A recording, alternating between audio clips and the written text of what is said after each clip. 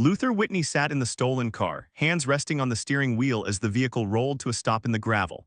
The headlights were off, the night swallowing the last crunch of tires against loose stone.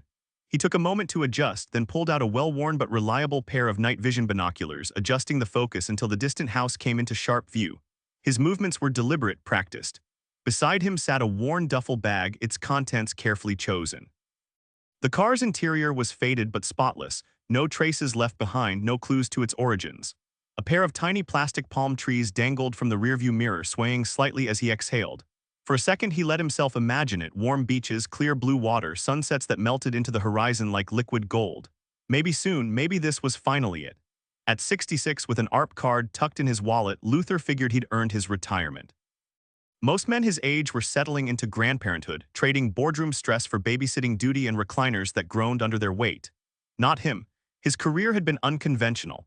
Breaking into homes and offices under cover of darkness wasn't exactly a resume builder, but Luther had rules. No violence, unless you counted that mess in Korea decades ago, and even then he'd only fought when he had to. No stealing from those who couldn't afford the loss.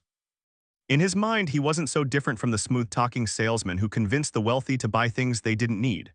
The law disagreed, of course. 3 convictions in 3 different states had eaten up chunks of his life, leaving him with scars and a deep appreciation for quiet exits. Tonight, though, wasn't about the past. It was about one last job, one final score before he traded burglary tools for beach towels. He just had to make sure nothing and no one got in his way. They had stolen years from his life, important years, but that was a reality he couldn't change now.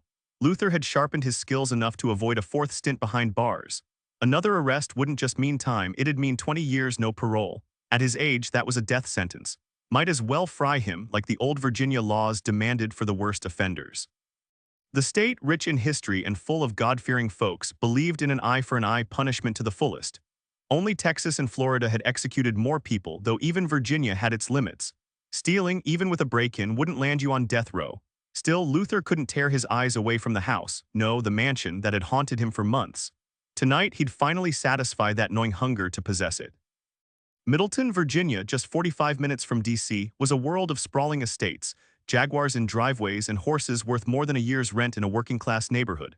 The irony of the name on the mailbox, the Bronzes, wasn't lost on him. The rush he got from these jobs was unmatched. He imagined it was like a baseball player rounding the bases after a home run, the crowd roaring, every eye on him, the air thick with anticipation. Luther scanned the area sharp-eyed. A few fireflies flickered in response, but otherwise he was alone. The crickets' chorus faded into the background, just white noise after a while. He moved down the paved road, then reversed into a dirt path that dead-ended at the edge of thick woods. A new thought struck him: what if the owners had a dog? He hadn't planned for that. But then neither had they planned for him. A black ski mask concealed his steel-gray hair, while camouflage cream covered the weathered skin of his face. His calm green eyes scanned the area from above a strong, determined jawline. Age hadn't dulled the instincts of the former military ranger he once was. Stepping out of the car, Luther crouched behind a tree, studying his target. The estate, like many others where old stables and farms had faded into history, stood behind an ornate wrought-iron gate supported by brick pillars, but the property wasn't fully fenced. Anyone could walk in from the road or the surrounding woods. Luther chose the trees. Within minutes, he reached the edge of the cornfield bordering the house. Clearly, the owner didn't farm for survival, but he must embrace the role of country gentleman. That suited Luther just fine. It meant he could stay nearly invisible until he reached the front door. He paused, then vanished into the tall stalks.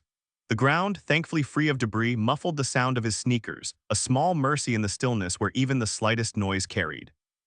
His gaze stayed fixed ahead. Years of experience let his feet move on their own, adjusting effortlessly to the uneven rows. The night air was cool after another brutal summer, though not cold enough for his breath to fog, no telltale mist to betray him. For a month he'd timed every step of this job, stopping at the field's edge before the open stretch. He'd rehearsed it all in his mind, memorizing each movement and pause. Now, crouched at the border, he took one last look around. No rush, no dogs, thank God.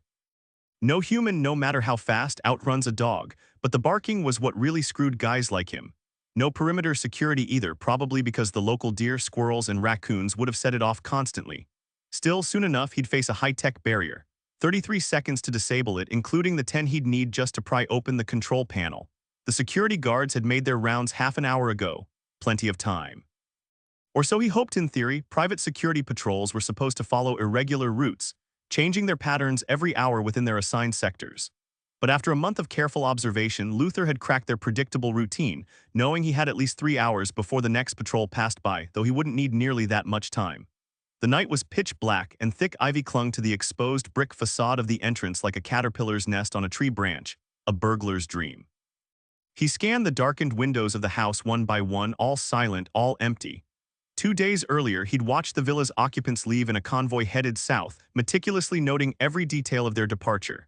The nearest neighbor was over 2 miles away. He took a deep breath. He had planned everything, but in his line of work, the simple truth was that surprises were inevitable. Unbuckling his backpack, Luther stepped out of the cornfield with steady strides, crossed the lawn, and in seconds stood before the reinforced front door, solid wood, steel reinforced, equipped with one of the toughest locking mechanisms money could buy. Not that it bothered him. From his jacket pocket, he pulled a copy of the front door key, sliding it into the lock but not turning it yet. He listened for a few more seconds, then swapped his muddy shoes for clean ones to avoid leaving traces. His electric screwdriver was ready, speeding up the process tenfold compared to manual work. The real star of the show, though, was the device he carefully pulled from his pack. Weighing exactly 6 ounces and barely larger than a pocket calculator, it was, aside from his daughter, the best investment he'd ever made. He'd nicknamed it Genius, and it had flawlessly assisted him in his last 3 jobs. Luther already had the 5-digit security code for the house preloaded into his system. The exact sequence was still a mystery, but that's where Genius came in. Its microchip would crack the code before the blaring alarms from the 4 high-powered speakers stationed around the 10,000-square-foot fortress could alert anyone. And once those alarms triggered, an automated call to the police would follow instantly. The house was rigged with window sensors, floor detectors, and reinforced door mechanisms, but none of it would matter if Genius did its job. With practiced ease, Luther clipped the device to his backpack's belt at his hip. Ready for the real challenge ahead, Luther turned the key gently in the lock, bracing himself for the low-pitched hum of the security system, the warning that the alarm would trigger if the correct code wasn't entered in time, not a fraction of a second later. He peeled off his black leather gloves and slipped on a pair of plastic ones with special padding for his palms and fingertips. Leaving evidence behind wasn't his style. Taking a deep breath, he pushed the door open. The insistent buzz of the alarm hit him instantly. He moved swiftly through the grand foyer until he reached the control panel. His electric screwdriver spun silently. 6 metal pieces dropped into his waiting hand before he tucked them into the pouch on his belt. The thin wires from Genio glinted under the pale moonlight streaming through the window beside the door. Like a surgeon probing a patient's chest, Luther tested the connections until he found the right spot, linked the wires, and powered up his trusty device. From the far end of the foyer, a thin red beam locked onto him. The infrared sensor had already picked up his body heat.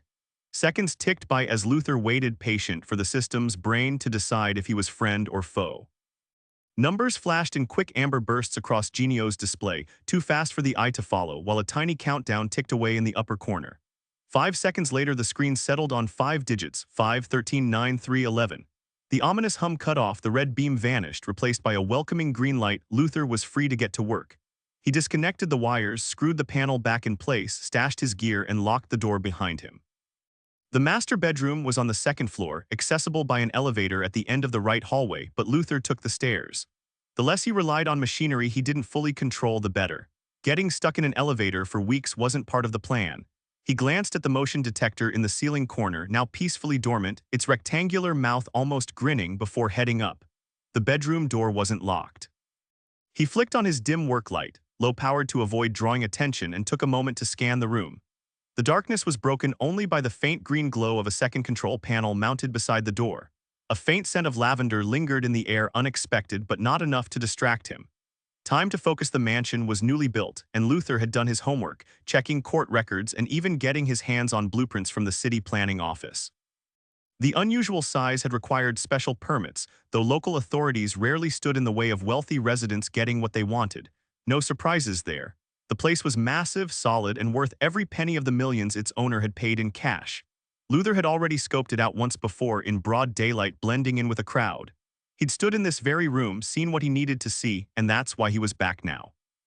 Bending beside the oversized canopy bed, he eyed the nightstand with its silver clock, a best-selling romance novel, and an antique letter opener with a heavy leather-wrapped handle. Everything screamed luxury, from the ornate crown molding overhead to the 3 walk-in closets, each as big as his own living room. 2 were packed with women's clothes, shoes, and purses, the kind of excess that made him smirk. Framed photos on the nightstand showed the little wife, barely in her 20s, beside her husband who looked every bit of 70. Some people really did win the lottery, just not the state-run kind. A quick glance at the wardrobe confirmed her taste leaned toward flashy, and Luther couldn't help but roll his eyes. His attention snapped back to the full-length mirror, its gilded frame carved with intricate detail. At first glance, it seemed built into the wall, but Luther knew better. Hidden hinges were tucked into the recess, a hand's width from the top and bottom. He'd seen one like it before years ago. That time, he hadn't planned on breaking in, but when opportunity knocks twice, you don't ignore it. That score had netted him 50 grand. Behind this mirror, he was betting on 10 times that. A crowbar would have made quick work of the lock, but time was tight and leaving obvious damage wasn't an option.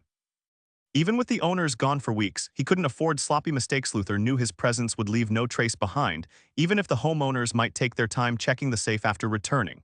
No need for brute force, he preferred finesse.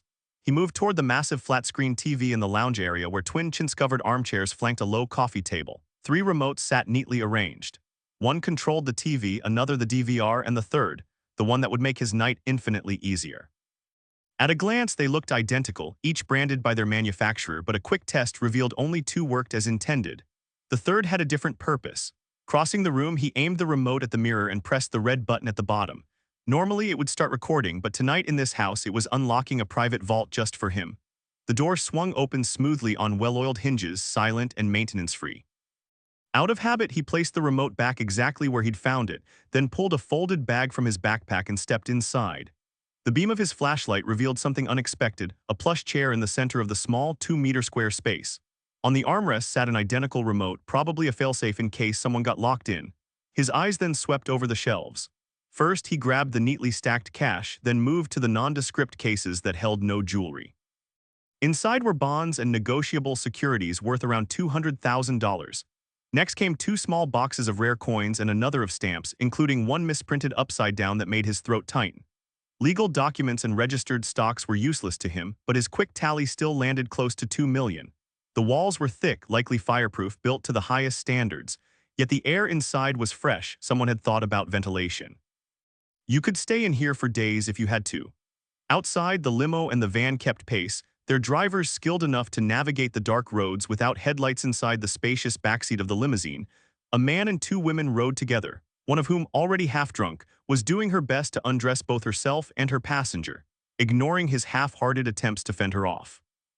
The other woman sat across from them, pretending to ignore the ridiculous display of giggles and heavy breathing while secretly tracking every awkward movement. Her eyes seemed fixed on the large planner open in her lap, where notes and appointments fought for space, all vying for the attention of the man across from her. He took advantage of the brief pause as his companion struggled with her stilettos to pour himself another drink. His tolerance was remarkable. He could drink twice what he'd already had that night without a single slurred word or stumble, a skill that would have ruined anyone else in his position.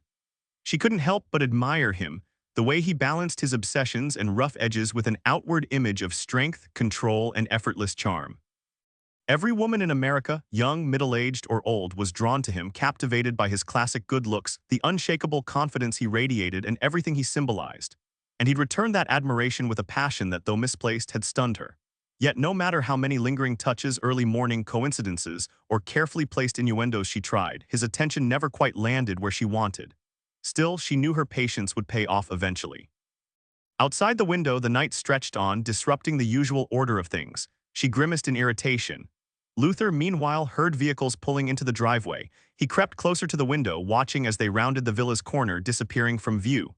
4 people stepped out of the limo, 1 from the van, too few to be the owners, too many for a simple check-in. He squinted but couldn't make out any faces. Something wasn't right for a brief moment. Luther wondered if fate had played a cruel joke. Could the villa really have been hit by 2 separate crews in the same night? The odds of that happening were astronomical. In his line of work, probabilities mattered, and it made no sense for thieves to show up dressed for a gala before pulling off a heist. He listened intently to the muffled sounds coming from the back of the house, his mind racing. In less than a heartbeat, he realized retreat wasn't an option and weighed his next move. Grabbing the bag, he activated the security system from the bedroom panel, silently thanking his sharp memory for recalling the exact code sequence. Then he slipped back into the vault, sealing himself inside before crouching in the farthest corner. A bitter laugh nearly escaped him. After everything had gone so smoothly, now this. He shook his head sharply, forcing himself to steady his breathing. The longer the job, the higher the chance of disaster. All he could do now was wait and pray none of these uninvited guests needed to stash something in the very vault where he hid. Outside, laughter erupted, followed by a clamor of voices drowned out by the alarm's piercing shriek. Someone must have botched the entry code. Sweat beaded on his forehead as panic clawed at him. If the cops showed up, they'd sweep every inch of the place, including his hiding spot. He imagined the mirror swinging open, blinding light flooding in, strangers staring down the barrels of their guns, trapped like a rat. 30 years since his last cigarette, and now of all times he craved one. Setting the bag down silently, he stretched his legs to keep them from going numb. Heavy footsteps thudded on the oak staircase, 4, maybe 5 people moving without concern for stealth. That could be good or bad. They turned left, heading his way. The bedroom door creaked open. Luther mentally retraced his steps. Everything was exactly where it should be. He'd only touched the remote, placing it back on its dust-free spot. Now all he could do was hold his breath. Aura could only make out 3 voices now, 1 male and 2 female. One of the women sounded like she'd had too much to drink, while the other was all business. Before long, the no-nonsense woman excused herself. The door clicked shut, though not locked, leaving the man alone with the tipsy one. Where had the others gone? Why had Ms. Efficiency left? Giggles drifted toward him again, followed by footsteps approaching the mirror. He curled tighter into his corner, hoping the armchair would shield him, knowing full well he couldn't vanish completely. Then blinding light exploded into the space, and he flinched as his ink-black world transformed into midday brightness. His eyes darted open and shut, adjusting in seconds from wide dilation to pinprick focus. But no screams came, no faces, no guns. After a full minute, he dared to peek around the chair and froze. The safe door was gone. Instead, he was staring straight into a bedroom. He nearly toppled backward as realization hit. The armchair wasn't just furniture. The 2 people inside were familiar. The woman, he'd seen her photo earlier, the wife with a wardrobe straight out of a scandal. The man, definitely not the homeowner. Luther exhaled sharply, hands trembling, stomach churning. The mirror backing the safe was one-way glass, turning the dark hideout into a front-row seat to whatever twisted show this was. Then he spotted it, the diamond necklace. His gut said $200,000 minimum, the kind of trinket you'd lock up before bed. His lungs only unlocked when she carelessly tossed it onto the floor. Steadying himself, Luther sank back into the chair. So this was how the old man watched his wife entertain a parade of younger men, probably minimum-wage workers or guys clinging to visas. But tonight's guest was different. He strained to hear the others, but what could he even do? 30 years of heists, and this was his first. With a grimace, he settled on the only move left, with barely an inch of glass separating him from total disaster. He sank deeper into the plush leather chair and waited. 3 blocks from the gleaming white Capitol building, Jack Graham pushed open his apartment door, dropped his coat on the floor, and headed straight for the fridge. He grabbed a beer, flopped onto the worn-out couch in the living room, and took a long swig while scanning the cramped space. A far cry from the high-end world he'd just left behind. He let the beer sit on his tongue for a moment before swallowing, his jaw tightening briefly before relaxing. The nagging doubt in his mind faded for now, but he knew it would creep back, same as always. Another stuffy lunch with Jennifer, his fiancée, her parents, and their carefully curated circle of power players. In that world, friendships were transactional, everyone had a role, and the whole was supposed to be worth more than the sum of its parts. At least, that was the idea. Jack wasn't so sure. The guest list was a who's who of Wall Street and corporate bigwigs, names he skimmed past in the journal before flipping to the sports section to check on the Redskins or Wizards. Then there were the politicians, angling for future votes and current donations. And of course the lawyers, himself included, along with the obligatory celebrity doctor and a couple of token everyday citizens to prove the elite cared about regular people. Jack drained the beer and flicked on the TV. He kicked off his shoes, letting the $40 Argyle socks Jennifer had gifted him dangle unceremoniously from the lampshade. If he let her have her way, she'd have him in $200 suspenders and a hand-painted tie before long. Damn it. He rubbed his toes, seriously considering a second beer. The TV couldn't hold his attention. He pushed back a stubborn lock of dark hair and wondered, again, how his life had rocketed into this mess at warp speed. The company limo had dropped him and Jennifer Baldwin at her place in Northwest D.C., where he'd probably end up living after the wedding. She hated his apartment. 6 months until the big day, which in bride time was basically tomorrow. And here he was, sprawled on his couch, second-guessing everything. Jennifer Rice Baldwin was stunning, the kind of beauty that turned heads, male and female alike. But right now, all he could think about was how fast he was hurtling toward a future he wasn't sure he wanted. Jennifer Baldwin wasn't just smart, she was razor-sharp, with a family fortune that could make Wall Street bankers blush. Her father ran one of the nation's largest real estate empires, stretching from skyscrapers in Manhattan to sprawling suburban developments in California. The Baldwin name carried weight, tracing back to industrial tycoons of the Gilded Age and old-money Boston Brahmins who once owned half of Beacon Hill. And for some reason she decided Jack was the one.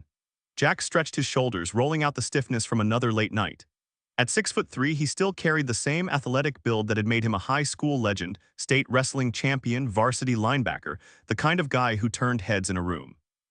College had been tougher, but he'd held his own as a heavyweight wrestler at UVA, earning All-American honors and a law degree to match.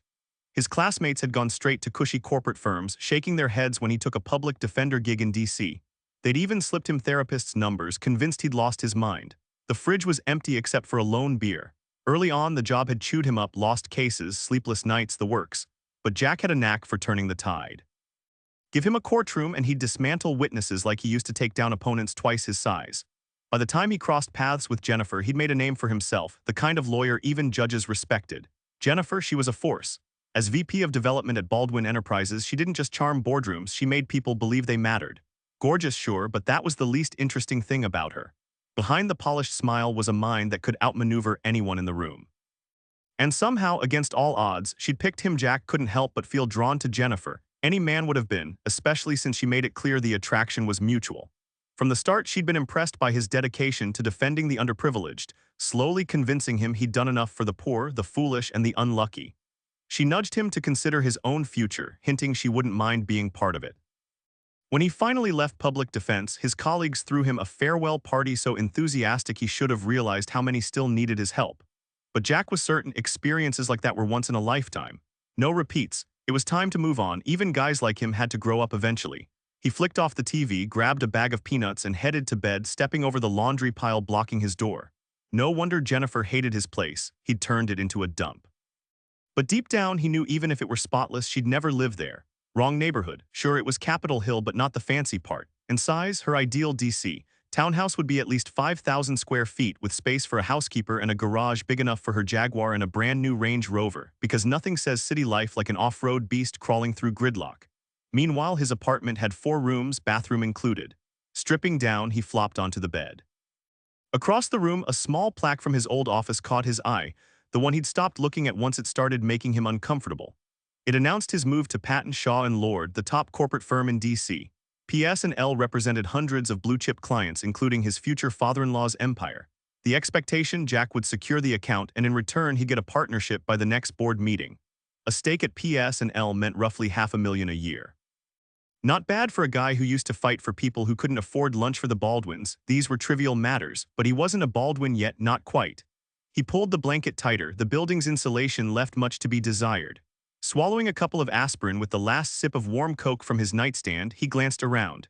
His room was cluttered with stuff, the kind of chaos that reminded him of his childhood bedroom. It was a fond memory, warm and familiar, the way a home should be, where kids could shout and dash from room to room chasing adventure or something to break. That was another issue with Jennifer. She'd made it clear that the pitter-patter of little feet was a distant, uncertain possibility. Her focus, heart and soul was on climbing the ladder at her father's company, an ambition that might have been bigger than she was. Jack turned onto his side, trying to sleep, but the wind rattled the window pane. His eyes flicked toward it, then away, before giving in and settling on the box in the corner.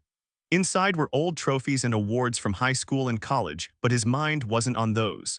In the dim light, he reached for the photo, hesitated, then pulled it out. It had become a ritual. He never worried about Jennifer finding it. She never stayed in his bedroom longer than a minute.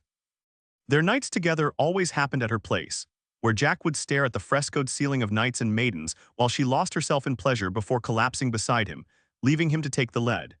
The country house offered variations on the theme, with even higher ceilings and faded biblical murals that made him feel like God himself was watching as he lost himself in Jennifer's beauty, sinful maybe, but worth it. The woman in the photo had soft brown hair, the ends curling slightly. Her smile brought back the day he'd taken it, a bike ride through Albemarle County, early in law school for him, her still a sophomore at UVA. Only their third date, yet it felt like they'd known each other forever. Kate Whitney. He whispered her name like a secret. Jack absent-mindedly traced the curve of her smile with his fingertip, brushing the solitary dimple just above her left cheek that gave her face a subtle asymmetry. Her almond-shaped cheekbones and a slightly upturned nose framed those full lips he remembered so well. The strong jawline hinted at the stubbornness he'd come to know.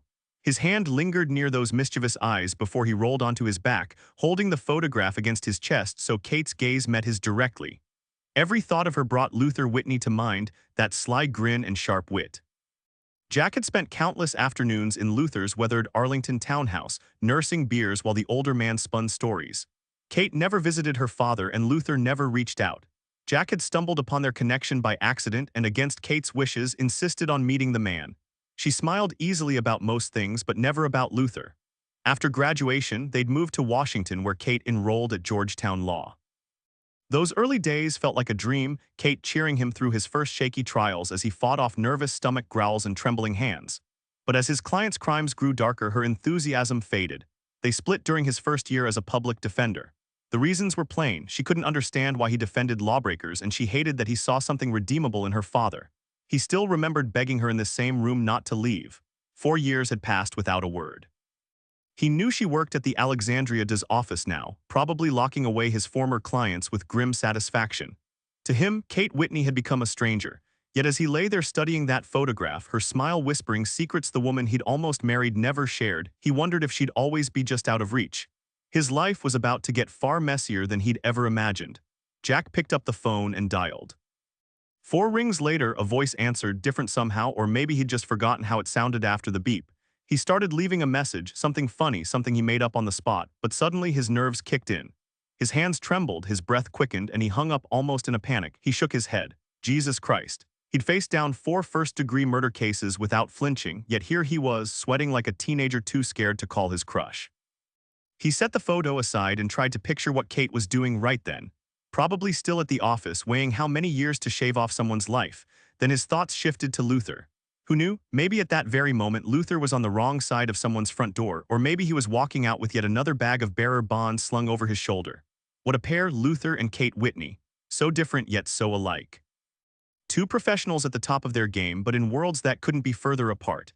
That last night after Kate had walked out of his life, he'd gone to Luther for one final beer. They'd sat in the backyard, surrounded by the scent of lilacs and roses, watching the clematis and ivy cling to the brick wall. Luther had taken it well, asked a few questions, wished him luck. Not everything ended cleanly, and Luther knew that better than most. But as Jack left that night, he caught a glint in Luther's eyes before the door closed on that chapter of his life. Now he flicked off the light and closed his eyes, knowing tomorrow loomed closer. His golden opportunity, the kind that only comes once, was another day nearer, not exactly the kind of thought that lulls you to sleep. Behind the one-way glass, Luther watched them and couldn't help thinking they made a striking couple.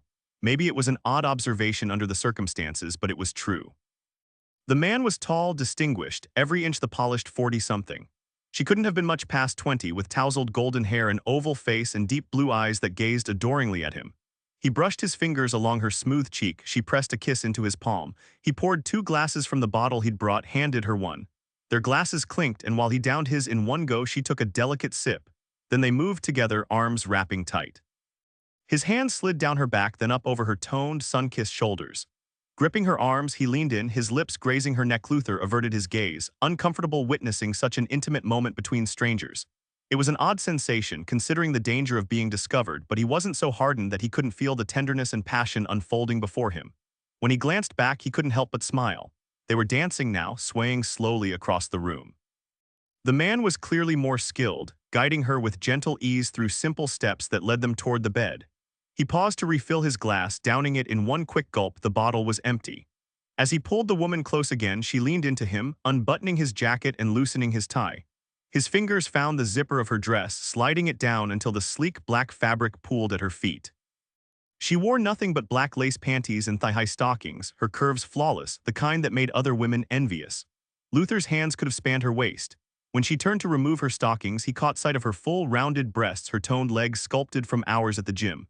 The man stripped down to his boxers, settling on the edge of the bed to watch her undress with deliberate slowness. Her skin was a perfect contrast, pale where the sun hadn't touched, golden everywhere else. When she stood bare before him, his lips curled into a grin, teeth white and even. Despite the alcohol, his gaze was sharp. She returned the smile, stepping closer as he pulled her in, her body pressing against his. Luther looked away again, willing the moment to end so he could slip back to his car and tuck this bizarre night into memory. Then he saw it, the man's hands gripping her roughly, the sharp crack of skin against skin. Luther winced, watching as her flesh flushed red under the repeated strikes. But her smile never faltered. Maybe the alcohol dulled the pain, or maybe she liked it. His stomach twisted as the man's fingers dug into her soft curves, his mouth trailing over her skin. She tangled her hands in his hair, arching against him with a blissful sigh, lost in the moment. Luther shut his eyes, wishing he were anywhere else. Her eyes fluttered open before she pressed her lips against his again. His strong hands moved from her bruised hips to knead the small of her back, then suddenly dug into her flesh, making her wince. She pulled away with an uncertain smile, catching his wrists to stop him. Undeterred, he shifted his attention to her breasts, sucking at her nipples until her breath hitched into a low whimper. When his mouth trailed up to her throat, his eyes stayed wide open, staring straight past her at the armchair where Luther sat unseen. Luther watched, uneasy. Those eyes weren't human. Dark pits rimmed with red, like some malevolent planet seen through a telescope. The woman beneath him moaned, oblivious, but Luther doubted she was in the hands of anything gentle. Impatient, she shoved her lover onto the bed and straddled him, her back arched in a way that should have been private. But just as she rose on her knees, he flipped her beneath him, gripping her legs and forcing them up. Then it turned violent. His hands locked around her throat, lifting her until her face was level with his hips. The suddenness of it wrenched a choked sound from her before he dropped her back down with a laugh. Dazed, she tried to smile, propping herself up as he positioned himself between her thighs, but instead of entering her, he squeezed her breasts hard. Her yelp of pain was sharp, followed by the crack of her palm against his face. He struck back harder. Blood welled at the corner of her mouth, smearing her painted lips as she spat, "You bastard." She slid off the bed, fingers probing the cut, the metallic taste cutting through the alcohol haze. Luther stood, moving closer to the two-way mirror. The man's grin wasn't human, it was the snarl of a predator. "Fucking bastard," she slurred, struggling to stand. He grabbed her arm, twisting it until she crashed back to the floor. He sat on the bed, watching her with a triumphant smirk. Luther stood breathless in front of the two-way mirror, fists clenching and unclenching mechanically, hoping the others would reappear. His gaze flicked to the remote still lying on the armchair before scanning the room again. The woman had caught her breath and was slowly getting up. Any trace of romance in her demeanor was gone. Luther could tell by the wary, defensive way she moved now. The shift in her expression, the flash of anger in her blue eyes, must have escaped her companion's notice because he stood and reached out a hand to help her up. She took it. His smug grin vanished the second her knee slammed into his groin. He doubled over, his arousal instantly gone, then crumpled to the floor, gasping silently while she snatched her underwear and pulled them on. Without warning, he grabbed her ankle and yanked hard, sending her crashing down with the fabric still tangled around her knees. "You filthy bitch," he wheezed, tightening his grip and dragging her toward him. She kicked, striking his ribs again and again, but he wouldn't let go. "Little slut," he spat. The venom in his voice made Luther step closer to the glass, pressing a hand against it as if he could reach through and stop the man himself. Then the guy staggered to his feet, and the look in his eyes sent a chill down Luther's spine. He seized the woman by the throat. The alcohol haze vanished from her face, replaced by raw terror as his grip tightened, cutting off her air. Her nails raked deep gashes down his arms, blood welling up, but he didn't loosen his hold. She thrashed, legs flailing, but he was too strong, too heavy. Luther's eyes darted back to the remote. He could open the hidden door, he could stop this, but his legs wouldn't move. He stood frozen, sweat beading on his forehead, breath coming in shallow bursts, hands flat against the glass. Then, just as he stopped breathing altogether, he saw her flick a desperate glance toward the nightstand. In one swift motion, she grabbed the letter opener and slashed blindly, driving the blade deep into his arm. The man snarled in pain, finally releasing her to clutch his bleeding wound. For a horrifying second, he just stared at it, as if he couldn't believe she'd actually cut him. Luther looked up just as the man's murderous growl rumbled through the air before the sound even left his lips. He watched in horror as the blow landed. Never had he witnessed such brutality against a woman. The punch connected with sickening force, sending blood spraying from her nose and mouth. Maybe it was the alcohol in her system, but instead of knocking her out, the hit seemed to electrify her. With sudden, desperate strength, she staggered back to her feet. When she turned toward the mirror, Luther saw the shock twist her face as she took in the ruin of her beauty. Her swollen nose, her loosened teeth, she barely recognized herself.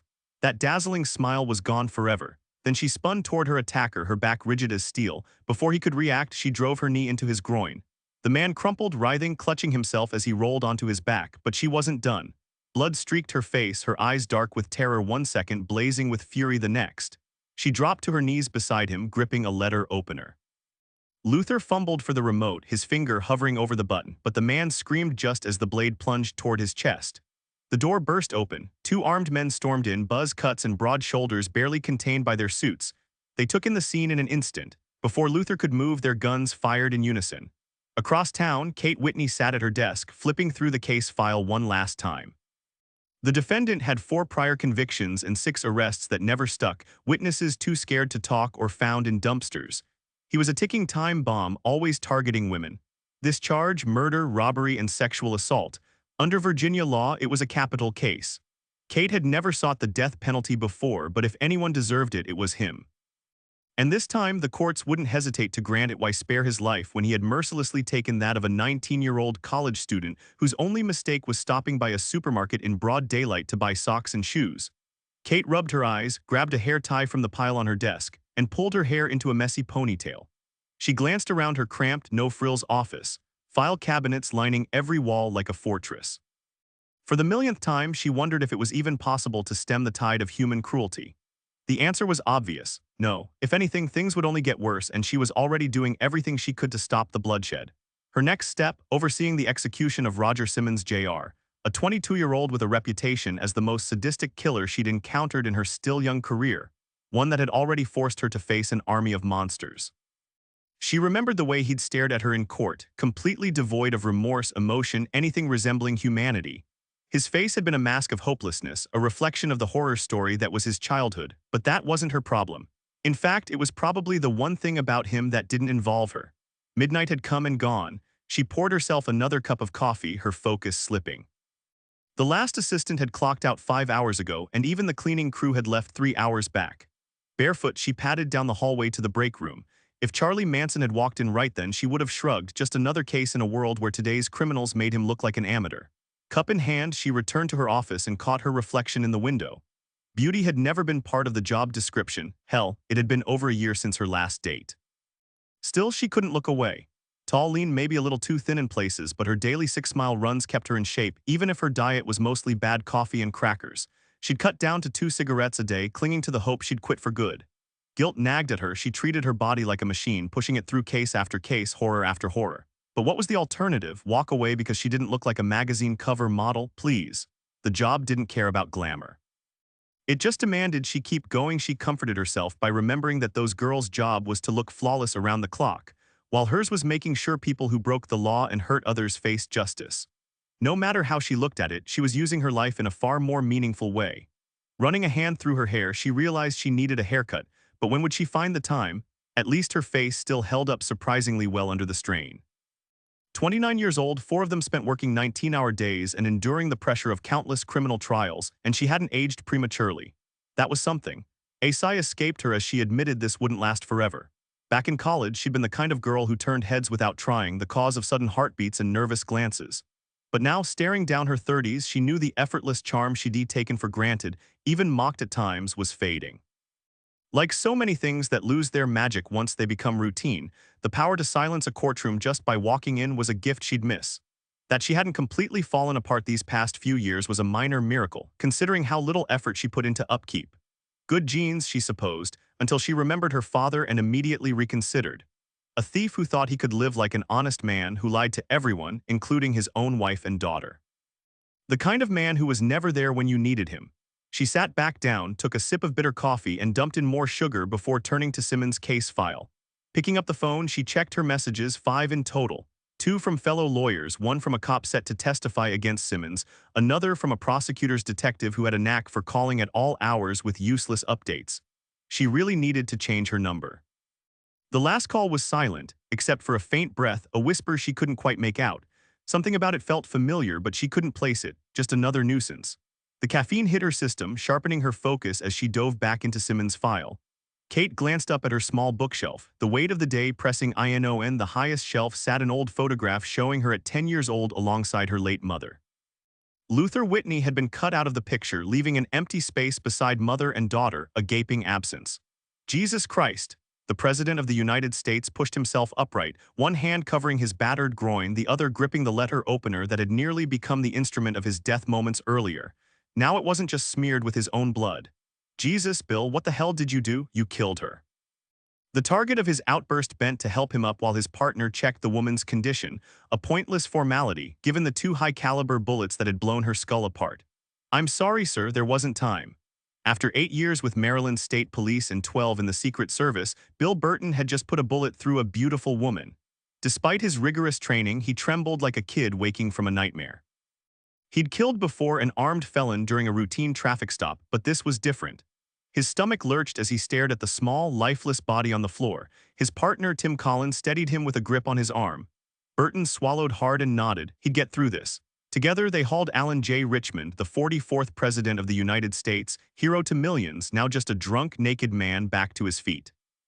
The president turned to them, the initial horror on his face melting into drunken confusion. "She's dead," he slurred, his eyes rolling unsteadily. "Yes, sir," Colin answered without hesitation. A president's question demanded a response, drunk or not. Burton took a steadying breath, glancing again at the woman before meeting the president's gaze. Their job was to protect him, no matter the cost. However tragic, his life couldn't end like this, slaughtered by some drunk girl with a blade. The president's lips twisted into something resembling a smile, though neither agent would recall it that way later. "Where are my clothes?" he muttered. "Right here, sir." Burton hesitated before picking them up. Everything in the room was stained with her. "Come on, damn it, pull me up, get me together. I've got a speech to give for someone where I don't even know, isn't that right?" He let out a sharp, grating laugh. Burton and Colin exchanged glances before both turned their attention back to the president, who lay unconscious on the bed. Downstairs, Gloria Russell, the president's chief of staff, had been in the bathroom, as far from that room as she could manage. She'd accompanied him to plenty of these gatherings, but instead of growing numb to it, each time left her more repulsed than the last. The idea of her boss, the most powerful man on the planet, tangled up with high-end escorts and political sycophants was something she couldn't stomach. She never understood it, but she'd learned to tune it out, almost. Adjusting her stockings, she snatched her bag, flung open the door, and bolted down the hall. Despite her heels, she took the stairs 2 at a time. When she reached the bedroom door, Burton blocked her path. "Ma'am, I wouldn't go in there, it's not a pretty sight." She shoved past him but froze the second she stepped inside. Her first instinct was to run down the stairs into the waiting limo out of the state, away from this cursed country. She felt no pity for Christy Sullivan, who'd been so determined to sleep with the president. For 2 years, it had been her obsession. Well, sometimes you don't get what you want, and sometimes you get way more than you bargained for. Taking a steadying breath, she turned to Colin. What the hell happened? Tim Colin was young, tough, and utterly devoted to the man he was sworn to protect. He'd been trained to die for the president, and if the moment came, he wouldn't hesitate. Years ago, he'd taken down an attacker in a mall parking lot during a campaign stop for then-candidate Alan Richmond. He hadn't even let the guy fully draw his gun before slamming him onto the pavement. Colin lived for one purpose, keeping Richmond safe. It took him a minute to brief Russell on the situation. Burton gave a grim nod of confirmation. Him or her, Ms. Russell, there was no choice. His gaze flicked to the president, still sprawled on the bed, oblivious. A sheet had been draped over the more compromising areas. "You're telling me you didn't hear anything?" Russell gestured to the wrecked room. No suspicious sounds, no signs of a struggle. The two agents shared a look. They'd heard plenty of noises coming from the bedrooms their boss frequented, some that might suggest violence, others completely harmless. "Everyone always walked out unharmed. Nothing out of the ordinary," Burton explained. "Then we heard the president shouting, so we rushed in. That knife blade was inches from his chest. A bullet was the only thing fast enough to stop it." Burton straightened to his full height and met her gaze. He and Colin had done their jobs, and no woman was going to question their actions. They wouldn't take responsibility for what happened. "A knife? In here?" she snapped, disbelief sharp in her voice. "If it were up to me," Burton shot back, "I'd ban these little excursions. Half the time he won't let us check a damn thing. We couldn't even sweep the room. He's the president, ma'am," he added, as if that excused everything. And with Russell it usually did, a fact Burton knew all too well. She scanned the room, her mind racing. When Alan Richmond had first courted her during his campaign, she'd been a tenured political science professor at Stanford, already a rising national voice. He had that magnetic force, everyone wanted a piece of him. Now Gloria Russell was chief of staff, with a real shot at Secretary of State if Richmond secured a second term, which was practically a sure bet. Maybe even a Richmond-Russell ticket someday. They'd been unstoppable, her as the mastermind, him as the charismatic frontman. Every day their future had gleamed brighter. But now she had a corpse on her hands and a drunk president in a house that should have been empty. Train she'd been riding so smoothly had just derailed. No, she wouldn't let this wreck everything, not over some worthless nobody. "Never. Should I call the police, ma'am?" Burton asked. Russell stared at him like he'd lost his mind. "Burton, let me remind you, our job is to protect the president's interests no matter what. Nothing takes priority over that, understood? But ma'am, the woman is dead, we should—" "Exactly, Burton, you and Colin shot her, now she's dead." The words hung in the air. Colin's thumb brushed his fingertips, his hand drifting toward his holster. He stared at the late Mrs. Sullivan like sheer willpower could bring her back. Burton squared his broad shoulders and moved subtly closer to Russell, emphasizing their height difference. "If we hadn't fired, the president would be dead. That's our job, keeping him safe." She nodded. "You're right, Burton, but now that you've saved him, how do you explain this to the police or the First Lady? Or your superiors, the lawyers, the press, Congress, the stock market, the whole damn country? What was the president even doing here?"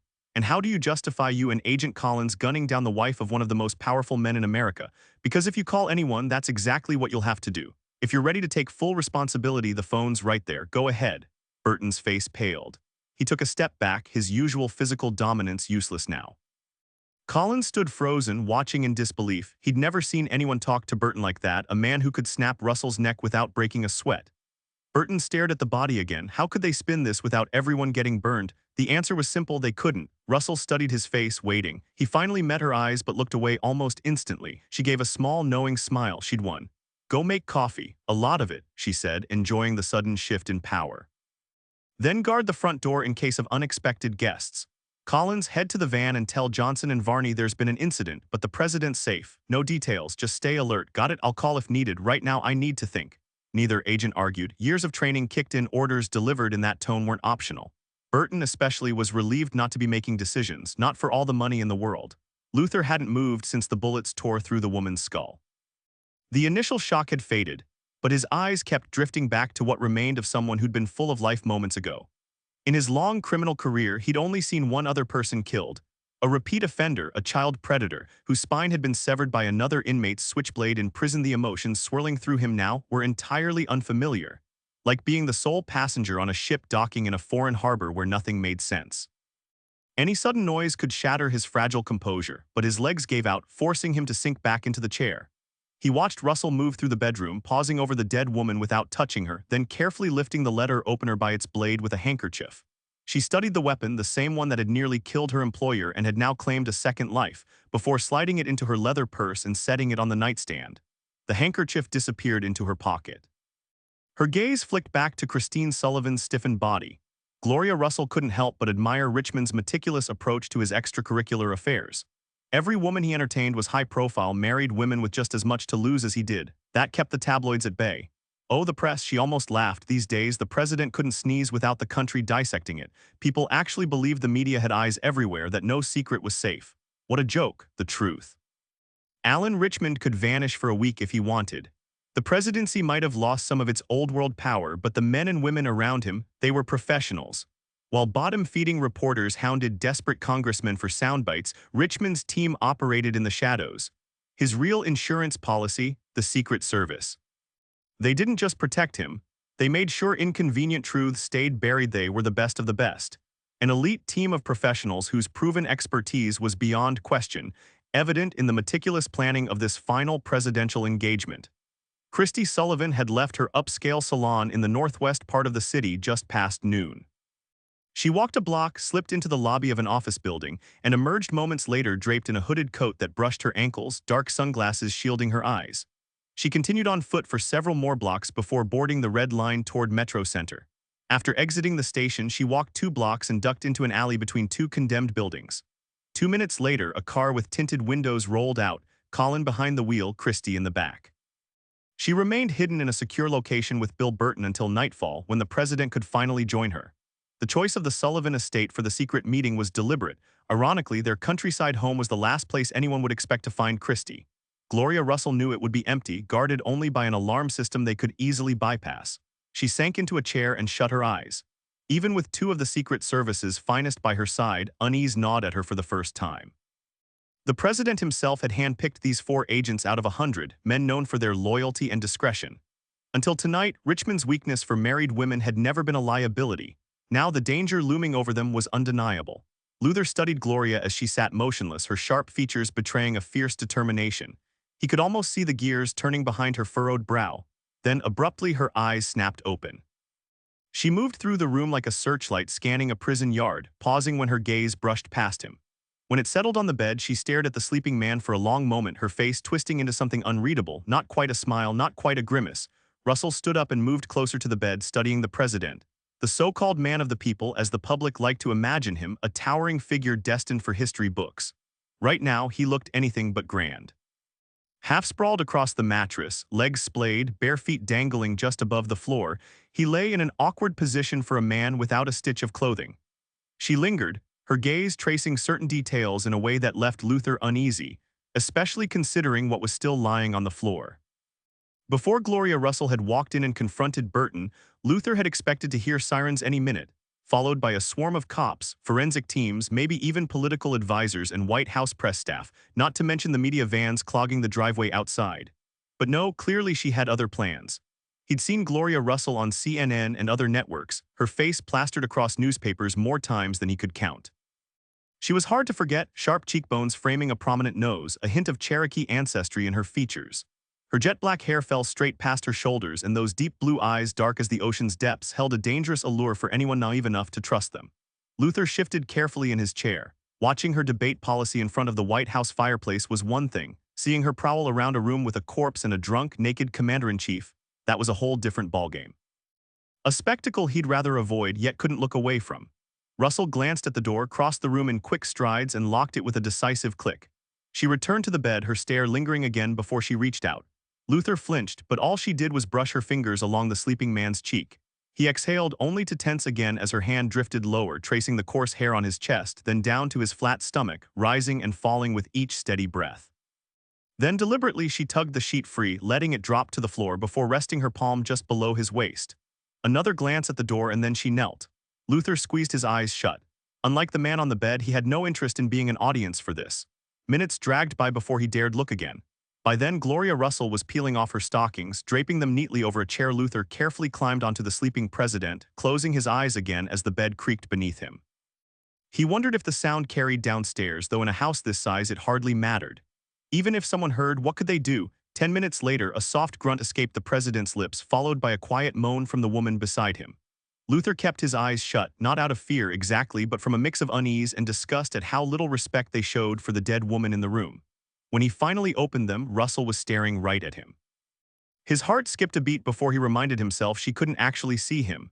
She pulled on her stockings with quick, practiced movements, then touched up her lipstick in the mirror. A faint smile played on her lips, her cheeks flushed. She looked younger, almost radiant. Luther glanced back at the president, now sunk deep into sleep, his mind likely filing away the last 20 minutes as nothing more than a vivid, pleasant dream. When Luther turned to Russell again, the sight sent a chill through him, her smile, so direct, so unaware of his presence in this room of death. There was power in her face, a sharpness in her eyes he'd seen before. She was dangerous. "Scrub this place clean," she said, gesturing toward Mrs. Sullivan's body. "Actually, wait, he probably touched everything. Burton, go over her inch by inch. Remove anything that doesn't belong, then dress her again." Burton pulled on gloves and got to work. Nearby, Colin forced another cup of coffee down the president's throat. It might clear his head a little, but only time would bring him back to full awareness.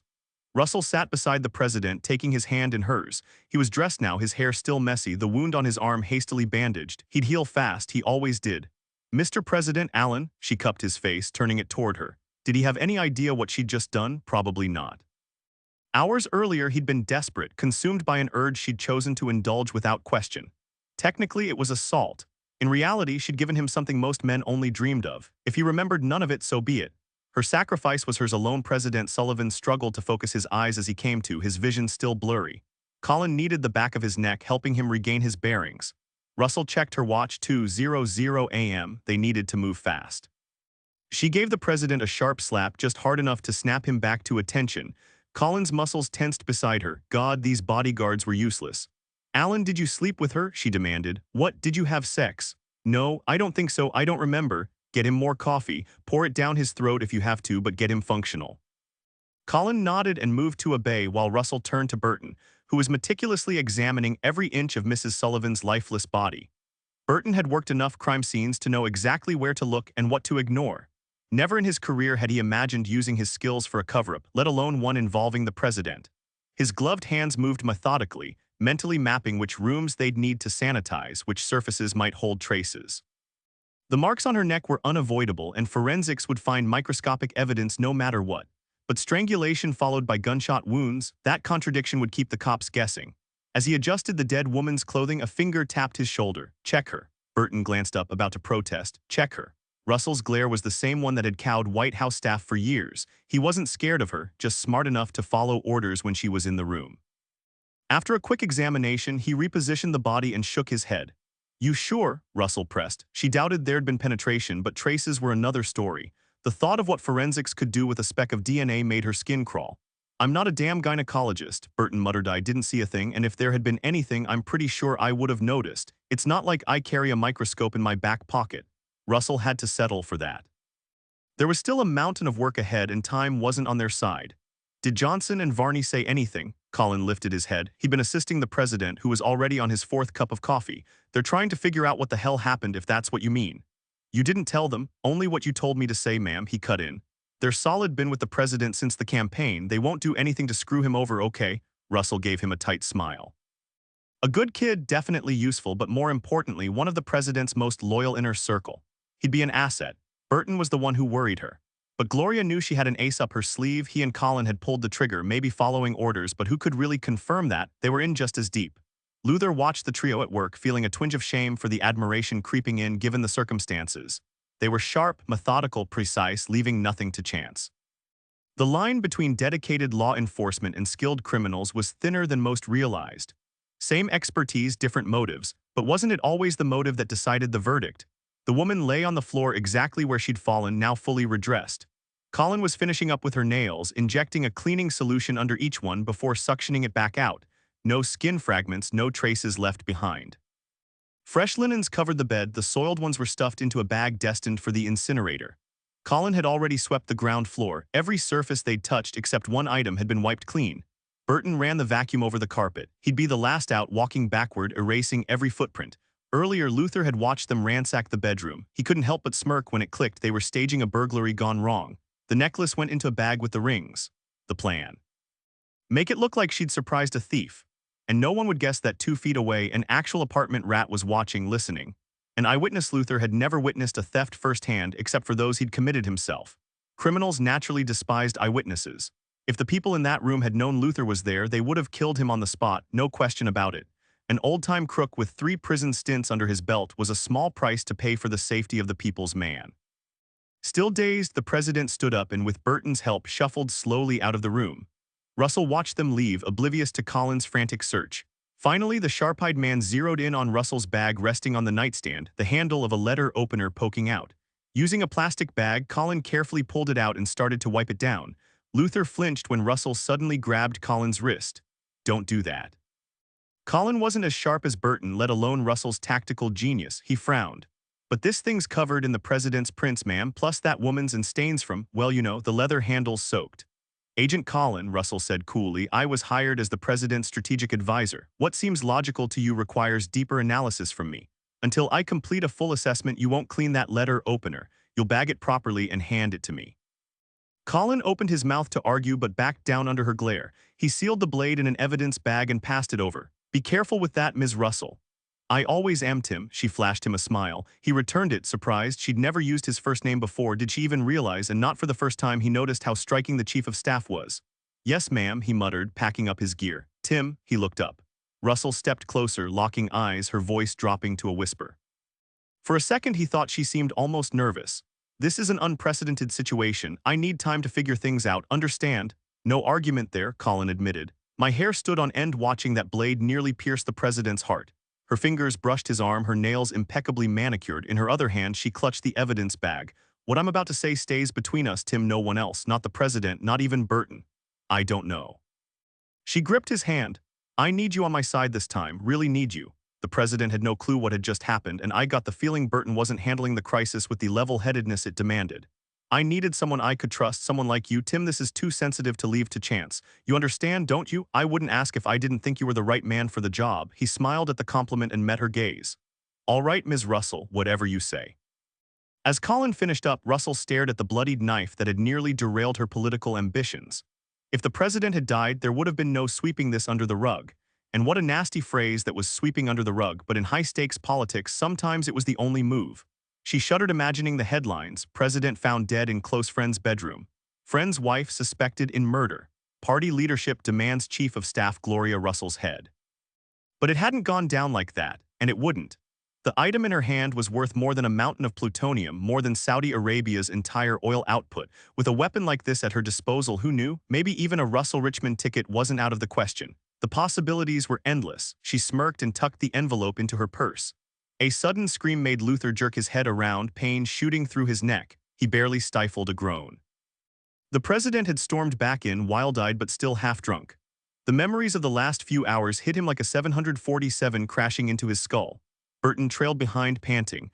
The president lunged toward the body, but Gloria and Colin cut him off halfway. "Oh my God, she's dead. I killed her. Lord help me, I killed her," he wailed, sobbing between shouts. He tried to push past them, but he was too weak. Burton yanked him back. In a frantic burst, the president twisted free, staggered forward, slammed into the wall, knocked over the nightstand, and finally crumpled to the floor, curling into a fetal position beside the woman he'd planned to sleep with that night. Luther felt a wave of disgust. Rubbing his neck, he shook his head slowly. The night's absurd chain of events was becoming unbearable. The president staggered back to his feet, cautious now. From the look on Burton's face, Luther guessed he felt the same, but the agent kept his mouth shut. Colin shot Russell a questioning glance, and she relished the silent shift in authority. "Gloria."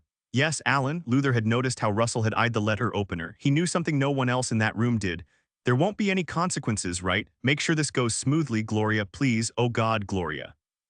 She placed a reassuring hand on his shoulder, the same practiced gesture she'd used countless times on the campaign trail. "It's all under control, Alan. I've taken care of everything." The president was still too drunk to grasp the weight of her words, but Gloria didn't care. Burton pressed his earpiece, listening intently for a moment before turning to Russell. "We need to move. Varney says a patrol car's coming." Gloria's voice tightened. "The alarm system?" Burton shook his head. "Probably just a routine security check, but if they spot something..." He didn't need to finish. In a neighborhood like this, slipping away in a limo was the perfect cover. Russell had to hand it to herself. Renting luxury cars without drivers for the president's little escapades had been a smart move. Even if someone noticed them, the names on the records were fake, deposits were paid in cash, and the cars were returned within hours. The whole transaction was untraceable, the vehicle scrubbed clean before being handed back.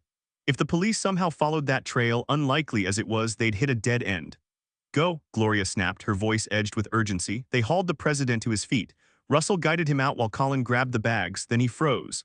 Luther swallowed hard as Colin turned back, snatched Russell's purse from the nightstand, and left.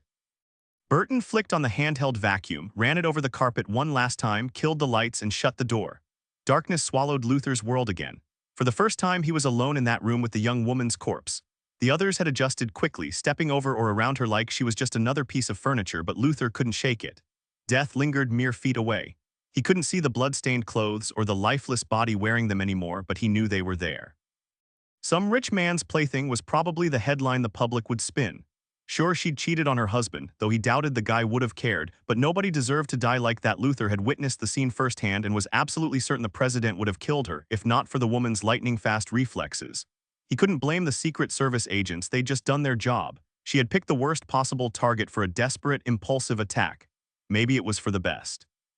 A split second faster, a fraction slower on their part, and she'd be spending the rest of her life behind bars or facing execution for assassinating a sitting president. Sinking into the armchair, Luther rubbed his tired legs, forcing himself to relax. He'd need every ounce of stamina soon enough. Running was inevitable now.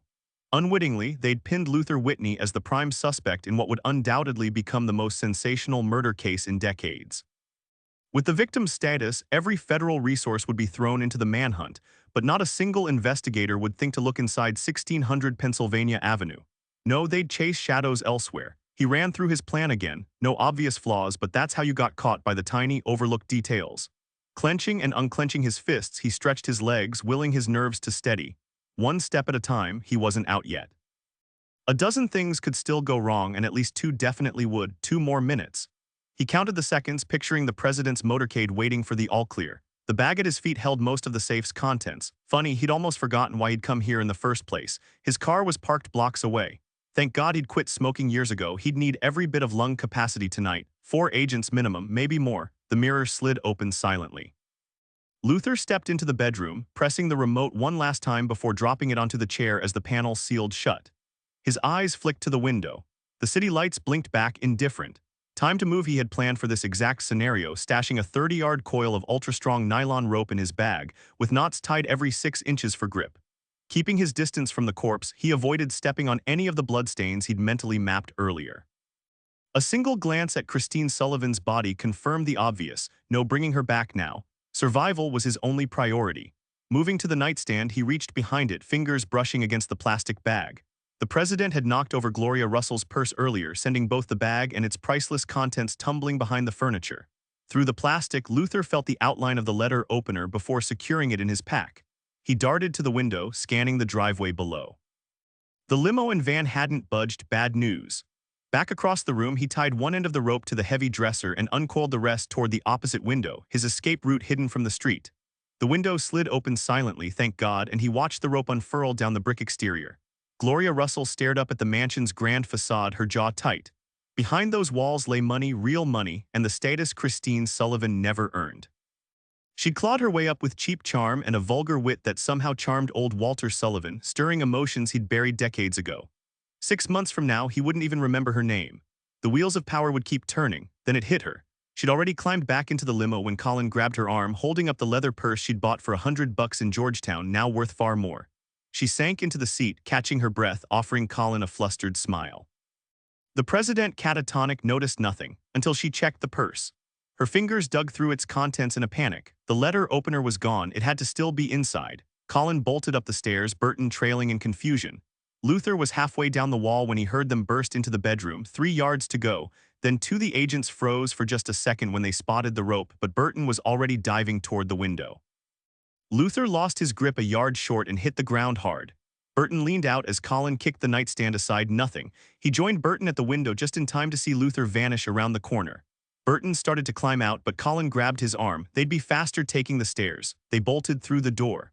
Luther crashed through the cornfield, no longer caring about the trail he left behind. Survival instinct took over. The duffel bag slowed him down, but after months of planning, he wasn't leaving empty-handed. He burst from the cover of the stalks and faced the riskiest stretch, 100 yards of open ground. The moon had vanished behind thick clouds, and with no streetlights in the countryside, his black clothes made him nearly invisible. But movement catches the eye in the dark, and he was running full tilt. The agents paused briefly at the van before sprinting after him, now joined by Agent Varney. Gloria Russell rolled down her window, watching them disappear, stunned. Even the president stirred, but she quickly eased him back into his daze.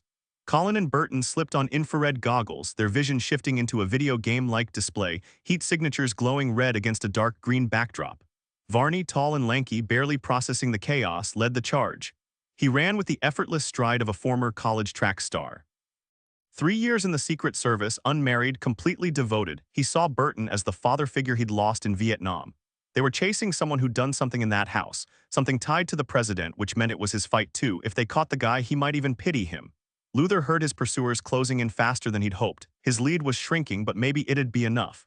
Their mistake was not using the van. Did they really think he'd come on foot? He was grateful they weren't as sharp as they should have been. Otherwise, he'd never see sunrise. Cutting through the woods, he took a shortcut he'd scouted earlier. It bought him a solid minute. His breath came in ragged gasps, sharp and rapid like machine gun fire. His clothes clung to him like lead weights, and his legs moved as if stuck in slow motion like something out of a child's nightmare.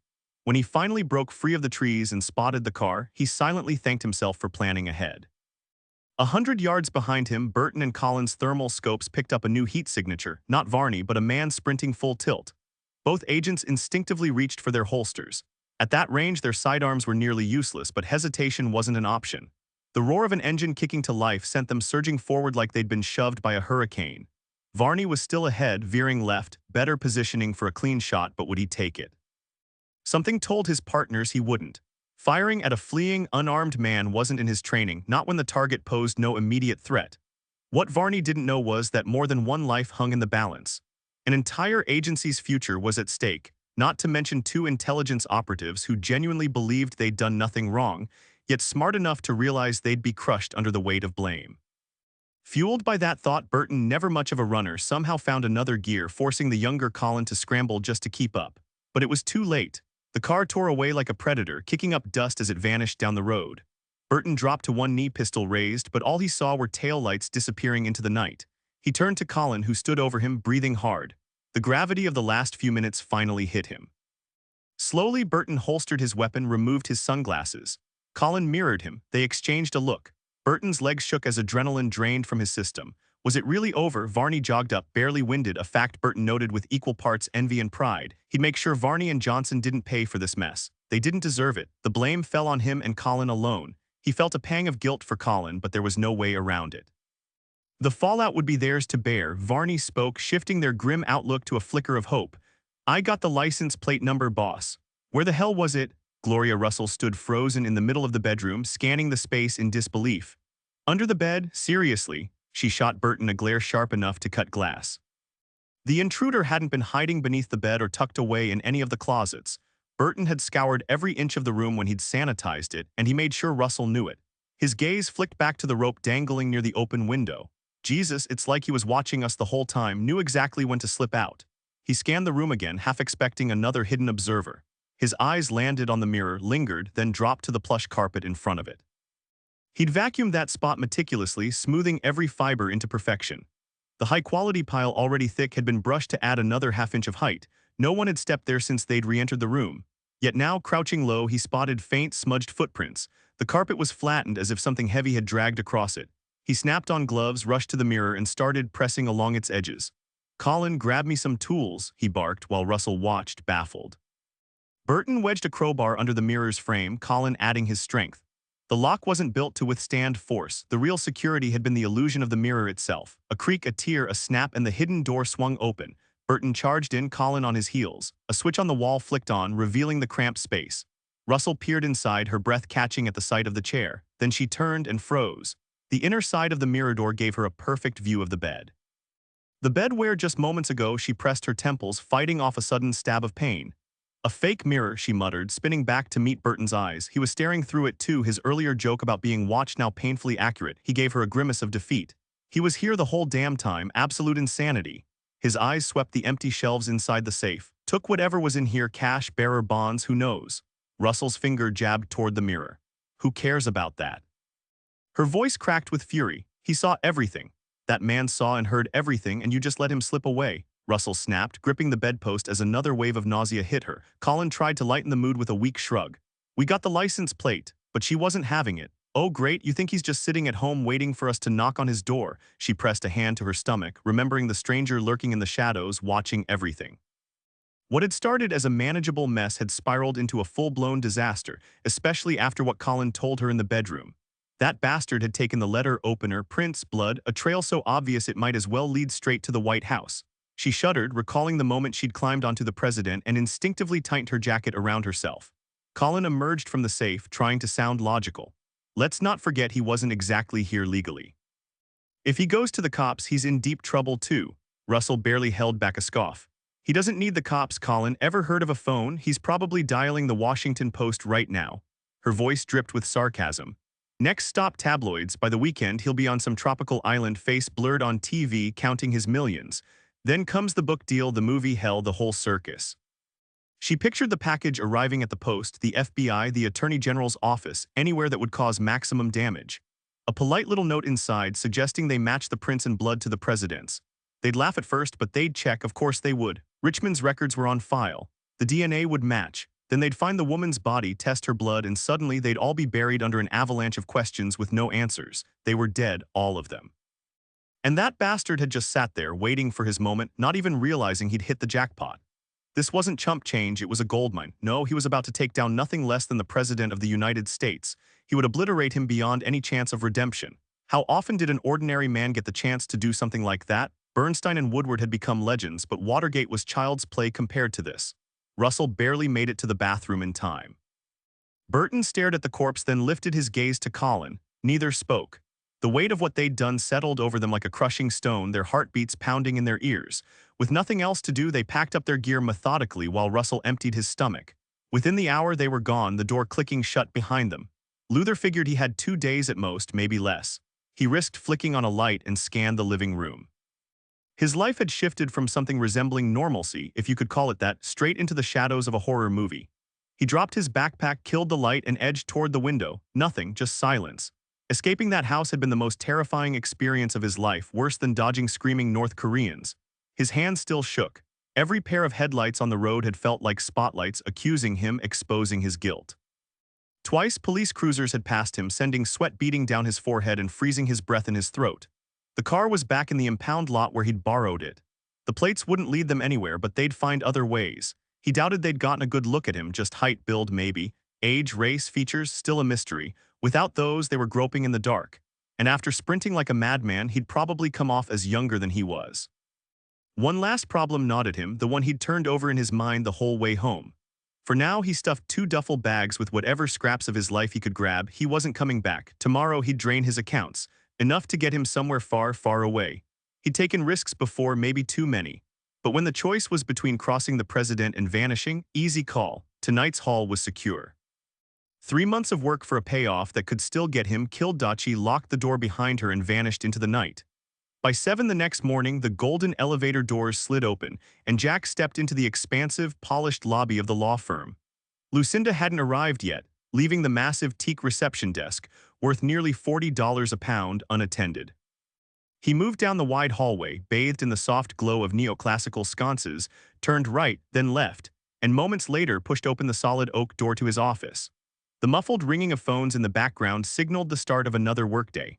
5 floors, 90,000 square feet of meticulously designed space in one of the city's most prestigious addresses, home to over 200 highly paid attorneys.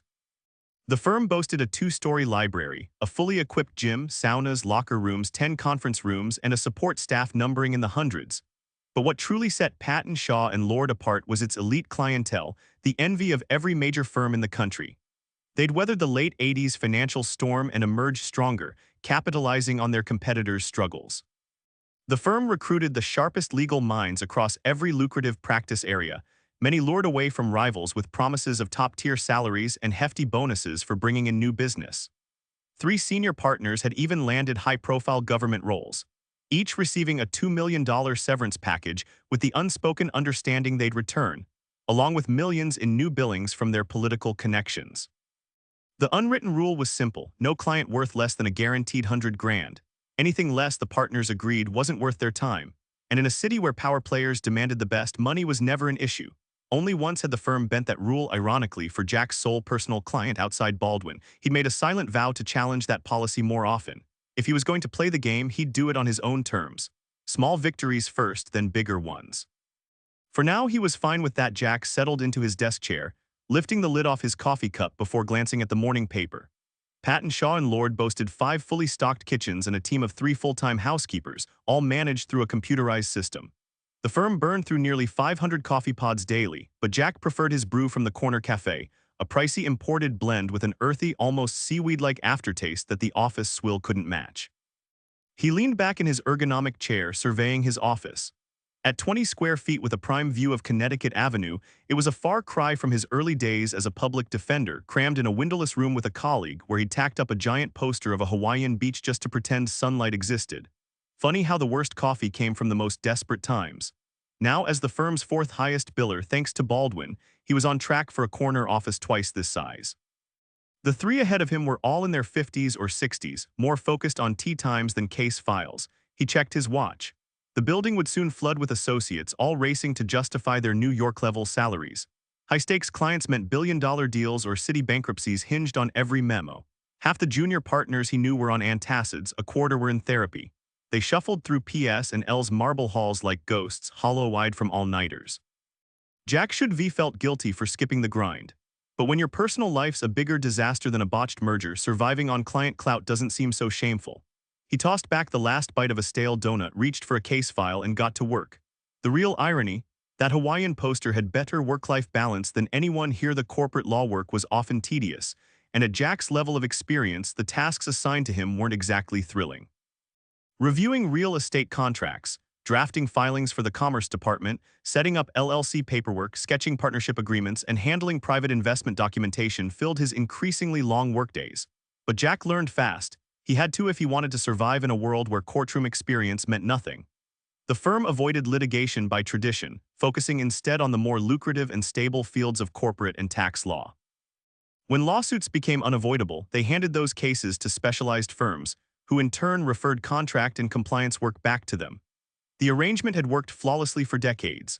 By lunchtime, Jack had moved 2 stacks of paperwork from his inbox to the outbox, dictated a couple of closing inventories and letters, and fielded 4 calls from Jennifer reminding him about the White House dinner they were attending that night. Some business association had named her father Entrepreneur of the Year, and the fact that it warranted a White House reception spoke volumes about the cozy relationship between the presidency and high-powered corporate interests. At least Jack would get a close look at the president. Meeting him was unlikely, but you never knew. Got a minute? Barry Alvis poked his bald head into the office. A senior associate, he'd failed the partner track 3 times, sealing his fate as a permanent second-tier attorney. Sharp and hardworking, he was the kind of lawyer every firm wanted on payroll, just not in front of clients. His people skills were non-existent, making his business development prospects worse than zero. Still, he pulled in $160,000 a year plus another $20,000 in bonuses. His wife didn't work, his kids went to private schools, and he drove a brand new BMW. Nobody expected him to bring in clients, and he didn't complain. With 10 years of high-stakes corporate consulting under his belt, Barry had every reason to see Jack Graham as a nuisance, and he did. Jack motioned him and Jack knew Alvis didn't like him, and he understood why. He could swallow his pride when needed as long as it didn't cross a line. "Jack, we need to get the Bishop merger back on the stove," Alvis said. Jack froze. That deal had been dead and buried, or so he'd thought. Annoyed, he yanked out a notepad. "I was under the impression Raymond Bishop wasn't interested in getting into bed with TCC. Alvis dropped into a chair and slid a stack of documents onto Jack's desk, thick enough to prop open a door. "Deals die then crawl back to haunt you. We need your notes on the second-tier financing docs by tomorrow afternoon." Jack nearly dropped his pen. "Barry, you're talking about 14 contracts, 500 pages. When did you find out?" Alvis stood, the ghost of a smirk tugging at his lips. 15 agreements, and the official count is 613 pages, single-spaced, not counting appendices. Thanks, Jack, the ball's in your court." He turned at the door. "Oh, and have fun with the chairman tonight. Give my regards to Miss Baldwin." Jack stared at the mountain of paperwork, rubbing his temples. How long had that weasel known the Bishop deal was back on? Definitely not just this morning. He checked his watch, called his assistant to clear his schedule, then hauled the stack, heavy as a cinder block, to meeting room 9, the smallest and quietest, where he could work undisturbed. His plan? 6 hours of grinding, the reception, back to the office, an all-nighter, a quick shower in the building, then handing the report to Alvis by 3 am 4 at the latest. That slimy little, after powering through 6 contracts, Jack scarfed down the last of his chips, drained his Coke, threw on his jacket, and sprinted down 10 flights of stairs. When the cab dropped him at his place, he froze. Parked outside was a Jaguar with the vanity plate success. His fiancée was upstairs waiting, and she was pissed. She only showed up unannounced when she wanted him to know it. He checked his watch, late but not disastrous. He opened the door, running a hand over his stubble. Maybe he could skip shaving. She sat on the couch, which she'd draped with a sheet, her way of marking territory. Jack had to admit she was stunning. Old money elegance, if that even meant anything anymore. Morley stood up and gave him a stern look. "You're late." "I know, but you know I don't call all the shots," he said. "That's not an excuse, I work too." "Yeah, with the small difference that your boss shares your last name and follows you around like a puppy. Mom and Dad beat us to it." "The limo will be here in 20 minutes. Plenty of time." Jack stripped off his clothes and jumped into the shower. He peeked out from behind the curtain. "Jen, can you grab my navy blazer?" She stepped into the bathroom, scanning the mess with clear disdain. "The invitation says bow tie." "Optional," he corrected, rinsing soap from his eyes. "Jack, come on, we're going to the White House, for heaven's sake, to meet the president. They give you a choice, bow tie or no bow tie, and I'm exercising my right to skip the black tie nonsense. Besides, I don't even own a tux." He flashed her a grin and pulled the curtain shut. "We agreed you'd buy one." "I forgot. Relax, Jen, no one's going to notice what I'm wearing." "Oh, fantastic. Thanks a lot, Jack Graham. One little thing I ask. You know how much your little things cost?" The soap stung his eyes, but that wasn't the only thing burning him up.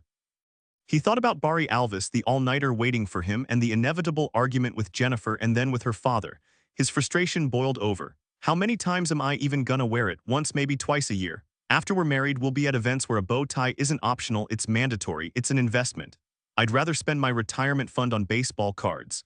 He stuck his head out again to prove he was serious, but she was gone. He toweled off, wrapped it around his waist, and stepped into the cramped bedroom, where a brand-new tuxedo hung on the door. Jennifer reappeared, smiling. "Compliments of Baldwin Enterprises, it's Armani, you'll look amazing."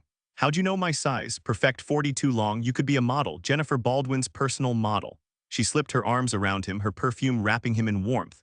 He felt the press of her body against his and cursed under his breath, no time to enjoy it. Just once, without the grand gestures, the over-the-top romance. What if? He glanced wistfully at the unmade bed, and now he had to work all night. To hell with Barry Alvis and Raymond Bishop's indecisiveness. Why did every time he saw Jennifer Baldwin leave him wishing things could be different between them? Better. That she'd change, or he would, or they'd meet somewhere in the middle. She was stunning, had the world at her feet, and yet here they were, what had gotten into him now. The limousine glided smoothly through the remnants of rush-hour traffic. After 7 on a weekday evening, downtown D.C. was practically deserted. Jack studied his fiancée. The lightweight but outrageously expensive coat did nothing to hide the plunging neckline of her dress. Her flawless skin stood out against her sculpted features, occasionally brightened by a smile. She'd pinned up her auburn hair, which she usually wore loose, and in that moment she looked like she'd stepped off a magazine cover. He leaned closer. She flashed him a grin, checked her flawless makeup, then brushed her fingers over his hand. He slid his palm up her thigh, pushing the dress higher. She nudged him away. Later maybe, she whispered, careful not to let the driver hear. Jack smirked and muttered that by then he might have a headache. That got a laugh out of her, until he remembered there wouldn't be a later tonight. He sank back into the plush leather seat and stared out the window. He'd never been to the White House before, while Jennifer had already visited twice. She seemed perfectly at ease, he was anything but. Adjusting his bow tie and smoothing his hair, he watched as they turned onto Executive Drive. The guards conducted their usual thorough inspection, and as always, Jennifer immediately drew every eye in the room, men and women alike. When she bent to adjust her shoe, she nearly spilled out of that $5,000 dress, much to the delight of nearby officials. Jack endured the usual jealous glances. Inside, they handed their invitations to the Marine sergeant who escorted them up the stairs to the East Room entrance. "Damn it," the president winced as he bent to pick up the speech he'd dropped, a sharp pain shooting through his shoulder. "Think I pulled something, Gloria?" Gloria Russell sat in one of the elegantly upholstered chairs the First Lady had chosen for the Oval Office, tasteful, if not exactly groundbreaking. The First Lady had presence, if not depth, and while she held no real power, she'd been an asset during the campaign. The right family, old money, the right connections. The president's ties to the most influential conservative circles hadn't raised eyebrows among liberals, not when his charisma and communication skills won them over. And then there was his looks, more important than anyone liked to admit. A successful president needed to excel at high-level baseball, and his batting average rivaled legends like Ted Williams. "I think I need a doctor," the president muttered, clearly not in the best mood. Gloria Russell wasn't faring much better. "Of course, Alan, but how do you explain a stab wound to the press?" she shot back. "What happened to doctor-patient confidentiality?" he grumbled. Gloria rolled her eyes. Sometimes she wondered if he was deliberately dense. "Alan, in your position, nothing about you stays private for long," he smirked. "Well, almost nothing." Gloria exhaled sharply, her fingers digging into the armrests. "We're not out of this yet, not even close." The night had taken its toll, 3 packs of cigarettes, 2 pots of coffee, and annoying dread that everything could collapse any second. The thought of police knocking at the door made her stomach churn. She clenched her jaw, fighting the urge to bolt. Meanwhile, the president skimmed his speech draft, memorizing key sections with eerie precision. His photographic memory had saved him more than once. "This is why I brought you on, Gloria," he said, locking eyes with her. "To keep things running smoothly." For a heartbeat, she wondered if he knew. A cold shiver ran down her spine. No, there was no way he could remember what she'd done. The whiskey had blurred everything that night. "We need backup plans, Alan," she pressed. "Contingencies for every possible fallout." He waved her off. "I'm not canceling my agenda over this. That guy's a nobody." Gloria shook her head. "We can't take that risk." The president leaned back unfazed. "Think about it. For his story to stick, he'd have to admit he was even there. You really think the media would buy that? They'd toss him in a padded cell before he finished his sentence." On the ride back to D.C., they'd settled on the simplest strategy, outright denial. If the accusation went public, they'd let its sheer absurdity bury it. And absurd it was, even if every word happened to be true. The White House would express sympathy, of course, just another troubled soul, a family's black sheep. The perfect cover, of course. There was another option, but Russell had decided to wait before discussing it with the president, even though she suspected it was the most likely outcome. "Stranger things have happened," she said, locking eyes with him. "The house has been scrubbed clean, right? Aside from you, there's nothing left to find." A hint of tension crept into her voice. "Right," Russell confirmed, licking her lips. The president had no idea the letter opener, complete with fingerprints and bloodstains, was now in the hands of an eyewitness. She stood and paced the room. "I can't completely rule out traces of sexual activity, but even if they exist, they won't lead back to you." "Jesus, I don't even remember if we did it. Guess we must have." Gloria couldn't help but smirk at that. The president turned to her. "What about Burton and Colin? What about them? Have you spoken to them?" His implication was clear. "They've got just as much to lose as you, Alan, maybe more." "We have to lose, Gloria. He adjusted his tie in the mirror. "Any leads on our little voyeur?" "Not yet. They're running the plates." "How long before they realize the woman's missing?" "With this heat." "Hopefully sooner rather than later." "Very funny, Gloria. Once they notice she's gone, they'll start digging. They'll call her husband, check the house. A day, maybe 2, 3 at most. Then the police investigation begins. Nothing we can do about that. But you'll keep an eye on it." A worried crease formed on the president's forehead at the thought of the storm ahead. Had he slept with Christy Sullivan? He hoped so. At least then this mess wouldn't be a total waste. "As much as I can without raising suspicion." "Should be easy. Just say Walter Sullivan's a close friend and political ally. It's only natural I'd take a personal interest."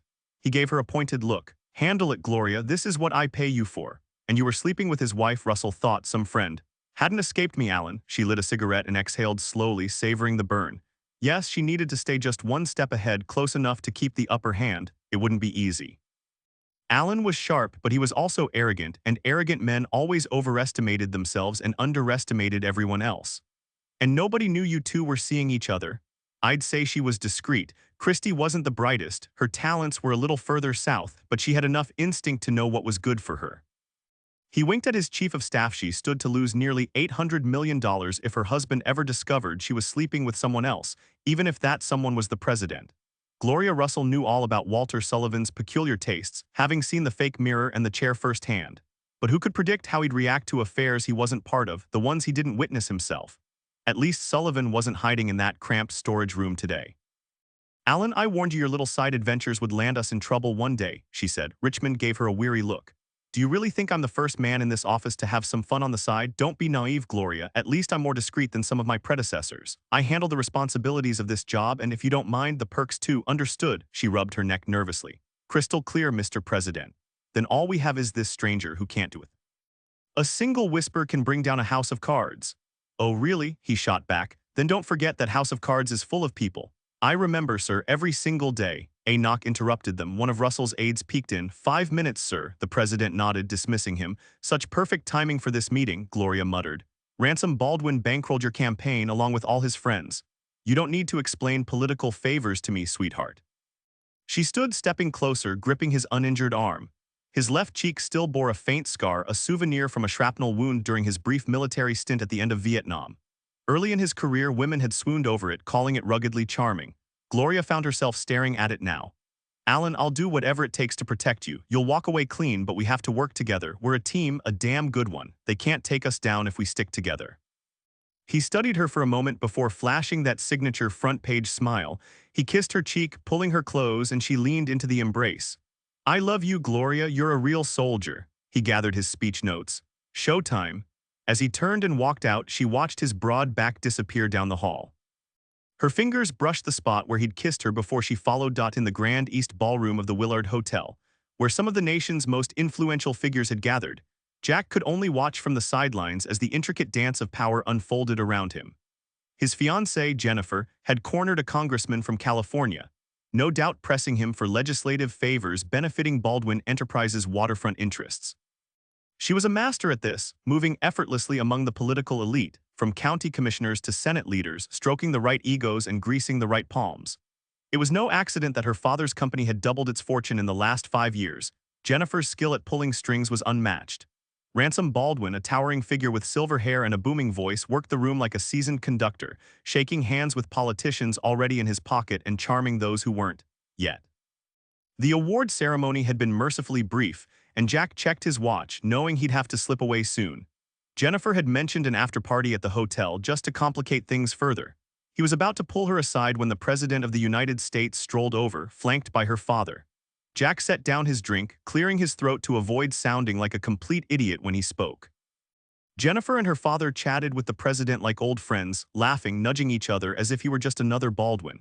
So you're the lucky one, the president said with an easy grin, shaking Jack's hand. He was just as tall, and Jack noted with admiration how fit he looked despite the job's demands.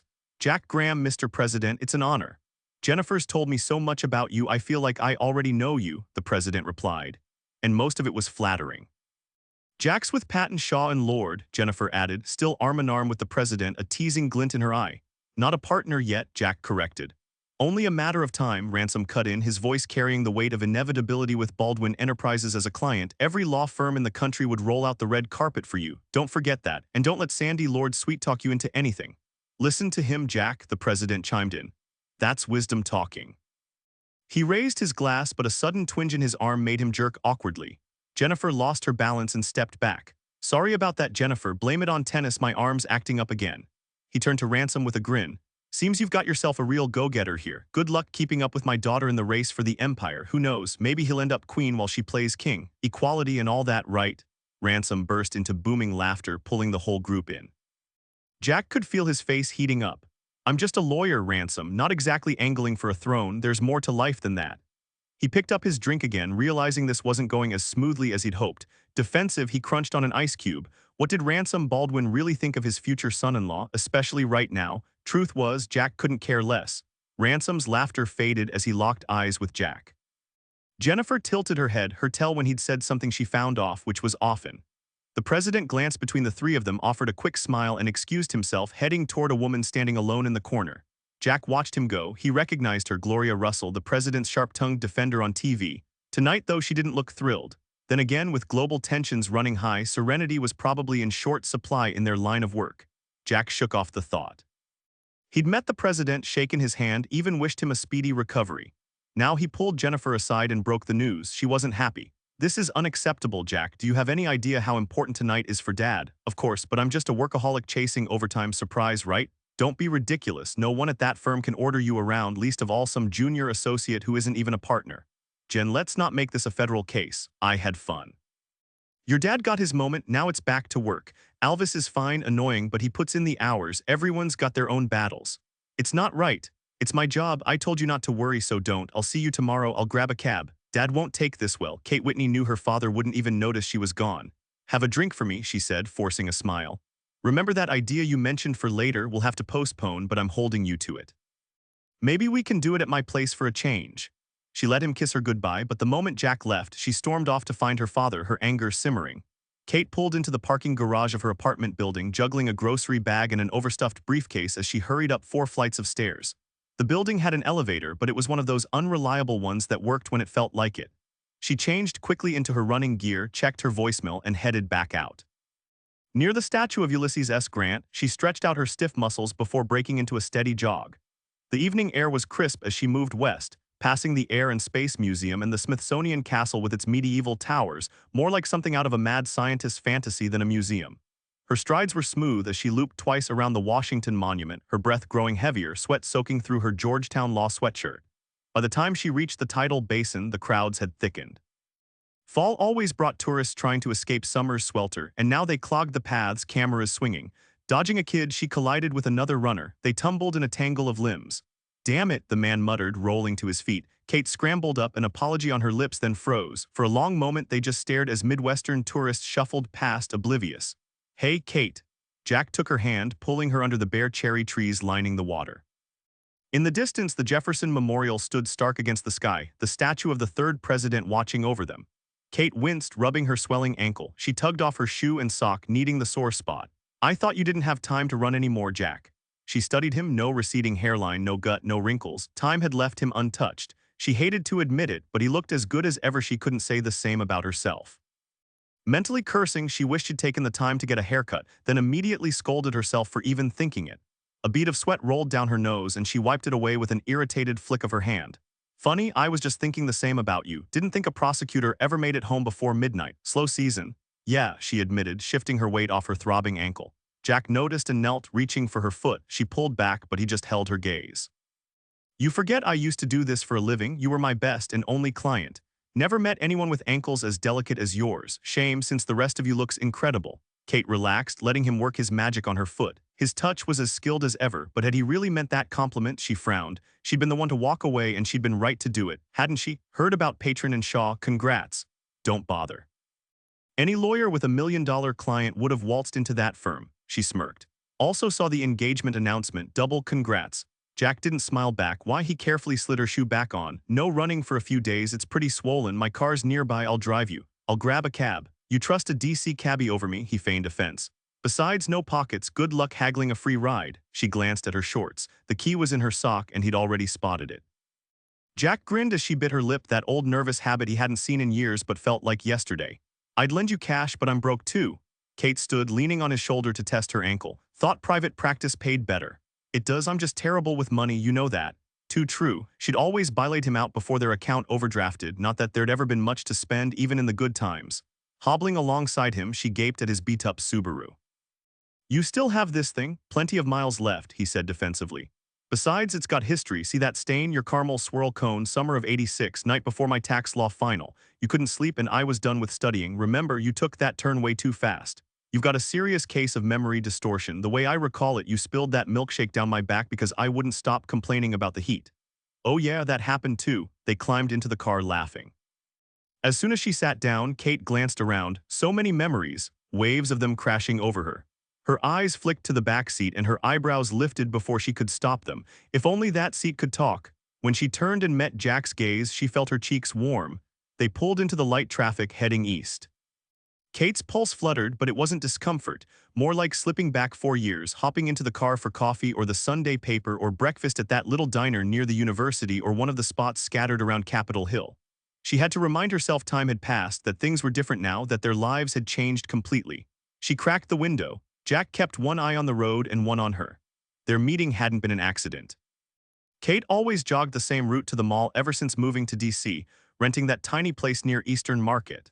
That morning, Jack had woken with a desperation he hadn't felt since the week after she left 4 years ago, when he finally realized she wasn't coming back. Now, with his wedding looming, he decided he had to see her one more time. He wouldn't let that last flicker die, not yet. He was probably the only one who still believed there was a spark between them, but he'd take the risk. If he couldn't bring himself to leave a voicemail, he'd let fate handle it. He'd search for her at the mall, weaving through tourists, and if they crossed paths, so be it. Before the collision, he'd been running for an hour, scanning faces for the one he kept in a framed photo. He'd spotted her 5 minutes before the crash, and if his heart wasn't already racing from the run, it definitely went wild when he saw her moving with that effortless grace. Tripping her hadn't been the plan, but here they were, her in his passenger seat, him driving her home. Kate gathered her hair into a ponytail, securing it with the band around her wrist. "How's work?" "Fine." Jack wasn't in the mood for small talk. "How's your dad?" "You'd know better than me." Kate didn't want to talk about her father. "I haven't seen him since." "Good for you." She cut herself off. Jack shook his head, mentally kicking himself for bringing up Luther.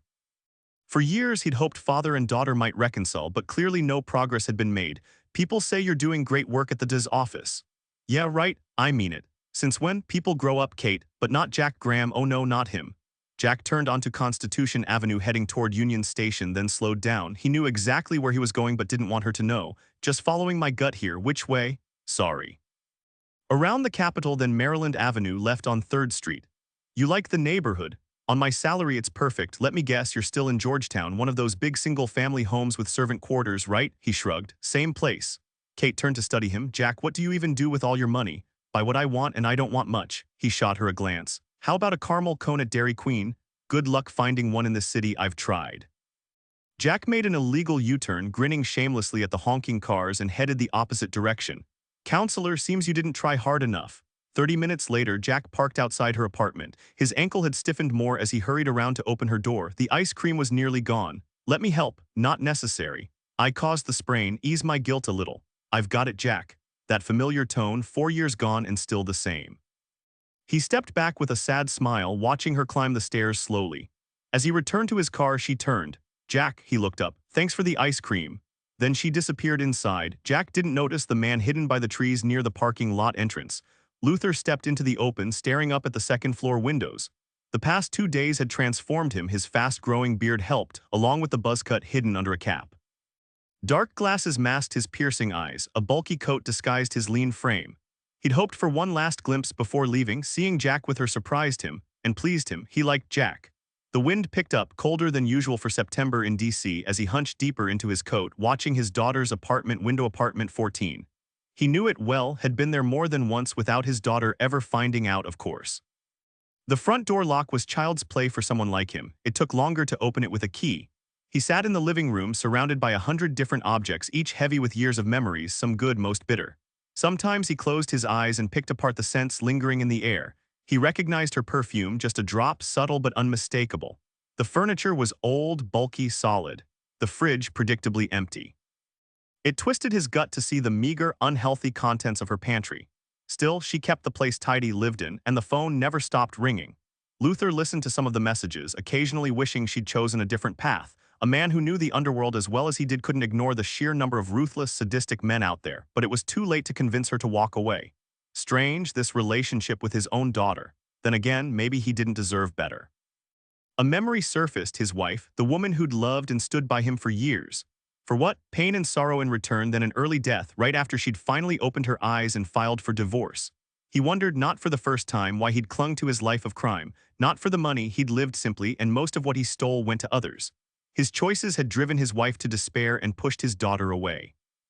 And yet here he was, still no closer to understanding the urge that kept him stealing from the most secure vaults. Maybe just to prove he could. He glanced one last time at his daughter's window. He hadn't been there when she needed him, so why expect her to be there now? Still, he couldn't cut ties completely, even if she had. If Kate ever asked, he'd give her everything. But that call would never come. He walked briskly down the street, breaking into a jog to catch the bus. Independent always. Never leaned on anyone, a lone wolf, and he liked it that way. Funny how lonely that felt now. Not exactly comforting. Rain began to fall as Luther stared out the grimy back window of the bus heading toward the central train station, a place saved from demolition by some developer's half-baked plan to turn it into a shopping complex. Droplets streaked the glass, blurring the view of the house shrinking behind him. Maybe he'd go back someday, but not now. He turned forward, tugged his hat lower, and wiped his nose with a crumpled handkerchief. A discarded newspaper lay on the seat beside him. He flipped through yesterday's headlines, wondering when they'd find her. Small towns had a way of spreading news fast, and Christine Sullivan's murder wouldn't stay quiet for long. Rich victims always made the front page, while the nameless got buried in local briefs. Christie, she'd be above the fold in bold print. He tossed the paper aside and let the bus's steady hum drown his thoughts. Before leaving town, he needed a lawyer, just someone with a degree and the right paperwork. The meeting room smelled of stale coffee and worn-out ambition. The scratched table, mismatched chairs, and stained carpet screamed budget legal services. A cheap plastic tray held business cards, Legal Aid Associates, one of those storefront firms miles from the downtown power players. The kind staffed by grads from no-name schools, bright enough but lacking connections, grinding out Wills and Deweys while dreaming of big cases that never came. Luther picked up a card. The kid across from him couldn't have been older than 25, still buzzing with that new lawyer energy like this was just a pit stop. His colleague, though slumped shoulders, sagging cheeks, dark circles, looked like the job had drained him years ago. "Everything's in order, Mr. Whitney," the kid said. "This is Jerry Burns, our managing partner. He'll co-witness your will. We've already notarized the affidavit, so no court appearances needed." A stern woman in a blazer entered, notary stamp in hand. "Philly's here'll handle the seal." They all sat, the air thick with the scent of cheap ink and resignation. Note, added details: Luther's internal speculation about the town's reaction, the tactile description of the legal office's decay, and the unspoken tension between the junior and senior lawyers. Shifted tone in the second half from bleak observation to biting commentary on the legal grind. Luther sat across from Jerry Burns, the CEO of the Legal Association, who looked like he'd rather be shoveling manure on a Midwest farm than sitting through another meeting. His eyes glazed over, bored out of his mind, barely registering Luther's presence. "Do you want me to read you the terms of your will?" Jerry asked, his tone dripping with impatience. Luther shook his head. "Not necessary." Jerry barely waited for the response before standing. "Great, let's wrap this up." 15 minutes later, Luther walked out of legal services with 2 copies of his will tucked into his jacket pocket. Damn lawyers couldn't sneeze, take a leak, or drop dead without them involved. They wrote the laws, so they held all the power. The thought made him smirk, but then Jack crossed his mind. Jack wasn't like that. Jack was different. Then came the memory of his daughter and the smirk faded. Kate wasn't like that either. But Kate hated him. He stopped at a store and bought a Polaroid camera and extra film. The pictures he planned to take weren't the kind you'd trust to a photo lab. Back at the hotel, he snapped 10 shots, wrapped them in paper, and stuffed the envelope deep into his backpack. He sat by the window, staring blankly for nearly an hour before finally collapsing onto the bed. Some criminal, he was, hardened enough to face violent death without flinching, yet still sickened by the bloodshed that had stolen a life that should have lasted decades. And the worst part, the President of the United States was tangled up in it. A man Luther had respected, a man he'd voted for. The leader of the free world had nearly beaten a woman to death with his own drunken hands. If Luther had watched his own kin commit cold-blooded murder, it wouldn't have shaken him more. It felt personal, like those killer hands had wrapped around his own throat. But something else gnawed at him, something he couldn't bring himself to face. He buried his face in the pillow, squeezing his eyes shut in a useless attempt to sleep.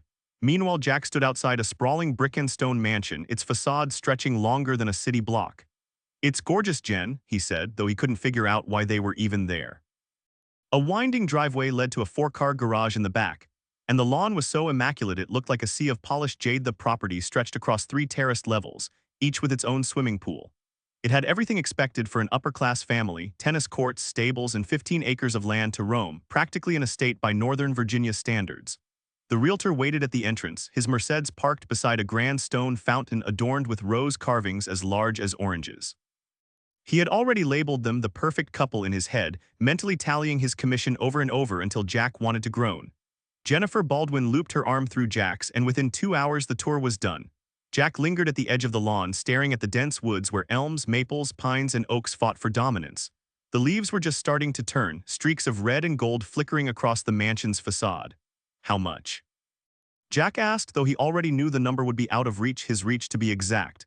The location was convenient, just a 45-minute commute during rush hour, but that didn't matter. He shot Jennifer a glance. She fidgeted with her hair, nervous. 3.8. Jack's face went pale. $3,800,000. Jack, it's worth triple that. Then why the hell are they selling it for 3.8? We can't afford this, Jen, forget it. She rolled her eyes and flashed the realtor a reassuring smile as he sat in his car, filling out paperwork. Jack, I make 120 grand a year. You're about the same, maybe a little more. When you make partner, yeah, my salary goes up, but not enough for this. We'd drown in mortgage payments, and weren't we supposed to move in with your parents? That house isn't meant for newlyweds. Not meant for it's a mansion. Jack dropped onto a garden bench. Jennifer planted herself in front of him, arms crossed, her summer tan fading. She wore a beige felt hat, her long hair spilling over her shoulders, and perfectly tailored pants that hugged her legs. Her leather ankle boots barely peeked out from the hem.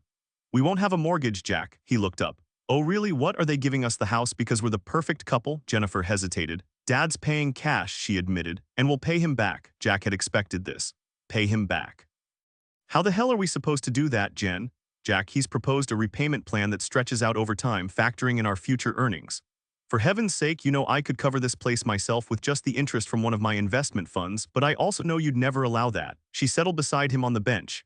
I thought this way might ease your mind. You've always been touchy about Baldwin money. We'll pay Dad back every penny with interest. It's not a handout. I'll sell my place and put in around 800 grand. You'll need to chip in too, consider it your buy-in fee. She nudged his ribs playfully before gazing at the house. It's perfect, isn't it? We'll be happy here. This place was meant for us. Jack's eyes drifted over the mansion without really seeing it. All he could picture was Kate Whitney's face in every damn window. When Jennifer leaned against him, her grip tightening on his arm, his headache flared. His mouth went dry, his limbs stiff. Gently, he disentangled himself and stood, walking slowly back to the car. Jennifer stayed behind, disbelief warring with frustration before she finally stormed after him.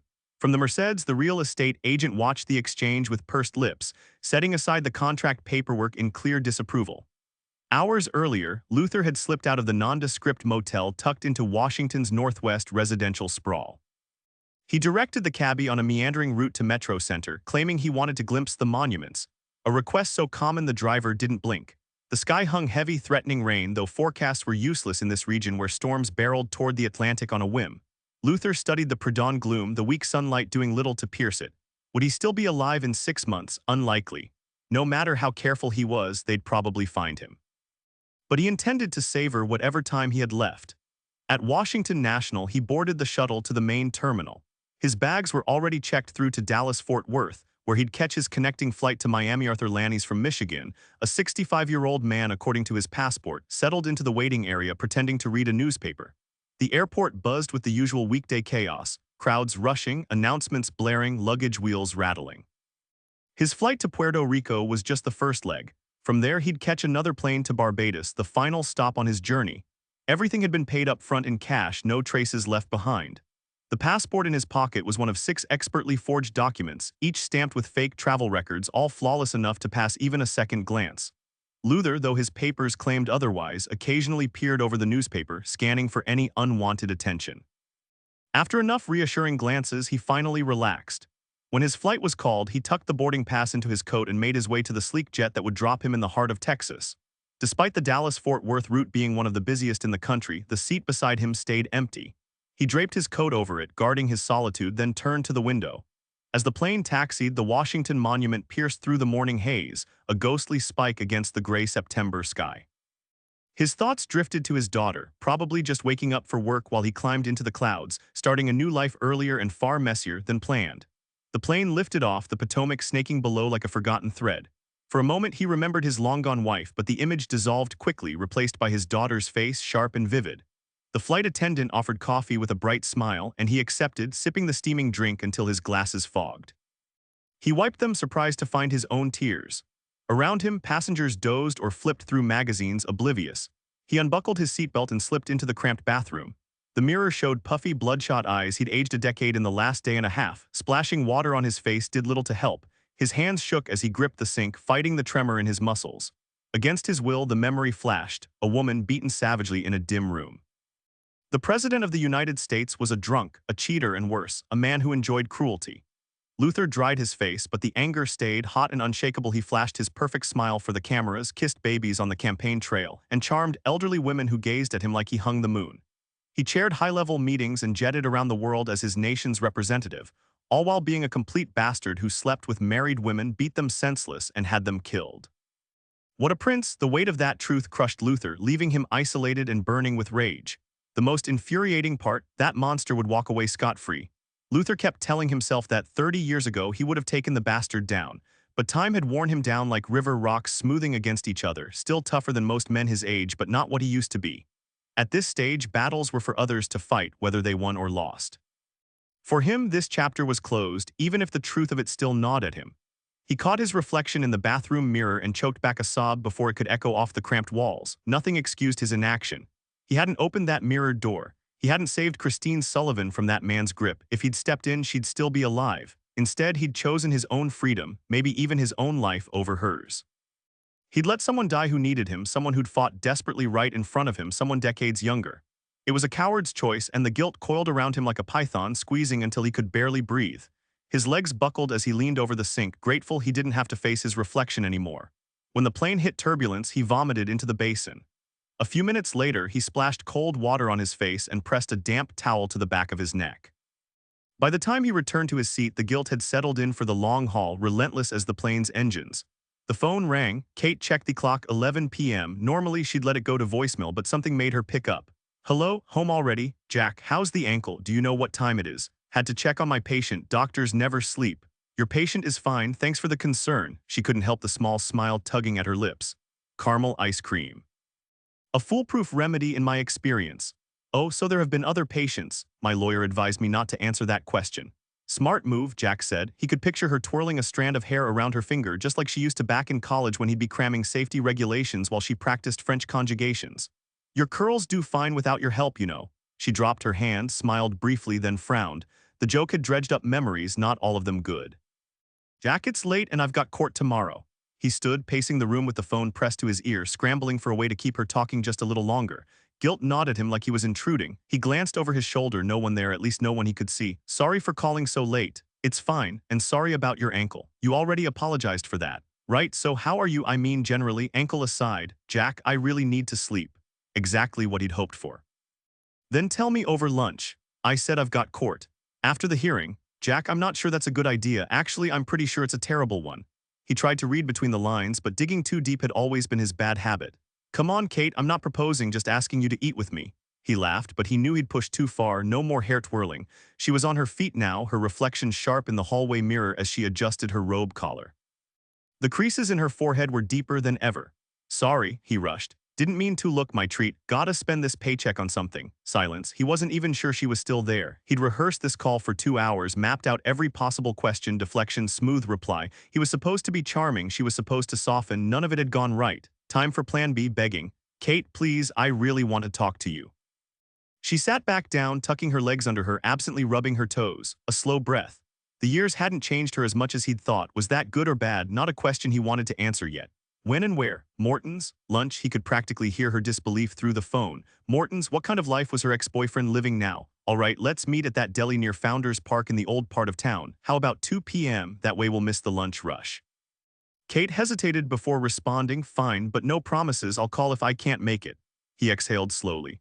Thanks, Kate. Ending the call, he dropped onto the couch, suddenly questioning his own plan. What had gotten into him? What would he even say to her? And what would she say back? He wasn't looking for a fight. He hadn't lied. He genuinely wanted to see her, to talk, nothing more. Repeating it like a mantra, he tried to steady himself. Standing under a cold shower, he let the water shock him awake. Grabbing a beer, he headed up to the rooftop pool, sitting in the dark as planes descended toward National Airport over the Potomac.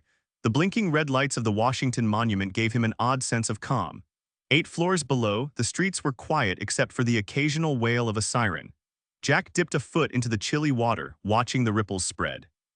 Finishing his drink, he went back inside and dozed off in his armchair with the TV murmuring. He didn't hear the phone ring. No message was left. 1,500 miles away, Luther Whitney hung up and lit his first cigarette in 30 years. Meanwhile, a FedEx truck crawled along a narrow country road, its wheels nearly scraping the ditches on either side. The driver squinted at rusted mailboxes, searching for an address in unfamiliar territory. Turning into the last driveway, he barely noticed the wooden sign by the door until luck made him glance twice. He shook his head, grinning. Sometimes you just caught a break. The small, weathered house had seen better days. Its outdated aluminum window frames sagged like they were exhausted. An elderly woman answered, dressed in a simple floral dress with a sweater draped over her shoulders. Her swollen ankles hinted at poor circulation and likely other health troubles.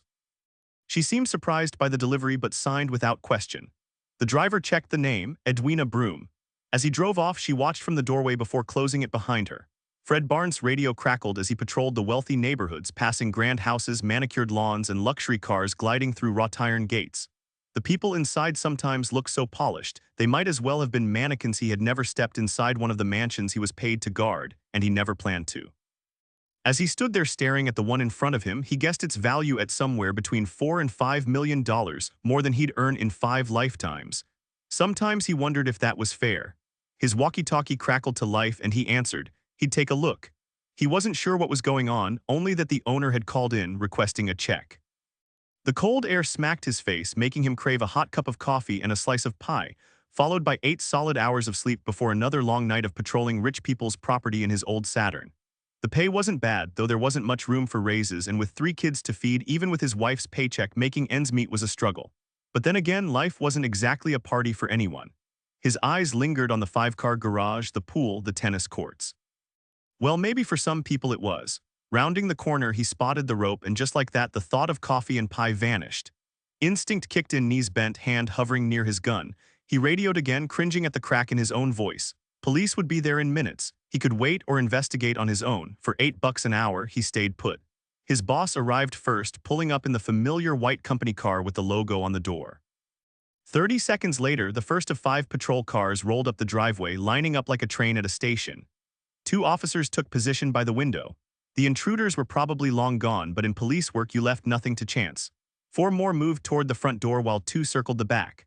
After finding the front door unlocked and the alarm system disabled, the first team cleared the ground floor before cautiously heading upstairs, ears tuned for any sound.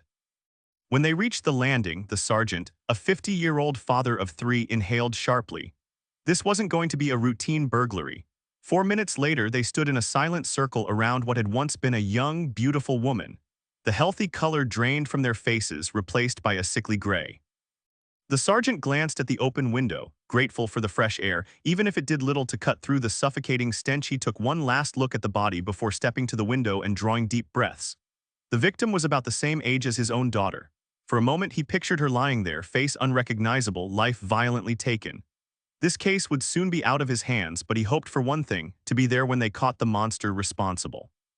Seth Frank was juggling a bite of toast and trying to tie his 6-year-old's hair ribbon before school when the call came in. His wife gave him a knowing look and took over the bow.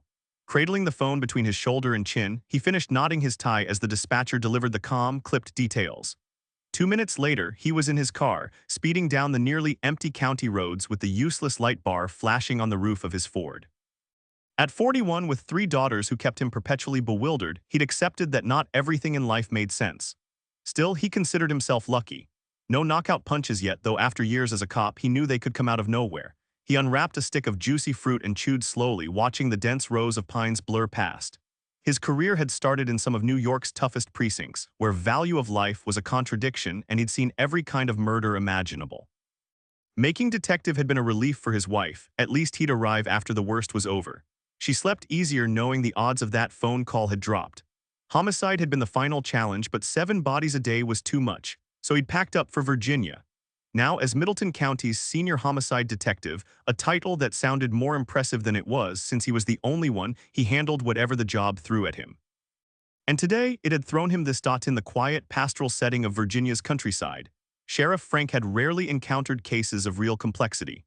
The per capita income in his jurisdiction was unusually high, and while violent deaths weren't unheard of, most crimes boiled down to spouses shooting each other or children eliminating parents for inheritance. Solving these required more legwork than brainpower, until that last call from headquarters changed everything.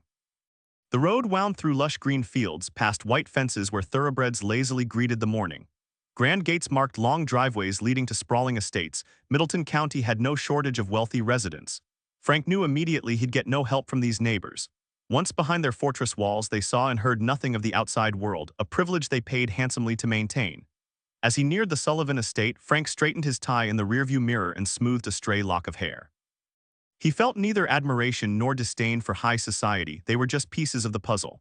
A puzzle that was anything but a game. The real thrill of his job lay in untangling the mess, the twists, dead ends, and red herrings that always led to one undeniable truth: kill someone and you enter their world. Sooner or later, justice would come. Frank didn't care about the punishment, only that the guilty faced trial and got what they deserved. Rich, poor, or somewhere in between. His instincts might have dulled with time, but they still guided him when it mattered. Turning onto the driveway, he spotted a combine harvesting the neighboring cornfield, its operator watching the police activity with keen interest. That bystander had no idea he was destroying evidence of an escape route. Just like Frank, stepping out of his car and adjusting his jacket, had no clue what waited inside that mansion. Frank shoved his hands in his pockets as his eyes swept the room, taking in every detail: the scuffed hardwood floor, the faded wallpaper, the cracked ceiling, before landing back on the mirrored closet door and finally the spot where the victim had lain for days. "Get me every angle you can, Stu," he said. "We're gonna need it." The crime scene photographer moved methodically around the bedroom, keeping a respectful distance from the body while capturing every possible shot, including the room's only lifeless occupant. Once he finished with the stills, he'd switch to video, narrating the scene for the record, footage that might never make it to court but could crack the case wide open. Cops were starting to treat investigations like football coaches reviewing game tape, scanning frame by frame for the tiny details that only reveal themselves after the 10th or 100th watch. The rope still hung from the dresser, trailing out the window, now dusted with fingerprint powder, not that it'd do any good. Anyone smart enough to rappel down a building was smart enough to wear gloves even while tying knots. Sam Magruder, the lead forensic tech, had been leaning out that same window for the last 2 minutes, gulping fresh air like a drowning man. In his 50s, with a wild mop of red hair and a round, hairless face, he was fighting a losing battle against his own stomach. A heavy-duty fan hummed in the corner, and every window in the place was wide open. The masks helped, but nothing could fully block the stench. Death had a way of mocking the living, turning what was once vibrant into something grotesque in a matter of hours. When Magruder finally stepped back inside, Frank took one look at his greenish tint and smirked. "Sam, step away from the window. Your nose'll adjust in 5 minutes. Right now you're just making it worse." Yeah, Magruder muttered. "My brain gets it, my nose doesn't." Frank flipped through his notes. When did the husband call it in? 8:15 this morning, local time. Frank squinted at the messy handwriting. "And where is he now?" "Barbados." Frank's eyebrow shot up. "How long's he been there, working on that? Keep me posted." He turned to Laura Simon, his fingerprint tech, who was crouched near the nightstand. "How many calling cards we got, Laura?" She glanced up, frustration clear in her eyes. "Not much, Seth. This place is wiped clean." Frank moved closer, nudging a loose floorboard with his shoe. "Come on, Laura, he had to have left something." "Nobody's this careful. Not to mention the husband's prints or the maid's or anyone else's. There had to be clear ones somewhere in this place." "I'm not finding any," Laura Simon said. "You've got to be kidding me." Laura took her job seriously. She was the best fingerprint analyst Frank had ever worked with, even back in New York, and this was the first time she'd ever come up empty. The dark dust clung to everything, yet nothing usable turned up. Contrary to popular belief, most criminals leave traces behind. You just have to know where to look. Laura knew where to look, but this time nothing stuck. Maybe the lab would pull something from the samples. Some prints stay hidden, invisible no matter the angle or lighting. That's why they're called latent. The only option was to dust every possible surface, lift what they could, and hope for a hit. "I've got samples for the lab," Laura said, packing up her kit. "Once I run ninhydrin and fume the rest with superglue, maybe I'll have something for you." She got back to work while Frank shook his head. Superglue cyanoacrylate was their best shot at pulling prints from the most unlikely surfaces. The problem was time. The process wasn't quick and they didn't have much to spare. "Hang in there, Lori. Judging by the body, our guys already got a head start." She glanced up. "I could try a different cyanoacrylate blend, faster reaction time. Or crank up the heat on the regular stuff." She smirked. Frank grimaced. "Yeah, great. Last time you did that, we had to evacuate." "Never said it was a perfect system, Seth." Magruder cleared his throat. "Whoever did this knew what they were doing." "They're not professionals, Sam," Seth cut in sharply. "They're killers. They didn't go to school for this." "Yes, sir." Frank studied the room. "We sure it's the homeowner?" Magruder pointed to the framed photo on the nightstand. "Christine Sullivan." "Still waiting on official ID, but it's her." "Witnesses?" "None yet. We're hitting the neighbors this morning." Frank jotted down every detail: furniture placement, the victim's condition, sketching the scene like a blueprint.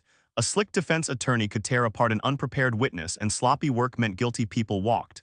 They couldn't afford mistakes. Frank had learned his most important lesson about courtroom testimony early in his career when he'd been the first officer at a burglary scene.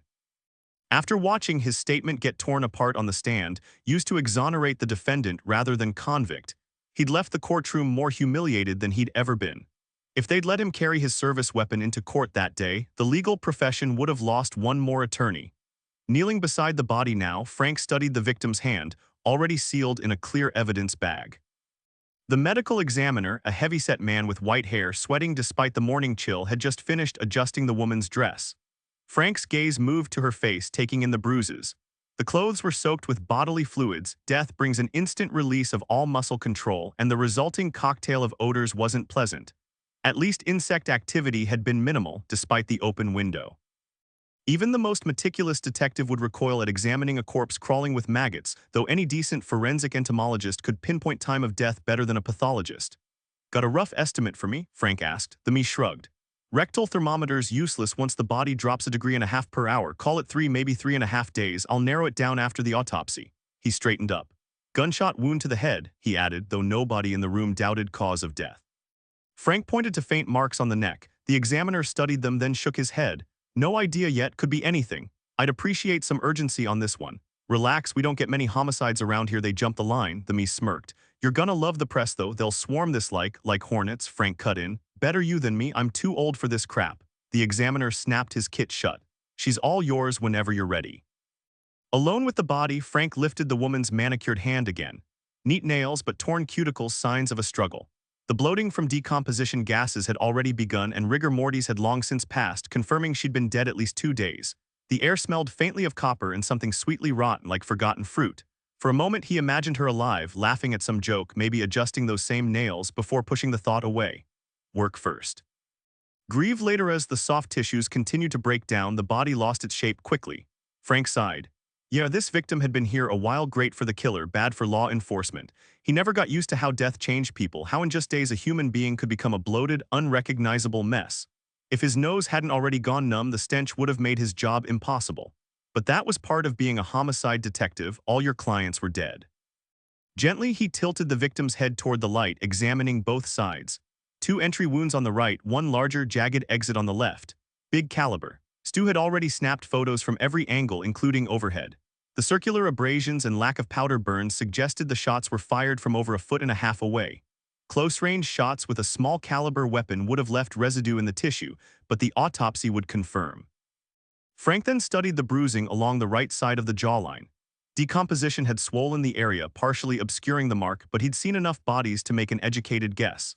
The skin had an odd mix of green, brown, and black, definitely a hard hit. A man, something felt off. He called Stu over to photograph the area with a color scale. Carefully, he lowered the victim's head back down, treating the dead with respect even in the ugliest situations. The autopsy, though, not so gentle. Lifting the dress slowly, he noted the underwear was undisturbed. More answers would come from the medical examiner. As he moved through the bedroom, the forensic team worked methodically. One perk of policing a county full of wealthy people, even in a mostly rural area, was the tax revenue. It meant top-tier equipment and a skilled forensics unit, all the gadgets that were supposed to make catching criminals easier. Not that it ever felt easy. The victim had collapsed on her left side, across the room from the doorway. Her knees were slightly bent beneath her, one arm stretched out while the other rested against her right hip. Her face was turned eastward, perpendicular to the right side of the bed, her posture almost fetal. Frank rubbed his chin thoughtfully, cycling through the scene again in his mind. Nobody ever knows how they'll leave this world behind. With Laura Simon's help, he mapped the body's position. The measuring tape's metallic whir cutting through the heavy silence like an unwelcome intrusion. The noise felt out of place in the stillness of death. Frank studied the entry point and the body's placement, then worked with Laura to sketch a rough trajectory for the bullets. The angle suggested the shots had come from the doorway, odd for a burglary, where you'd expect the opposite if an intruder had been caught in the act. But there was another clue confirming the direction. Kneeling beside the body again, Frank noted no drag marks on the carpet.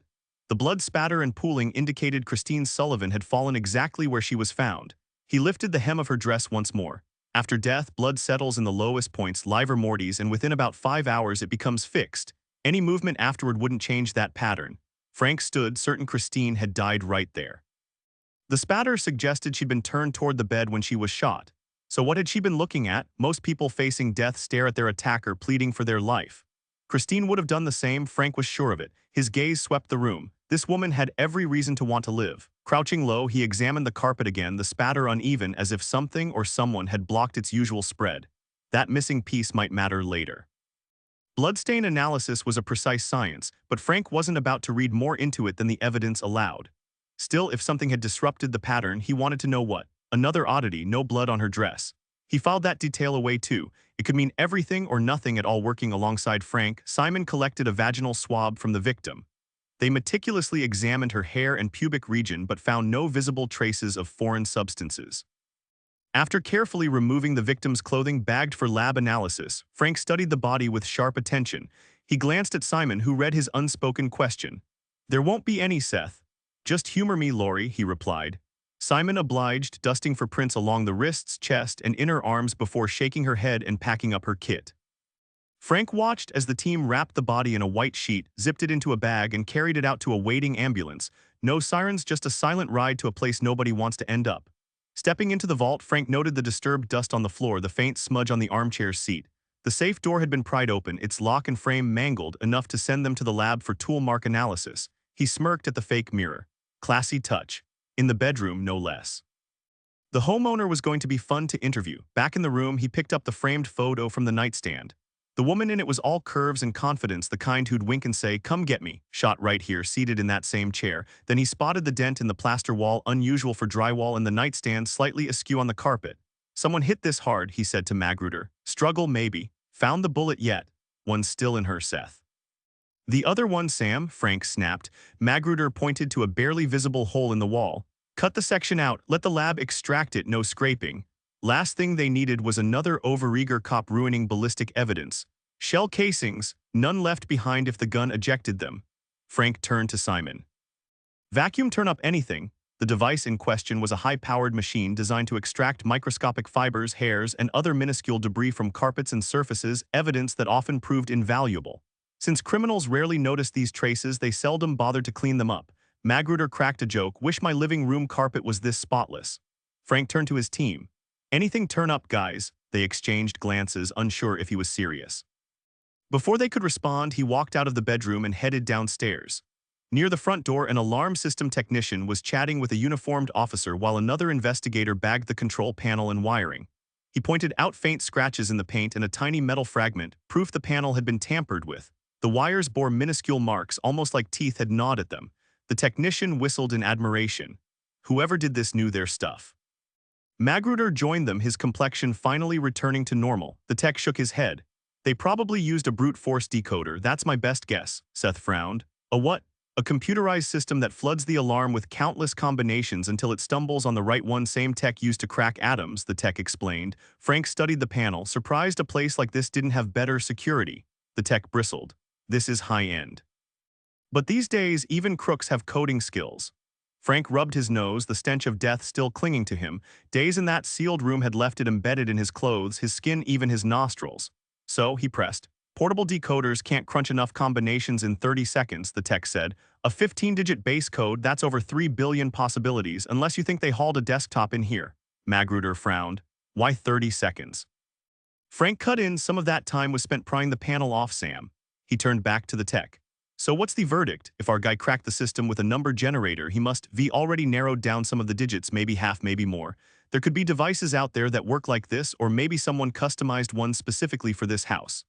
Either way, we're not talking about a pencil sharpener or some joker with a pocket calculator from the corner store. Every day they invent smaller, faster computers, but speed alone won't solve the problem. The real issue is how quickly the security system's computer reacts to all those combinations. Chances are it's way slower than yours, and that's a problem. Bottom line, if I were these people, I'd cover my tracks. In their line of work, mistakes aren't an option." Frank saw his theory confirmed. The front door hadn't been forced. In fact, it was untouched. "That possibility might be completely ruled out," the rep continued. "Our systems can lock out after too many failed attempts. You could have the most advanced computer in the world and it wouldn't help. The catch, these systems are so sensitive they trip up even the homeowner if they mess up the code more than twice. We've had so many false alarms, police departments started fining us. Real fun." Frank thanked him and walked through the villa, inspecting the rooms. Whoever pulled this off knew what they were doing. This wasn't some sloppy job. Every detail had been planned, every contingency accounted for. But the murder of the homeowner, that felt unplanned. Leaning against a doorframe, he thought about the word the medical examiner had used, wounds. Jack was early. His watch read 1:35. He'd taken the day off, only to waste most of it figuring out what to wear, something he'd never cared about before, but now it felt crucial. He adjusted his gray tweed jacket, fiddled with a button on his white shirt, and straightened his tie for the 10th time. Down at the pier, he watched the crew scrubbing the Cherry Blossom, a tourist boat modeled after the old Mississippi riverboats. He'd taken a trip on it with Kate during their first year in D.C., one of the rare afternoons they weren't working. They had tried to see all the tourist spots that day. The weather had been mild, just like today, but clearer, no thick gray clouds gathering in the west, threatening the afternoon storm that was so common this time of year. Jack settled onto the old bench near the harbor master's booth, watching the lazy flight of seagulls over the rippling water. The Capitol dome loomed in the distance, and the bronze statue of Freedom, recently cleaned after a century of weathering, stood bold against the sky. Even the people in this city, he thought, eventually got coated in a layer of grime, an unavoidable side effect of time. His mind drifted to Sandy Lord, the most relentless rainmaker and the most self-important man the firm had ever known. In Washington's legal and political circles, Sandy was practically an institution.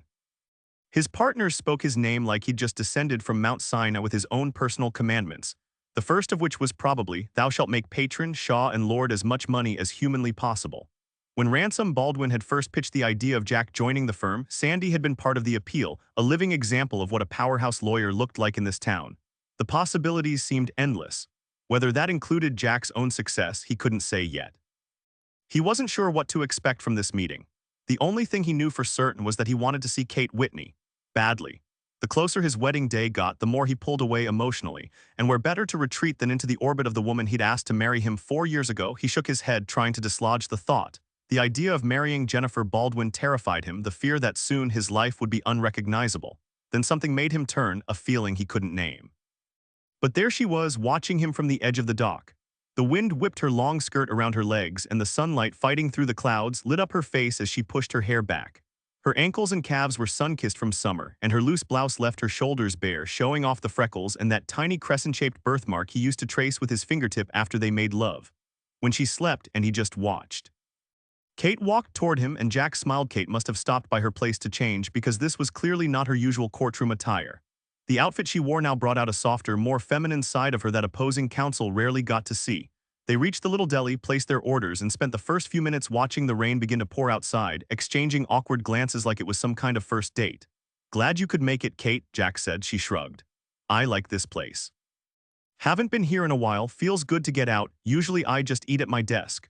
"Crackers and coffee?" Jack grinned, his eyes lingering on her teeth, that one slightly crooked incisor nudging its neighbor like it had a secret to share. It was his favorite thing about her only flaw if he had to name one. "Crackers and coffee," she echoed with a smile. "Down to 2 cigarettes a day. Impressive." The rain picked up just as their food arrived. Kate glanced out the window, then abruptly turned her gaze back to Jack, catching him staring. He took a quick sip of his drink, flustered. She set her napkin down. "The mall's a big place to just bump into someone." He avoided her eyes. "Guess I'm on a lucky streak." She waited. Finally, he caved. "Okay, fine, maybe it wasn't entirely an accident, but can you blame me? And what's the end game here? Lunch?" Not looking too far ahead, just taking it one step at a time. Trying something new, figured change might be good. "Well, at least you're not defending rapists and murderers anymore," she said, a hint of accusation in her tone. "What about thieves?" he shot back, instantly regretting it. Kate's expression darkened. She pulled out a cigarette and lit it, blowing smoke in his face. He waved it away. "First or second one today? Third, you have a real talent for pushing me past my limits." She crossed her legs, staring out the window, then brushed her foot against his before quickly pulling away. Stubbing out the cigarette, she grabbed her purse.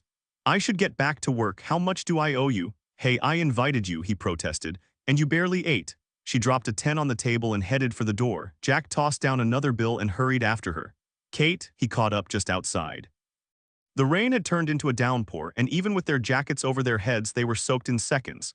Kate didn't seem to care. She got in the car while he scrambled into the passenger side.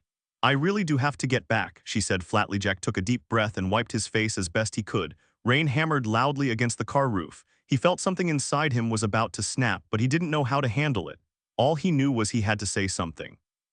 "Kate, please, we're soaked and it's almost 3. Let's go change and find a movie. Or better yet, why don't we get out of town? Remember the Willow Creek Inn?" She stared at him, completely stunned. "Jack, did you even talk about this with the woman you're about to marry?" He looked down. What could he say? That he wasn't in love with Jennifer Baldwin after proposing? Truth was, he couldn't even remember when he'd asked her.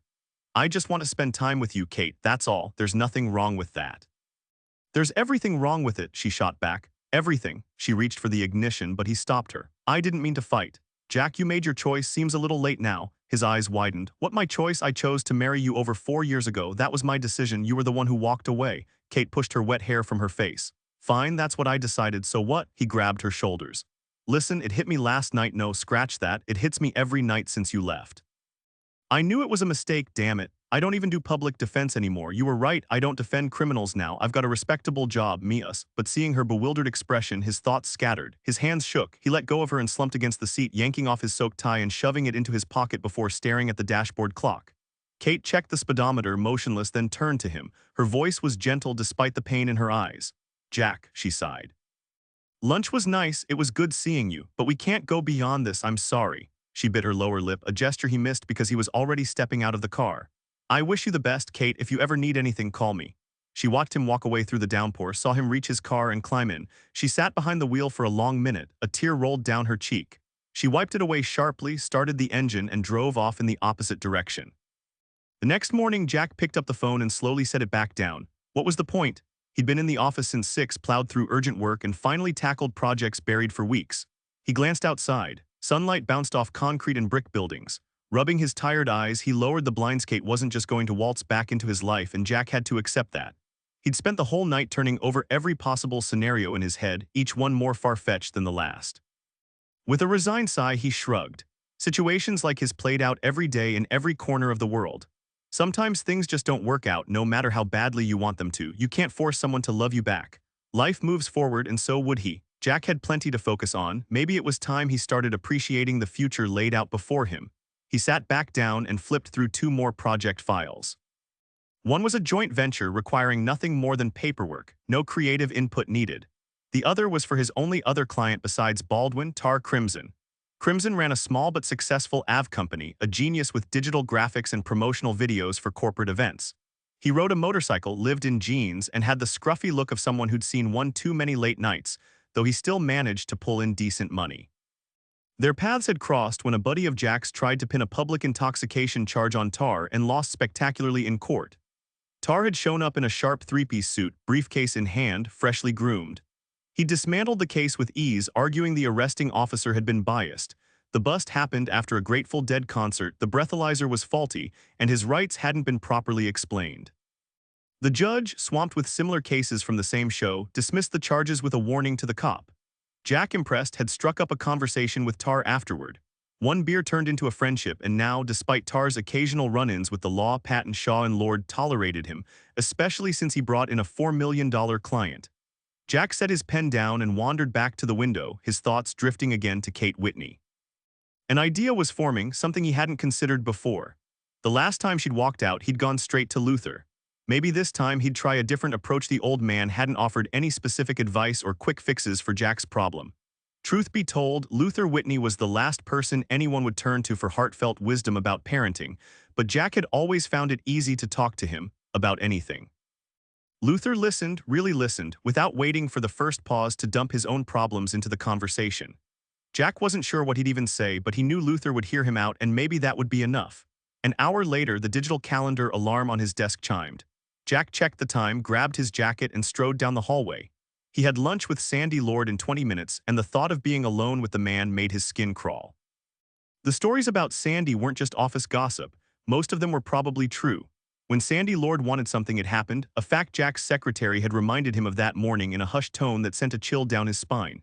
He still had time to swing by Alvis's office for the Bishop case files. A smirk tugged at his lips, remembering Barry's expression when he dropped the drafts on his desk half an hour before deadline. Alvis had skimmed them, unable to hide his surprise. "This looks solid," he'd muttered, avoiding eye contact. "I realize I gave you an impossible deadline. I try not to do that." Then grudgingly, "Impressive work, Jack. Sorry if I wrecked your plans." Jack had shrugged. "Don't worry about it. It's why they pay me." As he turned to leave, Barry stood. "Jack, we've never really talked, just the two of us. This place is too damn big. Let's grab lunch sometime." "Sure, Barry. Have your secretary set it up with mine." For the first time, it hit Jack. Barry Alvis was the real deal. Tough but fair, especially compared to the horror stories other associates told about their bosses. And the man was a top-tier corporate attorney. Jack could learn a lot from him. He figured he had time to stop by Barry's secretary Sheila before lunch, but her desk was empty. Then he noticed the boxes stacked against the wall. Barry's door was shut. He knocked, no answer. Frowning, he pushed it open. His breath caught. The shelves were bare. Lighter rectangles marked the walls where diplomas and certificates had hung. What the hell was going on? He shut the door and turned around, coming face to face with Sheila. Normally, she was the picture of professionalism, hair perfectly styled, glasses perched neatly on her nose, but now she looked completely unraveled. She had been Bari's secretary for a decade, yet here she was, staring at Jack with fire in her blue eyes before abruptly turning away to pack a cardboard box in her office. Jack stood there baffled. Sheila, what's going on? Where's Bari? She didn't answer, her hands moving faster and faster until she was practically hurling things into the box. He stepped closer, towering over her slight frame. Sheila, talk to me. When he grabbed her wrist, she slapped him, then froze, horrified by her own reaction, collapsing into her chair. She buried her face in her hands, shoulders shaking with silent sobs. Jack scanned the room. Was Bari dead? Had there been some terrible accident and no one bothered to tell him? Were the people in this office really that cold? He glanced at his hands, they were trembling. Perching on the edge of her desk, he touched her shoulder gently, but it only made her cry harder. Two coworkers rushed in to lead her away, both shooting Jack icy glares. What the hell had he done? He checked his watch, still 10 minutes until his meeting with Lord. Suddenly, he couldn't get there fast enough. Lord always knew what was happening in the office, sometimes before it even happened. Then a chilling thought hit him. He flashed back to the White House reception, remembering his fiancée's furious reaction when he mentioned Bari. Could she have? He bolted down the hallway, his suit jacket flapping behind him. The Fillmore was one of DC's newer power spots, its heavy mahogany doors and polished brass fixtures radiating exclusivity. Inside, handwoven tapestries and custom rugs whispered wealth, while every table buzzed with deal-making energy, phones, faxes, and copiers humming under the glow of chandeliers. The chairs, upholstered in imported fabrics, cradled Washington's elite, the kind of people who gave orders, not took them. Even at full capacity, the restaurant moved at their pace, unhurried and self-assured. The prices alone ensured only the right kind of crowd walked in. Jack barely noticed any of it. His mind raced as he pushed through the dining room, scanning for Lord. If anyone had answers, it was him. Sometimes their mere presence at a certain table, a raised eyebrow, a stifled cough, a knowing glance, was worth an entire day's work, with generous rewards for themselves or their associates. Economic and political power mingled in the dining room's air, sometimes merging, sometimes pulling apart. Waiters in crisp shirts and bow ties appeared and vanished at just the right moments. Patrons were pampered, their every whim indulged or left undisturbed when that suited them better. The tips reflected their satisfaction. The Fillmore was Sandy Lord's favorite restaurant, and from behind his menu he observed, just a glance, but his sharp gray eyes were already scanning for signs of opportunity, even the subtlest hint. He adjusted his not insubstantial frame in the chair with practiced ease, smoothing back a stray silver hair. The trouble was, familiar faces kept disappearing, claimed by time, retirement, or some sunny retreat down south. He flicked an invisible speck from his monogrammed cuff and sighed. Cleanliness mattered to him. After all, he'd practically scrubbed the Capitol clean himself. He checked his phone for messages from his assistant, still nothing from Walter Sullivan. If he landed the Sullivan deal, he'd add an entire Eastern Bloc nation to his client list. A whole country, good lord.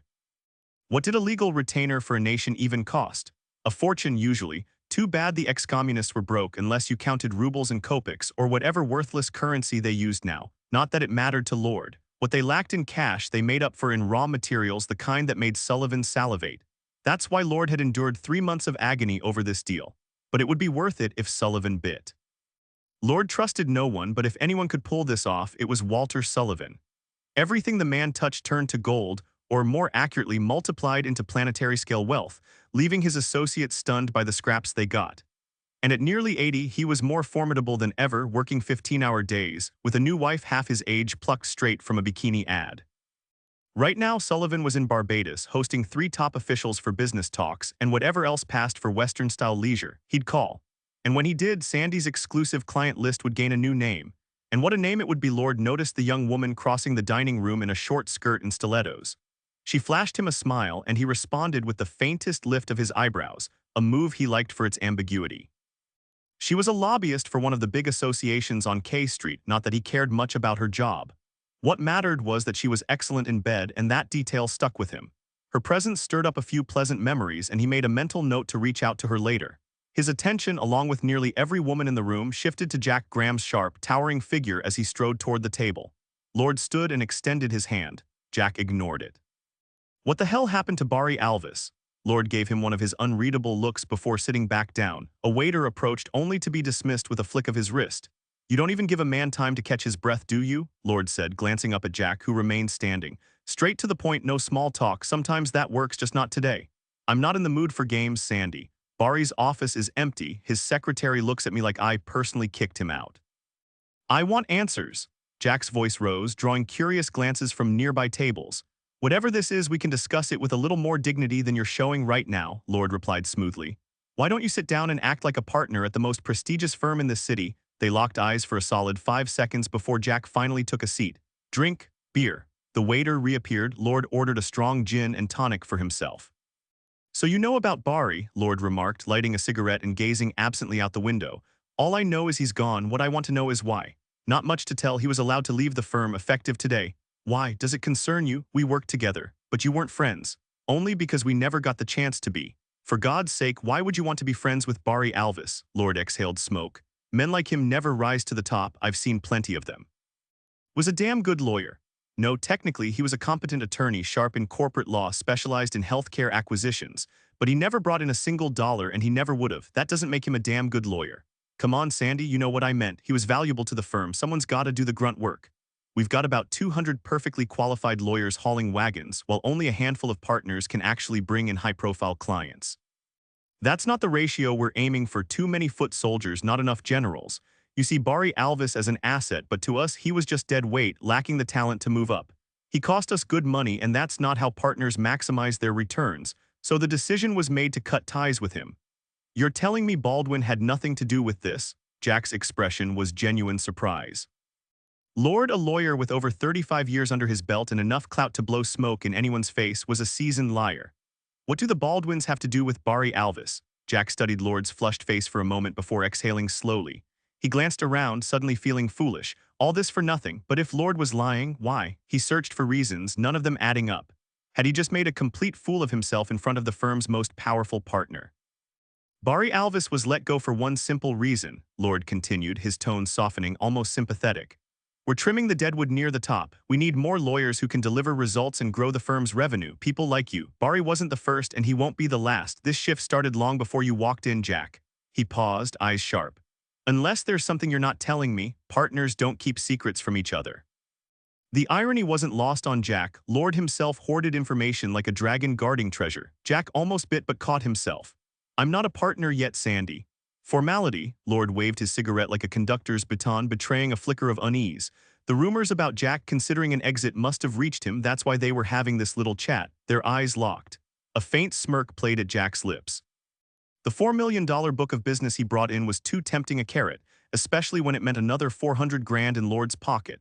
Not that he needed it, but why leave money on the table? He was a man accustomed to lavish spending, and lawyers are a breed that never retires. They work until they drop. The best rake in piles of cash, though nothing compared to the big-shot CEOs, rock stars, and Hollywood A-listers. I thought you liked our little operation, Sandy said. I do, Jack replied. Then what's the problem? Sandy's gaze drifted across the dining room again, landing on another familiar face, a woman in an expensive designer suit beneath which he had good reason to believe she wore nothing at all. He finished his gin and tonic, irritation simmering inside. Cocky little bastard. Ever been here before? Jack shook his head, scanning the upscale menu in vain for a burger and fries. Sandy snatched it from his hands, leaning in with whiskey-laced breath. Then take a good look around. Signaled for a pitcher of water, not breaking eye contact. Jack leaned back, but Sandy invaded his space, elbows on the table.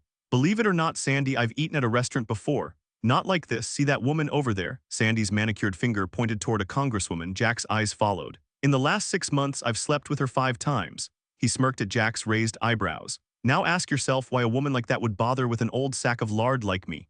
Pity. Jack offered with a grin. Sandy's expression darkened. If you really believe that, you're dumber than you look. You think women in this city are saints. Just because they wear skirts doesn't mean they won't play dirtier than men. She's with me because I give her what she wants, and no, not just between the sheets. I open doors here that only a handful of men can. In return, she lets me have my fun. Pure business between two smart, practical people. What do you say to that? Jack shrugged. Sandy straightened, lighting another cigarette and blowing perfect rings toward the ceiling. A low chuckle escaped him. What's so funny? Jack asked. Just thinking how much guys like me pissed you off back in college. The bitterness in his laugh hinted at old wounds not quite healed. You always thought you'd never end up like me, that you'd defend undocumented immigrants seeking asylum, file clemency petitions for poor bastards who hacked someone to pieces and blamed it on their moms spanking them as kids. Come on, be honest, I hit the nail on the head, didn't I? Jack loosened his tie and took a sip of beer. He'd seen Lord in action before, something smelled off. You're one of the best lawyers out there, Sandy, everyone says so. Bullshit, I haven't practiced law in years. Then you're the best at whatever it is you do now. And what is it you want to do, Jack? Hearing his name from Lord's lips sent a sharp twinge through Jack's gut. There was an unsettling familiarity in it, like an uninvited hand on his shoulder. Partner, Jack just shrugged. Who knows what they want to be when they grow up? But you are grown, Jack, time to settle up, so what's your move? Not following. Lord leaned in again, fists tight like a heavyweight waiting for an opening. The air between them crackled. Jack braced himself. You think I'm a piece of shit, don't you? Jack picked up the menu. Anything you'd recommend? Cut the crap. You think I'm a greedy, self-centered bastard who'd stomp on anyone useless to him? Admit it, Jack. Lord's voice rose as he half stood, forcing Jack to set the menu down. Jack glanced around. No one seemed to be listening, which meant every word was being dissected. Lord's glare burned. And it's true, he continued, sinking back with a smirk. I am all those things. Despite himself, Jack almost smiled. The tension eased until Lord dragged his chair closer. Second, Jack considered shoving him to the floor. He was done playing. That's right, Jack, I'm worse than you think, but here's the kicker, I own it. No lies, no excuses. Everyone who's crossed my path knows exactly what I am. I believe in what I do. No fluff, no pretenses. Lord exhaled slowly. Jack shook his head, trying to clear it. And you, Jack? Me what? Who the hell are you? What do you believe in, assuming you believe in anything at all? Lord asked, his tone dripping with skepticism. Jack shrugged, adjusting his cufflinks. After 12 years of Catholic school, I'd hope I believe in something. Lord's lips twisted in disappointment. You're underwhelming me, kid. People say you're sharp, but I'm starting to think they oversold you, unless that smug little smirk of yours is hiding something you're afraid to let slip. Jack's hand shot out, gripping Lord's wrist. What the hell do you want from me? Lord just smiled, tapping Jack's knuckles until his grip loosened. You like places like this, because with Baldwin as your client, you'll be dining in spots like this until your arteries turn to steel. 40 years from now, you'll wash up on some Caribbean sandbar, leaving behind a fortune for the last gold digger in a long line. But hey, you'll die happy, trust me, Jack scoffed. One place is the same as any other to me. Lord slammed his palm on the table, drawing glances from nearby diners. The maitre d' masked his unease behind a practiced smile. And that's exactly what I'm getting at, this damn ambivalence of yours. He leaned in, voice dropping but intensity undimmed. No, Jack, not every place is the same. You've got the key to where you stand, and you know it. That key's name is Baldwin and his precious daughter. So here's the question, do you want to turn it or not? Which brings us back to my first point. What do you believe in? If you don't buy into any of this, he gestured around them. If you don't want to be the next Sandy Lord, if you lie awake mocking my quirks, my so-called nonsense, if you genuinely think you're above it all, if the idea of cozying up to Miss Baldwin makes you sick and not a single dish on that menu tempts you, then why the hell are you still here? Why not walk out with your head high and your principles intact? Let me be blunt, this game isn't for someone who can't commit. Lord leaned back, his bulk spilling over the chair. Outside, autumn sunlight bathed the city. No rain, no oppressive humidity, just crisp air rustling abandoned newspapers. The usual urban frenzy had eased, and in Lafayette Park a few hopeful souls stretched on the grass, soaking up the last warmth before winter took hold during lunch break. The Pony Express crew scouted the area, hoping to catch a glimpse of sunbathing legs or a blouse left unbuttoned just a little too far. Inside the restaurant, Jack Graham locked eyes with Sandy Lord across the table. You don't beat around the bush, do you? Jack said. Never had the time, Sandy replied. 20 years in, and if I didn't think you could handle it, I'd have left you to stew in your own mess. So what's your answer? Jack hesitated. What do you want me to say? Sandy leaned in. Just tell me if you're in or out. Truth is, with Baldwin's name behind you, any firm in town would roll out the red carpet. You picked us for a reason, must have liked what you saw, Jack shrugged. Baldwin recommended you. Smart man, plenty would follow his advice blindfolded. You've been with us a year, stay, and you're a partner. Honestly, the 12-month wait was just a formality, making sure we meshed. Once you're in, money won't be an issue, even without your fiancé's generous inheritance. Your job, keep Baldwin happy and bring in new clients. Because let's be real, Jack, an attorney's only security is the clients they control. They don't teach that in law school, but it's the golden rule. Never forget it. The work itself, that's secondary. There's always someone to handle the grunt work. You'll have free rein to network, no oversight except from Baldwin. Someone else will vet the legal work. All in all, not a bad life. Jack stared at his hands, Jennifer's flawless face flashing in his mind. Guilt twisted his gut. He'd blamed her for Alvis's firing. Then he thought of the grind as a public defender, the cramped office, the endless paperwork. His mind drifted to Kate, but he shut that down fast. Nothing to find there. He looked up. One dumb question, can I still practice? If that's what you want, Sandy said, studying him. Should I take that as a yes? Jack glanced back at the menu. These crab cakes are calling my name. Sandy exhaled a slow stream of smoke toward the ceiling, grinning. Love 'em, Jack. They're downright addictive. 2 hours later, Sandy stood by the window of his expansive office suite, gazing down at the gridlocked traffic below while half listening to a conference call blaring through the speakerphone. Dan Kirkson entered, his crisp bow tie and press shirt failing to hide the wiry frame of a compulsive marathon runner. As the firm's chief operating officer, he maintained an iron grip on every employee, even the partners, with only Sandy Lord and possibly Jack Graham as exceptions. Sandy barely glanced at him before turning back to the window. Kirkson took a seat, waiting silently until the call ended. Sandy crushed his cigarette into an ashtray, watching the smoke curl toward the ceiling. Kirkson, a health nut, recoiled from the desk. "What?" Sandy finally met the administrator's clean-shaven face. Kirkson managed nearly $600,000 in annual billings, enough to secure his position but pocket change to someone like Sandy, who made no secret of his disdain. "They were wondering how the lunch went," Kirkson said. "Handle the paperwork yourself, Danny. I don't have time for this nonsense." The rumors weren't exactly reassuring, and then there's Alvis, Baldwin called demanding his head. Sandy waved him off. "Done, he's staying, and I wasted 2 hours. Kirkson hesitated. "With the money involved, we all agreed your personal involvement was necessary. Numbers, I know them better than you," Sandy smirked. "Jack's staying put. Give him a decade, he'll double his connections, and we can all retire early." Kirkson seemed to shrink under his gaze. "The kid's got guts, more than the rest of my partners combined." Sandy turned back to the window, watching a line of preschoolers shuffle across the street below, their tiny hands linked. "Tell the committee whatever you want, just don't bother me again unless it's life or death." Kirkson murmured thanks, but Sandy was already tuning him out. Sullivan still hadn't called. Not a good sign. The country was slipping away just like those kids disappearing around the corner. Gone. Walter Sullivan stared at what was left of the face in front of him. A hospital tag dangled from her big toe, peeking out from beneath the white sheet. Outside, the people who had accompanied him waited, but Walter Sullivan sat alone in the quiet room with her. The formal identification was over. The officers had returned to their desks to update the case file. The reporters had rushed off to file their stories. Yet Walter, one of the most powerful men of his era, a man who had squeezed profit from nearly everything he touched since he was 14, now felt hollow, his mind blank. The media had torn into him when he began his relationship with Christie, just after his first wife of 47 years had passed. At nearly 80, he had simply wanted someone young, vibrant, something that would outlast him after so much loss. But grief had worn him thin. He had buried too many friends, too many loved ones to feel anything but exhaustion. Age was cruel, even to the wealthy, and now Christie was gone too. He wouldn't accept that quietly. What he didn't know, what would have sickened him, was what came next. As soon as he left, a technician would wheel her body into surgery. They would weigh and measure her, photograph her clothed, then undressed. X-rays, fingerprints, a full external exam, every detail documented for evidence. Toxicology would test her fluids for alcohol, drugs. Then the Y-incision, shoulder to shoulder, chest to pelvis, a sight that unsettled even seasoned examiners. Each organ weighed, inspected. Genitals examined for trauma, foreign DNA.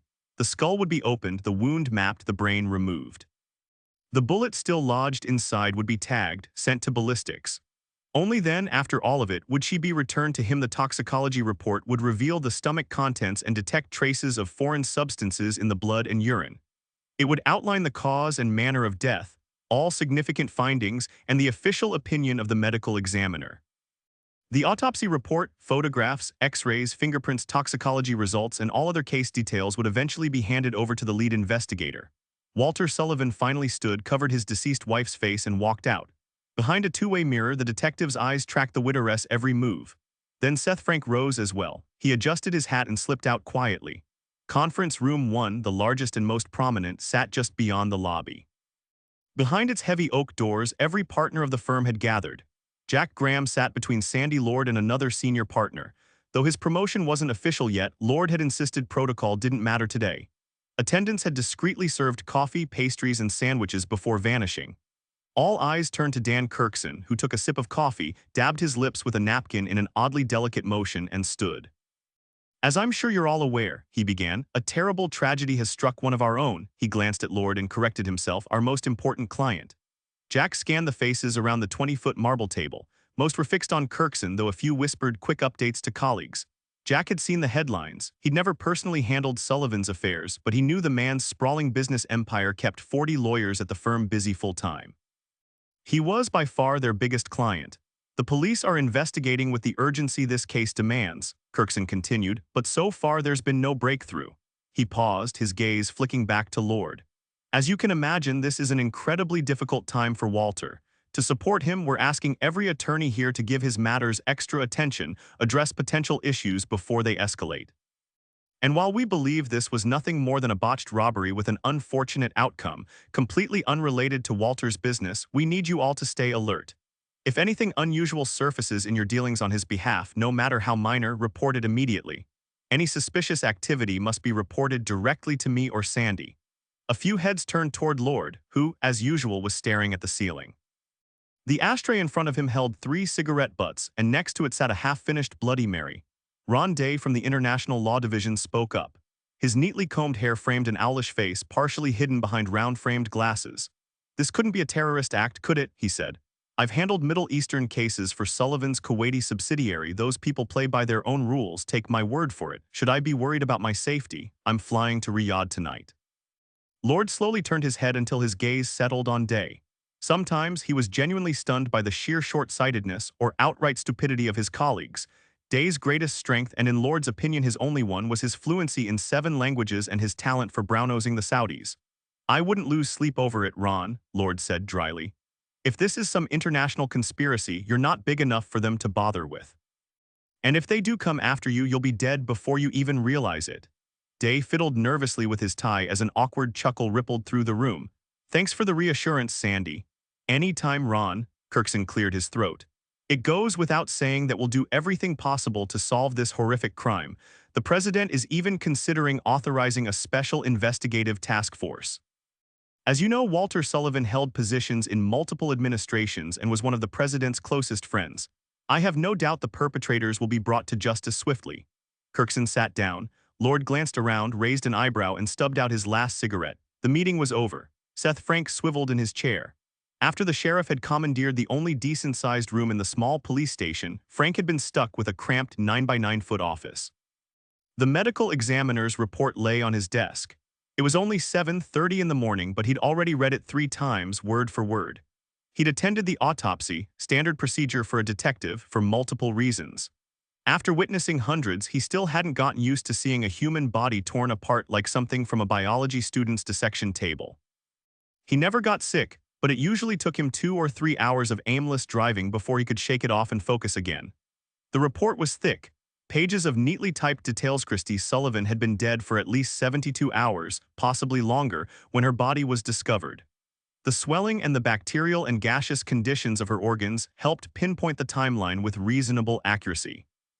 However, the high temperature in the bedroom had accelerated decomposition, making it harder to determine the exact time of death. Still, the medical examiner was adamant it had been no less than 3 days. Frank had additional information that led him to believe Christine had died on Monday night, placing her death between 3 and 4 days before the discovery. He rubbed his temples absently. A 3-day head start was a massive advantage, enough time for someone who knew what they were doing to vanish completely. Weeks had passed since Christine's death, and Frank's investigation was still spinning its wheels. He couldn't recall another case with so little to go on. As far as they could tell, no one else had been at the Sullivan estate that night besides Christine and her killer. Ads had been placed in newspapers, alerts sent to banks and shopping centers, but no witnesses came forward. They'd interviewed every resident within a 3-mile radius. Shock, outrage, fear, Frank saw it all in the twitch of an eyebrow, the hunch of shoulders, the restless wringing of hands. Surveillance had turned the quiet county into a fortress. Plenty of emotion, but no useful leads. They'd grilled every staff member from neighboring estates, turned up nothing. Phone interviews with Sullivan's Barbados travel companions yielded no bombshells. And then there were the rock-solid alibis of everyone in her circle. Not impossible to crack, but for now, Frank had set that aside. The biggest frustration, they still couldn't piece together Christine's final day. She'd been killed in her home, likely late at night, but if it really happened on Monday, what had she done that day? Frank was sure the answer would have given them something to work with. Maybe she'd met someone, made a call, left a clue no one had found yet. But right now, it was all just dead ends and silence. At 9:30 that Monday morning, Christine Sullivan had been spotted in downtown Washington, D.C., at an upscale salon where Frank's wife would have spent 2 weeks' salary just for a quick blowout and styling. Whether this salon visit hinted at an important evening engagement or was simply part of the wealthy woman's routine, Frank needed to find out. Yet the investigation had turned up nothing about Christine's movements after she left the salon around noon. She hadn't returned to her city apartment, nor had she taken a cab, leaving no trail to follow. Frank figured if she'd stayed in town while everyone else escaped to the sunny Caribbean, she must have had a good reason. And if she'd met someone that night, that someone was a person Frank was itching to question, preferably while snapping cuffs on their wrists. Here's the kicker. In Virginia, killing someone during a burglary won't land you on death row, but do it during an armed robbery and the state might just flip the switch. Steal and kill, life in prison, which, given the brutal conditions in most state facilities, wasn't exactly a picnic. But Christine Sullivan loved her jewels. Everyone knew she had a weakness for diamonds, emeralds, sapphires, anything that sparkled. Yet when they found her, not a single gem remained, though the marks from her rings were still visible. She'd even reported her diamond necklace missing, the same one witnesses saw her wearing at the salon that morning. Frank was sure any decent investigator could spin this into an armed robbery case. The killers had planned it, lain in wait. Why should Virginia taxpayers shell out 20 grand a year to feed and house a cold-blooded murderer? Burglary, robbery, what the hell was the difference? The woman was dead, taken out by someone who didn't deserve an ounce of sympathy. Legal technicalities like this made Frank's blood boil. Like many tasked with upholding the law, he believed the U.S. justice system bent too far in favor of the accused. Frank often felt that in the tangled web of courtroom procedures, amid legal complexities, technical traps, and clever distortions by defense attorneys skilled in loopholes and rhetoric, the raw truth got lost. Someone had broken the law. Someone else had suffered harm, been hurt, assaulted, or killed, and that was simply wrong. He couldn't change the system, but he could chip away at it, and he never missed a chance. He pulled the case file closer and clumsily adjusted his reading glasses. Another sip of bitter black coffee. The autopsy report listed the cause of death as gunshot wounds to the side of the head, fired from one or more high-velocity, large-caliber weapons.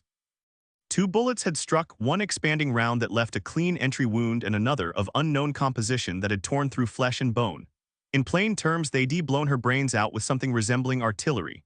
The report classified the killing as homicide, the only detail Frank saw with absolute clarity.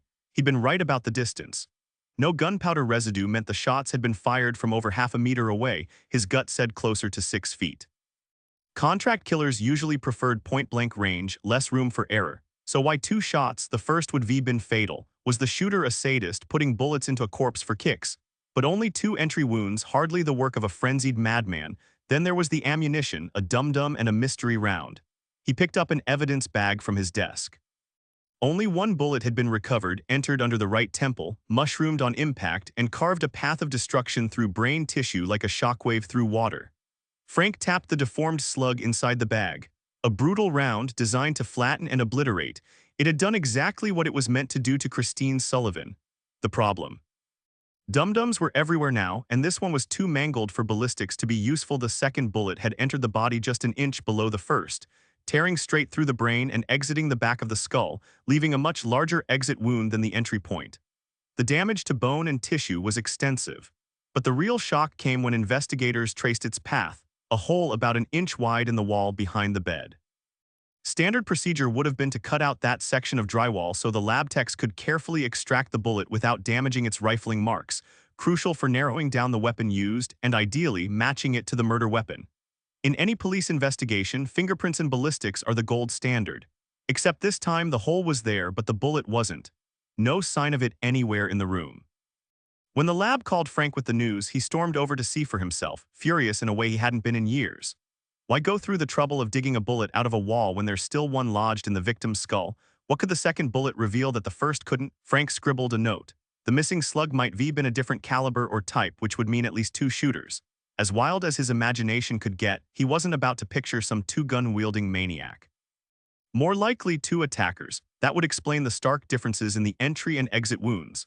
The dum-dum round's entry hole was far wider than the second bullet's, meaning the second wasn't hollow point. It had carved a clean, narrow path through the skull, barely deforming, but none of that mattered now. The damn thing had vanished. Frank flipped through his crime scene notes, still deep in the evidence-gathering phase, praying this wouldn't become another unsolved case. At least there was no statute of limitations on murder. He rubbed his temples, the creases on his forehead deepening as he picked up the phone. 10 minutes later, he sat across from the medical examiner in his cluttered office. The big man picked at his cuticles with an old scalpel before finally looking up. Signs of strangulation, he said, or at least an attempt. The autopsy report clearly showed no crushing of the trachea, though there was minor swelling in the surrounding tissue. The examiner also noted a hairline fracture in the hyoid bone and pinpoint hemorrhages in the conjunctiva beneath the eyelids, all documented in detail. Frank considered the implications. Those tiny hemorrhages known as petechiae often pointed to strangulation caused by increased pressure on the brain. His gaze shifted from the framed certifications lining the wall, proof of the pathologist's decades of forensic expertise, before leaning in. Man or woman? The pathologist shrugged.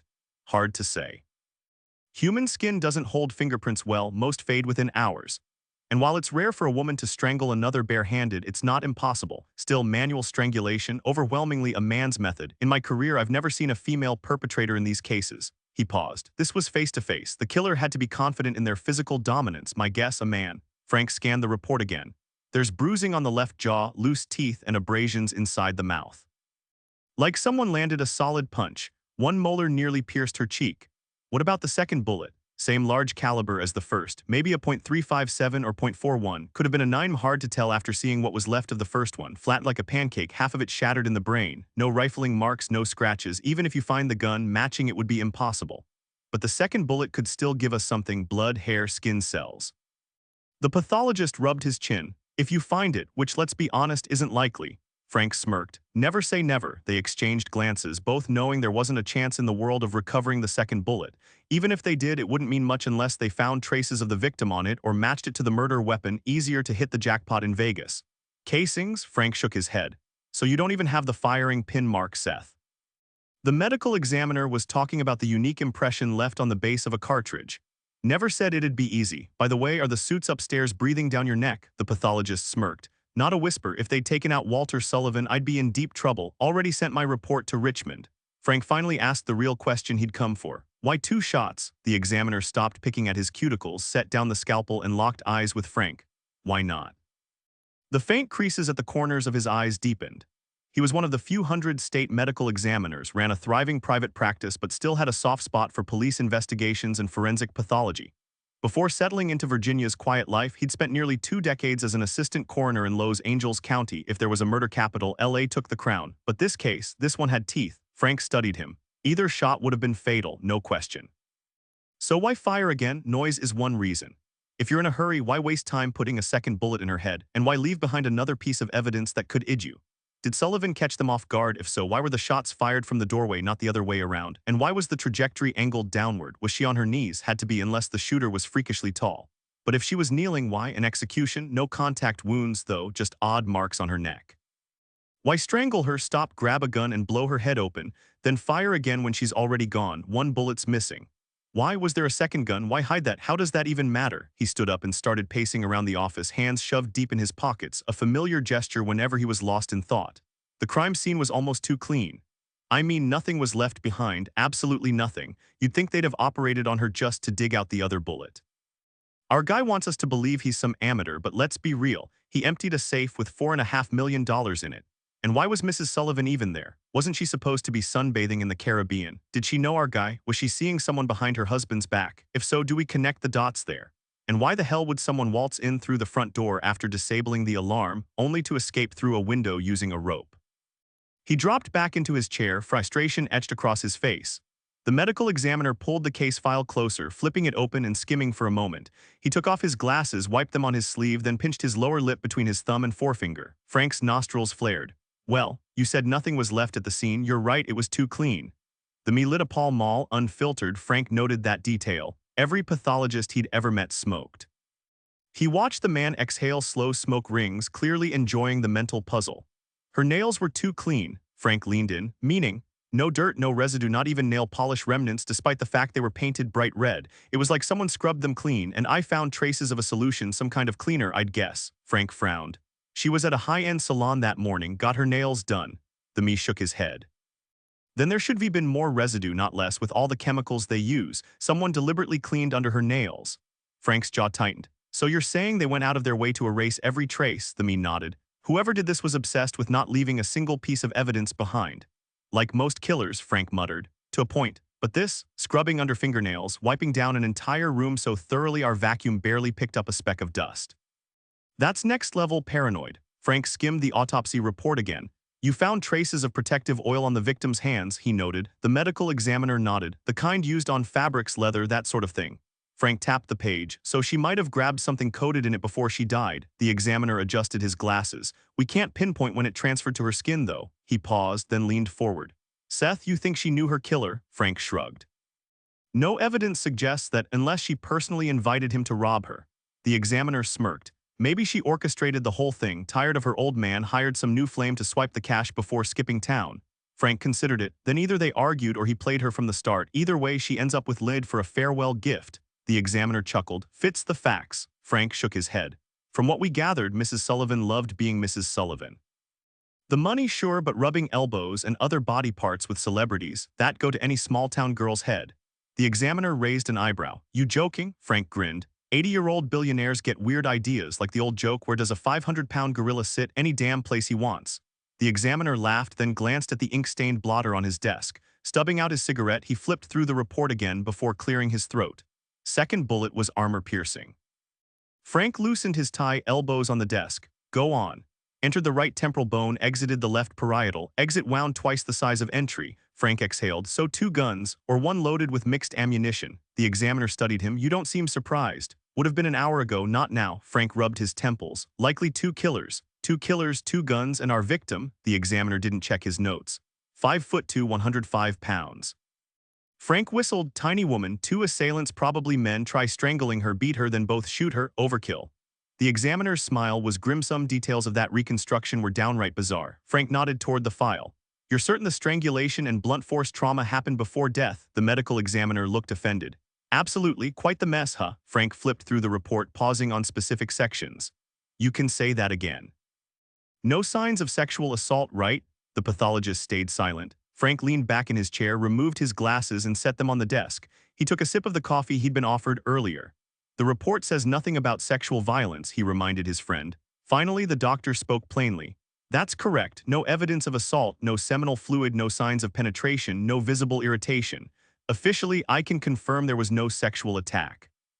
Frank pressed. So what's bothering you? The doctor stretched his arms until his joints cracked. Does your wife see a gynecologist? Frank frowned. Don't all women, the doctor gave a dry chuckle. You'd be surprised. Anyway, even the gentlest exam leaves minor swelling and tiny abrasions. It's unavoidable, you have to go in and look around. Frank set his cup down hard. So you're telling me she had a pelvic exam in the middle of the night before she was killed? The traces were faint, but they were there, the doctor admitted, choosing his words carefully. I haven't stopped thinking about it since filing the report. It could be a dead end, maybe she did it herself if you catch my drift. But my gut says no, I think someone examined her shortly after death, maybe even 2 hours later. Frank's disbelief was sharp. Examined her, why? To check for signs of assault. The pathologist didn't flinch. There aren't many other reasons to inspect female genitalia in that scenario. Frank stared, the new detail only deepening the throbbing in his temples. He scribbled notes absently, barely registering the bitter coffee he swallowed. The doctor watched him, intrigued. This case was all shadows, no light, but so far the detective had asked the right questions. Skepticism was part of the job. After all, even the best detectives don't solve every case, but they don't stay stumped forever. With enough persistence and a dash of luck, usually more luck than skill, the right lead eventually surfaces and suddenly everything clicks into place. The medical examiner hoped this case would follow that pattern, though at the moment he had little reason for optimism. She was heavily intoxicated when she was killed, Frank said, scanning the toxicology report. .21 back, haven't seen numbers like that since my college party days, he smirked. Would be interesting to know where she got that loaded. The house had more booze than a dive bar, the examiner replied. Yeah, but no dirty glasses, no open bottles, nothing in the trash. So she got drunk somewhere else. And how'd she get home? The doctor rubbed his tired eyes, thinking. Drove, probably. Seen people get behind the wheel in worse shape. Mostly on your autopsy table, I bet, Frank shot back. Problem is none of the family cars have been driven since they left for the Caribbean. How do you know? Engines don't stay warm for 3 days. Frank flipped through his notes, finding the right page and turning it toward the examiner. Sullivan has a full-time driver, Bernie Copty, older guy, meticulous. He logs every mile on those cars twice a day. Checked the odometers for us. None of the vehicles in the garage had moved an inch since the family left, and none were missing when the body was found. So if Christine didn't drive herself, how'd she get there? Taxi, Frank shook his head. Called every company. No trips to the Sullivan estate that night. Place isn't exactly forgettable. Unless the cabbie killed her, then he'd keep quiet. You think she invited a taxi driver inside? I think she was too drunk to know what she was doing. Doesn't explain the disabled alarm system, the rope outside the window, or the fact there were likely 2 killers. Never seen a cab with 2 drivers. Frank jotted down a note. He was certain Christine had been brought home by someone she knew since no one had come forward to claim responsibility. The theory that the killers wanted to remain anonymous gained traction. The fact they'd used a rope to escape through the window instead of leaving the way they came through the front door suggested something had spooked them. The most obvious reason was private security, but the guard on duty that night hadn't noticed anything unusual. Maybe the perpetrators didn't know they were being watched.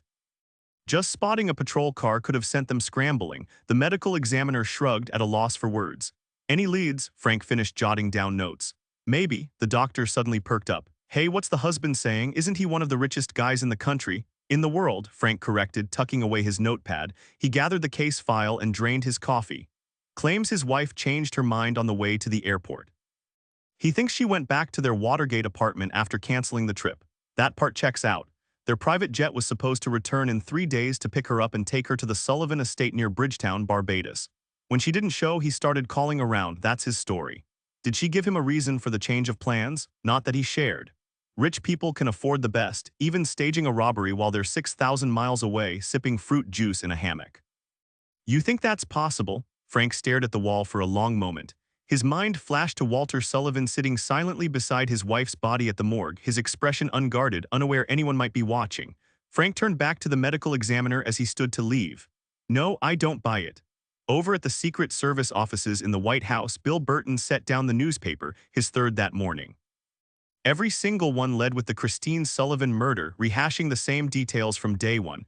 No new breakthroughs. He'd already briefed Varney and Johnson, even invited them and Colin over for a weekend barbecue. His story was simple. The guy had hidden in the vault, seen the president with the woman, knocked him out, killed her, and slipped past Burton and Colin despite their efforts. The timeline didn't quite add up, but his colleagues had nodded along. Without question. Both men had vented their fury over the physical assault on the person they'd sworn to protect. The culprit would pay, that much was certain. No one would ever hear the president's name from their lips. After they left, Burton sat alone in the backyard, nursing a beer. If only they knew. But he did.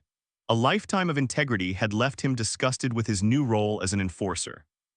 He drained his second cup of coffee and checked his watch, then poured another, scanning the yard. For years, he'd dreamed of this position, elite protection detail, safeguarding the most powerful man on earth. He'd craved the classified access, the authority, the unshakable bond with his team.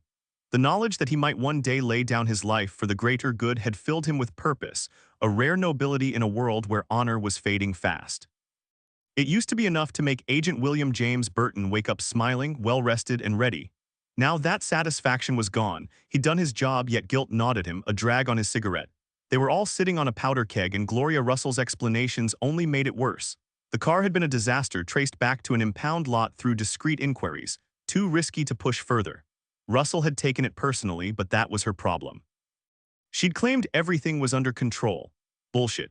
Burton tossed the newspaper aside for the next guy. Let Russell rot. The more he thought about it, the hotter his temper burned. But there was no backing out now. His fingers brushed the left side of his jacket. His .357, now a concrete-filled paperweight, rested at the bottom of the Severn alongside Colin's 9 in the deepest spot they could find.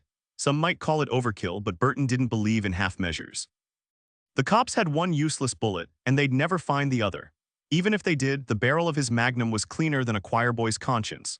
No, ballistic evidence wasn't keeping him up at night. He bowed his head as the memories of that night played on repeat. The President of the United States was a serial adulterer who had treated the woman he planned to sleep with that night so roughly that she tried to kill him, forcing agents Burton and Collins to take her down. Then they covered it up. That was the thought that twisted his face every time he caught his reflection.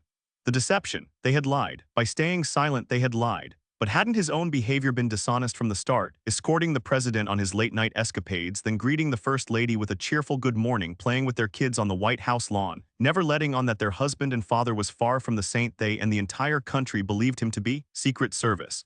Burton wrinkled his nose. The name fit, though maybe not for the reasons people assumed.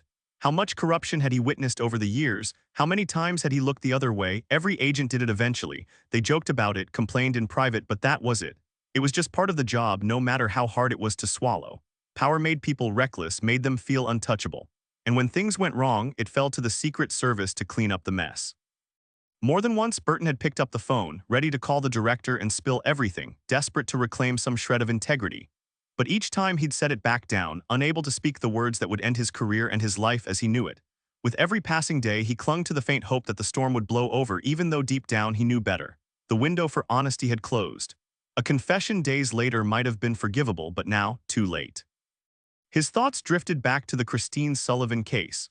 He'd pored over the autopsy report obtained through the local police, courtesy of the president who was so devastated by the tragedy. What a joke. A dislocated jaw, signs of strangulation, none of that matched the bullets he and Collins had fired. The woman had every reason to want him dead, but Burton couldn't let that happen, no matter what. There weren't many absolutes left in the world, but that one still held. He'd done the right thing. Or at least that's what he told himself for the 1000th time. His entire adult life had been training for a moment like this. An ordinary person could never truly grasp the emotional toll on an agent who'd been overwhelmed by forces beyond their control. Years ago, Burton had spoken with one of Kennedy's Secret Service detail, a man forever broken by Dallas. Walking beside the presidential limo that day, he'd been powerless as the president's head snapped back from the bullet's impact. "There's always something you could have done," the agent had muttered during their conversation, a left turn instead of right, scanning the crowd half a second longer. That broken man eventually left the service, divorced, and faded into obscurity in some Mississippi backwater, still haunted by Dealey Plaza decades later. That wouldn't be Burton's fate. 6 years prior, he'd lunged in front of President Richmond's predecessor, taking 2.38 slugs, one through the shoulder, the other grazing his forearm despite the Kevlar vest. The rounds miraculously missed arteries and organs, leaving only scars and a nation's hero worship. His fellow agents still ribbed him about the glory, but none questioned his instincts. That same instinct made him pull the trigger on Christine Sullivan. He'd do it again today. Watch the 180-grain hollow point erase her pretty face at 1,150 feet per second. Her choice, not his case closed. Back to work while he still could. Down the hall, Chief of Staff Russell marched toward the press office, fresh off coaching the president's spokesman on spinning the Ukraine-Russia stance. Cold political calculus favored backing Moscow. The bear still had enough Eichbums to glass the planet. But Richmond's administration rarely took the obvious path. Ukraine's emerging trade ties with Europe tipped the scales, especially with Walter Sullivan, the president's grieving billionaire pal, quietly negotiating a massive energy deal in Kyiv. Funny how tragedy and profit always shared the same bed.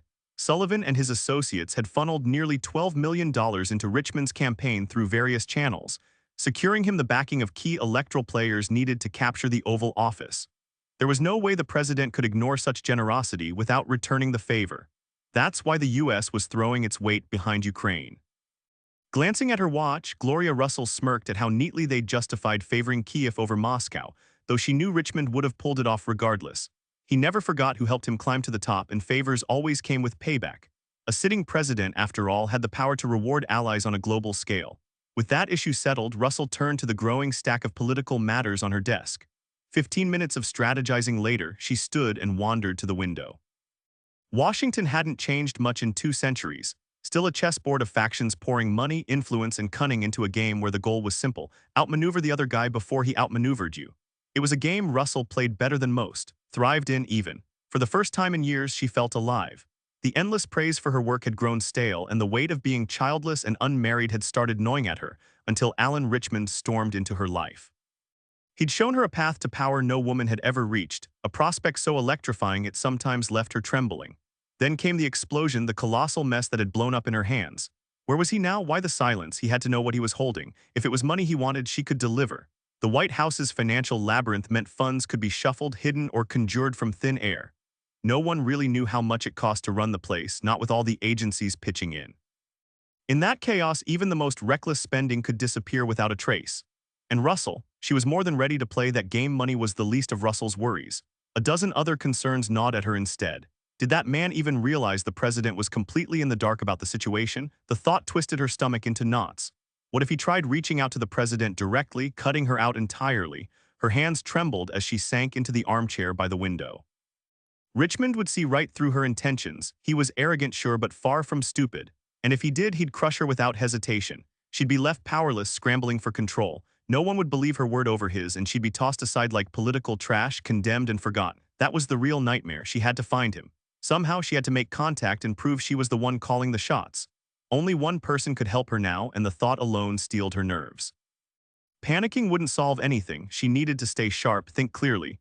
She still had a chance to steer this disaster if she kept her head. God hadn't given her a first-rate mind for nothing.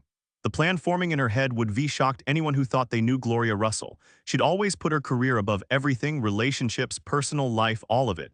But beneath the polished professionalism, she knew she had something else working in her favor. Time had made her painfully aware of the imbalance in her life, and while she wasn't about to orchestrate some grand romantic scheme, not with disaster looming, she knew exactly how to wrap this up. and maybe, just maybe, prove to herself she still had it. The existential debate was pointless. She wasn't fooling anyone, least of all herself. Hours later, she flicked off the light, called for her car, and scanned the day's service orders before picking up the receiver 3 minutes later. Agent Collins stood before her, hands clasped in front of him like every other Secret Service agent she'd ever met. She motioned for him to wait while she checked her lipstick in a compact mirror, pursing her lips into a flawless oval before snapping it shut. Out of the corner of her eye, she studied him, tall, lean, the kind of man who looked like he belonged on the cover of a magazine. It was impossible for any woman not to notice, and the fact that his job meant he lived on the edge of danger only added to the appeal. He had that same reckless charm as the bad boys in high school, the ones girls couldn't resist, if only to escape the monotony of their everyday lives. Gloria Russell had no doubt Tim Collin had left a trail of broken hearts in his wake. For once her evening was free, a rare occurrence. She pushed her chair back and slipped on her heels, unaware of the way his gaze flickered down to her legs before snapping back up. If she had noticed, she might have been amused or flattered. "Tim," she began, "next week the president is holding a press conference at the Middleton courthouse."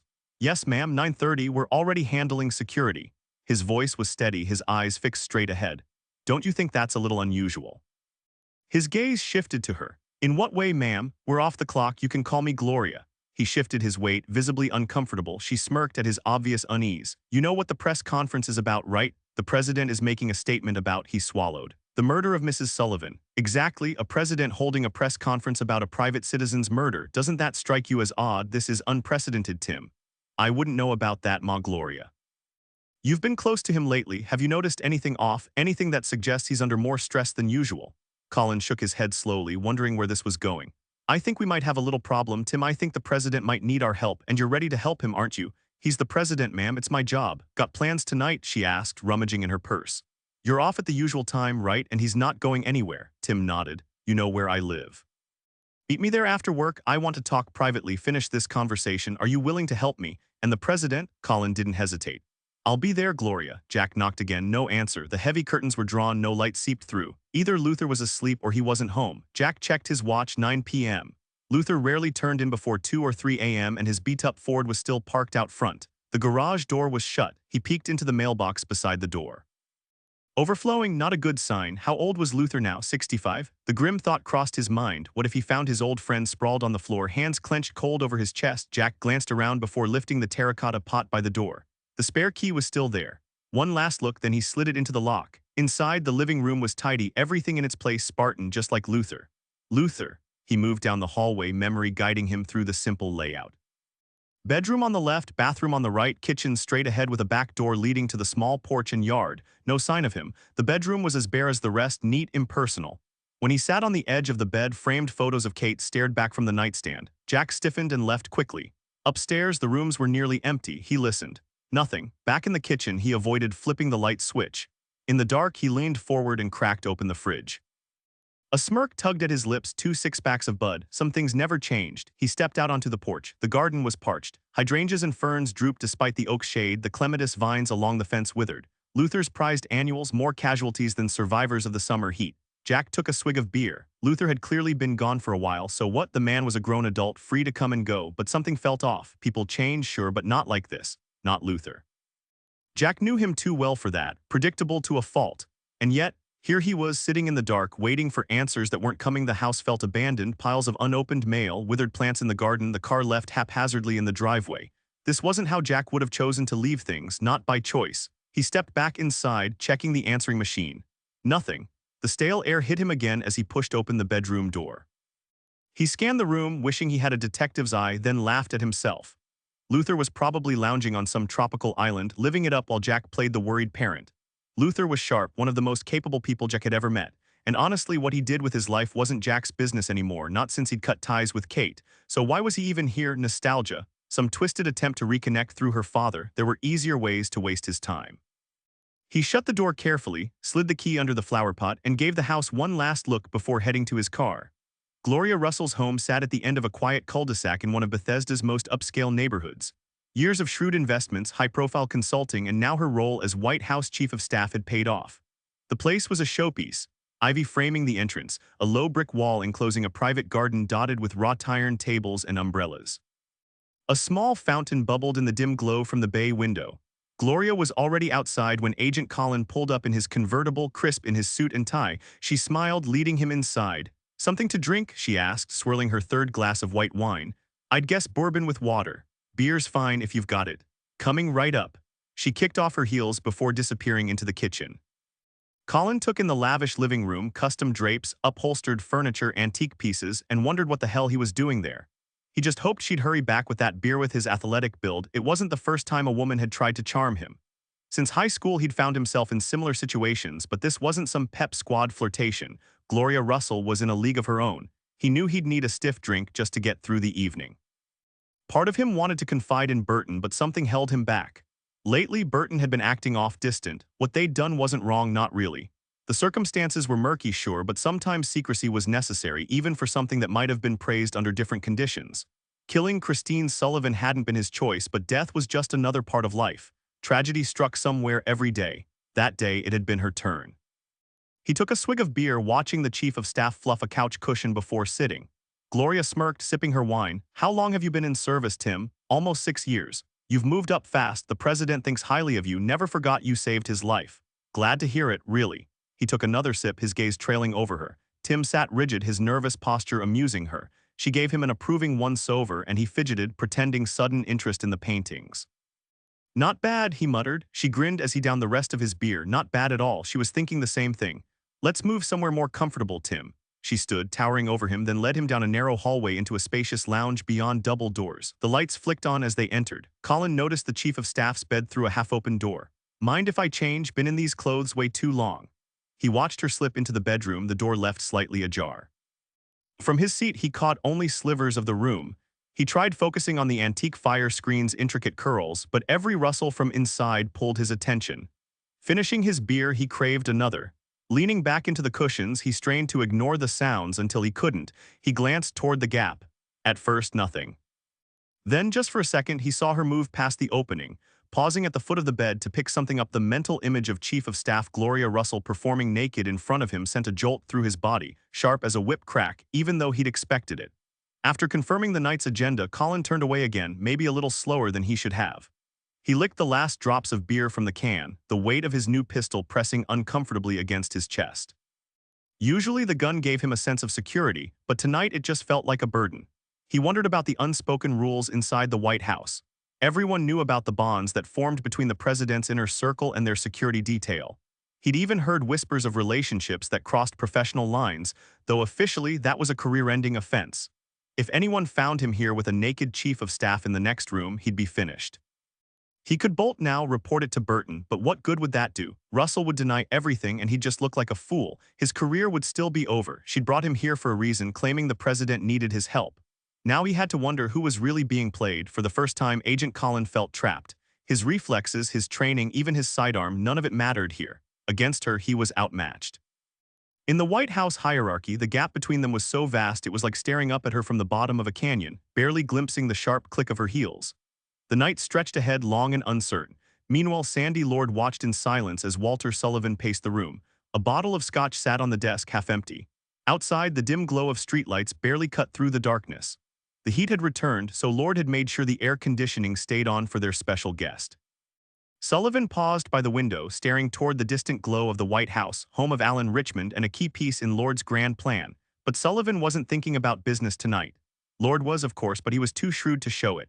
Tonight he was here as a friend, a confidant, listening to Sullivan's grief over the loss of his lover. The sooner they put that nuisance behind them, the sooner they could focus on what really mattered: business, always business. It was a beautiful service. "People will remember it for a long time," Lord said, choosing his words carefully. Walter Sullivan was an old friend, but their relationship was built on attorney-client dynamics, always shifting beneath the surface. Of everyone Lord knew, Sullivan was the one who could unsettle him, the one who made him feel like he wasn't entirely in control. Dealing with a man who might just be his equal or better wasn't easy. Sullivan kept his gaze fixed on the street, convinced he'd finally persuaded the police that the fake mirror had nothing to do with the murder. Whether they truly believed him was another matter. The whole ordeal had been humiliating, especially for a man unaccustomed to such scrutiny. The detective handling the case, some forgettable name, hadn't shown him the respect he deserved, and that still burned. Not that he had much faith in the local police's ability to solve anything anyway. He shook his head, relieved the media hadn't caught wind of the mirror fiasco. That would have been unbearable. Christine had come up with the idea and he'd gone along with it without protest. Now looking back, it all seemed ridiculous. At first, watching his wife with other men had felt thrilling, a desperate attempt to recapture lost youth. He was past the age of satisfying her himself, and denying her pleasure seemed unfair. But the whole thing, marriage included, had been absurd. Nature didn't bend to anyone's will, not even the richest man in the world. The realization left him equal parts embarrassed and furious. He turned to Lord. "I don't trust the police to handle this. Can't we get the feds involved?" Lord set down his glass, pulled a cigar from the hidden drawer of his desk, and unwrapped it slowly. "A private citizen's murder isn't federal jurisdiction. Richmond's on it. All smoke and mirrors, if you ask me." Sullivan shook his head. No, he seemed genuinely shaken. "Maybe, but don't expect his concern to last. He's got bigger problems. Sandy, I need the people responsible caught. I understand Walter better than you think, and it'll happen, just be patient. They weren't amateurs, they knew what they were doing, but everyone slips up eventually. They'd face justice, that much he could promise. And then what? Life in prison, right?" Sullivan snapped with disdain. "For a case like this, they probably won't go for the death penalty, so it'll be life without parole. Walter, trust me, they'll never taste freedom again. After years of bending your back every night, a quick needle in the arm starts to sound like mercy." He dropped into his seat, locking eyes with his friend. The thought of a trial of strangers dissecting every intimate detail of his life and his late wife's twisted his gut. Unbearable. No, he just wanted the killers caught. The rest, he'd handle it himself.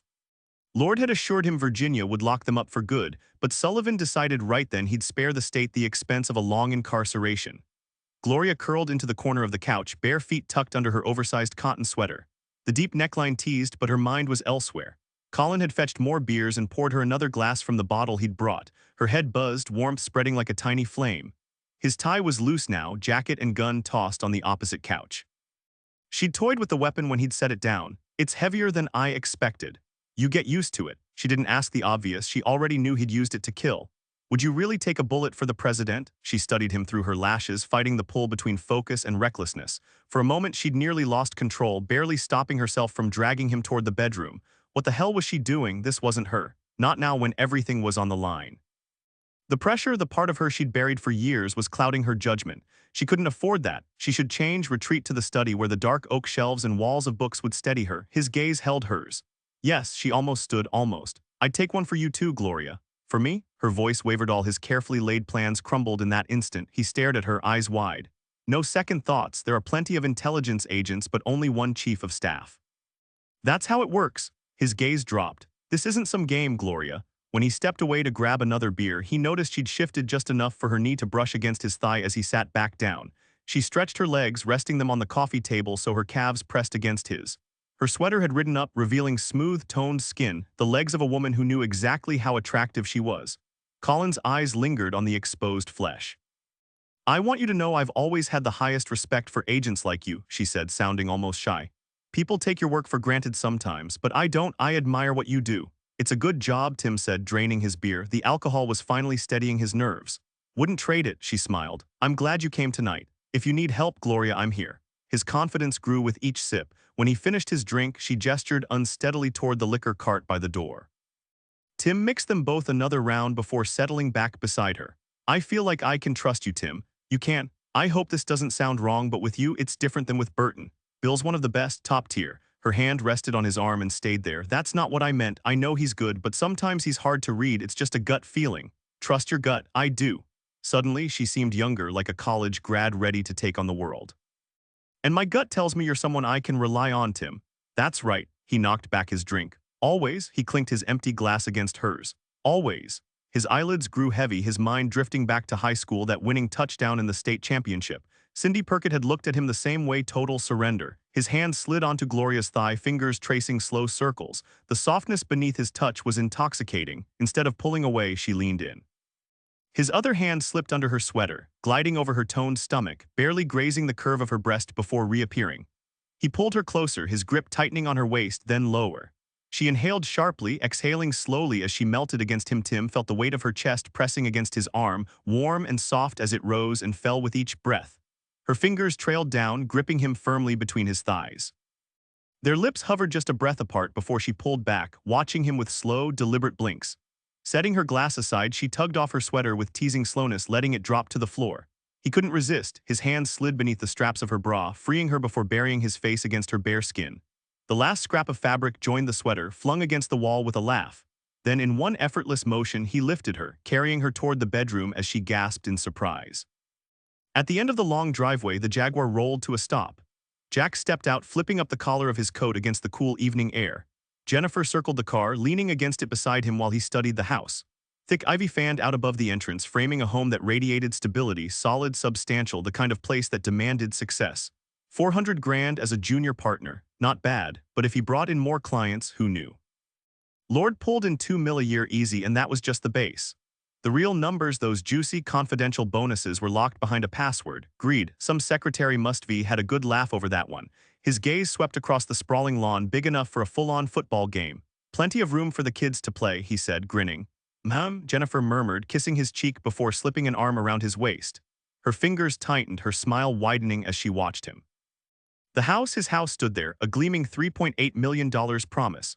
For once, the windows were just windows, no shadows, no ghosts. Meanwhile, at 40,000 feet, Walter Sullivan lounged in his 747, staring into the dark beyond the window. Crossing time zones meant nothing to him. He'd long since stopped counting the hours as he grew older. Sullivan found he needed less sleep, his body long accustomed to functioning on minimal rest. The man sitting across from him took the opportunity to study him more closely. Sullivan was known worldwide as a businessman, honest though occasionally ruthless. But the word echoing in Michael McCarty's mind was honest. Honest businessmen didn't usually seek out men like him. Yet when word came through discreet channels that one of the wealthiest men on the planet wanted a meeting, you didn't refuse. McCarty hadn't become one of the most sought-after assassins in the business because he enjoyed the work. He enjoyed the money and the luxuries it bought. Another advantage, he looked the part of a businessman. His polished Ivy League appearance wasn't entirely an act. He had graduated from Dartmouth with a degree in international relations. With his golden curls, broad shoulders, and smooth complexion, he could have passed for a rising entrepreneur or a Hollywood heartthrob. The fact that he killed people for seven-figure sums didn't dampen his youthful charm or zest for life. Finally, Sullivan turned toward him. Despite McCarty's confidence and ice-cold composure in high-stakes situations, the billionaire's piercing gaze made his nerves flicker. Extraordinary man to extraordinary man. I need you to kill someone for me, Sullivan said bluntly. The problem is I don't yet know who, but when the time comes you'll know. Until then you'll receive a retainer to ensure your services remain available. McCarty smirked and shook his head. You must know my reputation, Mr. Sullivan. Demand for my expertise is high and my schedule keeps me circling the globe. Holding my time indefinitely would mean turning down other clients, bad for both my bank account and my standing. Sullivan didn't hesitate. $100,000 a day until the job begins. After completion, your usual fee will be doubled. I can't do much to protect your reputation, but I trust the daily compensation I'm offering will offset any financial setbacks. McCarty's pupils dilated just slightly. That seems fair, Mr. Sullivan. Naturally, I'm placing considerable trust not only in your problem-solving skills but also in your discretion. McCarty suppressed a grin. He'd been picked up on Sullivan's private jet in Istanbul at midnight local time. The crew had no clue who he was, no identification, no risk of recognition. Meeting Sullivan face-to-face cut out any middleman who might later try to blackmail the employer. As for McCarty, he had zero reason to betray Sullivan and every incentive not to. You'll receive details as they become available, Sullivan continued. You'll base yourself in the DC metro area, though there's no telling where your actual assignment might take you. I need you ready to move on short notice. Keep me updated on your movements and check in daily through secure channels I'll provide. Use your daily allowance for expenses. It'll be wired to an account of your choice. My planes are at your disposal if needed. Understood, McCarty nodded, slightly dazed by the rapid-fire instructions. Then again, billionaires didn't get rich by being wishy-washy, and McCarty had read about Christine Sullivan. Who could blame the old man? Sullivan pressed a button on his armrest. Thomas, how long until U.S. airspace? 5 hours and 15 minutes at current speed and altitude, sir, the pilot replied instantly. Make sure it stays that way. Yes, sir. Another button press summoned an attendant who served a meal unlike anything McCarty had ever eaten mid-flight. Sullivan waited until McCarty finished and was escorted to his private cabin before speaking again. At a silent gesture, the attendant vanished. One last thing, Mr. McCarty. Ever failed a job? McCarty's eyes narrowed to slits as he locked onto his new employer, revealing a glimpse of the danger beneath. Once, with the Israelis, sometimes they're more than human. Don't let it happen again. Thanks. Meanwhile, Seth Frank wandered through the Sullivan estate outside. A breeze was picking up beneath dark clouds that threatened heavy rain, making the yellow police tape flutter gently. Sullivan had relocated to his penthouse at the Watergate in the city, while his staff remained at the Fisher Island estate in Florida, tending to other family matters. Frank had already spoken to everyone in person, but soon they'd all return for more thorough questioning. Taking a moment, the detective admired the lavish decor. It felt like walking through a museum. The scent of money was everywhere, from the antique furniture to the signed oil paintings. Every piece was an original, not a single knockoff in sight. Moving from the kitchen to the dining room, Frank eyed the massive table, which looked like a bridge over the deep blue rug covering the pristine hardwood floor. The plush carpet was so thick, he half expected his feet to sink into it. Sitting at the head of the table, he scanned the room. Nothing seemed out of place. Time dragged, the stillness unbroken, until sunlight pierced the heavy clouds, casting a sudden glow across the ceiling. Frank's father had been a carpenter, and his trained eye caught the flawless craftsmanship of the ceiling's molding, smooth as a baby's cheek. Then he noticed it, a rainbow shimmering above him. Mesmerized, he traced the colored streaks before curiosity took over. What was causing it? His gaze darted around the room like a treasure hunter searching for gold. It took seconds before he spotted the source. Dropping to his knees, he peered under one of the table legs, an 18th-century Sheraton piece, solid as a truck. After 2 failed attempts and a forehead slick with sweat, one drop even stung his right eye, he finally shifted the table enough to retrieve the culprit, a small, silver-plated disc. These things were common, meant to protect rugs and wood from moisture. But when sunlight hit just right, they threw off rainbows. Frank smirked, remembering how his wife had gone on a cleaning frenzy before her parents visited, scattering these discs everywhere. He pocketed the little reflector, then checked his notebook. The staff would arrive tomorrow at 10. Frank doubted that small piece of tinfoil in his hand would stay under that table for long in a house like this. Maybe it was worthless. Maybe it was priceless, a perfect clue to judge the situation. More likely, it fell somewhere in between if he was lucky.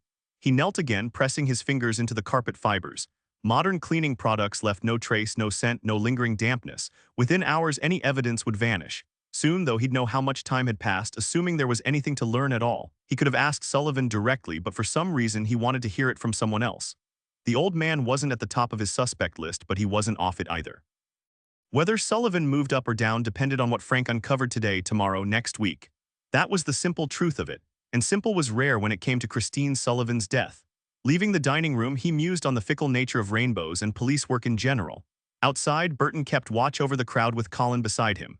Alan Richmond stepped up to the makeshift podium on the courthouse steps, a brick monolith with chipped white trim and weather-worn concrete. The American flag and Virginia state banner snapped in the morning breeze. At exactly 9:35, the president began speaking, flanked by Walter Sullivan, his face like carved stone, and Herbert Sanderson Lord, solemn and imposing in his bulk. Colin edged closer to the swarm of reporters jostling like basketball players fighting for a rebound. He'd left the chief of staff's house at 3 a.m. What a night. What a week, really. The Gloria Russell he knew in public, sharp, dismissive, was nothing like the woman he'd met in private. The one who left him dizzy, reckless. He'd slept with the president's chief of staff. It shouldn't have happened, but it had, and now they had plans to meet again tonight. Caution was second nature to them, but where this would lead, Colin had no idea. Born and raised in Lawrence, Kansas, he was Midwest through and through. You dated, you fell in love, you got married, you had kids. That was the script. This was something else entirely. Everything had its precise order. But now he found himself caught in an adventure that defied all the rules. The only thing he knew for certain was that he wanted to see her again. His gaze flicked briefly to the left, searching behind the president, where she stood with dark sunglasses and the wind lifting strands of her hair. She seemed to command the scene from above, effortlessly in control. Burton, meanwhile, was scanning the press corps, his attention sharp. He glanced at his partner just in time to catch him briefly eyeing the chief of staff. A frown creased Burton's forehead. Colin was a solid agent, maybe too solid, sometimes bordering on overzealous. It wasn't exactly a flaw in their line of work, but right now focus needed to stay on the crowd, on every movement out there. What was happening? Burton stole a quick look at Russell, but she was staring straight ahead, indifferent to the men tasked with protecting her. His eyes darted back to Colin, who was now sweeping his gaze across the crowd, shifting speed unpredictably, left to right, right to left, pausing just long enough to throw off anyone watching. Still, Burton couldn't shake the way Colin had looked at the chief of staff. Behind those dark lenses, something unsettling had flickered. President Alan Richmond finished his speech, staring up at the clear sky as the wind tousled his hair. He looked like a man calling on divine intervention, though in truth he was just trying to remember if his meeting with the Japanese ambassador was at 2 or 3. Still, the solemn expression would play well on the evening news. At the perfect moment, he snapped back to life, turning to Walter Sullivan with the gravitas his office demanded. "You have my deepest condolences, Walter. If there's anything I can do, anything at all, I'm here." Sullivan gripped the offered hand, his legs threatening to buckle while two aides subtly moved in to steady him. "Thank you, Mr. President. Call me Alan Walter. Friends don't stand on ceremony, not now. Thank you, Alan. Christie would have been moved by your words today." Only Gloria Russell, watching closely, caught the faintest smirk ghosting across her boss's face before it vanished. "No words can do justice to what you're feeling, Walter. Sometimes it feels like the world just takes without reason." If Christine hadn't been feeling under the weather, she would have been on that plane and none of this would have happened. "I don't know why things like this happen, no one can explain it, but I want you to know I'll be right here with you whenever you need me. Every step of the way, no matter what. We've been through a lot together and there were times when your support meant everything to me. Your friendship has always mattered to me, Alan. I won't forget that," Walter said quietly. Richmond wrapped an arm around the older man's shoulders as a swarm of microphones jutted toward them like oversized fishing rods waiting for a bite. Reporters pressed against the security barricade, shouting questions over each other. "Walter, I'm handling this personally," Richmond declared. "Some might say it's not my place, that a man in my position shouldn't get involved in private matters. But damn it, you're my friend and I won't let something this horrific just fade away. Whoever did this will answer for it." The two men embraced again, cameras flashing wildly. Satellite dishes atop news vans beamed the emotional moment across the country, another reminder that President Alan Richmond wasn't just a leader but a man who cared. The White House PR team could already picture the poll numbers climbing. Meanwhile, in a dimly lit motel room, a man stubbed out his cigarette and tossed the remote onto the bed.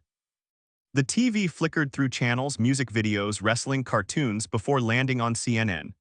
Richmond stood at a podium, his expression grave. He spoke with measured outrage about the brutal murder of Christine Sullivan, wife of billionaire Walter Sullivan, one of his closest friends. His words were sharp, his tone resolute. Violence had to end. People deserve to feel safe, whether in a modest home or a sprawling estate. Not a single reporter dared ask whether Richmond would have shown the same passion if the victim had been a working-class woman of color, found bleeding out in some back alley. The scene was powerful, the message clear. Here was a president who felt the nation's pain. And the press. They swallowed it whole. The television screen showed Chief of Staff Gloria Russell, dressed in black, nodding along as the president outlined his key policies on crime and punishment, securing the votes of police unions and retired officers' associations. 40 million votes were certainly worth an early morning press conference. But Gloria wouldn't have been so composed if she'd known who was watching her at that very moment, whose sharp eyes studied every flicker of expression on her face and the president's. As memories of that night, never fully buried, surged back with the intensity of a wildfire, spreading destruction in every direction. The flight to Barbados had been routine. The Airbus he boarded was massive, its powerful engines lifting it from the runway in San Juan, Puerto Rico, to cruising altitude in minutes. The plane was packed, as usual for a hub like San Juan, a gateway for tourists heading to the Caribbean's vacation islands. Passengers from Oregon, New York, and everywhere in between tensed as the jet banked left, skirting the edge of a tropical storm that hadn't quite mustered hurricane strength. They descended onto the tarmac via a metal staircase where a compact car, tiny by American standards, picked up 5 of them on the opposite side of the road, ferrying them toward Bridgetown. The capital still carried traces of its British colonial past, from the lilt of the driver's voice to the lingering customs. With cheerful enthusiasm, the driver pointed out the island's sights, including a pirate ship cutting through the waves under a black flag with skull and crossbones. On deck, sunburned tourists were already deep into rum punch, well on their way to being either blissfully drunk or miserably seasick by sunset. In the backseat, 2 couples from Des Moines chattered excitedly about snorkeling and ziplining adventures. The older man up front, though, stared straight ahead, his thoughts fixed on something or someone 3,000 miles north. He'd glanced at the route a few times, mildly intrigued by the island's layout.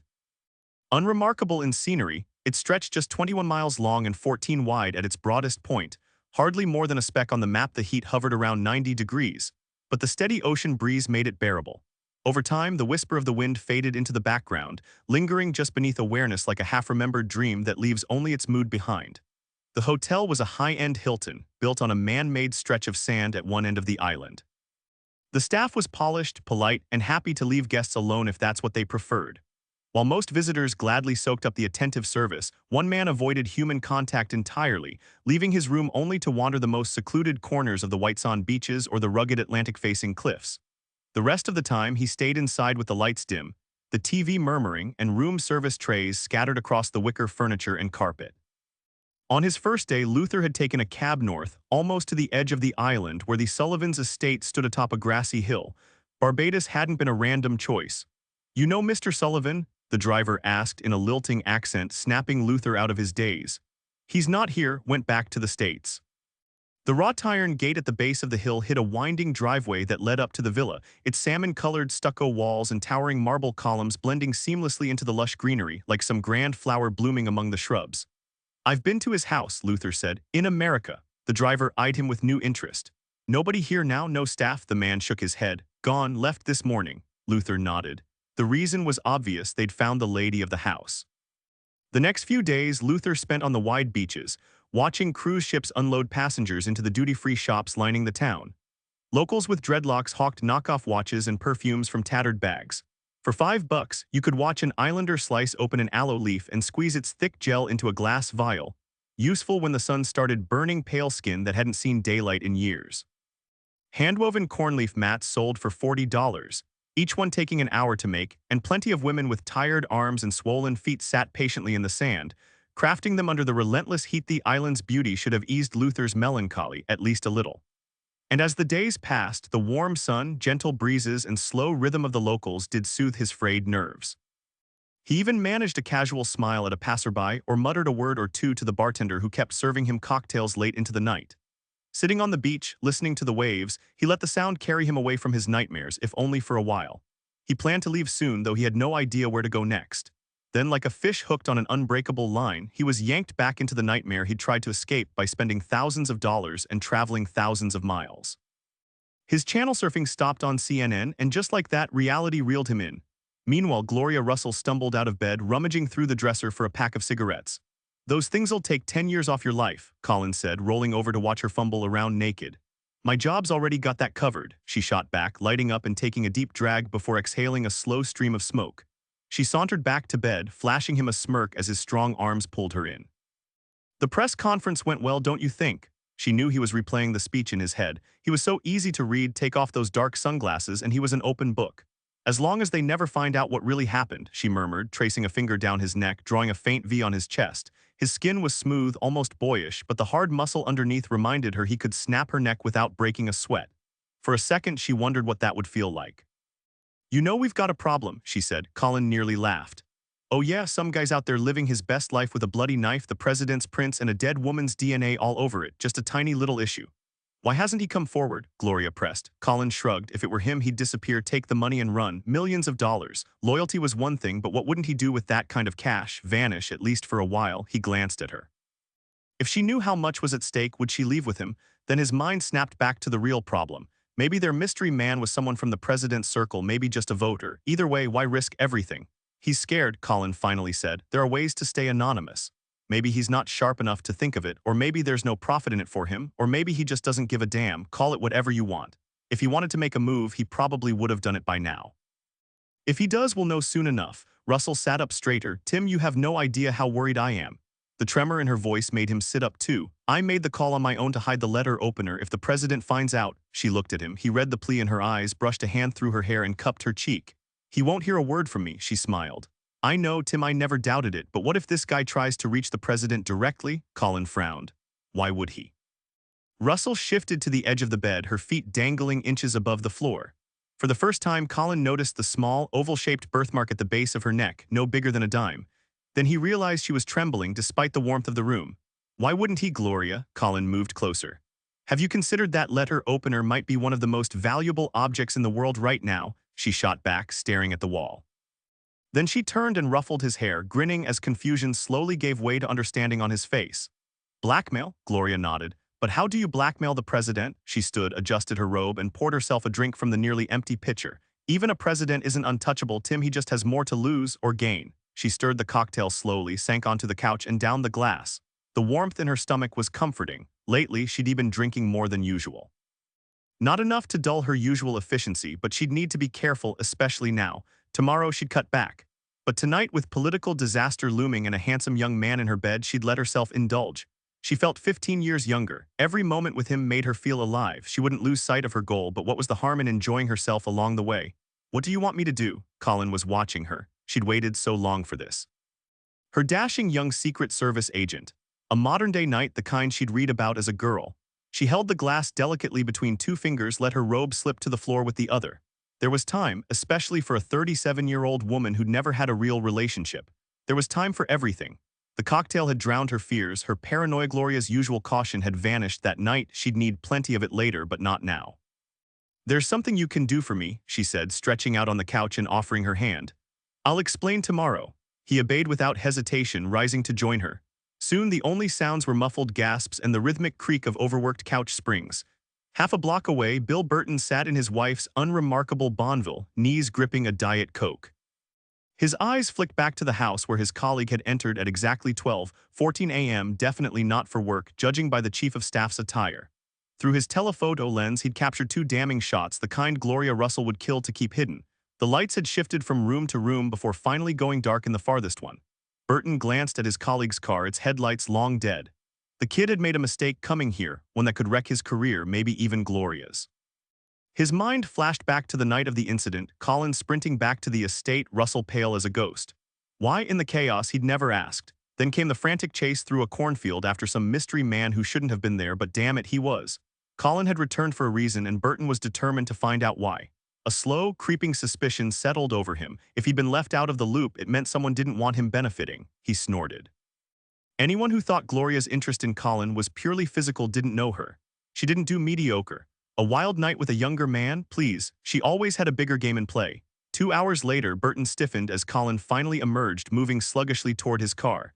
He ducked down, a pang of guilt hitting him. Spying on a colleague felt slimy. He watched the Ford's taillights vanish around the corner before turning his attention back to the house. A light flicked on in what was probably the living room.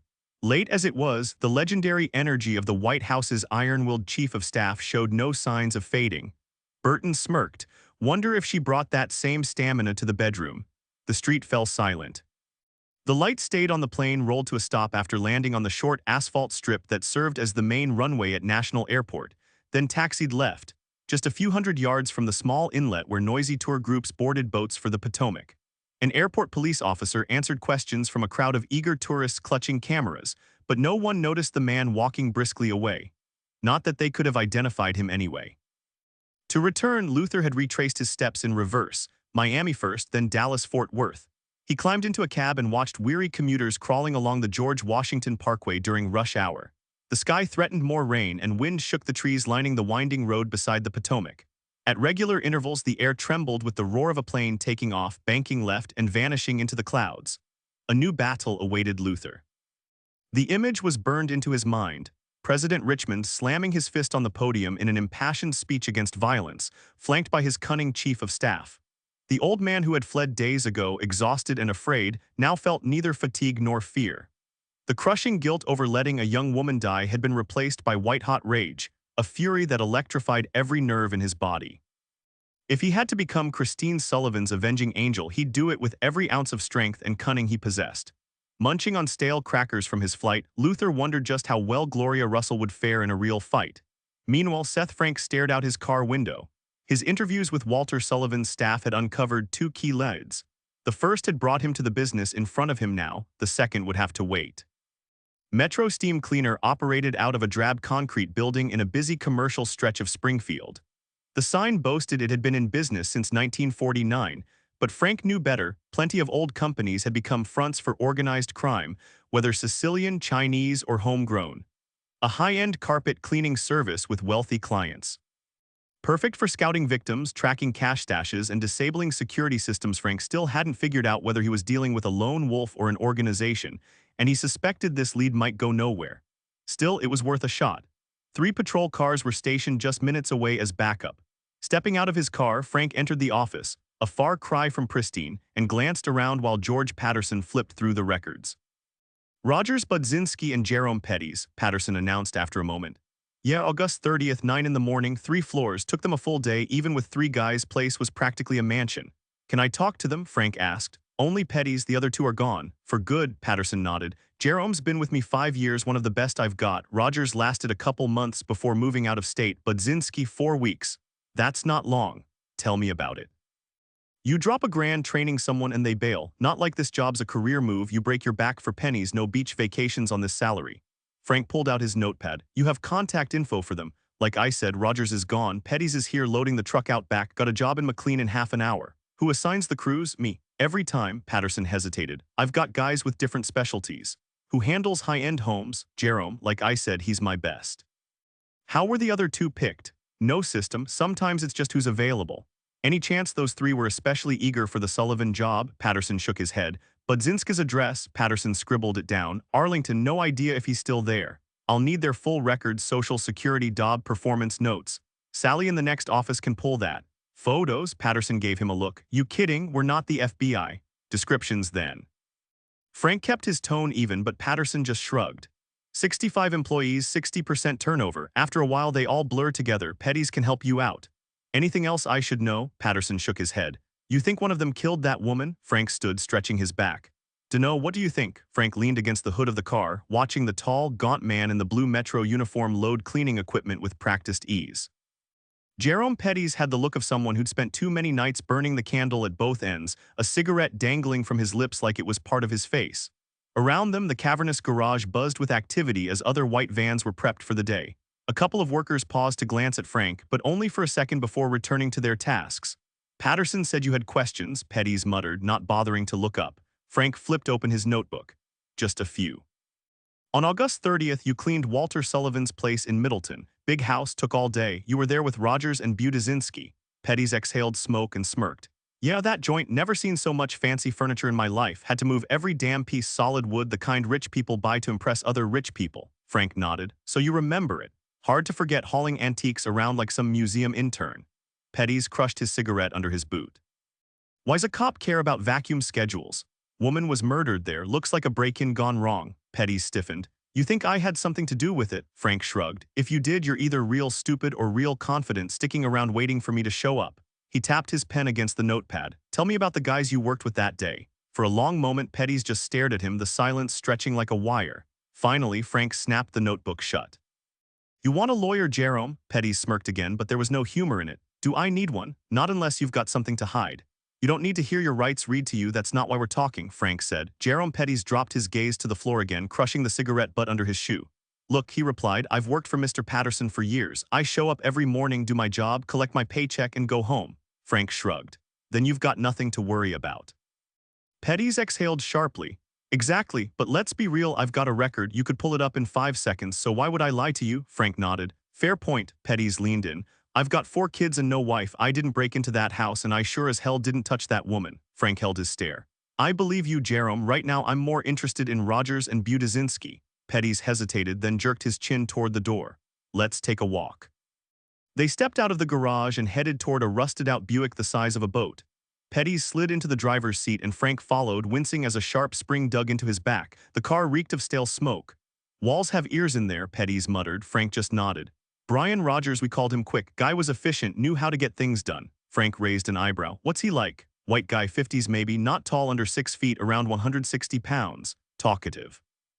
Hard worker. And Baldacci, Buddy, everyone's got a nickname here, mine's Bones. Frank smirked. Buddy's bigger, older than Quick, kept to himself, did his job, nothing extra. Who handled the master bedroom? All 3 of us had to move that damn bed and dresser, felt like lifting a truck, my back's still killing me. Petties reached into the backseat and pulled out a thermos. Skipped breakfast, he muttered, unwrapping a granola bar. Frank shifted, trying to avoid the metal jabbing his spine. Was there ever a time one of them was alone in that room? Petties chewed thoughtfully. Place was crawling with people, could have slipped upstairs, sure, not my job to babysit, Frank pressed. Why were Rogers and Buddy working with you that day? Petties frowned. Honestly, no clue, maybe they were the only ones around that early. Sometimes it's just luck of the draw. Frank leaned in. So if they knew about the job ahead of time and showed up first, they'd guarantee they'd be assigned to you? Petties shrugged. Maybe, hell, it's manual labor, they weren't hiring brain surgeons. Frank's voice turned sharp. When was the last time you saw them? Petties wrinkled his face as he took a bite of his banana. About 2 months ago, maybe longer. Buddy was the first to leave, never gave a reason. People come and go all the time around here. I've been here the longest after Mr. Patterson. As for Spixio, I think he left town. Frank jotted down the details while Jerome finished his breakfast. Any idea where he went? Mentioned Kansas, I think, some construction job. He was a carpenter, got laid off when the housing market crashed. Guy was good with his hands. They walked back to the garage together. Frank peered into the van where Petties had loaded coiled tubing, electric cleaning machines, and jugs of detergent. Is this the same van you used at the Sullivan estate? This truck for 3 years, best one in the shop. And the equipment always the same setup. Yes, sir. Then you'll need to find another van for a while. Jerome slowly stepped out of the driver's seat. What? I'm talking to Patterson. This one's mine now. You're kidding. Afraid not, Jerome. Later, in the fifth-floor conference room, Sandy Lord dropped heavily into his chair. Walter, meet Jack Graham, Jack Walter Sullivan. Jack shook hands with Sullivan before they all settled around the table. It was 8 a.m., but Jack had been in the office since 6 after 2 sleepless nights reviewing files. He poured himself a fourth cup of coffee from the silver carafe. Walter, I briefed Jack on the Ukraine deal. We went over the big picture. Congress looks solid. Richmond's greased the right wheels, the Bears dead, and Kiev got the glass slipper. Your boy pulled it off. Sullivan stood and walked to the window, staring at the crisp morning sky. He's one of my closest friends. That's what friends do. But I thought we already had enough lawyers on this. Trying to pad the bill, Sandy. Jack scribbled notes from his crash course on the firm's biggest deal yet, stealing a glance at Sullivan. The man didn't seem eager to close a multi-billion-dollar deal, but Jack didn't know his mind kept drifting back to a Morgan, Virginia, and a face he couldn't forget. When Lord had grandly named him second in command, leapfrogging a dozen more senior attorneys, Jack had been stunned.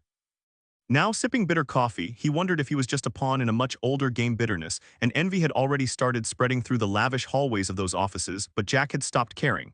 His rivals didn't have Ransom Baldwin as a client. How he'd landed Baldwin didn't matter, it was a done deal, and he was tired of feeling guilty about his success. Now Lord had handed him a high-stakes test, spelling it out plainly. Fine, if they wanted him to score the winning touchdown, he'd deliver.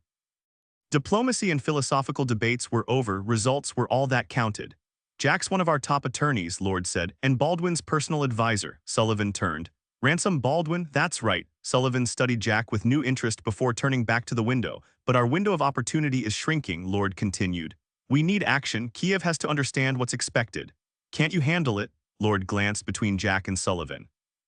I could, Walter, but don't think you're off the hook. This is your play. The project came from you and we need you in the game every step of the way. Sullivan remained stone-faced. Walter, this is the pinnacle of your career. Funny, I heard the same thing about our last deal.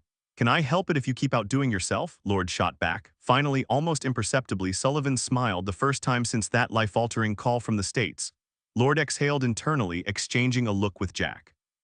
They'd prepped every move meticulously.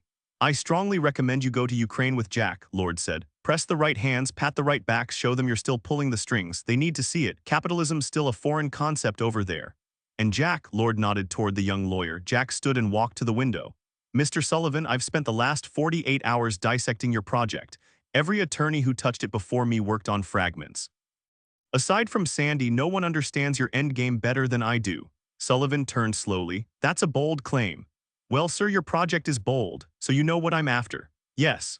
Then enlighten me. Sullivan sat, arms crossed. Jack didn't hesitate, no throat clearing, no pause for breath. Ukraine possesses vast natural resources, everything the world's heavy industries crave. The real challenge lies in extracting and exporting these materials at minimal cost and risk, given the country's political instability. Sullivan took a sip of his coffee before Jack continued. The goal, he said, is to convince Kiev that your company's exports will be balanced by long-term investments in Ukraine's future, a commitment I doubt you actually plan to honor. Sullivan scoffed. I've spent my whole life wary of the Reds. I believe in perestroika and glasnost about as much as I believe in the tooth fairy. It's my patriotic duty to strip the communists of every advantage, deprive them of the means to dominate the world, which is still their endgame no matter how much they pretend otherwise. Exactly, Jack agreed. Deprive is the key word. Bleed the wounded beast dry before it lashes out or collapses entirely. He paused, studying their reactions. Lord stared at the ceiling, unreadable, while Sullivan leaned in. Get to the good part, he urged. The good part, Jack said, is structuring the deal so Sullivan and his partners take minimal risk for maximum profit. You can either broker the deals or buy directly from Ukraine and resell to multinationals. Throw in a few token investments to keep Kiev happy. Right, Sullivan said dryly. Until we've drained the country and I've pocketed a clean couple billion. Jack glanced at Lord, who was finally paying attention. Time for the bait. Why stop at resources? He asked. Why not take what truly makes Ukraine dangerous while tripling your profits? Sullivan's eyes narrowed. How? Ballistic missiles. Ukraine's stockpiled with them, and now that the '94 Non-Proliferation Treaty is dead, those warheads are giving the West nightmares again. You suggesting I buy the whole arsenal? Sullivan scoffed. What the hell would I do with it? Jack smiled as Lord leaned forward. You buy wholesale, $500 million, using profits from resource sales. The Ukrainians get hard currency to buy essentials abroad. And how do I undercut every Middle Eastern bidder? Because Ukraine can't sell to the Middle East, the G7 would never allow it. If Ukraine took that step, they'd be cut off from the European Union and Western markets, effectively signing their own economic death warrant. But if I buy them, who's buying from me? Jack couldn't help grinning. Us, the United States. A conservative estimate puts their value at $6 billion. Just the plutonium in those warheads is priceless. The rest of the G7 will probably chip in a few billion, but this whole operation hinges on your connections in Kiev, where they see you as their knight in shining armor. Sullivan looked stunned. He started to stand, then reconsidered. Even for someone like him, the financial scale of this deal was dizzying. Money wasn't the issue, he had enough for multiple operations of this magnitude, but reducing the nuclear equation while lifting a global burden. That was something else. Whose idea was this? He asked, turning to Lord, who pointed at Jack. Sullivan leaned back, studying the younger man before suddenly surging forward with a grip like a vice. You're going places, kid. Mind if I tag along? Lord beamed like a proud father. Jack's grin refused to fade. He'd almost forgotten the thrill of hitting a home run. After Sullivan left, Jack and Sandy lingered at the table. I'll admit it wasn't an easy assignment, Sandy finally said. How do you feel? Jack's smile stretched ear to ear. Like I just took the prom queen to home plate, tingling all over. Lord chuckled and stood. Get some rest. Sullivan's probably calling his pilot from the car. At least we got that little distraction out of his head. Jack barely heard the last words as he hurried out, seeing the world in full color for the first time in ages. No worries, just endless possibilities. That night, Jennifer Baldwin hung on every word as Jack animatedly recounted the meeting. Later, fueled by ice-cold champagne and a delivery of fresh oysters, they made love with an intensity they hadn't shared in years. For once, the vaulted ceilings and their elaborate frescoes didn't unsettle him. In fact, he was starting to like them. Meanwhile, the White House sorted through its usual mountain of unofficial mail, every piece scrutinized by a dedicated office with help from intelligence agencies. Oddly, 2 letters stood out, both addressed to Gloria Russell instead of the president, his family, or even Barney, the current first dog, a golden retriever with a habit of stealing briefing papers. The envelopes were plain white, the kind you could pick up at any store, with the address handwritten in block letters. Russell received them around noon on a day that had been going smoothly until then. The first envelope held a single sheet of paper, while the other contained something that made her freeze, staring at it for several minutes. The typed message on the paper read, Question: What acts constitute the most serious crimes? Answer: I don't think you want to find out. Valuable item available, more details soon. Signed, not a secret admirer. Even though she had expected it, even though she had longed for this message, Russell's heart still pounded so hard she could feel it thudding against her ribs. Her mouth went dry and she gulped down water until she could steady her hands enough to hold the letter without shaking. Then she turned to the second envelope, a photograph. The sight of the letter opener sent her spiraling back into that nightmare of a night. She gripped the armrests of her chair, waiting for the wave of panic to pass. At least they're willing to negotiate, she muttered. Colin set the letter and photo down and returned to his seat. The stark pallor of her face made him wonder if she had the nerve to handle a crisis like this. Or it could be a trap, she said. Colin shook his head. I don't think so. Russell rubbed her temples and swallowed another Tylenol. Why not? Because they wouldn't go this route, and why bother setting a trap when they already have enough to bury us? They want money. Probably already stole millions from Sullivan. Maybe, but we don't know how much of that was liquid. Maybe they stashed it and can't get to it now, or maybe they're just greedy. The world's full of them. I need a drink. Can you come by tonight? The president has a dinner at the Canadian embassy. Damn, can't you get someone else to cover? Not unless you pull some strings. Consider it done. When do you think they'll reach out again? Doesn't seem in a hurry, but that might just be caution. I'd do the same. Great, so I'll just chain smoke 2 packs a day waiting for their call.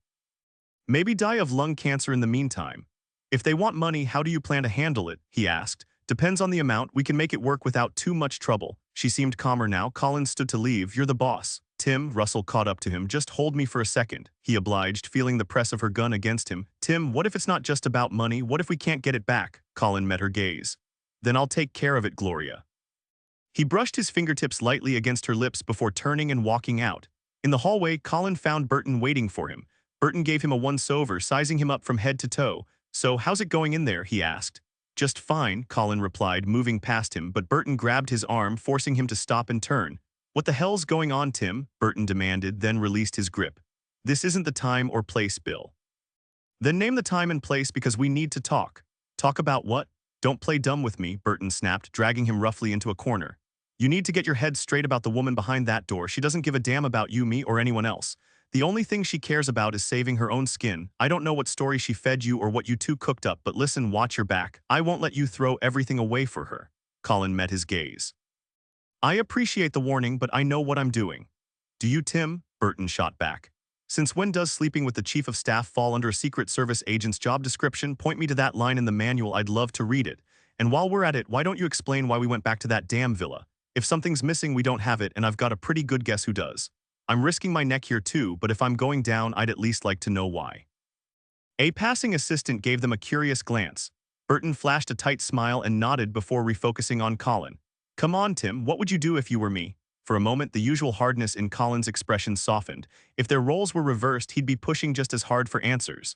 Burton had proven himself a friend time and again, and what he was saying about Gloria Russell was probably true. The flicker of silk lingerie hadn't completely clouded Colin's judgment. Got time for coffee, Bill? Meanwhile, Frank took the stairs 2 at a time, turned right, and pushed open the door to the criminology lab. The room was cramped, its walls in desperate need of a fresh coat of paint, but surprisingly well-equipped, thanks to Laura Simon's obsessive attention to detail. Frank could only imagine her home was just as meticulously organized, despite the chaos of 2 preschoolers. The dull gray walls were brightened only by the presence of brand-new evidence kits, their orange seals still unbroken in one corner of the lab. Stacks of cardboard boxes stood neatly labeled. Nearby, a refrigerator hummed softly, preserving evidence that required precise temperature control. Frank's gaze drifted to Laura Simon's slender frame, hunched over a microscope on the far side of the room. You called? He asked, stepping closer.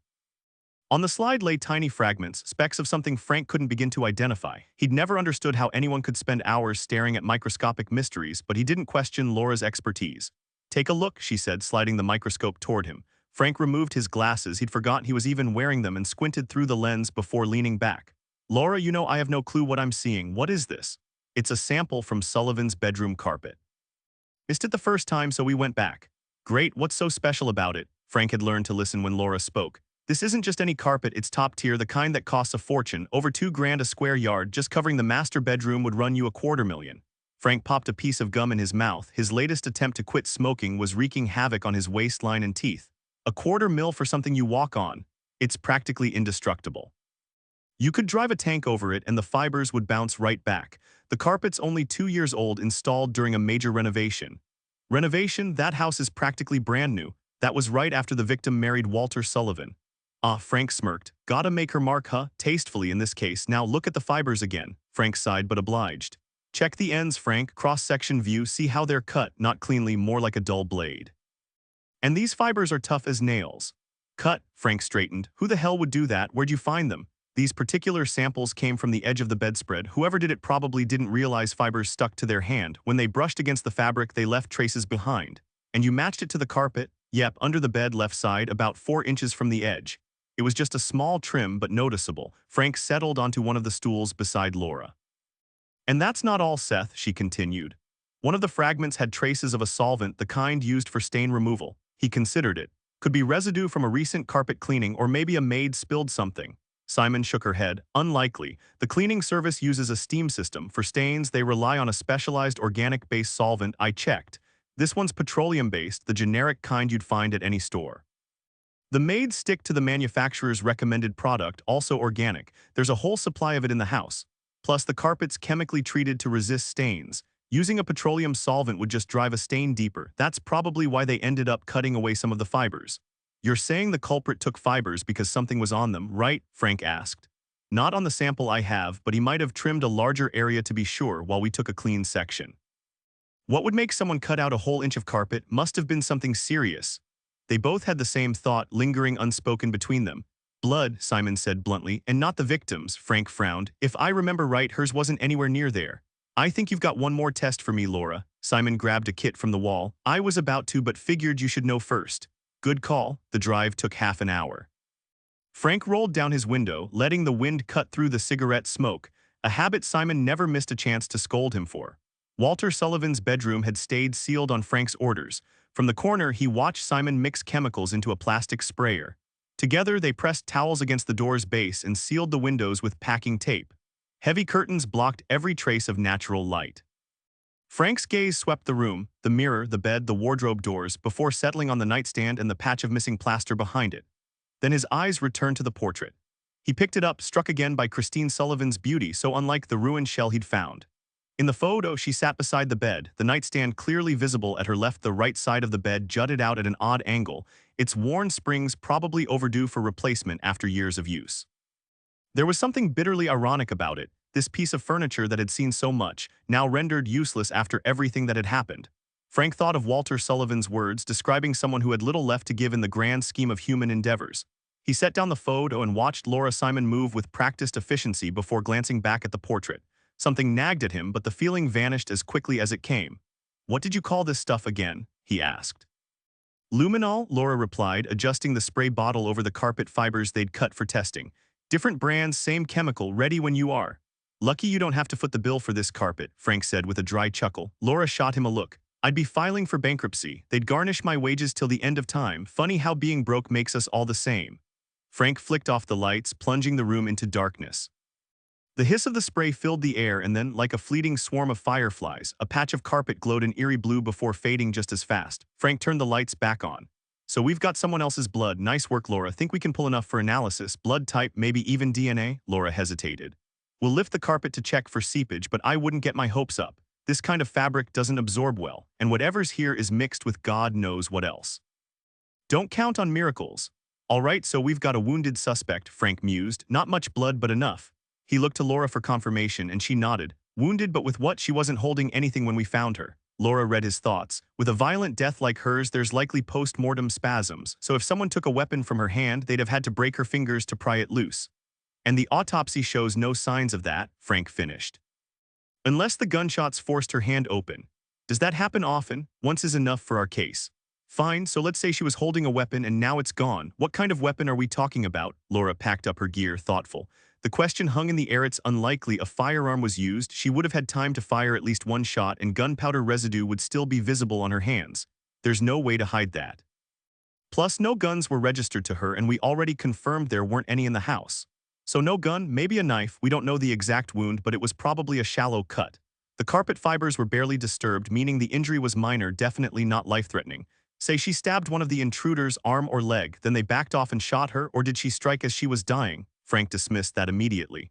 "No, she died instantly. She wounds one attacker in another room, runs in here, and that's where they shoot her. The bleeding man stands over her. But the safe is here, and the most likely scenario is she caught them stealing.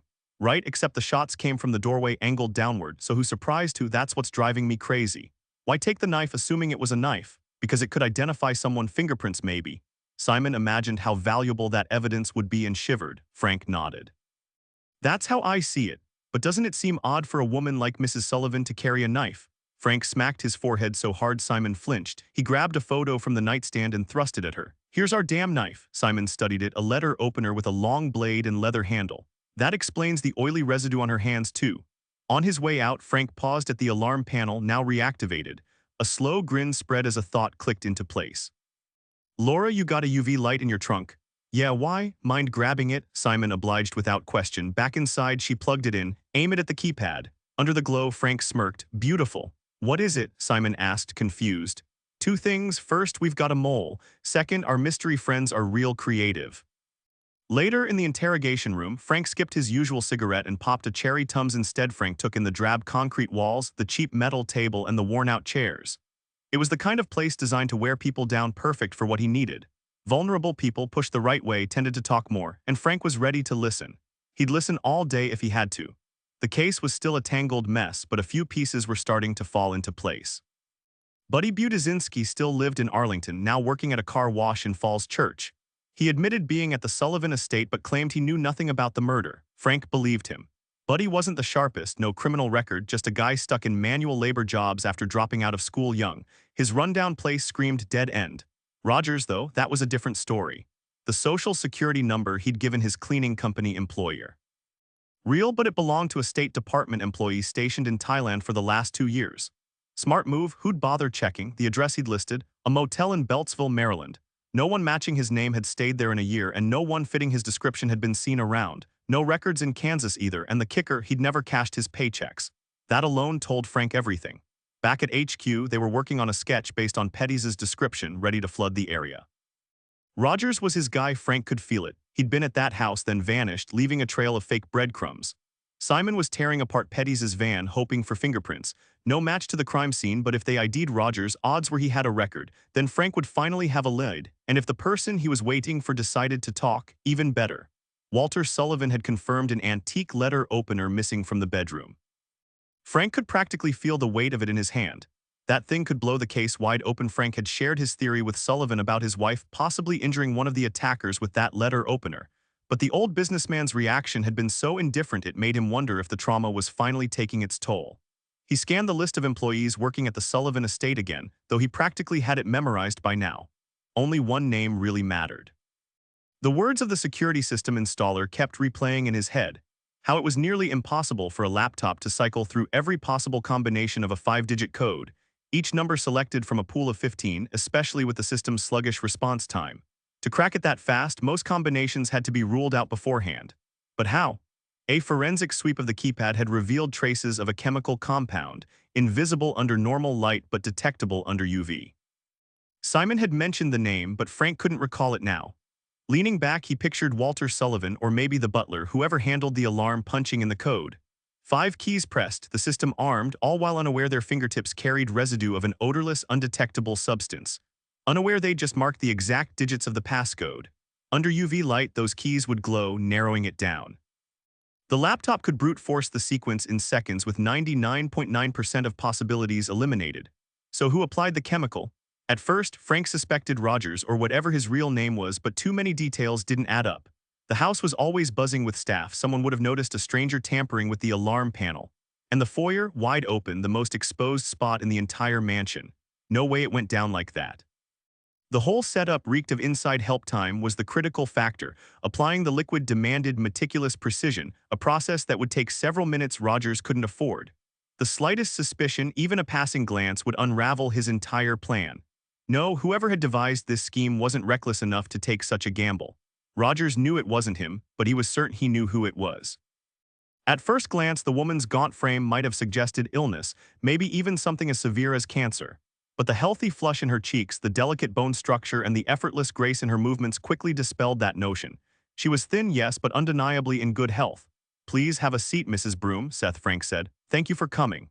She nodded and settled into the chair, smoothing the floral skirt that draped just past her knees. A string of faux pearls rested against her collarbone, and her hair, pulled into a neat bun, revealed the first silver strands framing her forehead like faint ink stains on parchment. Her smooth skin suggested she was in her early 40s, though she was slightly older. "I thought you were done with me, Mr. Frank. Call me Seth, please. Do you smoke?" She shook her head. "Just a few follow-up questions, routine procedure. You're not the only one." He leaned back. "I heard you're leaving your position with Mr. Sullivan." She swallowed hard, her gaze dropping for a moment. "I was close with Mrs. Sullivan, you could say. It's difficult now." Her voice trailed off. "I understand, it was a terrible tragedy." Frank paused briefly. "How long were you with the Sullivans?" "Just over a year." "And you handled the cleaning?" "I helped with cleaning. There are 4 of us, Sally, Rebecca, and me. Corinne Taylor manages the kitchen." "I also took care of Mrs. Sullivan's personal things, her clothes, everything. I was more like an assistant, really. Mr. Sullivan had his own aide too, Richard." "Would you like coffee?" Frank didn't wait for an answer before opening the door. "Hey, Molly, could you bring us 2 coffees?" He turned back to Mrs. Broom. "Black or with cream?" "Black. 2 black, Molly, thanks." He shut the door and sat back down. "There's a draft in here that just chills you to the bone, can't seem to warm up." He tapped the wall. "Concrete doesn't help. Now, what were you saying about Mrs. Sullivan?" "She was kind to me, willing to talk like we were friends. She wasn't. Not like those high society types, you know. We actually went to the same high school here in Middleton. Not too many years apart, I'd guess." The remark coaxed a faint smile from her. Her hand lifted, tucking back an imaginary stray lock of hair. Frank took a sip of his coffee, grateful for the heat against his fingers. "More than I'd like to admit," he said, exhaling as the warmth spread through him. The woman across from him studied him for a moment before continuing. She wasn't from his world, that much was clear, but she had spine, didn't let anyone push her around, if you know what I mean. Frank nodded. From what he'd gathered about the late Mrs. Sullivan, she'd been tough as nails in more ways than one. "So would you say the Sullivans had a good marriage, bad, somewhere in between?" The woman didn't hesitate. "Very good. Oh, I know what people say, the age difference and all that, but she was good for him and he was good for her, I'm certain of it. He loved her, I can tell you that much. Maybe more like a father loves a daughter, but love all the same." Frank leaned forward. "And did she love him?" This time there was a pause. "You have to understand, Christy was young, younger than most women her age in some ways. Mr. Sullivan opened doors for her, showed her a whole new world, and—" She trailed off as if unsure how to finish. Frank shifted gears. "What about the hidden room in the bedroom? Who knew about that?" She blinked. "I didn't. Maybe the Sullivans. Richard, Mr. Sullivan's valet, he might have known, but I couldn't swear to it," Frank pressed. "So neither Christine nor her husband ever mentioned the safe behind the mirror?" She shook her head. God no, I was friendly with her sure, but I was still staff and I was only there a year. Mr. Sullivan barely spoke to me. That's not the kind of thing you share with someone like me, is it? Frank didn't buy it. Christine Sullivan struck him as the type to flaunt her wealth, especially to someone she saw as beneath her, just to remind them where she stood. So you had no idea the mirror was one-way glass. This time her shock seemed genuine. A faint flush crept up her neck beneath her light makeup. Wanda, right? Mind if I call you Wanda? He waited for her nod before continuing. You realize the alarm was disabled by someone who knew the code, who usually set it at night. Richard, she said quickly. Sometimes Mr. Sullivan himself. Frank raised an eyebrow. So everyone in the house knew the code, she scoffed. Oh no, just Richard. He's been with Mr. Sullivan nearly 40 years. Far as I know, he was the only one besides the Sullivans. Have you ever seen him activate the system? Frank asked. Wanda hesitated. Usually I was already in bed when the alarm went off. He studied her face, a slow smirk forming. I'll bet you have, Wanda, I'd bet anything. Her eyes widened. Are you suggesting Richard had something to do with this? Frank leaned in. Look, someone disabled that alarm and it makes sense to suspect those who knew the code. For a moment, Wanda looked like she might break down, but she pulled herself together. Richard's nearly 70, she protested. Frank shrugged. Maybe he just wants a quiet place in the sun to live out his days, and remember, this stays between us. She nodded, wiping her nose before finally taking small, quick sips of the coffee she'd ignored until now. Frank kept his gaze steady. Until someone explains how the alarm was bypassed, I have to follow the most logical leads. He already knew everything about Wanda Broom, her ordinary life with one small blemish. 44, 2 grown kids, 2 divorces. She lived in the staff quarters with the rest of the household, while her 81-year-old mother scraped by in a modest house 6 miles away on a pension. Wanda had only worked for the Sullivans for a year, the newest hire, which had caught Frank's attention. Most staff had been there for ages, loyal and well-paid. Wanda seemed loyal too, but to whom? The problem was her past. Over 20 years ago, she'd served time for embezzlement while working as an accountant for a Pittsburgh doctor. The rest of the staff had clean records. Wanda Broom, once Wanda Jackson, had proven she could break the law. Her ex-husband had left her after prison, and since then no more arrests. A new name, a long stretch of time, background checks might have missed it, or maybe the Sullivans didn't care. By all accounts, she'd been a model citizen since. So what had changed? Frank drummed his fingers on the table. Maybe nothing. Or maybe everything. Frank leaned forward, keeping his expression neutral as he flipped open his notebook. Wanda, can't think of anything that might help me out here. If she was the mole, the last thing he wanted was her tipping off Rogers, making him even harder to track down. But if he could crack her, maybe he could flip her. He pictured her dusting the lobby, how easy it would have been to slip that chemical onto her rag and casually wipe it across the keypad. Just another unnoticed chore, nothing suspicious. Then a late-night escape, a quick read under fluorescent light, and her job would be done. Technically, she could be charged as an accessory. Death was a foreseeable risk in a home invasion, but Frank didn't care about locking Wanda up. He wanted the man who pulled the trigger. She wasn't the mastermind, just a pawn. He'd push the public defender to cut her a deal. Wanda, he reached across the table, clasping her hand like a friend. Nothing else comes to mind? Anything to help me catch your friend's killer? She shook her head and he sat back. Not much from round one, but he had her hooked. The wall was starting to crack. She wouldn't warn her guy, he was sure of that. Piece by piece, he was getting to Wanda Broom. What he didn't realize, he'd already pushed too far. Jack tossed his bag in the corner, flung his coat onto the couch, and fought the urge to collapse right there on the rug. 5 days, Ukraine and back, it had wrecked him. Despite the 7-hour jet lag, 80-year-old Walter Sullivan hadn't slowed down. Customs and immigration had waved them through with the speed and deference Sullivan's reputation demanded. Then came the endless meetings, factories, mines, offices, hospitals. They'd gotten drunk at dinner with Kiev's mayor. By day 2, the Ukrainian president was eating out of Sullivan's hand. In a country hungry for capitalism, Sullivan wasn't just an investor. He was a kingmaker. Everyone wanted to talk to him, shake his hand, as if they could somehow absorb the magic touch that turned everything he handled into cash. The outcome had exceeded even their wildest dreams, leaving the Ukrainians thrilled by the sheer scale of the project. The offer of hard currency in exchange for nuclear warheads would come in due time, an immense but useless destructive force, easily converted into liquid assets. Sullivan's 747 had flown nonstop from Kiev to Washington, and his limo had dropped Jack off at home, where he now rummaged through the kitchen. The fridge held nothing but spoiled milk. The food in Ukraine had been rich, but after 2 days he'd stuck to small bites, too heavy, too much alcohol. Business there seemed impossible without a drink in hand. He rubbed his temples, fighting exhaustion that felt like a freight train had hit him. Truth was, he was too wired to sleep. But he was starving. He checked the time. His internal clock insisted it was nearly 8 a.m., but his wristwatch claimed it was well past midnight. While DC couldn't compete with New York's 24/7 appetite for anything, Jack knew a couple of spots where he could grab a late-night bite on a weekday. As he shrugged back into his coat, the phone rang. The answering machine clicked on. Just as he was about to leave, Jack hesitated. He listened to his own recorded greeting, then the beep. Jack, a voice from the past hit him like a punch, sharp, sudden, impossible to ignore. He grabbed the receiver. Luther, the diner was a hole in the wall, which was exactly why Jack liked it. The kind of place where you could get a decent meal at any hour, the kind Jennifer wouldn't set foot in but where he'd once sat with Kate. A few months ago, that comparison would have stung. Now, he'd made his choice and wasn't looking back. Life wasn't perfect, and chasing perfection was a fool's game. He wasn't about to make that mistake. He shoveled in scrambled eggs with bacon and 4 slices of toast. The fresh coffee burned his throat. After 5 days of instant and bottled water, it tasted like heaven. He glanced up at Luther, who sipped from his mug, eyes flicking between the grimy window and the other worn-out patrons. "You look wrecked," Jack said, setting his cup down. "Right back at you. I was overseas." So was I. The pile of mail and the state of the lawn suddenly made sense. Jack had worried for nothing. He pushed his plate aside and motioned for a refill of his coffee. "I stopped by your place the other day," he said. Luther Whitney didn't waste time with small talk. "Why?" Jack had expected the question but still hadn't prepared an answer. He shrugged. "Just wanted to see you, I guess. It's been a while." Luther nodded. "You seeing Kate again?" Jack took a slow sip before answering. His temples throbbed. "No, why? Thought I saw you two together recently. Just ran into her, that's all." Jack couldn't be sure, but Luther's expression seemed to darken at his answer. Noticing Jack studying him, Luther forced a smile. "Back then, you were the only way I could check on my little girl, my inside source. Ever think about talking to her yourself? Time changes people." Luther waved the idea away and stared out the window. Jack studied the man's face, thinner now, eyes tired, new lines etched deep. 4 years had passed and age was catching up fast. Then Jack met those eyes, sharp green, almost feminine, brimming with the unshakable calm of a seasoned pilot. He'd seen joy in them once when he and Kate got engaged, but more often sadness. Now beneath the surface, something new flickered, fear and something darker, hate. Jack wasn't sure which unsettled him more. "Luther, you in trouble."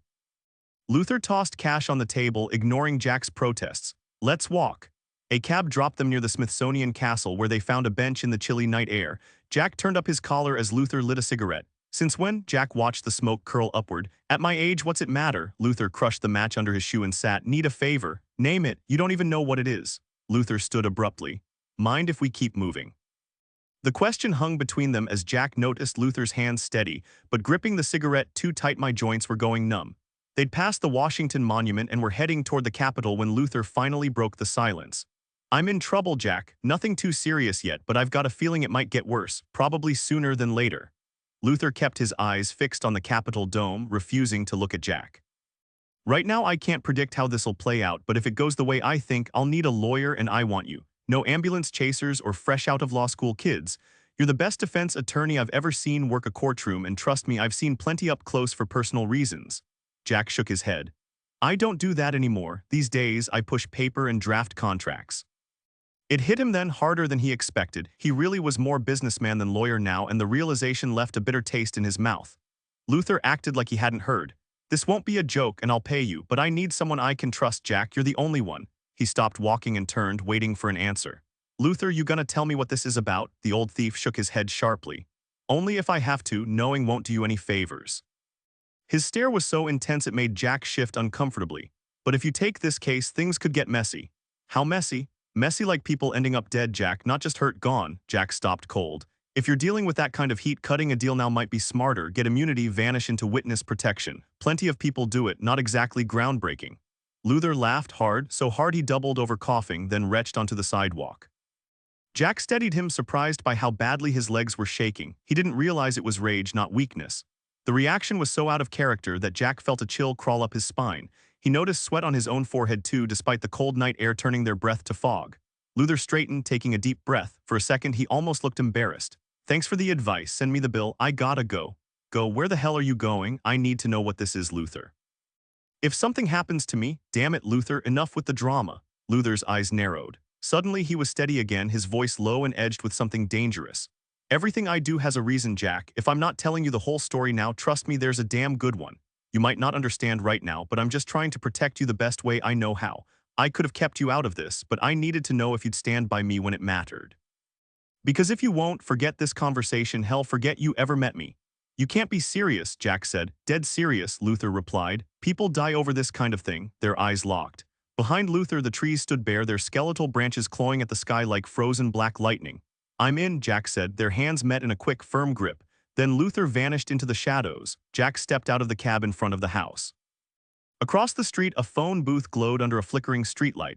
He hesitated, gathering the courage for what came next. The phone rang twice before a groggy voice answered. "Kate," he waited, counting the seconds as she shook off sleep. "Jack, do you have any idea what time it is? I need to see you." "No, we settled this already." His grip tightened on the receiver. "It's not about us, it's your dad." The silence stretched. When she finally spoke, her voice wasn't as cold as he'd feared. "What's wrong?" "He's in trouble, real trouble." A bitter laugh cut through the line. "And that's new?" Kate listened. He's scared, like actually terrified. He was shaking so bad he threw up in the street. Another pause. He could almost hear her thoughts spinning. Luther Whitney afraid. The man had nerves of steel. He lived on the edge but never flinched. "Where are you?" she finally asked, her tone flat. "Outside." A shadow moved behind the window. He raised a hand just as the door swung open. Kate disappeared into the kitchen, the clatter of a kettle and hiss of the stove filling the silence. He lingered awkwardly in the doorway until she reappeared, wrapped in a robe, barefoot. His gaze dropped to her feet. She caught him looking and lifted her chin. He flinched. "How's the ankle?" he asked. "Fine," she said, unsmiling. "It's late, Jack, talk." He followed her into the living room and sat across from her, bracing himself. "He called me a couple hours ago. We grabbed a quick bite at that hole-in-the-wall diner near Eastern Market, then took a walk. He said he's in trouble, big trouble. Claims he's got real reason to worry, serious personal consequences." The kettle started whistling and Kate jumped up. He watched her go, the curve of her hips under the robe stirring up memories he'd rather forget. She came back with 2 mugs of tea. "What kind of favor did he ask for?" Kate took a sip. Jack left his untouched. "He says he might need a lawyer. Or maybe not, depends how things play out, but if it comes to it, he wants me." She set her cup down. "That's it. Isn't that enough? For someone decent, maybe. For him, no." "Kate," he was terrified. "I've never seen him scared before, have you? I've seen enough of my father. The mess he made is finally catching up to him. He's your father. Jack, I'm not doing this." She started to stand. "And if something happens to him," her voice was ice. "Then it happens, not my problem." "Perfect," Jack snapped, storming toward the door, furious. "I'll send you the funeral details." "Oh wait," he threw a bitter laugh. "Like you'd care. Maybe I'll just mail you the death certificate for your scrapbook." He didn't see the slap coming. The sting lingered for days, sharp as acid. "How dare you?" Kate's glare could be burned holes through him. Tears flooded down, soaking her robe. Jack sat slowly, forcing calm. "Listen, Kate, life's too short for this. I lost both my parents years ago. Fine, you've got your reasons to hate him, but he loves you, no conditions. If you want to pretend he's dead weight, go ahead, but you owe him that much." He moved to leave again. She blocked him. "You don't know anything." "Yeah, I'm clueless. Go back to bed. Bet you'll sleep just fine." Kate grabbed his coat with such force she nearly spun herself around. He was too heavy to budge. "I was 2 when he went to prison for the last time, 9 when he got out. Do you have any idea what it's like for a little girl to have a father behind bars? A father who stole just to survive? Picture school, the what do your parents do game. One kid's dad's a doctor, another's a truck driver. Then it's your turn and the teacher looks down at you and tells the class, Kate's dad had to go away because he did something bad, before rushing to the next kid. He was never there for us. Never. Mom was always sick with worry, but she kept believing he'd turn things around right up until the end. He made it too easy for her." Jack kept his voice steady. "But she divorced him, Kate. Only because she had no choice, and just when she was starting over breast cancer. 6 months and she was gone." Kate leaned against the wall, exhaustion weighing her down like a lead blanket. "And the real joke, she never stopped loving him, not for 1 second, after everything he put her through." She shook her head as if the words tasted bitter. Her chin trembled when she met Jack's eyes. "But it's fine, I've got enough hate for both of them." Pride and fury twisted her expression. Jack didn't know if it was exhaustion or years of biting his tongue that finally pushed him. Years of playing the silent witness, ignoring the truth just to bask in her fire. "That's your idea of justice, Kate, balancing love with hate like some twisted equation?" She flinched. "What are you talking about?" He stepped forward. She retreated. "I've listened to you play the martyr for years and I'm done. You think you're some avenger for the innocent, but that's all there is to you. No room for yourself, for me, not even for your father. Every criminal you take down, just another way to punish him." Her hand flew at him again. This time he caught it, squeezing until she gasped. "You've spent your whole adult life trying to make him pay, for every hurt, every missed birthday. But all you're really doing is proving he still owns you. Has it ever crossed your mind that maybe you never really existed for him?" He let go of her hand. Kate stood frozen, staring at him with an expression he'd never seen before. "Do you get that Luther loves you so much he never reached out, never tried to be part of your life because that's what you wanted? His only daughter lives just down the road and they might as well be strangers. Have you ever considered what that does to him? Has your hatred ever let you?" Kate stayed silent. "Ever wonder why your mother loved him? The picture you've painted of Luther Whitney is so twisted you can't even see why she cared for him." He grabbed her shoulders, shaking her. Are you so full of hate there's no room left for even a shred of compassion? Kate, is there anything left in your heart to love? He shoved her away. She stumbled back, eyes wide. The truth is, sweetheart, you don't deserve him, Jack said coldly, then delivered the final blow. You don't deserve to be loved at all. Kate's face twisted in fury, teeth bared. With a scream, she lunged at him, fists pounding his chest, nails raking his face. Jack stood motionless, tears streaming silently, barely feeling the blows. Just as suddenly as it started, she stopped, collapsing against him, arms heavy as lead. Sobs racked her body as she crumpled to the floor. He caught her gently, easing her onto the couch before kneeling beside her, letting her cry until exhaustion took over. Her body trembled between tension and surrender, her breath ragged. Finally, he wrapped his arms around her and lay down, holding her close until the storm passed. When she finally sat up, her cheeks were blotchy. Jack rose, but she refused to meet his eyes. Get out, Jack. Kate, just go, her voice cracked, raw with pain. She buried her face in her hands. He left without another word. Outside, he turned back, catching her silhouette in the window, not looking at him, not looking at anything. Then she stepped away and the light flicked off. Jack wiped his eyes and walked home slowly, drained from one of the longest days of his life. Damn it, since when? Seth Frank stood by the car. It wasn't even 8 a.m. The young Fairfax County officer had no clue about the backstory and was completely unprepared for the detective's outburst. We found her about an hour ago. A guy out for an early morning jog spotted the car and called it in. Frank circled the vehicle, peering through the passenger window. Her face looked peaceful, nothing like the last corpse he'd seen. Long hair spilled loose, nearly brushing the floor on the seat's edge. Wanda Broom could have been asleep. 3 hours later, the crime scene was processed. 4 pills sat on the seat. The autopsy would confirm a massive digitalis overdose prescribed under her mother's name. She'd been dead 2 hours when they found her on the dirt road skirting a sprawling pond 12 miles from the Sullivan estate just over the county line. The only other evidence was in a plastic bag Frank was taking to HQ after clearance from the neighboring county. The note, torn from a spiral pad, had elegant, looping handwriting. Wanda's last words were a confession and a plea for forgiveness. Frank drove down the rural highway, trees thinning as fog curled over the pond. He'd screwed up royally. Who'd have guessed she was suicidal? Her past marked her as a survivor. Pity warred with fury at himself. If she'd talked, she'd have walked. But she'd also proved his gut right. Wanda Broom was fiercely loyal, so devoted to Christine Sullivan that guilt, even accidental, crushed her. Understandable maybe, still stupid, and now his best shot at nailing a killer was gone. Wanda faded from his thoughts as he wrestled with how to bring down a man who'd left 2 women dead. Jesus, Tar, was today the day? Jack gaped at his client in the office lobby. The guy looked more out of place than a stray at a dog show. 10:30 appointment. It's 11:15, so do I get 45 minutes free? Also, you look like hell. Jack glanced at his wrinkled suit, running a hand through his messy hair. His internal clock was still on Ukraine time, and a sleepless night hadn't helped. Trust me, the inside's worse than the outside. They shook hands firmly. Tar had made an effort to dress up for the occasion, meaning his jeans had no holes, and he'd actually paired them with socks and sneakers. His corduroy jacket was a relic from the early 70s, and his hair was its usual tangled mess of curls. We can always reschedule, Jack, he said. I get it, hangovers happen. Jack shook his head. Not after you went through the trouble of looking presentable. Come on, let's grab breakfast, my treat, and I promise I won't bill you for it. As they walked away, Lucinda, the firm's ever-watchful gatekeeper, exhaled in relief. More than one Patton, Shaw, and Lord partner had winced at the sight of Tar Crimson passing through her territory. The office memos would be flying this week. Jack tossed his coat onto a chair and slumped behind the mountain of messages cluttering his desk. Sorry about this, Tar. I've been running on fumes lately. I heard you were out of town. Hope it was somewhere decent. It wasn't. How's business? Fantastic. Pretty soon you might even move me up to your respectable clients list. Stop your partners from clutching their pearls every time I walk into the lobby. To hell with them, Jack said. You pay your bills. Better to be a big client who only pays some of them than a small one who pays all of them, right? Jack smirked. You've got us figured out, huh? Once you've seen one corporate algorithm, you've seen them all. Jack flipped open Tar's file. Your new company gets incorporated tomorrow. Delaware headquarters, licensed to operate in DC, correct? Tar nodded. How are you funding it? Tar slid a sheet across the desk. Same backers as last time. Do I get a loyalty discount? Jack chuckled. This time you won't be paying for some overpaid, underinformed junior partners training. They exchanged grins. I'll keep the invoice lean like always, Jack said. So what's the new venture about? Got a tip from an inside source, new surveillance tech, big opportunities. Jack looked up from his notes. Surveillance, that's a little outside your usual lane. Gotta ride the wave, right? Business is slow, markets dry up, so a good entrepreneur pivots. Private surveillance has always been solid, but the real growth? Law enforcement, big brothers going corporate.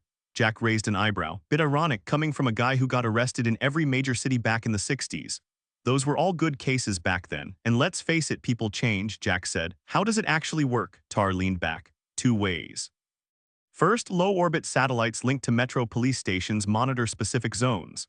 They spot disturbances and send real-time alerts with exact details. Cops get instant intel on unfolding situations. The second method uses military-grade surveillance tech, sensors hidden on telephone poles, buried underground, or mounted on buildings. Their exact locations are classified, but they're strategically placed in high-crime areas. If things heat up, Central gets notified and backup rolls in. Jack shook his head. Feels like a civil rights lawsuit waiting to happen. Tell me about it, but the systems work. Until real professionals show up. Satellites don't get fooled easily, Jack. Jack exhaled and returned to his paperwork. Hey, how's wedding planning going? Tar asked. Jack glanced up, trying to stay out of it honestly. Tar chuckled.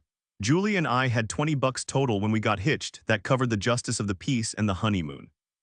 Bought a case of beer, rode the Harley to Miami, slept on the beach. Best week ever, Jack smirked. Something tells me the Baldwins aren't going for the budget romance vibe. Your way sounds more fun though, Tar studied him. Whatever happened to that prosecutor you were seeing? Kate, right? Jack's gaze dropped to his desk.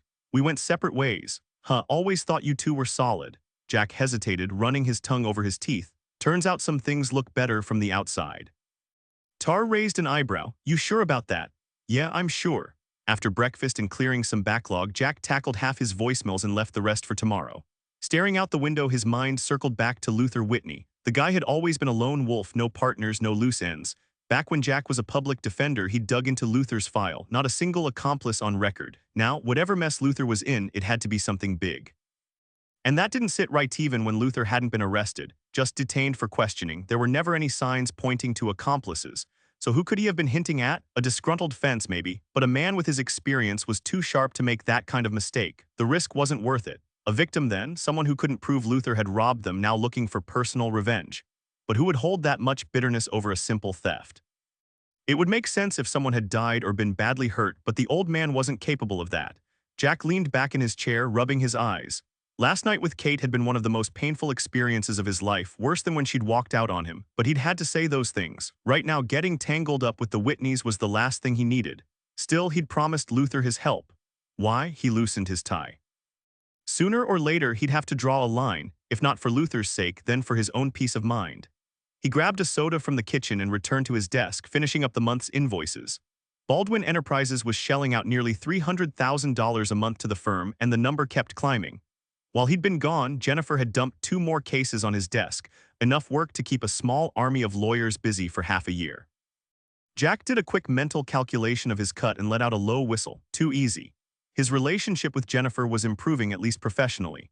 His brain told him not to screw that up. His heart wasn't so sure, but Jack had decided it was time to let logic take the wheel. Their dynamic hadn't changed, just his expectations. Was it a compromise? Absolutely. But whoever got anywhere without bending a little? Kate had tried, and look how that turned out.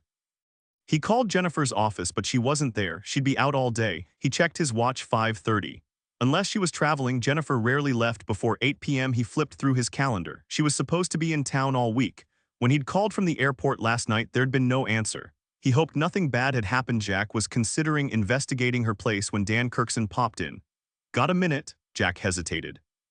The little man with his bow ties annoyed him more than he cared to admit, and he knew exactly why. Kirkson was obsequious to the point of suffocation, but Jack had no doubt he'd treat him like dirt if not for the millions his top client brought in. Worse, Jack could practically feel Kirkson's eagerness to do just that, waiting for the right moment.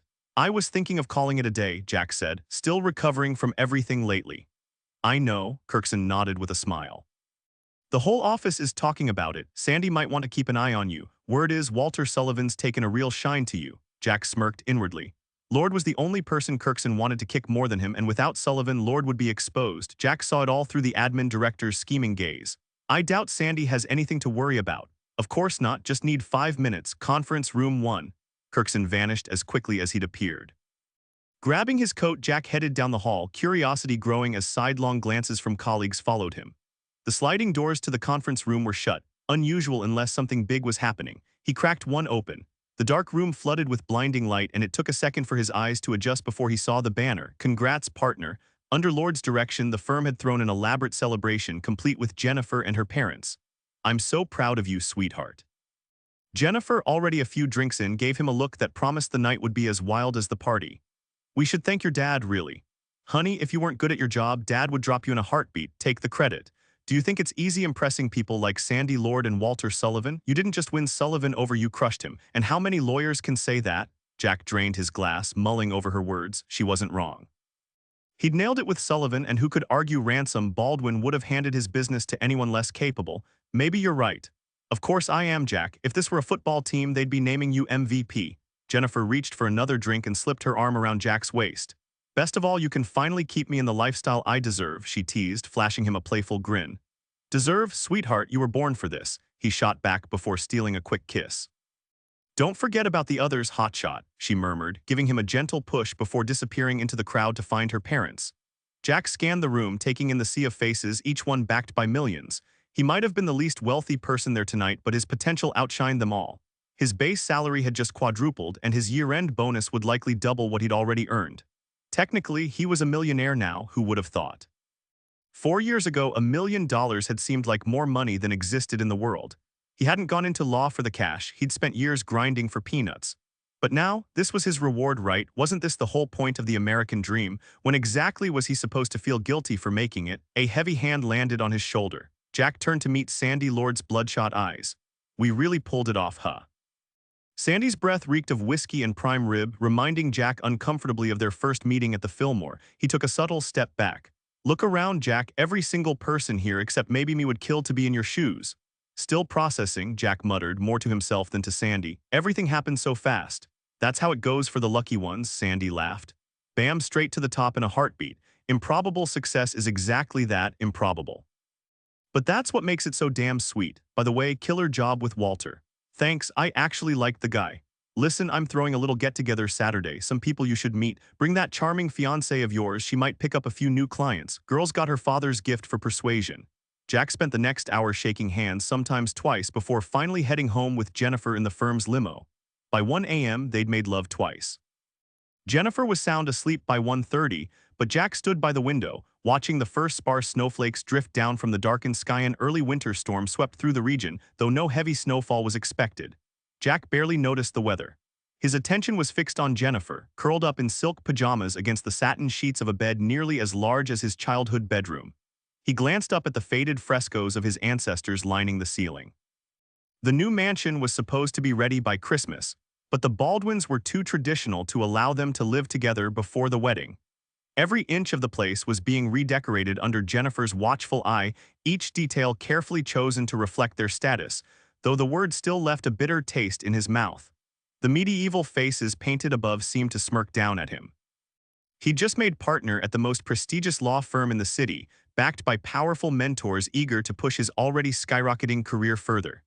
He had it all: the beautiful fiancée, the wealthy father-in-law, the ruthless yet devoted mentor, a bank account most could only dream of. Surrounded by influence and endless opportunity, he'd never felt more alone. No matter how hard he tried, his thoughts kept circling back to an old man consumed by rage and fear, and the broken-hearted daughter caught in the middle. Restless, he watched the delicate dance of snowflakes outside until dawn softened the edges of the night. Meanwhile, an elderly woman peered through dusty blinds as a dark car pulled up to her house. Arthritis had swollen her knees, making every step agony, and decades of smoking had left her lungs brittle. She was nearing the end. Her body had carried her soul far longer than her daughter's ever could. Her gnarled fingers brushed the letter tucked in the pocket of her faded pink robe, the fabric barely covering her swollen ankles. She'd known this visit was coming. When Wanda returned from the police station, she'd braced herself for this moment. Tears welled in her eyes as she whispered, "It's my fault, Mama." Wanda sat in the small kitchen where she'd once helped her mother bake cookies and can tomatoes and green beans from their tiny garden patch. She'd repeated the same words over and over, slumped at the table, her body trembling each time she spoke them. Edwina had tried to reason with her daughter, but she lacked the words to cut through the suffocating guilt wrapped around Wanda like a shroud. The woman before her was gaunt and hollow, a far cry from the plump, rosy-cheeked baby with wild black curls and bowed legs she'd once cradled. She'd even shown Wanda the letter, but it was no use. Her daughter was beyond reason. Now Wanda was gone and the police were coming.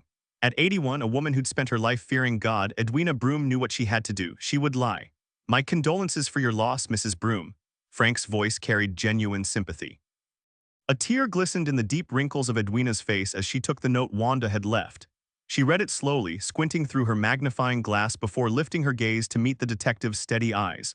I can't imagine what she was thinking when she wrote this. Do you know about the robbery at the Sullivan estate? That Christine Sullivan was killed. I heard it on the news right after. Awful, just awful. Did your daughter ever mention what happened? Of course, she was devastated. She adored Mrs. Sullivan, it crushed her. Why do you think she took her own life? If I had an answer, sir, I'd give it to you gladly. Her words hung between them, heavy with unspoken meaning. Frank folded the note in silence. Did Wanda ever say anything about her work that might help with the investigation? No, she loved her job. They treated her well. It meant the world to her, working in such a grand house. Mrs. Broom, records show Wanda had some legal trouble years ago. A long time ago, sir, a long time, and after that she stayed out of trouble. Edwina narrowed her eyes, lips pressed tight as she studied Seth Frank. I'm sure she did, he said quickly. In the last few months, did Wanda bring anyone home to meet you? She shook her head. That much was true. Frank held her gaze, and though her eyes were clouded with cataracts, they didn't waver. Your daughter was out of the country when the murder happened. She was on the island with the Sullivans. They go every year. But this time, Mrs. Sullivan didn't go. Clearly, since she was killed here while everyone else was over there, Frank said, suppressing a grin, the old woman wasn't nearly as naive as she pretended to be. I assume you have no idea why Mrs. Sullivan stayed behind. Did Wanda mention anything about it? Edwina shook her head, stroking the gray and white cat that leaped into her lap.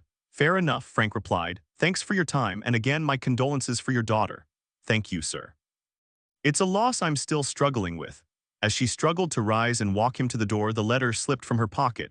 Her heart skipped when Frank bent to pick it up, handing it back without a second glance. She watched him leave, then sank back into the armchair by the fireplace, unfolding the paper. The handwriting was painfully familiar. It wasn't me, but you wouldn't believe me if I told you who did. That was all Edwina needed to know. Luther Whitney had been a friend for decades. If he'd gotten into that house, it was because of Wanda, so if the police came looking, they wouldn't get help from her. Whatever Luther asked, she'd do it. Like it or not, she owed him that much. Across town, Seth Frank and Bill Burton shook hands before sitting down in Frank's office just as dawn broke. Appreciate you seeing me, Seth. Bit unusual, Frank admitted. Damn unusual, Burton agreed with a dry chuckle. Mind if I light one up? Go ahead. I'll join you. They both pulled out their packs and Burton held out a match before leaning back. Been in the service a long time and this is a first, but I get it. Old Sullivan's one of the president's closest friends, helped launch his career. They go way back. Between us, I think the president just wants to look involved. We're not here to step on your toes. You couldn't if you tried. Exactly, Seth, exactly. Hell, I did 8 years in the force. I know how investigations work. Last thing you need is someone breathing down your neck. Frank's initial wariness eased. An ex-cop turned Secret Service was the best kind of law enforcement success story. In his book, there was no higher endorsement. So what's the play? Frank asked. I'll be the middleman. Anything new on the case, you call me. I'll handle the rest. When he meets with Walter Sullivan, he'll keep him informed about what's appropriate and within bounds based on solid judgment. Trust me, this isn't just for show. The president genuinely cares about this case. Burton smirked inwardly as he spoke, and no interference from the feds. You're not having second thoughts, are you? Come on, I've got nothing to do with the FBI. This isn't a federal matter. Think of me as just a civilian envoy for someone in a high place. More of a professional courtesy, if you will. Frank glanced around, slowly assessing the situation while Burton studied him, trying to get a clear read. He'd worked with plenty of detectives. Most were competent, some even sharp, but buried under an ever-growing caseload. Their arrest rates were dismal and convictions even worse.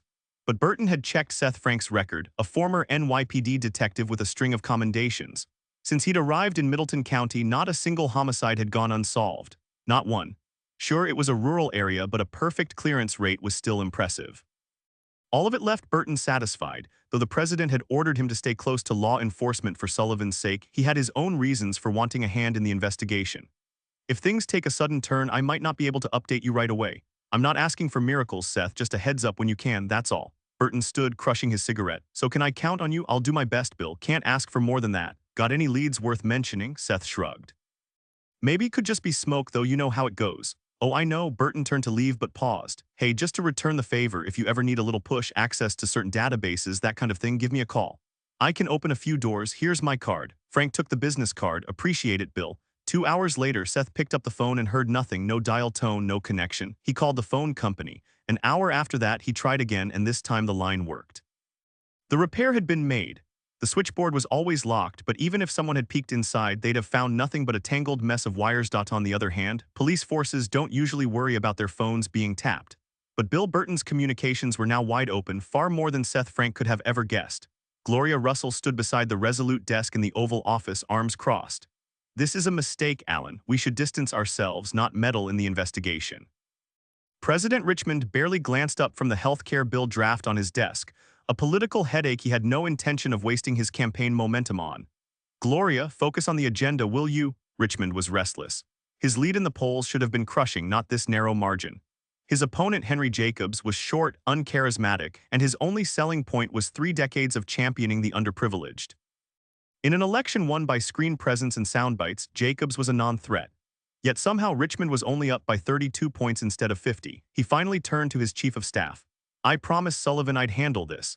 That national address gained me 12 points, something your so-called sophisticated re-election team hasn't managed to improve. Should I start a war just to get the lead I deserve? Russell sighed. Alan, we've already won. The game now is not to lose. We need caution. That man is still out there. What if he's caught? Richmond shot up, exasperated. Let it go. If you'd think for a second, you'd see that by publicly pushing for a quick resolution, I've destroyed any credibility he had left. If I hadn't spoken up, some reporter might spun a story linking me to Christine Sullivan's death. His voice turned sharp. Or are you forgetting how the press loves a scandal? A tense silence followed. Outside, a distant helicopter buzzed over the White House lawn, a reminder that every move was watched. Russell exhaled, rubbing her temple. Fine, but when this blows up, don't say I didn't warn you. Now that I've gone on national television declaring my fury and determination to punish the guilty party, anyone trying to drag me into this mess would just look like they were chasing fame after seeing me on TV. Russell sat down, her mind racing. The real problem was that Richmond didn't have all the facts. If he'd known about the letter opener, would he have seen things the same way? What if he'd found out about the message and the photo she'd received? The secrets she was keeping from her boss could destroy them both utterly and permanently. As she walked back to her office, Russell didn't notice Bill Burton watching her from around the corner of another hallway. His expression wasn't friendly, far from it. Stupid bitch.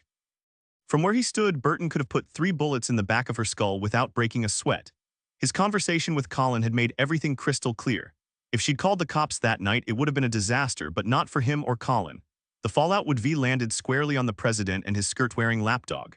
That woman had tried to yank the rug out from under him, leaving him dangling by a thread over everything he'd worked for, bled for, hell, taken bullets for. He knew the danger they were in better than she ever could, and that was why he'd made his decision last night. It hadn't been easy, but there was no other choice. That's why he'd gone to see Seth Frank. That's why he'd had the detective's phone line tapped. Burton knew he'd probably crossed a line, but at this point they were all past the point of no return. The only thing left was to play the hand he'd been dealt and hope luck was on his side when it mattered. Just thinking about the position she'd put him in, the choice her stupidity had forced him to make sent another wave of fury through him. It took everything he had not to chase her down the stairs and snap her neck. But he'd made himself a promise, even if everything went to hell, he'd make her pay. He'd rip her out of her cushy little power bubble and throw her face first into the dirt. And he'd enjoy every damn second of it. Meanwhile, Gloria Russell checked her hair and lipstick in the mirror. She knew she was acting like a lovesick teenager, but there was something about Tim Collin, something reckless and undeniably magnetic, that was starting to mess with her focus in a way she'd never experienced before. History shows that people in power often use their influence for small behind-the-scenes perks. And though she wasn't a hardcore feminist, Russell saw no issue in following the lead of her male counterparts. To her, it was just another perk of the job. As she slipped into her sheerest nightgown, she reminded herself why she was seducing the young agent. She needed him for 2 reasons. Colin knew about her colossal mistake with the letter opener, so she had to ensure his silence, and she needed his help to retrieve it. Solid, logical reasons, but tonight, like every night before, they vanished from her mind the moment he arrived. Right now, she could imagine spending every night with him, never tiring of the way her body reacted. Her brain could list 100 reasons to stop, but for once the rest of her wasn't listening. The knock came earlier than expected. She smoothed her hair, checked her makeup one last time, and fumbled with her shoes as she hurried toward the door. Swinging it open, she froze like a knife had just been plunged between her ribs. "What the hell are you doing here?" Burton planted a foot in the doorway, his muscular arm braced against the frame. "We need to talk." Her gaze darted past him, searching for the man she'd expected. Burton noticed. "Sorry, boss, your little playdate's canceled." She tried to shut the door, but his solid frame didn't budge an inch. With barely any effort, he shoved it open and stepped inside, closing it behind him. Standing in the foyer, he watched as the White House chief of staff scrambled to cover herself while also trying to figure out why he was there. Neither effort was going well. "Get out, Burton. How dare you barge in here like this?" He walked past her into the living room without so much as a glance. "We talk here or we talk somewhere else, your call," she followed, furious. "What the hell's wrong with you? I told you to leave, you're forgetting your place." Burton finally turned to face her, his expression unreadable. You always answer the door dressed like that. Colin's sudden interest made sense now. The chief of staff's revealing nightgown left little to the imagination. Who would have guessed? Even after 24 years of marriage and 4 kids, Burton might have been tempted if not for the deep disgust he felt toward her. Go to hell, she snapped. Straight to hell, Burton. Probably where we're all headed, he shot back. Now put on something decent so we can talk. I'm not leaving until we do. You realize what you're doing? I'll crush you. Sure you will. Burton pulled 2 photos from his jacket pocket and tossed them onto the table. At first, Russell ignored them, then snatched them up. Her legs trembled so violently she had to brace herself against the table. You and Colin make quite the pair, Burton said. Seriously, the media would eat this up. White House Chief of Staff and her security boy toy catchy, right? She slapped him harder than she'd ever hit anyone, pain shooting up her arm. It was like striking wood. Burton grabbed her wrist, twisting until she gasped. Listen, sweetheart, I know everything. The letter opener, who has it, how they got it. Even your little chats with our peeping thief. Face it, you've made a mess, and now it's my turn to steer. Change out of that trashy outfit and get back here. If you want me to save your skin, you'll do exactly as I say, or should we invite the president to this cozy chat? Your call, boss. He spat the last word, his contempt unmistakable. When he finally released her, his looming presence left her struggling to think. Russell rubbed her wrist, meeting his gaze with hesitant dread before bolting to the bathroom. She retched, a reaction that was becoming routine. Cold water steadied her, and after a few shaky breaths, she headed to the bedroom still dazed. She slipped into a pair of slacks and a sweater, unable to even glance at the negligee as she let it fall onto the bed. Her hopes for a night of passion had shattered. She kicked off the red high heels and slid into brown loafers instead. Pressing her hands to her cheeks, she felt the heat radiating from them. It was like being caught by her father all over again, his furious reactions seared into her memory. That moment had shaped her, driving her to bury herself in work, desperate to never feel that humiliation again. He'd called her names, struck her so hard she missed a week of school. For years, she'd prayed to never relive that shame until tonight. Forcing steady breaths, she returned to the living room where Burton had shed his jacket. A pot of coffee sat on the table, steam curling into the air. Her gaze flicked to the holster and the weapon inside. Cream and sugar, right? Burton said. She met his eyes. Yeah, he poured the coffee and she sat across from him, staring into the dark liquid. What did Colin tell you? She asked. About you two? Nothing really, not his style, but he's got it bad for you head over heels. Congrats. You don't get it, do you? She snapped, nearly rising from her chair. Burton stayed calm. What I get is that we're inches from the edge of something deep enough to swallow us both. Honestly, I don't care who you sleep with. That's not why I'm here. She took a sip, the warmth settling her churning stomach. Then Burton leaned in, his grip surprisingly gentle on her arm. Listen, Mrs. Russell, I'm not here to sweet-talk you or pretend I'm some knight in shining armor. Like it or not, we're stuck in this together. Only way out is to work together, that's the deal. She set down her cup, wiping her lips with a napkin. Fine, Burton's expression hardened. One more thing, the letter opener still has the president's prints on it and Christine Sullivan's blood, right? She nodded. Any prosecutor would kill for that evidence. We need it back. He'll sell it. His next message will name the price. Burton tossed an envelope onto the table, catching her off guard. The kid's clever, but sooner or later he'll slip up. Russell crumpled the letter in her hand before smoothing it out to read. The blocky print matched the previous message, but the words were blunt and to the point. Coordinates to follow. Move quickly for financial security. For an item of this caliber, I propose 5 followed by 6 zeros. Consider the consequences of refusal carefully. Reply via private messages if interested. Burton poured himself another cup of coffee, then slid another photograph across the table, the same artifact Russell was desperate to reclaim. Not bad, huh? Straight to the point, he said. This guy likes to toy with people, doesn't he? At least he's willing to negotiate, Russell replied. We're talking serious money here. You sure you can handle it? Let me worry about the finances, Burton. Money isn't the issue. Her usual arrogance resurfaced just in time. Fair enough, he conceded. But why the hell didn't you have Colin clean up that mess? That's none of your concern.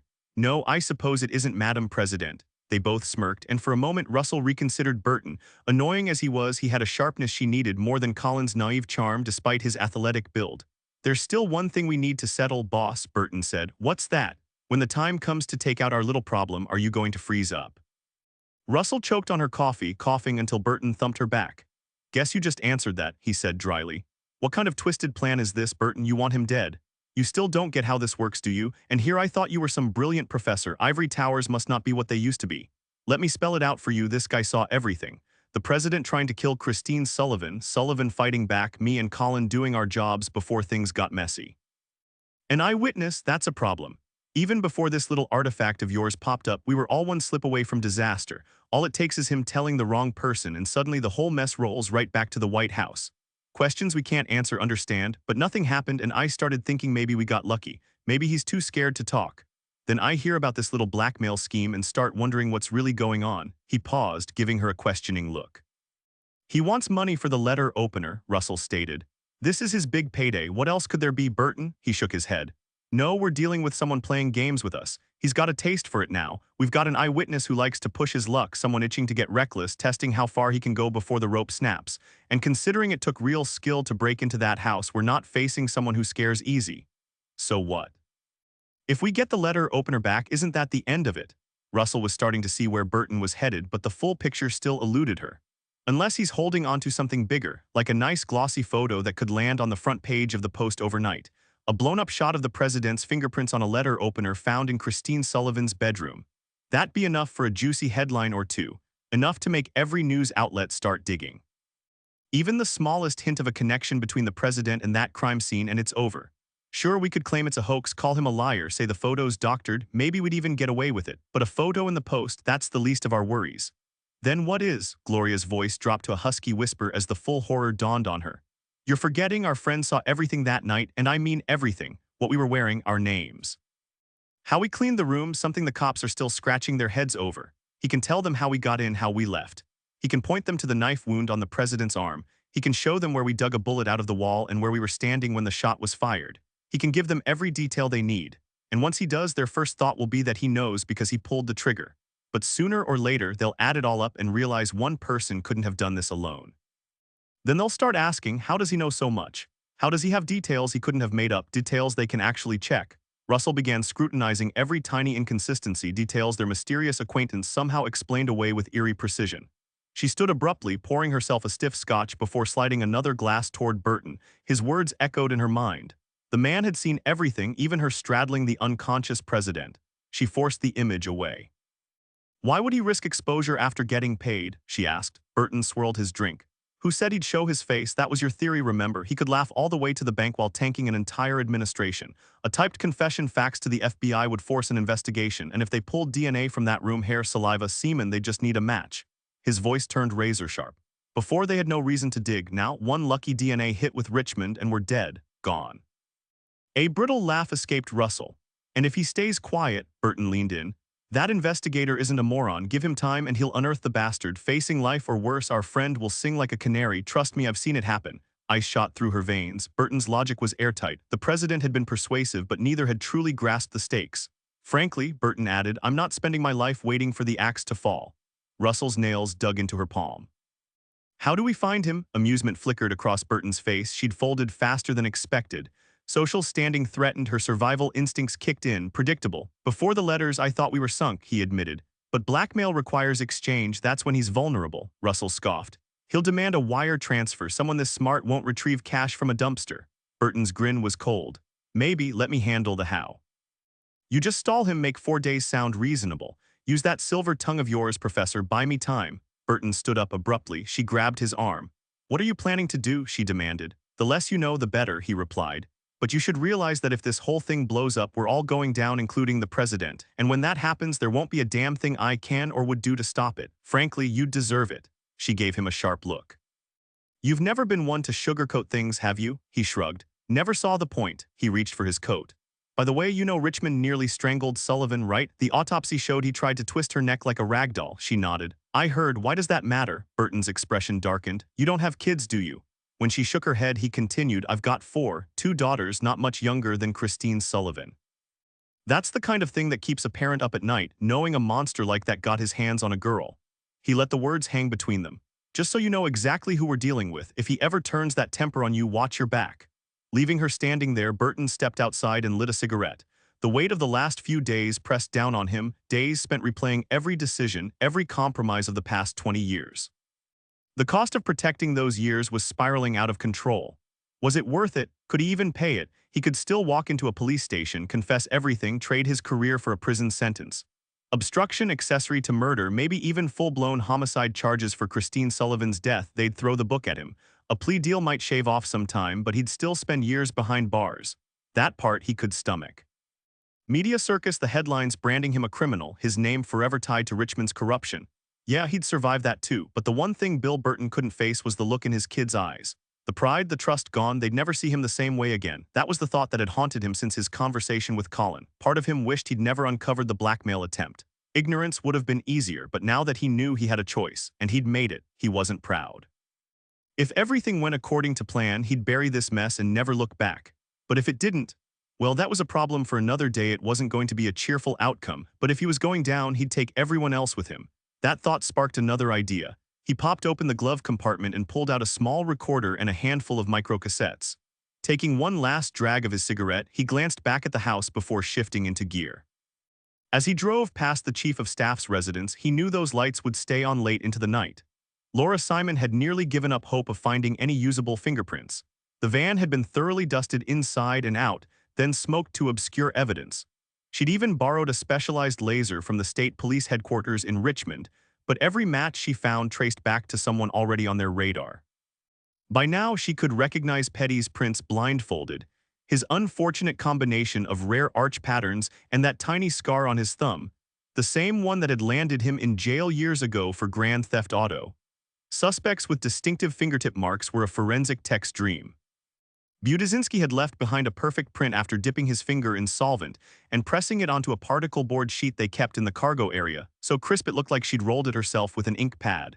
Out of 53 usable prints, none were the right ones. Sitting in the middle of the van, Simon scanned the interior again. She checked every plausible surface, scoured hidden corners with the portable laser, and had no idea where else to look. For the 20th time, she mentally retraced the workers' movements. Loading the van, driving it, the rearview mirror was prime fingerprint real estate. Transferring equipment, handling detergent bottles, uncoiling hoses, opening and closing doors.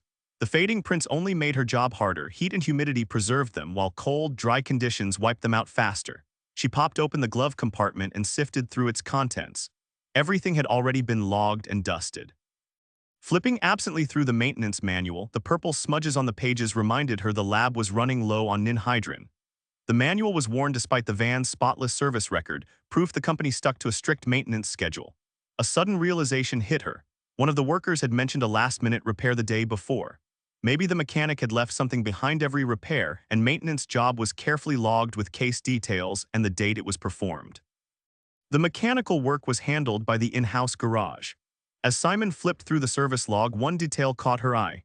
The names listed for each job were consistently G. Henry and H. Thomas, the two mechanics employed by Metro, but there was one entry with different initials, J.P. Jerome Petty's. The van had been nearly out of oil, and Petty's had topped it off with a couple of quarts. Nothing unusual, except the date matched the day they'd cleaned the Sullivan mansion. Simon's breath hitched as she crossed her fingers and stepped out of the van. She popped the hood and examined the engine, using a flashlight to scan every inch. It took less than a minute to spot it, a greasy thumbprint pressed against the side of the windshield fluid reservoir, right where someone might brace their hand while tightening the oil cap. Just by looking, she could tell it wasn't Petty's or either of the mechanics. She grabbed Budzinski's fingerprint card. 99% sure it wasn't his, and she was right. Dusting the print, she lifted it, filled out the card, and rushed to Frank's office. He was in his coat and hat, already shrugging them off when she burst in. "You kidding me, Laura? Think Petty's would remember if Rogers added the oil that day?" Frank called Metro, but Petty's had already clocked out. Calls to his house went unanswered. Simon stared at the card like it was the rarest gem. "Forget it. I'll dig through the archives myself, even if it takes all night. Maybe Fairfax can pull strings with a fee since our terminal's still down." She meant the automated fingerprint identification system in Richmond, where latent prints from crime scenes were matched against a computerized database. Frank thought for a second. "I've got a better idea." Oh, he pulled a business card from his pocket, grabbed the phone, and dialed. "Agent Bill Burton, please." Burton picked Frank up, and they headed to the Hoover Building on Pennsylvania Avenue, FBI headquarters. Most tourists know not to miss the bulky, unremarkable building housing the National Crime Information Center, a massive network of 14 databases and 2 exchange systems. Making up the largest criminal records archive in the country, the automated identification system within the FBI's digital network was every detective's best ally. With access to millions of criminal fingerprints, Frank knew his odds of cracking the case had just skyrocketed.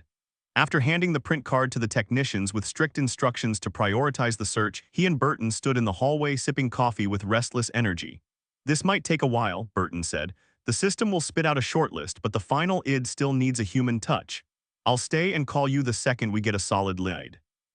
Frank checked his watch. His youngest daughter had a school play starting in 40 minutes. She was playing a carrot, and to her it was the most important role in the world.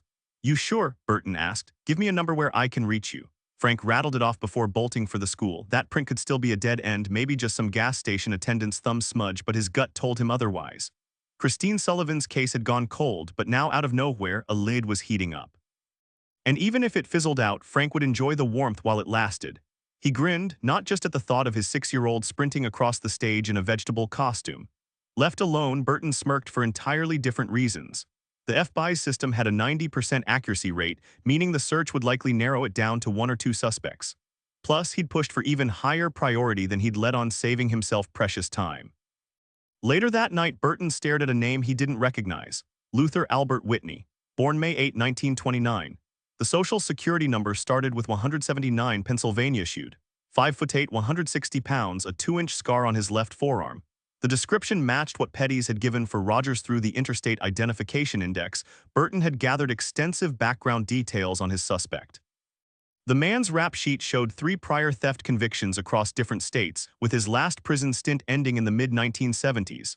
After that, radio silence, at least as far as official records went. Burton recognized the pattern: career criminals who refined their craft over time. Whitney fit that profile perfectly. The only hiccup was Whitney's last known address, a 2-decade-old New York listing. Starting with the easiest lid, Burton headed to the lobby payphone and stacked up local phone directories. Washington, D.C. came up empty, but Northern Virginia yielded 3 Luther Whitneys. His next call went to the Virginia State Police, where an old contact helped access DMV records via computer. 2 were dead ends, one aged 23, the other 85, but the third, residing at 1645 East Washington Avenue in Arlington, matched, born August 5, 1929, with a social security number that lined up with Virginia's driver's license system. But was this also Rogers? Burton flipped open his notebook. Frank had let him review the case file earlier. Jerome Petty's answered on the 3rd ring. Playing it casual and hinting he was calling from Frank's office, Burton asked the burning question. 5 seconds of ragged breathing later came the payoff. "Hell yeah, we nearly blew the engine. Some idiot left the oil cap loose. I told Rogers to handle it since he was sitting on the spare gas can we always carried." Burton hung up, checked his watch. He still had time before updating Frank. Not ironclad proof Whitney was their van guy, but his gut said yes. Even if the guy hadn't stepped foot near his place since the crime, Burton wanted to scope out Whitney's home, maybe catch a whiff of where he'd vanished to. Better he got there before the cops did. He quickened his pace back to the car, the humid Virginia air clinging to his suit jacket as he mentally mapped the route to Arlington. Mother Nature was playing a cruel game with the most powerful city on Earth, ambushing it with relentless rain and biting cold. Squinting through the frantic swish of windshield wipers, Kate questioned why she'd even come. In all these years, she'd only visited this house once, sitting stubbornly in the car while Jack went inside to announce their engagement. He'd insisted, despite her protests, that her father wouldn't care. Turns out she'd been wrong. Luther had stepped onto the porch, his awkward stance betraying a hesitant longing to reach out. He'd shaken Jack's hand, clapped his shoulder, then locked eyes with her as if silently giving his blessing. She turned away, arms crossed, refusing to acknowledge him until Jack returned. But as they drove off, she caught his reflection in the side mirror, smaller than she remembered, almost fragile. In her mind, he'd always loomed larger than life, a shadow swallowing everything in its path, yet there he stood, watching her leave with something like regret. She scoffed. Guilt was just another weapon in his arsenal. A thief, a brute hiding behind civility. How could anything he felt be genuine? The car turned the corner, severing the last thread between them. Now pulling into the darkened driveway, headlights glinted off the parked car ahead, sharp enough to sting. She killed the engine, exhaled hard, and stepped into the freezing air, bracing herself for whatever waited inside. The previous snowfall had been brief, leaving only a thin crust that crackled under her boots as Kate walked toward the entrance. The forecast warned of a hard freeze overnight. She steadied herself with one hand on Luther's car, though she doubted her father would even be home. Still, she had taken care with her appearance, freshly showered, hair styled, makeup applied, dressed in one of the tailored suits she usually reserved for courtrooms. If fate brought them face to face, she wanted him to see for himself that despite his failures, she hadn't just survived, she had thrived. The key was exactly where Jack had told her years ago. Kate found it ironic that a seasoned burglar would leave his own home so poorly secured. As she pushed open the door, she didn't notice the car idling across the street or the driver jotting down her license plate. Inside, the air was stale, thick with the stillness of a place long abandoned. She had imagined her father's house many times, always neat, always controlled, and the reality didn't disappoint. In the dark, she sank into an armchair, unaware it was his favorite. Luther had done the same in her home, a coincidence neither would ever realize. On the mantel, a photograph caught her eye. It had to be 30 years old. Bundled in her mother's arms, baby Kate was swaddled head to toe, dark curls peeking from under a pink cap. Her father stood beside them, his face calm beneath a worn-out hat, his calloused fingers brushing her tiny outstretched hand. Her mother had kept the same photo on her vanity until the end. Kate had thrown it away after the funeral, furious at the bond it captured, furious enough to attack her father when he showed up, slapping him over and over until others pulled her off. He hadn't fought back. He just stood there taking it, and that silence had made her rage burn even hotter. Only then had her father placed his hat back on his head, set the bouquet of flowers he'd brought onto the table, and walked out with his face still red from her slaps, his eyes glistening with tears, quietly shutting the door behind him. Now sitting in Luther's armchair, Kate realized that day had also wounded her father's heart with a grief too heavy to bear, the loss of a woman he must have loved for most of his life, one who had undoubtedly loved him in return. A lump rose in her throat and her hand flew up to press it away before she stood and wandered through the house, peering cautiously into each room only to retreat, uneasy at intruding on her father's private space. The bedroom door was slightly ajar and finally she pushed it open. She hesitated before flicking on the light, blinking as her eyes adjusted, then froze when she spotted the nightstand. Approaching, she sank onto the edge of the bed. The collection of photos there was like a shrine dedicated to her, snapshots tracing her life from childhood onward. Every night before sleep she had been the last thing he'd seen. But what unsettled her most were the recent ones, her college graduation, law school commencement. He hadn't been invited to either ceremony, yet here were the pictures, not posed portraits but candid shots of her walking, waving, unaware of the camera. One photo stopped her cold. There she was descending the courthouse steps in Alexandria on the day of her first trial, nerves buzzing over some minor case that belonged in small claims court. But her grin stretched ear to ear, triumphant after her first legal victory. How had she missed him there, or had she known and refused to acknowledge him? Fury flared first. He'd stalked her for years, stolen those moments, invaded her privacy. Then came a slower, colder realization spreading through her until she shot to her feet, only to collide with the broad-shouldered man filling the doorway. "Again, I apologize, ma'am," he said. "Didn't mean to startle you." "Startle me? You scared me half to death." Kate sat on the edge of the bed, trying to steady her breathing and stop her hands from shaking, the chill of the house doing nothing to help. "Would you mind explaining why intelligence agencies would care about my father?" Her gaze locked onto Bill Burton, her eyes betraying a fear he recognized instantly. He'd been watching her since she entered the bedroom, studying her subtle movements. Years of profiling crowds for potential threats had sharpened his instincts. A father and daughter estranged by clashing personalities, now reunited under the worst circumstances. The pieces were falling into place, and Burton liked how they lined up. "Actually, it's not us who are interested, Mrs. Whitney, it's the Middleton County Police." "Middleton? That's right, I'm sure you've heard about Christine Sullivan's murder." He paused, gauging her reaction. The disbelief on her face was exactly what he expected. "You think my father had something to do with that?" Her tone wasn't defensive, just stunned. Burton noted that, another advantage for the plan forming in his mind. The lead detective on the case does. "Your father was at the Sullivan estate right before the murder, using a fake name to pose as a carpet cleaner." Kate's breath caught. Her father scrubbing carpets? Of course, it was just recon, scouting the house for weak points in the security system. Some things never changed, but murder, I can't believe he killed her. Fair enough, but you can believe he was casing the place, right? Not his first time or even his second. She looked down at her hands, then shook her head. "People change, Mrs. Whitney." "I don't know how much you've seen him lately." Burton paused as she flinched slightly. "But the evidence linking him to the burglary is solid, and the woman's dead. You've probably gotten convictions on less." Kate's head snapped up. "How do you even know who I am?" "I see a woman sneaking into the home of a wanted man. I do my job, ran your plates, your reputation precedes you. State police think highly of you." Kate glanced around the room, her fingers brushing against the dusty surface of a side table. "He's not here. Honestly, it doesn't look like he's been here in ages." Burton nodded, his sharp eyes never leaving her face. "That's right, ma'am. Any clue where he might be now? No calls, no messages." Kate's mind flashed to Jack and that late-night visitor, but she shook her head. "No." The answer came too quickly and Burton caught it, his expression tightening. "It'd be smarter for him to turn himself in, Ms. Whitney. Some agents out there don't ask questions first, if you catch my drift." He raised an eyebrow, letting the implication hang between them. "I don't know where he is," she insisted, her voice edging higher. "My father and we haven't spoken in years." Burton crossed his arms. "Yet here you are knowing exactly where he kept his spare key." "First time stepping foot in this house," she shot back, defiance creeping into her tone. Burton studied her, weighing her words against the way she hesitated near unfamiliar furniture. He believed her mostly. "Can you reach him if you—" "Why would I?" Kate adjusted her purse strap, standing taller. "I have zero interest in getting tangled in whatever mess he's made."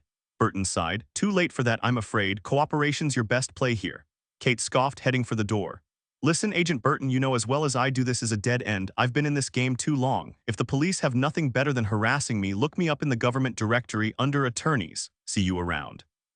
She was halfway out when Burton called after her. Ms. Whitney, she turned, bracing for another verbal spar. Government badge or not, she wasn't about to be pushed around. If my father broke the law, let a jury decide. If he's innocent, he walks. That's how the system works, or should. You'd know better than me.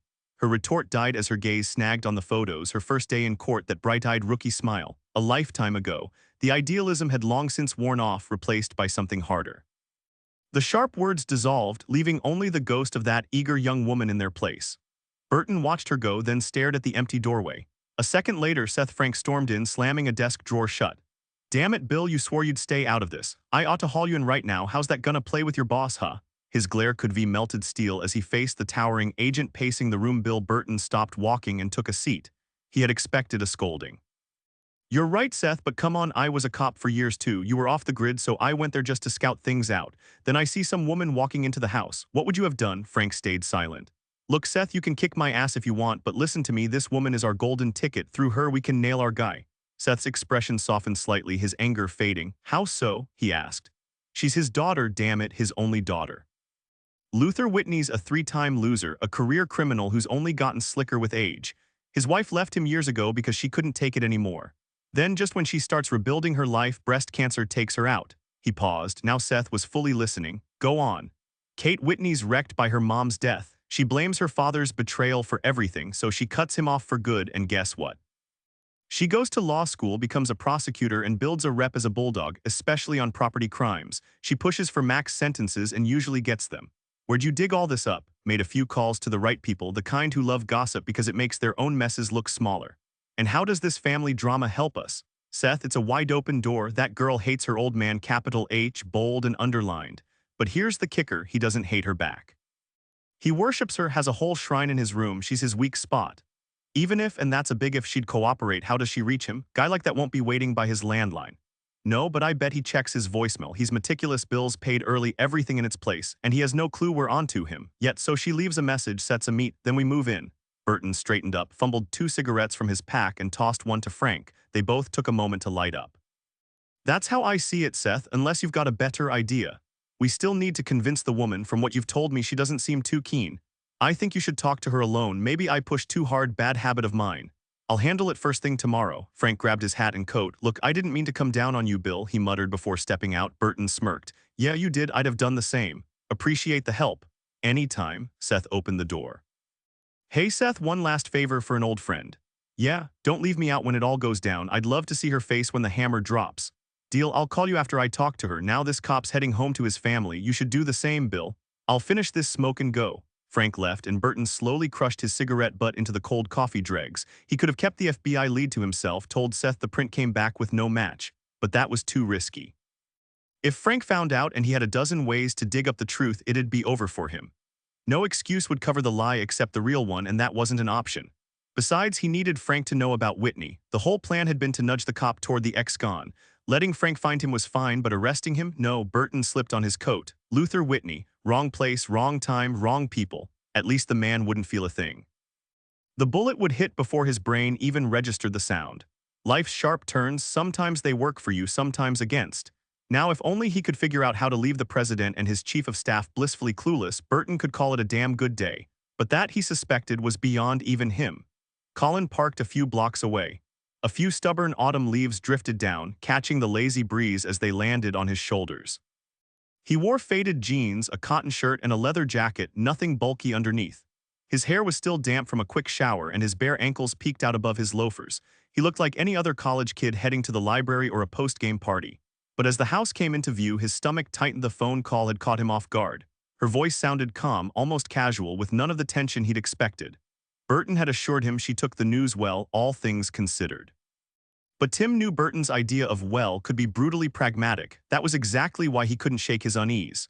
Letting Burton handle the meeting with Gloria instead of going himself might have been the worst call he'd ever made. Still, the stakes were sky-high, just like Burton kept reminding him. A knock at the door snapped him back to the present. When it swung open, Gloria stood there, barefoot and grinning. Her white lace robe clung in all the wrong places, too short, too tight, leaving nothing to the imagination. She rose onto her toes and kissed him softly, then led him by the hand toward the bedroom. With a playful push, she pinned him to the bed before he could move. Slowly, deliberately, she let the robe slip from her shoulders. The fabric pooled at her feet. Next came the whisper of silk as she peeled off her panties. Tim tried to sit up, but she pressed him back down with a single finger. Her nails traced his chest, then lower, teasing him through his jeans until the fabric felt like a prison. "Tim," she murmured against his ear, her breath hot. "You want me, don't you?" he groaned, hands gripping her hips, but she swatted him away. "Say it. God, yes. I wanted you the other night so bad." Her voice dropped to a whisper. "Then he showed up." Tim exhaled sharply. "I know, I'm sorry, we talked and oh, he told me everything."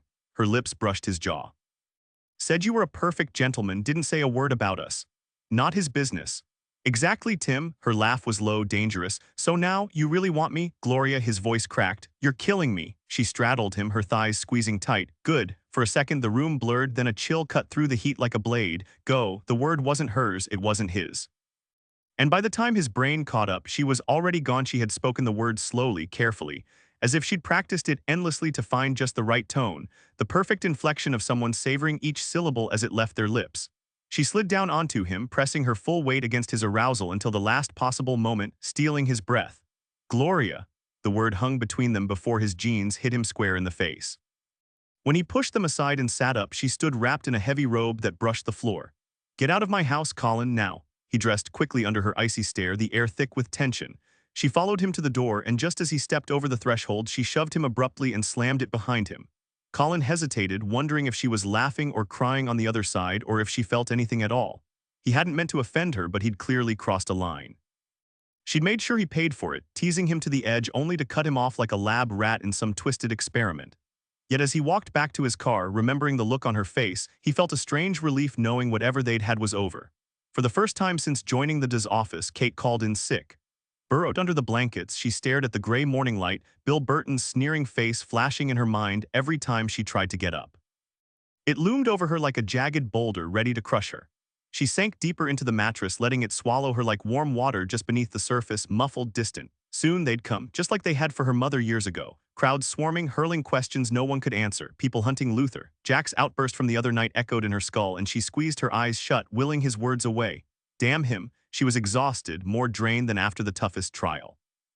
And he'd done this to her just like he'd done to her mother, dragged her into his mess when she'd wanted no part of it. She hated that life, hated how it could ruin hers if she let it. Gasping, Kate pushed herself upright, fingers digging into her throat to stave off another panic attack.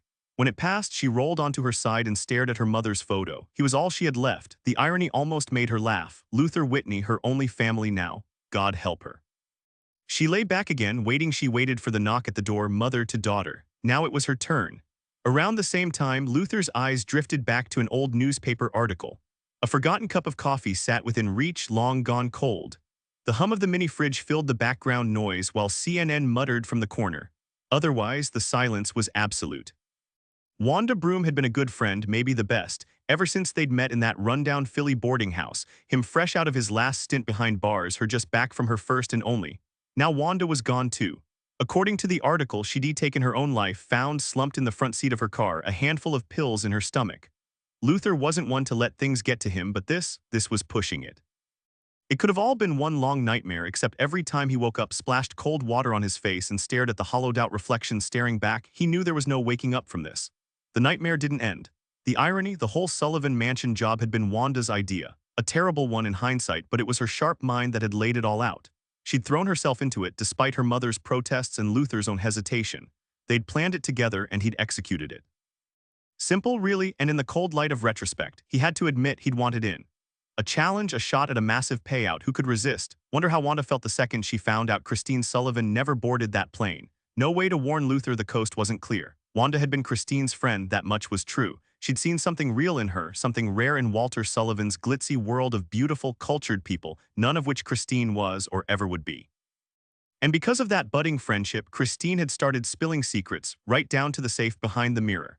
Wanda had convinced herself the Sullivans had so much they wouldn't miss what little was taken. But the world doesn't work like that. Luther knew it. Deep down, Wanda probably did too. Not that it mattered anymore after a lifetime of struggle, never having enough money. Wanda had gone for her big score, just like Christine Sullivan before her.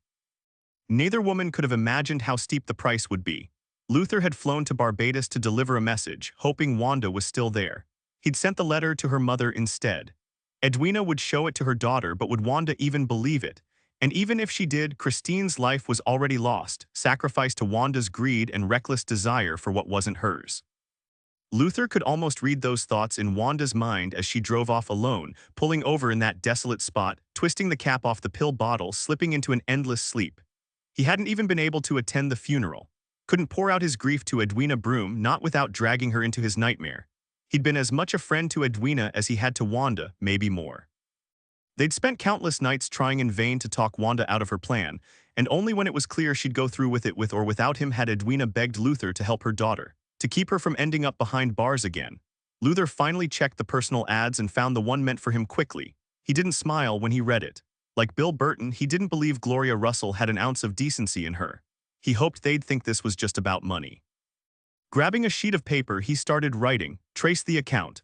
Burton stood in the chief of staff's office, sipping a Diet Coke but wishing for something stronger. "Already on it," Russell replied, hanging up the phone while adjusting her earring with her free hand. Colin sat silently in the corner. He'd walked in with Burton 20 minutes ago and the chief of staff still hadn't acknowledged him. "When did he say he wants the money?" Burton asked. "If the transfer isn't in the designated account before the banks close, none of us have it tomorrow." Russell's gaze flicked to Colin before returning to Burton. "Damn it." Burton stood. "I thought you were handling this." She shot him a sharp look. He ignored it. "How does he want the handoff arranged? Once the money's in, he'll tell us where to find what we're looking for. So we just have to trust him. Seems that way. How does he even know you got the letter?" Burton started pacing. "The letter was in my mailbox this morning. Mail usually gets delivered to my place in the afternoon." Burton slumped into a chair. "Your damn mailbox? You're telling me he came to your house personally?" "Doubt he'd trust anyone else with something this sensitive," Gloria replied. "Why'd you even check the mail?" The flag was up. She almost smiled. "Gotta admit, this guy's got guts. Bigger than yours, apparently," she added, locking eyes with Colin until he looked away. Burton smirked at the exchange. Good. The rookie would thank him later for saving him from that black widow's web. "Nothing shocks me anymore, boss, nothing. What about you?" he asked, glancing between them. Russell ignored him. "If our money doesn't hit his account, this whole mess goes public, so what's the play?" Her tone was ice cold, no pretense. Gloria was done with tears and panic. She'd endured enough humiliation for a lifetime. Whatever happened next, she felt numb, and it was liberating. "How much does he want?" Burton asked. $5 million, she said flatly. His eyes widened. "How'd you scrape that together? Not your concern." "Does the president know?" Burton already knew the answer. "Also not your concern." He dropped it. "Why should he care?" "Fine, to answer your earlier question, we're working on it, but if I were you, I'd focus on getting that money back. Dead men don't need $5 million. You've got to find him first," Gloria shot back. "Touche, boss, touche." Burton leaned back, recounting his chat with Seth Frank the day before. Kate was fully dressed when she answered the door. She'd considered a robe, prolonged the interview, let the questions chip away at her, but appearing weak was the last thing she wanted, even if that's exactly how she felt. "I don't understand what you want from me." "Just some information, Ms. Whitney, that's all. I know you're a judge and I hate to intrude, but right now your father's the prime suspect in a high-profile case." Frank's gaze was earnest. They sat in the cramped living room as he flipped open his notebook. Kate sat rigidly on the edge of the couch, her back straight, struggling to stay composed despite the way her fingers kept drifting to the thin chain around her neck. She twisted it absently, tying tiny knots that mirrored the tension coiling inside her. "From what you've told me, Lieutenant, you don't have much to go on," she said, her voice steady. "If I were the investigating magistrate, I doubt I could even scrape together enough for an arrest warrant, let alone an indictment." Frank watched her restless fingers, his gaze sharp. He hadn't come here for information. He likely knew more about her father's recent movements than she did. But this wasn't about facts, it was about setting a trap, and if he was honest with himself, he didn't care how she felt about it. She clearly hadn't cared much about her father either. "Still," he countered, "there are some interesting coincidences. Your father's fingerprint was found on a cleaning van we know was at the Sullivan estate right before the murder. We have witnesses placing him inside that house, even in the bedroom where it happened. And let's not forget, he used a fake name, address, and social security number on his job application. Oh, and now he's vanished." Kate's jaw tightened. "He had a record," she shot back. "Maybe he lied because he thought they wouldn't hire him." "And vanished? Ever consider he might just be on a trip? Even ex-cons take vacations." The words came out sharper than she intended, her lawyer's instincts kicking in despite herself. A dull ache pulsed behind her temples and she rubbed at it absently. Frank leaned forward. "Here's another fun detail. Your father was close with Wanda Broom, Christine Sullivan's personal maid. They even shared the same parole officer back in Philly. Kept in touch, too. And I'd bet anything Wanda knew about the hidden safe." "So?" Kate snapped. So I talked to Wanda, she knew more than she admitted. Then why aren't you grilling her instead of sitting in my living room? Maybe she's the one who did it, Frank exhaled slowly. She was overseas when Sullivan was killed. 100 witnesses can confirm that. He paused, his voice dropping. And I can't question her anymore, she's dead. Left a note asking for forgiveness. Kate stood and walked to the window, staring blankly into the distance.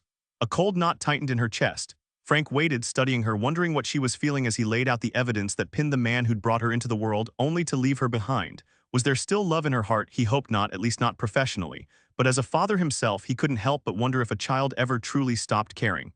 Everything all right, Mrs. Whitney? Kate turned slowly. Feel like getting out of here? I haven't eaten all day and my fridge is empty. They ended up at the same diner where Jack and Luther had once met. Frank devoured his meal while Kate barely touched hers. He glanced at her plate. You picked the place, so I'm guessing you like the food. No offense, but putting on a few pounds wouldn't hurt you. Kate finally met his gaze with a faint smile. You moonlight as a nutritionist, Lieutenant. I've got 3 daughters. The oldest is 16 and swears she's obese. She barely cracks 100 pounds and is almost as tall as me. If she didn't have those rosy cheeks, I'd think she was starving herself. And my wife, if she finishes one diet, it's only to start another. Trust me, she looks great, but women seem convinced there's some perfect shape out there. All women except me, apparently. Eat what's on your plate. That's what I tell my girls every day. Just eat. Kate picked up her fork and managed half her meal. Later, sipping tea while Frank cradled a mug of coffee, they slipped back into guarded silence before circling back to Luther Whitney. If you really think you've got enough on him, why not arrest him? Frank shook his head. You've seen his place. He hasn't been back in weeks, probably ran right after the murder. If it was him, your evidence is circumstantial. We're a long way from reasonable doubt, Lieutenant. Frank leaned in, elbows on the table. Let's cut the formalities, Kate. Can we drop the titles?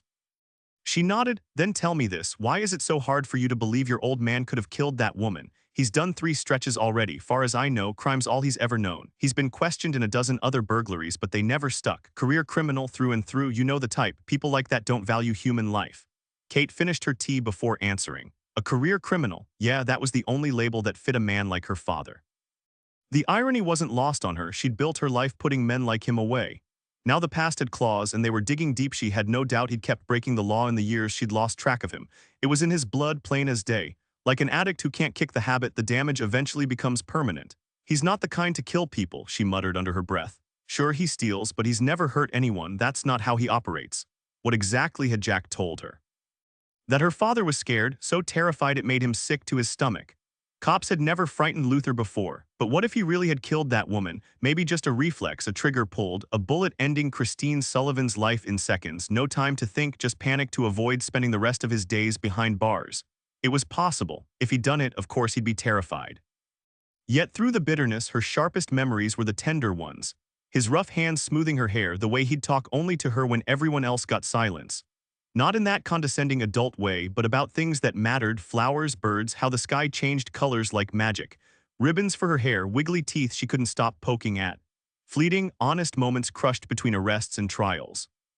Then she grew up and those words turned to nonsense as the truth about Luther Whitney swallowed everything. What right did she have to claim he couldn't kill? Frank watched her eyelids flicker. He'd struck a nerve. Stirring his coffee, he tapped the spoon twice. So you're saying it's impossible your father killed her, even though you haven't seen him in years? Kate snapped back to the present. I didn't say impossible, just that. This interview was tanking fast.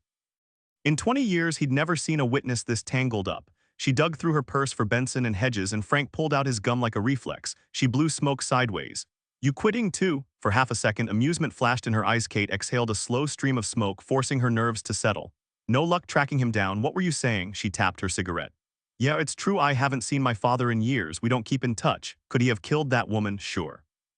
Anything's possible, but possible doesn't hold up in court. You need evidence, period. Frank leaned forward, which is exactly what we're trying to gather to build a case against him. Got anything solid linking him to the crime scene? Kate's voice sharpened. Fingerprints, witnesses, anything? Frank hesitated, then shook his head. No. What about stolen goods traced back to him? Nothing.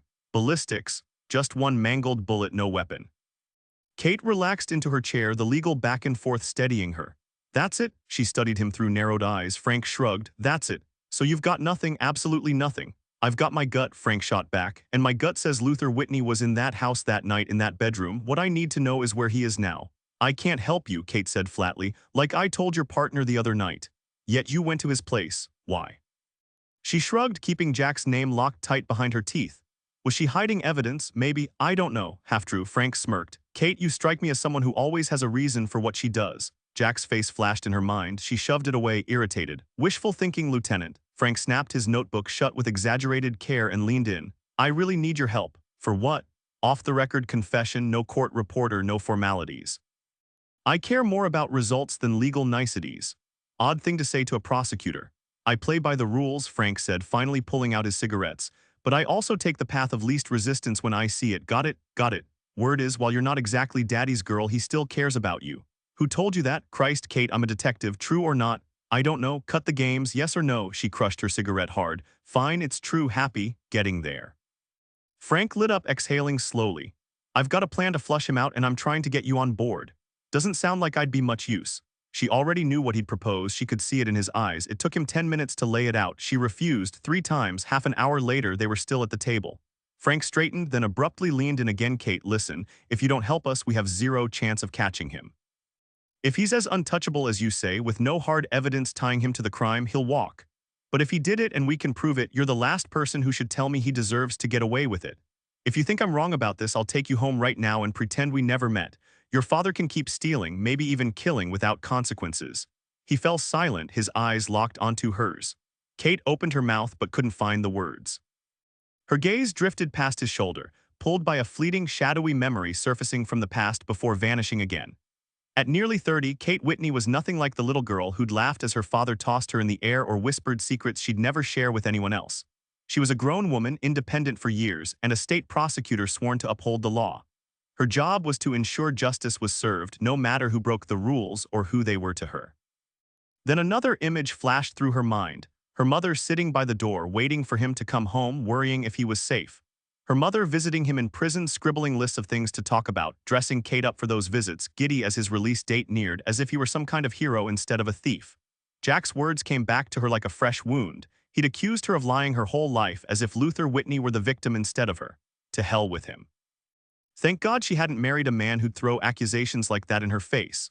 Luther, though, he deserved whatever came his way. Maybe he hadn't killed that woman, or maybe he had. Either way, it wasn't her call. Her job was to make sure a jury could decide. Her father belonged behind bars where he couldn't hurt anyone else, where he couldn't wreck another life. And with that final thought, she agreed to help bring him in. As they stood to leave, Frank felt a twinge of guilt. He hadn't been entirely honest with Kate. In fact, he'd lied outright about the most delicate detail of the case, focusing only on the big question, where was Luther Whitney now? At that moment, he wasn't proud of himself. Law enforcement officers sometimes had to lie just like anyone else. But that didn't make him feel any better, especially knowing the person he'd deceived was someone he'd instantly respected and now pitied deeply. Kate made the call that same night. Frank didn't want to waste another second. The recorded voicemail greeting startled her. She hadn't heard that voice in years. Smooth, steady, deliberate, like a soldier marching in formation. Her hands trembled when the beep sounded, and she had to dig deep just to force out the simple words meant to lure him in. She kept reminding herself how sharp he was, how easily he could see through deception. But she needed to see him, needed to talk. As soon as possible. Would the old fox sniff out the trap? Then she remembered the last time they'd stood face to face, and a cold certainty settled over her. He'd never suspect a setup from the girl who once trusted him with her most guarded secrets. She was his blind spot. Less than an hour later, the phone rang. As she reached for it, regret twisted in her gut. Sitting in a diner, plotting how to catch a supposed killer was one thing. Actually playing her part in a charade meant to hand her own father over to the authorities. That was something else entirely. Katie. His voice cracked just slightly, disbelief bleeding through. Hey, Dad, she was surprised at how steady she sounded. Right now, even forming a coherent thought felt impossible. Her place, no, too personal. Luther would understand that. His place, out of the question for obvious reasons. Neutral ground, he suggested. A quiet cafe near the courthouse tomorrow at 4. Empty at that hour, perfect for a real conversation. He'd be there. She knew it with absolute certainty. Only death could stop him. She hung up and immediately called Frank, rattling off the time and location. Only then, hearing her own words played back in her head, did the weight of what she'd done hit her. The wheels were in motion now, and there was no stopping them. The phone slipped from her fingers as she collapsed to the floor, shaking with sobs so violent she couldn't breathe. Kate's sobs filled the small apartment like helium in a balloon, swelling until it felt like the entire world might burst. Frank had lingered on the phone a second too long, and now he was paying for it. He shouted into the receiver, but she couldn't hear him, and even if she could, it wouldn't have mattered. Kate was doing the right thing. She had nothing to be ashamed of, nothing to regret. When Frank finally gave up and ended the call, his brief moment of triumph, of feeling so close to his target, fizzled out like a spent match. So he had his answer. She still cared about him. For Lieutenant Seth Frank, that realization was uncomfortable but manageable. For Seth Frank, father of 3 daughters, it hit harder, and suddenly his job felt a lot less satisfying. Burton hung up. Frank had kept his promise to keep him in the loop. Minutes later, he was in Gloria Russell's office. I don't want to know how. Russell was on edge. Burton smirked to himself. Now she was getting squeamish, just as he'd expected. She wanted the job done but refused to get her hands dirty. All you need to do is tell the president where it's happening, then make sure he warns Sullivan beforehand. That part's non-negotiable. Why? She asked, confused. Let me worry about that. Just do what I told you. He was gone before she could voice her outrage. Are we absolutely sure it's him? The president's voice carried a hint of unease. Russell, pacing, stopped in front of his desk. Alan, if they weren't certain, they wouldn't go through all this trouble to arrest him. It wouldn't be the first time they got it wrong, Gloria. Agreed, we all make mistakes. The president closed the folder in front of him and walked to the window, staring out at the White House lawn. So our man's about to be arrested, he mused, turning back to Russell. That's the plan. What's that supposed to mean? Even the best-laid plans can fail. Does Burton know? Burton seems to be running the whole operation.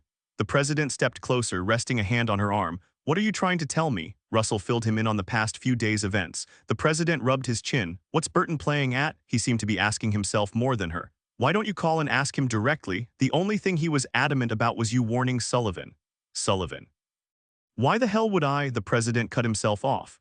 He tried calling Burton, only to be told he'd suddenly fallen ill and rushed to the hospital. The president's gaze locked onto his chief of staffs.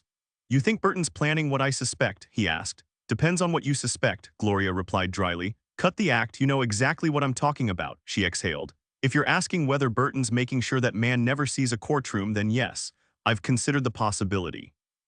The president slammed the heavy letter opener in his hand against the desk before turning toward the window. Gloria flinched at the sound. She'd tossed hers out months ago. Alan, she pressed. What do you want me to do? She stared at the back of his head, fighting the urge to reach out and shake him. Finally, Richmond turned. His eyes were dark, cold, his expression more commanding than ever. Nothing. I don't want you to do a thing. I need to speak with Sullivan. Tell me where and when. Gloria repeated the details, biting back frustration. What a loyal friend. The president reached for the phone, but she caught his wrist. Alan, the report said Christine Sullivan had bruises on her face and signs of strangulation. He didn't look up. Oh, what really happened in that room? His lips curled. Well, from what I recall, her idea of fun was a little too rough for my taste. The marks on her neck. He set the receiver down. Let's just say Christy had a thing for unconventional practices like breath play, you know, where you cut off oxygen to heighten the rush. Gloria's voice sharpened. I've heard of it, didn't think it was your style. Careful, Russell, I don't answer to you. She stepped back. My apologies, Mr. President. Richmond sighed, spreading his hands. I did it for Christy, Gloria. What can I say? Women do strange things to a man. I'm no exception. Then why did she try to kill you? Like I said, she wanted it rough. She was drunk, lost control. These things happen. Gloria glanced at the window. That meeting hadn't just happened, it had been orchestrated down to the minute, more calculated than a campaign strategy. The president moved behind her, gripping her shoulders. It was horrible for everyone. Believe me, I never wanted her dead. The last thing I ever wanted was to end up in this mess. I went there for a quiet, romantic evening with a stunning woman. God knows I'm not some kind of monster. Face broke into an easy, disarming smile. I know, Alan, but with all those women, all those affairs, it was bound to blow up eventually. The president shrugged. Like I've told you, I'm not the first man in this office to indulge in extracurricular activities, and I won't be the last. He tilted her chin up with his fingers. Gloria, you understand the pressures of this job better than anyone. There's nothing else like it in the world, she sighed. I know the stress is unbearable. I see that, Alan. He nodded. The truth is, this office demands more than any human can give. Sometimes you have to find a way to release the pressure, even if it's just for a moment. How I handle it affects how I serve the people who elected me. He turned toward his desk. And let's be honest, spending time with beautiful women is a harmless way to cope. Behind him, Russell glared, her jaw tight. Did he really expect her to buy that patriotic spiel? Harmless, she snapped. Tell that to Christine Sullivan. Richmond's smile vanished. I'm done talking about this, Gloria. It's over. Focus on the future. She gave a stiff nod and left. Picking up the phone, he dialed Walter Sullivan, ready to share the details of the police's carefully laid trap. A smirk played on his lips as the call connected. Soon this would all be behind him. Burton wouldn't let him down, he'd make sure of it. Meanwhile, Luther checked his watch. 1 in the morning. He showered, shaved off the scruff he'd grown lately, and spent extra time on his hair. Kate's call had lit something inside him. He'd replayed her message a dozen times just to hear her voice again, words he never thought he'd hear. For the first time in months, he felt alive. He even risked a trip downtown to buy new clothes, khakis, a sport coat, fresh shoes. Briefly, he considered a tie before tossing it aside. The jacket fit well, though the pants hung loose. He'd lost weight.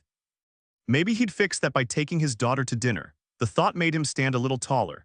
Tonight, for the first time in too long, he had something to look forward to if only she had allowed it. He needed to be careful to think it through. One wrong move could ruin everything. Jack, it had to be Jack. He must have told her about their meeting, about her father's troubles. Of course it played out that way. How had he not seen it sooner? But what did it mean? Did Kate still care about her father after all this time? A shiver ran down his spine, settling in his knees. After so many years, he cursed under his breath, why now of all times? But his decision was made and nothing would change it, not even his own daughter. There was an injustice to fix, and Luther was sure Richmond had no idea about his correspondence with the chief of staff. That woman's only hope was to quietly reclaim what was in his possession and then vanish forever, enough money to disappear without a trace, leaving the world none the wiser. Luther had confirmed the funds were transferred to the account he specified. What happened to that money would be their first surprise. The second, well, it would make them forget about the cash entirely. And the best part, Richmond wouldn't see it coming. Luther doubted the president would spend a single day behind bars, but there was more than enough for impeachment. Compared to this, Watergate was a schoolyard prank. He wondered what happened to disgraced ex-presidents. Maybe they withered in the flames of their own ruin. He pulled the letter from his pocket. She'd receive it right when she was waiting for final instructions. Her end of the deal, oh, she'd get it, her and every last one of her accomplices, keeping her on edge like this, pure satisfaction. No matter how hard he tried, Luther couldn't erase the memory of that woman, cold, indifferent, treating intimacy beside a still warm corpse like it was nothing. And Richmond, that slobbering, drunken bastard. His fists clenched, teeth grinding, until suddenly he smirked. He'd take whatever deal Jack offered. 20 years, 10 days, it wouldn't matter anymore. To hell with the president and everyone around him. To hell with the whole city, he'd drag them all down himself. But first, he'd see his little girl again. What came after didn't matter. As he turned back toward the bed, he froze. A new thought struck him, painful but sharp, something he could almost grasp. He sat on the edge of the mattress and took a slow sip of water. If it had been true, could he really blame her? Either way, he'd be killing two birds with one stone. Stretching out, he considered how things that seem too good to be true usually are, but did he deserve better from her? The answer was painfully clear. No. The moment the sum reached the central bank, following prearranged digital instructions, it was immediately split and routed to 5 different branches, $1 million each. From there, the money twisted through a maze of transactions before reassembling in full at a single destination. Russell, monitoring the transfers from her office, would soon realize what had happened. She wouldn't be happy, and she'd be even less thrilled about the next message coming her way. Café Alonzo had been open for about a year. A small section of the sidewalk in front was fenced off by a low black iron railing, sheltering a few tables under bright umbrellas. The place served strong coffee blends and fresh bakery items, drawing regulars for breakfast and lunch. At 3:55 p.m., only one person sat outside. The umbrellas were folded in the crisp air, looking like oversized drink straws. The cafe occupied the ground floor of a sleek office building. 2 stories up, a suspended walkway held 3 workers replacing a cracked window pane. The entire facade was a mirrored mosaic, reflecting the street below. The glass was heavy, and despite their strength, the men struggled with it. Kate pulled her coat tighter and took a sip of coffee. The afternoon sun barely took the edge off the chill, and shadows were already stretching across the tables. She squinted up at the sun, hanging over a row of rundown townhouses across the street, slated for demolition as part of a neighborhood overhaul. She didn't notice the open first-floor window in one of the old buildings. Next door, broken windows and a half-shattered front door marked abandonment. Checking her watch, she realized she'd been waiting 20 minutes. Used to the fast pace of the prosecutor's office, the delay felt endless. She knew dozens of cops were hidden nearby, ready to swarm the moment he showed. Then it hit her, if they got a chance to speak, what would she even say? Hey dad, you screwed now? He rubbed his numb cheeks and waited. The clock was ticking toward 4, no turning back now, too damn late for second thoughts. Deep down, he knew this was right, even with the guilt gnawing at him, even after that wave of doubt hit when he'd hung up with the detective. His fingers twisted together, restless. Handing his own father over to the cops was justice, plain and simple, no more suffering. He just wanted it over with. McCarty hated rushing. His usual method, shadow the target for weeks, learn their habits better than they did, made the job cleaner, the escape smoother. But Sullivan's message left no room for patience, not with that upfront payment burning a hole in his account, plus the $2 million waiting at the finish line. The man had paid for urgency, and McCarty wasn't about to stiff him. Funny, though, even his first kill years ago hadn't left him this jittery. And with cops swarming the area like ants at a picnic, the pressure was cranked to max. Still, he'd prepped tight. Right after Sullivan's call, he'd scouted the block, zeroing in on the abandoned house, only logical perch. By 4 a.m., he was in position. Back door led to an alley, rental car parked steps away. 15 seconds flat from shot to wheels. 3 miles gone before the cops untangled the chaos. And in under an hour, a private jet would whisk him from a DC area strip New York bound. 4 hours later, he'd be lounging on the Concorde, champagne in hand, London's skyline in view. He wiped dust from the rifle's scope, 10th check in as many minutes. A suppressor would have been nice, but good luck finding one that worked with supersonic rounds. Noise would be a problem, but chaos was his best ally. Let the panic cover his tracks. McCarty glanced across the street and checked his watch. It was almost time. No matter how skilled he was, he couldn't have known another rifle was trained on the same target, one with a shooter whose eyes were just as sharp, if not sharper. Tim Collin had earned his sniper stripes in the Marines, and his drill sergeant had once noted he'd never seen anyone with that level of precision. Right now, Collin was fine-tuning his scope, then settled back into the bed of the pickup truck parked opposite the cafe. The angle gave him a clear shot at the table where his target would sit. Through the crosshairs, Kate Whitney came into view. Collin cracked the window open slightly. Hidden in the shadows of the buildings behind him, his movements went unnoticed. He had another advantage. Sheriff Seth Frank and his team were stationed to the right of the cafe, while more officers lurked in the office building's lobby. Unmarked police cars lined the street at intervals. If Whitney tried to run, he wouldn't get far. But Collin knew he wouldn't. After the shot, he'd break down the rifle, stash it, then jump out with his sidearm and badge, blending into the chaos. No one would think to search a government vehicle for the shooter. Burton's plan was airtight. Collin had no personal grudge against Luther Whitney, just a job to do, and this wasn't about one aging thief's life. It was bigger. Would pulling the trigger haunt him? Maybe. But orders were orders. The president knew. Gloria Russell knew. And Burton, a man he respected more than anyone, had given the command. His training wouldn't let him refuse. Besides, Whitney was guilty. 20 years for burglary. At his age, Collin was doing him a favor. No one survives prison at 80. This was mercy wrapped in a bullet. Facing such a grim reality, he would have gladly taken a bullet to the head himself. Collin watched the construction workers on the scaffolding, struggling to straighten the massive glass panel. One of them grabbed a rope connected to the pulley and began slowly hoisting the sheet into place. Kate glanced up, her gaze locking onto him as he approached with effortless grace along the sidewalk. His face was mostly hidden beneath a hat and scarf, but she recognized him instantly by the way he moved, fluid, confident, like he barely touched the ground. She'd always envied that walk, the same one her father had. She started to rise, then hesitated. Frank hadn't specified when he'd make his move, but she doubted it would be long now. Luther stopped in front of the cafe and studied her. A decade had passed since he'd been this close to his daughter, and the weight of it left him unsure how to begin. Sensing his hesitation, she forced a smile. That was all it took. He stepped forward, slid into the chair across from her, and turned his back to the street. Despite the chill, he removed his hat and tucked his sunglasses into his coat pocket. McCarty pressed his eye to the scope, adjusting the crosshairs until Luther's steel-gray hair filled his vision. His finger flicked off the safety, hovering over the trigger. 100 yards away, Collin mirrored his movements, calmer though, knowing exactly when the cops would storm in. McCarty's finger tensed. Earlier, he'd noted the workers on the suspended platform but dismissed them as irrelevant. That oversight would cost him. The glass panel, jerked too sharply by the pulley, tilted abruptly. Caught in the dying sunlight, it flashed a blinding crimson glare straight into McCarty's eyes. He flinched, his hand jerking reflexively, and the rifle fired. Cursing, he dropped the weapon and bolted for the back exit, 5 seconds ahead of schedule. The bullet sheared through the cafe's umbrella pole before ricocheting into the sidewalk concrete. Kate and Luther hit the ground, him shielding her without thinking. Within seconds, Seth Frank and his team swarmed the scene, fanning out in a defensive arc, weapons drawn as they scanned the street. "Lock down the block," Frank barked at the sergeant, who relayed the order over the radio. Uniformed officers scattered while unmarked cars screeched toward the cafe. The construction crew gaped, oblivious to their accidental role in the chaos. Luther was yanked to his feet and cuffed, the irony of his rescue lost in the frenzy. The entire group moved into the office building's lobby. Seth Frank, buzzing with adrenaline, studied the prisoner with satisfaction before reciting his rights. Luther's gaze locked onto his daughter. At first, Kate couldn't bring herself to meet his eyes, but then she forced herself. He deserved that much. His words tore through her, sharper than she expected. "You okay, Katie?" She nodded, then crumpled to the floor, sobs racking her body no matter how tightly she gripped her own throat. Bill Burton lingered near the doorway, his glare like a blade when Collin walked in, still shell-shocked. But Collin's whispered words flipped a switch. Burton pieced it together instantly. Sullivan had hired a hitman. Burton had set the stage, and the old man took the bait. A grudging respect flickered in the agent's mind before he turned to Frank. "Any clue what the hell just happened?" he muttered. "Maybe," Burton replied. Then he faced Luther Whitney for the first time. The memories of that night surged back for Luther, but his expression stayed steel. Burton admired that even as it unsettled him.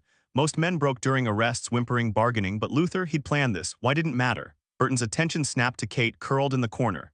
Luther had strained against his cuffs to reach her uselessly. Now a female agent fumbled through awkward comfort, failing miserably. Watching his daughter shake with every sob, Luther's weathered cheeks grew wet. Burton caught the fire in Luther's stare and deliberately redirected it toward Kate. Their eyes locked again.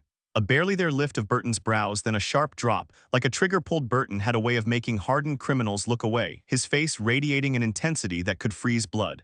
But it was the raw honesty in his expression that truly unnerved even the most ruthless men. Luther Whitney was no pushover, anyone could see that. Yet the steel in his nerves had already begun to crack, crumbling fast until all that remained slipped toward the woman sobbing in the corner. Without another word, Burton turned on his heel and walked out. Gloria Russell sat in her immaculate living room, fingers trembling as she clutched the letter. The clock ticked loudly right on time, just as promised.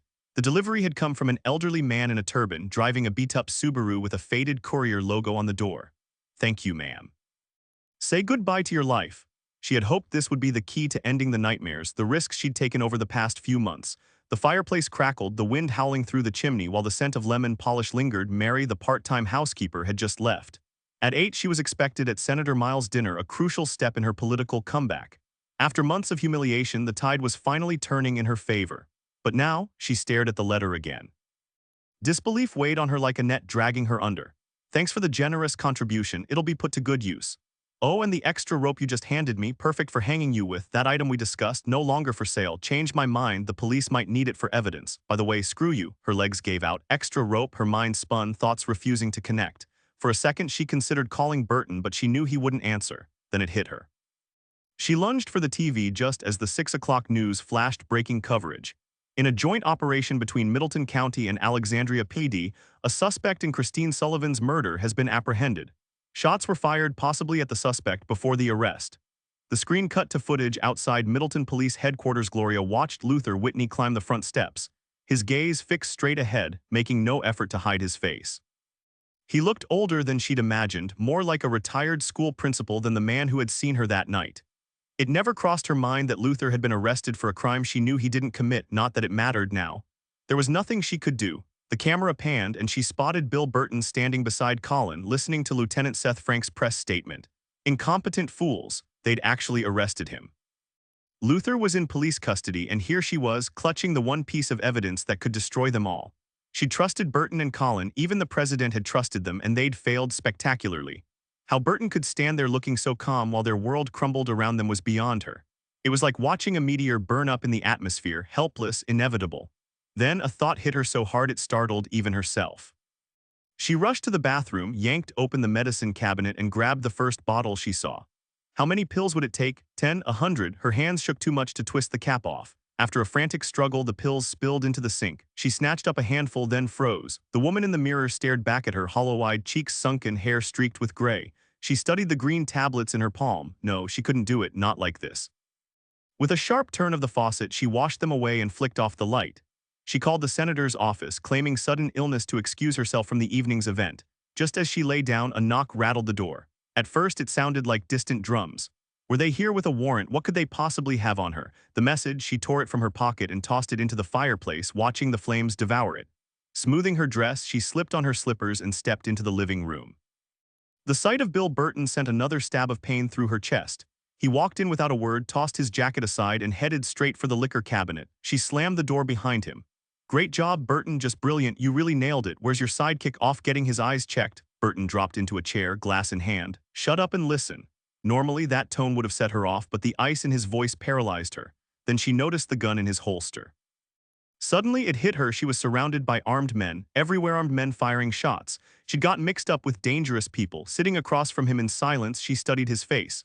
"Colin never pulled the trigger," she said. Burton drained his glass in one gulp while Russell considered pouring herself a drink, then thought better of it. "Walter Sullivan," he growled, his eyes locked on hers. "That son of a bitch. Richmond warned you, didn't he?" Russell nodded. "You think Sullivan's behind this?" "Who the hell else would it be?" Burton snapped. "He's convinced that guy killed his wife, and he's got enough money to hire the best damn hitman in the world. Plus, he was the only other person who knew exactly where and when." He shook his head in disgust. "Don't play dumb, we don't have time for that." Pushing up from his chair, he paced the room like a caged animal. Russell thought back to the news report. "But he's in police custody now, he'll talk." Burton stopped dead. "That man won't say a damn word to the cops, not now." "What do you mean?" Because he'll do anything to keep his little girl alive. You threatened her. I made myself perfectly clear. How eyes don't lie, he knows the rules. If he talks, he'll never see his daughter again. But you wouldn't actually. Burton grabbed her by the collar, lifting her effortlessly until they were eye to eye. I'll put a bullet in anyone who tries to screw me over, understand? He said, voice low and deadly. He dropped her back into the chair. She stared, face drained of color, while Burton's burned with fury. You dragged me into this mess. I wanted to call the cops from the start. Did my job, maybe I killed that woman, but no jury would have convicted me. But you fed me that crap about protecting the president, about some grand disaster, and like an idiot, I bought it. Now I'm one step away from blowing up 20 years of my life, and trust me, I'm not happy about it. If you can even grasp that. Silence stretched between them. Burton swirled his glass, staring at the floor, lost in thought. Russell stole a glance, fighting to keep her hands steady. She couldn't bring herself to mention the letter she'd just received. What was the point? For all she knew, Bill Burton was seconds away from drawing his gun and ending her right there. The thought of violent death sent ice through her veins. She straightened in her chair, the ticking clock in the background like a countdown to the end. You're sure he won't talk? She finally asked. Burton didn't look up. I'm not sure of anything. But you said? Jack cut in. I said he'd do anything to keep his daughter from getting killed. If he neutralizes the threat, we'll be sitting pretty for years. Burton grabbed his jacket and helped him up without ceremony. Come on, we need to talk to Richmond. Jack gathered his files, scanning the conference room. His team, 4 associates, 3 assistants, and 2 partners, watched him with a mix of awe and admiration after the Sullivan deal. Sam, you'll handle the raw materials sales through Kiev. Our guy there dances right on the edge of the law. Keep him in check, but give him room. Sam, a 10-year veteran, snapped his briefcase shut. Got it. Ben, Jack continued, I read your report on political leverage. We need to lean on the Foreign Relations Committee. Having them on our side is non-negotiable. He flipped open another folder. We've got a month to pull this off. The political mess in Ukraine is our biggest hurdle. Strike now before Russia decides to swallow our client whole. The door creaked open. His secretary, Martha, looked uneasy. I hate to interrupt, but it's fine. What is it? There's a call for you, Kate Whitney. 5 minutes later, Jack was behind the wheel of his brand-new bronze Lexus, mind racing. Kate had sounded frantic, barely coherent. Luther had been arrested, but she hadn't said why. When he reached her place, she flung the door open and nearly collapsed into him. It took minutes before she could steady her breathing. Kate, what happened? Where's Luther? What are they charging him with? Her face was swollen, like she'd been hit. When she finally whispered the word, Jack had to sit down. Murder? He stared at her, stunned. That's impossible. Who the hell are they saying he killed? Kate straightened up, pushing her hair back from her face as she met his gaze. This time her voice was steady, each syllable of the name she spoke like shards of glass cutting into him. Christine Sullivan. Jack froze, then suddenly shot up from the chair. Standing in front of her, his mouth opened uselessly, no words coming out. He stumbled to the window, threw it open, and let the cold air hit his face. A surge of bile rose in his throat, bitter and burning, and he fought to keep it down. His legs steadied slowly before he shut the window and returned to her side. What happened, Kate? She dabbed her reddened eyes with a crumpled tissue. Her coat was still on, her shoes discarded by the chair where she'd kicked them off. She took a shaky breath, peeling a strand of hair from her damp cheek before finally looking at him. Her voice was barely above a whisper, halting. He's in custody, they think he broke into the Sullivan estate. No one was supposed to be home, but Christine was there. She swallowed hard. They think Luther shot her. The moment the words left her lips, her eyes squeezed shut as if the weight of them forced her to block out the world. A slow shake of her head, her forehead creasing as pain pulsed through her temples. That's insane, Kate. Luther would never kill anyone. I don't know, Jack. I don't know what to believe anymore. Jack stood, shrugging off his jacket. He dragged a hand through his hair, struggling to process it. How did they catch him? He demanded. How the hell did this happen? Kate flinched like she'd been struck. The pain was so raw it seemed to hover around her before sinking in, racking her thin frame in waves. She took her time wiping her face with another tissue. When she finally turned to him inch by inch, she looked decades older, shrunken. Her eyes stayed closed, her breaths uneven like the air was trapped inside her. Then at last she opened them. Her lips parted, but nothing came out at first. When she finally spoke, each word was deliberate, measured, as if forcing herself to endure them. I'm the one who turned him in. In an orange jumpsuit, Luther sat in the same interrogation room where Wanda Broom had been before him. Across the table, Seth Frank studied him carefully. Luther's gaze stayed fixed straight ahead. He wasn't dazed, just numb. Luther was deep in thought when the others walked in. One officer carried a recorder, placing it on the table before switching it on. You smoke. Frank offered him a cigarette. Luther took it and they both lit up. Frank meticulously recited Luther's rights, leaving no room for procedural mistakes. You understand everything. Luther waved his cigarette vaguely in the air. He wasn't what Frank had expected, a man with a rap sheet, sure, 3 convictions, but the last one was 2 decades ago. No violent offenses, no history of aggression. That didn't mean much, but it lingered in Frank's mind as he studied him. I need a yes or no. Yes, good, you understand you've been arrested in connection with Christine Sullivan's murder. Yes. And you're sure you want to waive your right to have an attorney present? We can get you one or you can call your own. I'm sure. And you know you don't have to say anything, that anything you do say can be used against you. I get it. Frank had seen enough cases where early confessions backfired, defense attorneys tearing them apart, evidence tossed out. A suspect could lead you straight to the victim's body one day and walk free the next, their lawyer smirking like they'd already won, but Frank had control here. Whatever Luther said would only add flavor. Then I'd like to ask you some questions, he said, watching him closely. Sound good? Perfect. Frank stated the date and time for the recording, then asked Luther for his full details. Just then the door swung open, an officer poked his head in. His lawyer's here. Frank glanced at Luther and shut off the recorder. What lawyer? Before Luther could answer, Jack pushed past the officer. Jack Graham, I'm the defendant's counsel. Get that recorder out. I need to speak with my client now. Luther's eyes widened. Jack, he started, but Jack cut him off. Not a word, Luther. He turned to the others. I said now. The room cleared fast. Frank and Jack exchanged a final look before the door slammed shut. Jack dropped his briefcase on the table but didn't sit. Would you mind telling me what the hell is going on here? Jack demanded. Stay out of this, Luther shot back. I mean it. You came to me, remember? Jack countered. You made me promise I'd help. Well, here I am. Great, you did your part. Now you can leave. Fine, I'll go. Then what? What are you planning to do? None of your business. Jack leaned in closer. What exactly do you think you're doing? For the first time, Luther raised his voice. I'm pleading guilty. It was me. You killed her. Luther looked away. Did you kill Christine Sullivan? Silence. Jack grabbed his shoulder. Did you do it? Yes. Jack studied him, then snatched up his briefcase. Like it or not, I'm your lawyer, and until I figure out why you're lying to me, don't even think about talking to the cops. If you do, I'll have you declared mentally unfit. Jack, I appreciate everything you've done, but listen, Luther, Kate told me everything, what she did and why.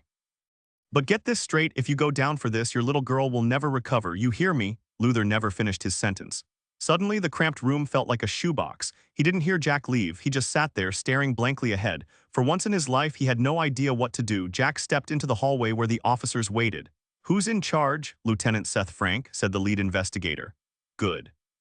Let's get one thing clear. My client isn't waiving his rights, and you won't speak to him without me present. Understood? Frank crossed his arms. Fine. Who's the prosecutor on this? Assistant District Attorney George Gorlick.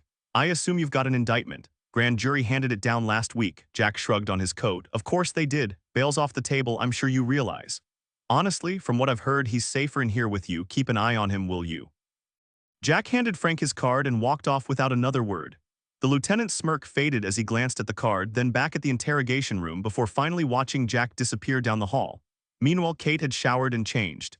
Her damp hair was pushed back, falling loose over her shoulders. She wore a heavy indigo sweater over a white tee, faded jeans hugging her narrow hips, and thick wool socks. Jack watched her pace, her feet carrying her restless body back and forth. She'd pulled herself together, but the shadow of horror still lingered in her eyes. Jack seemed to be fighting his stress through sheer physical exhaustion. He held a glass with a few sips of soda left, his shoulders stiff and sore. As if sensing it, Kate stopped pacing and started kneading the tension out of his muscles. You never told me they had an indictment, she said, irritation sharp in her voice. Since when do cops hold back when they want something? Look at you slipping right back into defense attorney mode, Jack muttered. Her fingers dug into his shoulders with just the right pressure, easing the knots. Drops of water from her damp hair landed on his face whenever she lingered on the tightest spots. He closed his eyes. The radio played Billy Joel's River of Dreams, and for a second he wondered what was his dream. It kept slipping away, darting just out of reach like sunlight flickering through leaves. How are you holding up? Kate's question snapped him back. He drained the last of his soda. Confused, messed up, on edge, everything I never thought I'd be, he exhaled. Oh, and they found the gun upstairs in one of those old houses across from the bar where you met. Whoever pulled the trigger is long gone. Cops don't care. Case closed on their end. When's the preliminary hearing? Day after tomorrow, 10 a.m. Jack tilted his head back, catching her wrist. They're pushing for capital murder, Kate. She stopped massaging. That's bull. A robbery turned homicide is first degree at worst. Tell the dude to crack open a law book. Hey, stealing my lines now. He'd meant it as a joke, but her expression stayed grim. The prosecution's argument, he broke in, got caught mid-theft, and killed the witness. They'll use the violence, strangulation marks, blunt force trauma, 2 gunshots to the head to argue it wasn't just a robbery, call it heinous and depraved. And with the missing Sullivan jewelry, they'll say it was an armed robbery gone lethal. Textbook capital offense. Kate sank onto the couch, rubbing her thighs. She never wore makeup, never needed it, but stress had carved shadows under her eyes, tightening her shoulders. What do you know about Gorlick? He's the one across the aisle. Jack crunched an ice cube. Arrogant, self-righteous fanatic, also happens to be damn good at his job. Perfect.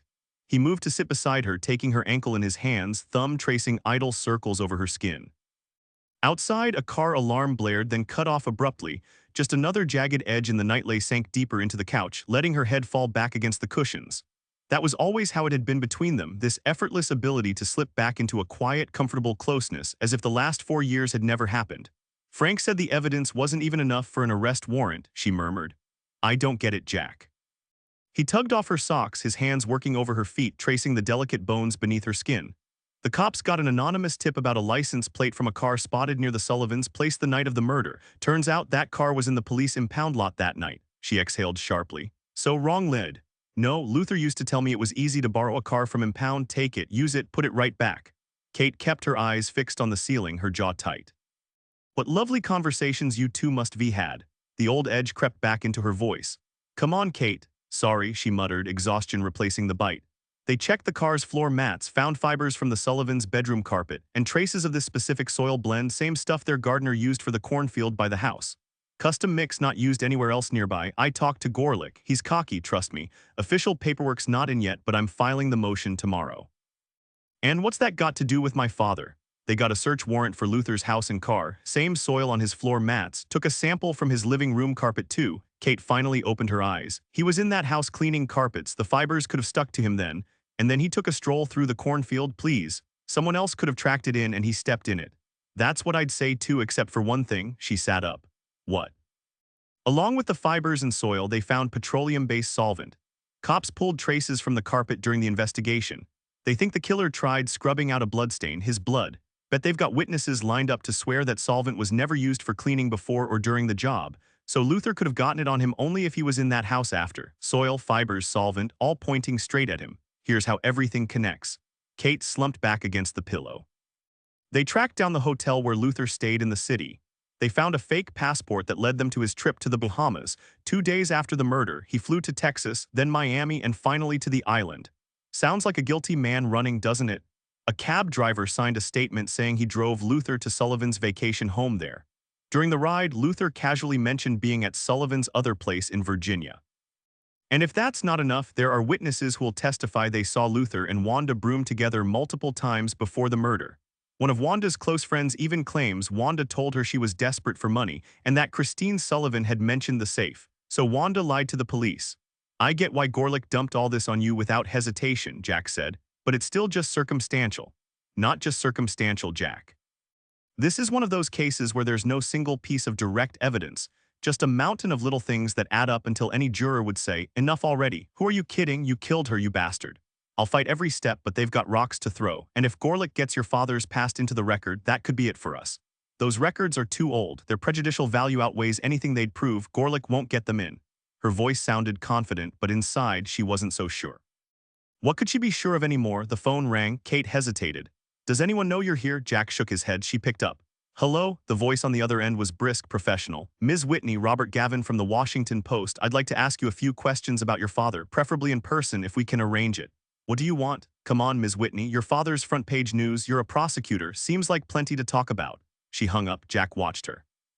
Who was that? Reporter. Damn, they work fast. She sank back down, exhaustion hitting her harder than he expected. He took her hand, then she turned suddenly, fear flashing in her eyes. Jack, you can't take this case. Of course I can. I'm a fully licensed defense attorney with half a dozen murder trials under my belt. I'm more than qualified. That's not what I mean. I know you're capable, but your firm doesn't handle criminal cases. So everyone starts somewhere. Jack, be serious. Sullivan's one of your biggest clients. You work for him. I read it in the legal times, Jack said. There's no conflict here. Nothing I learned from attorney-client privilege applies to this case. And Sullivan isn't the one on trial. It's us against the state. Kate shook her head. They won't let you do this, Jack. Believe me. Fine, then I walk, open my own practice. You can't. You're established. Your career's set. Don't throw it all away over something like this. Over what then? His voice sharpened. Your father didn't beat a woman and then blow her head off with a gun. He probably broke into that house to rob it, but he didn't kill anyone, I'm sure of that. But you know what else? I'm also damn sure he knows who did, and that's what scared him to death. He saw something in that house, Kate. He saw someone. Kate exhaled slowly, the breath she'd been holding finally escaping. Jack sighed and stared at his shoes before standing to slip on his jacket. He tugged playfully at her jeans. When's the last time you ate? I don't even remember. I remember when those jeans fit in a way that was a little more appealing to the male eye. This time, Kate smiled. Thanks, not too late to work on it. She glanced around, realizing she was cornered. What did you have in mind? Pork chops, coleslaw, and something stronger than a Coke. You in? She didn't hesitate. Let me grab my coat. Jack held the door of his Lexus open for her, watching as she took in the luxury car's details. Took your advice, figured it was time to spend some of that hard-earned money. Just as he slid into the driver's seat, a man appeared beside the car, worn hat, salt and pepper stubble, a brown coat buttoned to the collar. In one hand he clutched a mini recorder, in the other he flashed a press badge. Bob Gavin, Mrs. Whitney, we spoke on the phone before we got cut off. His eyes flicked to Jack, narrowing. Jack Graham, Luther Whitney's lawyer, saw you at the precinct. Sharp eyes, Mr. Gavin. Must be that winning smile, see you around. Gavin grabbed the car door. Just a minute, the public has a right to know about this case. Jack started to argue, but Kate cut in. They'll know everything there is to know, Mr. Gavin. That's what trials are for. I'm sure you'll have a front row seat. Goodbye. The Lexus pulled away. Gavin considered chasing them in his own car, but quickly dismissed the idea. At 46, his body, long abused, was one bad sprint away from a heart attack.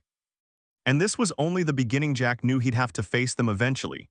He turned up his collar against the wind and walked at a steady pace. It was nearly midnight when the Lexus pulled up outside Kate's place again. You're absolutely sure about this, Jack? She asked. Kate, I've hated frescoes my whole life, he replied. What? She said, confused. Get some sleep, we'll need it. Her hand lingered on the car door as she hesitated. She turned back to look at him, nervously tucking a strand of hair behind her ear. This time there was no pain in her eyes, just something else Jack couldn't quite place. Relief, maybe? Jack, what you said the other night. He swallowed hard, gripping the steering wheel tighter. He'd been wondering when she'd bring it up. Kate, I've thought about it. She pressed her fingers to his lips. You were right, she whispered, about so many things. He watched her walk slowly back inside before starting the car and driving off. When he got home, the answering machine was blinking furiously, the light almost constant. The tape was full. Right then, he made the most sensible decision he could think of. He pretended none of the messages existed. He unplugged the phone, turned off the lights, and tried to sleep. It wasn't easy. He'd put on a confident front for Kate, but he couldn't fool himself. Taking this case on his own without even telling the firm was professional suicide. But talking to them wouldn't change anything. He already knew their answer. Given the choice, his partners would rather slit their own wrists than represent Luther Whitney. But Jack was a lawyer and Luther needed one. Cases like this were never simple, which was exactly why he fought so hard to keep things black and white, right and wrong, good and bad. It wasn't easy in a profession trained to find the gray in everything, to defend any client who could pay. Still, the decision was made. An old friend was fighting for his life and had asked for help. It didn't matter that Luther had suddenly become difficult. Most defendants in serious cases weren't exactly cooperative. Luther had asked, and nothing in the world would stop Jack from answering. No gray areas here, no second thoughts. Meanwhile, Dan Kirkson opened the Washington Post and lifted his glass of orange juice to his lips. He never got to take a sip. Gavin had managed to get a piece published about the Sullivan case, prominently featuring the news that Jack Graham, recently made partner at Patton, Shaw & Lord, would be defending the accused. Kirkson immediately tried calling Jack at home. No answer. Kirkson dressed quickly, had his car brought around, and by 8 o'clock he was stepping into the firm's lobby. He walked past Jack's old office, where cardboard boxes of personal belongings still sat untouched. Jack's new workspace was just beyond Lord's suite, a spacious office with antique furniture, a sleek minibar, and floor-to-ceiling windows offering a skyline view. Kirkson grimaced. It was nicer than his own. The leather chair was turned toward the glass, and without knocking, Kirkson strode in, tossing the morning paper onto the desk. Jack swiveled slowly, glanced at the headline, and smirked. Nice, he said. They spelled the firm's name right. Free publicity might even bring in some high-profile clients. Kirkson sat without breaking eye contact, his words deliberate, as if explaining something to a child. Have you lost your mind? We don't handle criminal cases. We don't take on lawsuits, period. He shot up, face flushed, his slight frame trembling. Especially not for the animal who murdered the wife of our biggest client, he spat. Jack leaned back unfazed. Actually, things have changed. We didn't do criminal defense before. Now we do.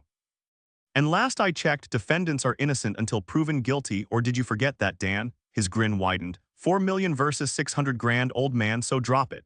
Kirkson shook his head, eyes rolling. You clearly don't understand protocol. My assistant will send you a detailed memo. Until then, I expect you to withdraw from the Sullivan case immediately.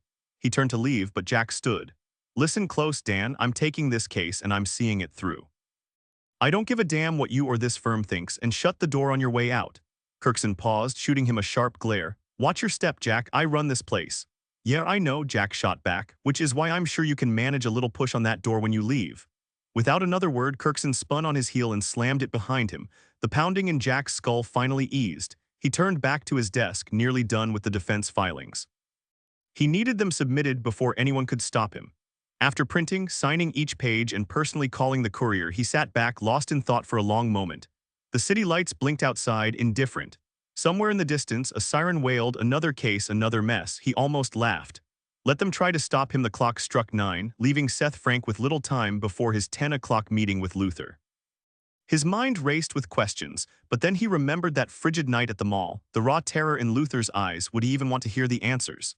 He grabbed his coat and was soon behind the wheel, heading toward Middleton County Jail.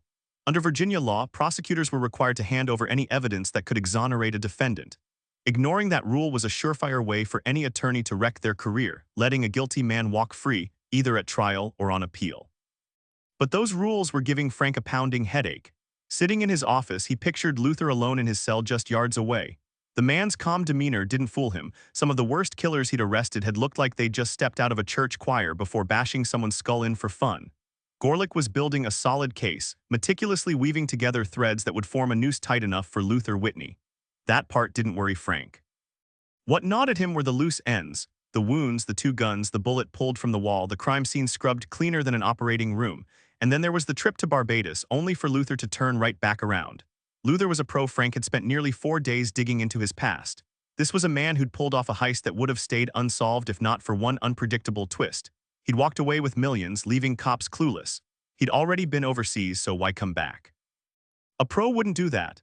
Frank might have believed Luther returned for his daughter, but airline records showed he'd flown back under a fake name long before Kate was ever used as bait. And then there was the real kicker. Did anyone actually believe Luther Whitney had any reason to examine Christine Sullivan's body like that? Oh, and let's not forget, someone had tried to kill him. For once, Frank had more questions after an arrest than before. He patted his pocket, searching for his cigarettes. The gum phase was officially over. He'd try again next year. When he looked up, Bill Burton was standing in front of him. You get it, Seth, I can't prove anything, but I'm telling you how I think it went down. Burton fiddled with a coffee cup on Frank's desk. And you're sure the president briefed Sullivan? Burton nodded.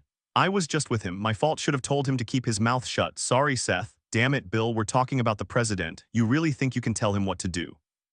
Burton shrugged. So what do you think? Seems fishy, and I won't let it slide, that's for damn sure. If Sullivan's behind this, he's going down, no excuses. That bullet could have killed anyone.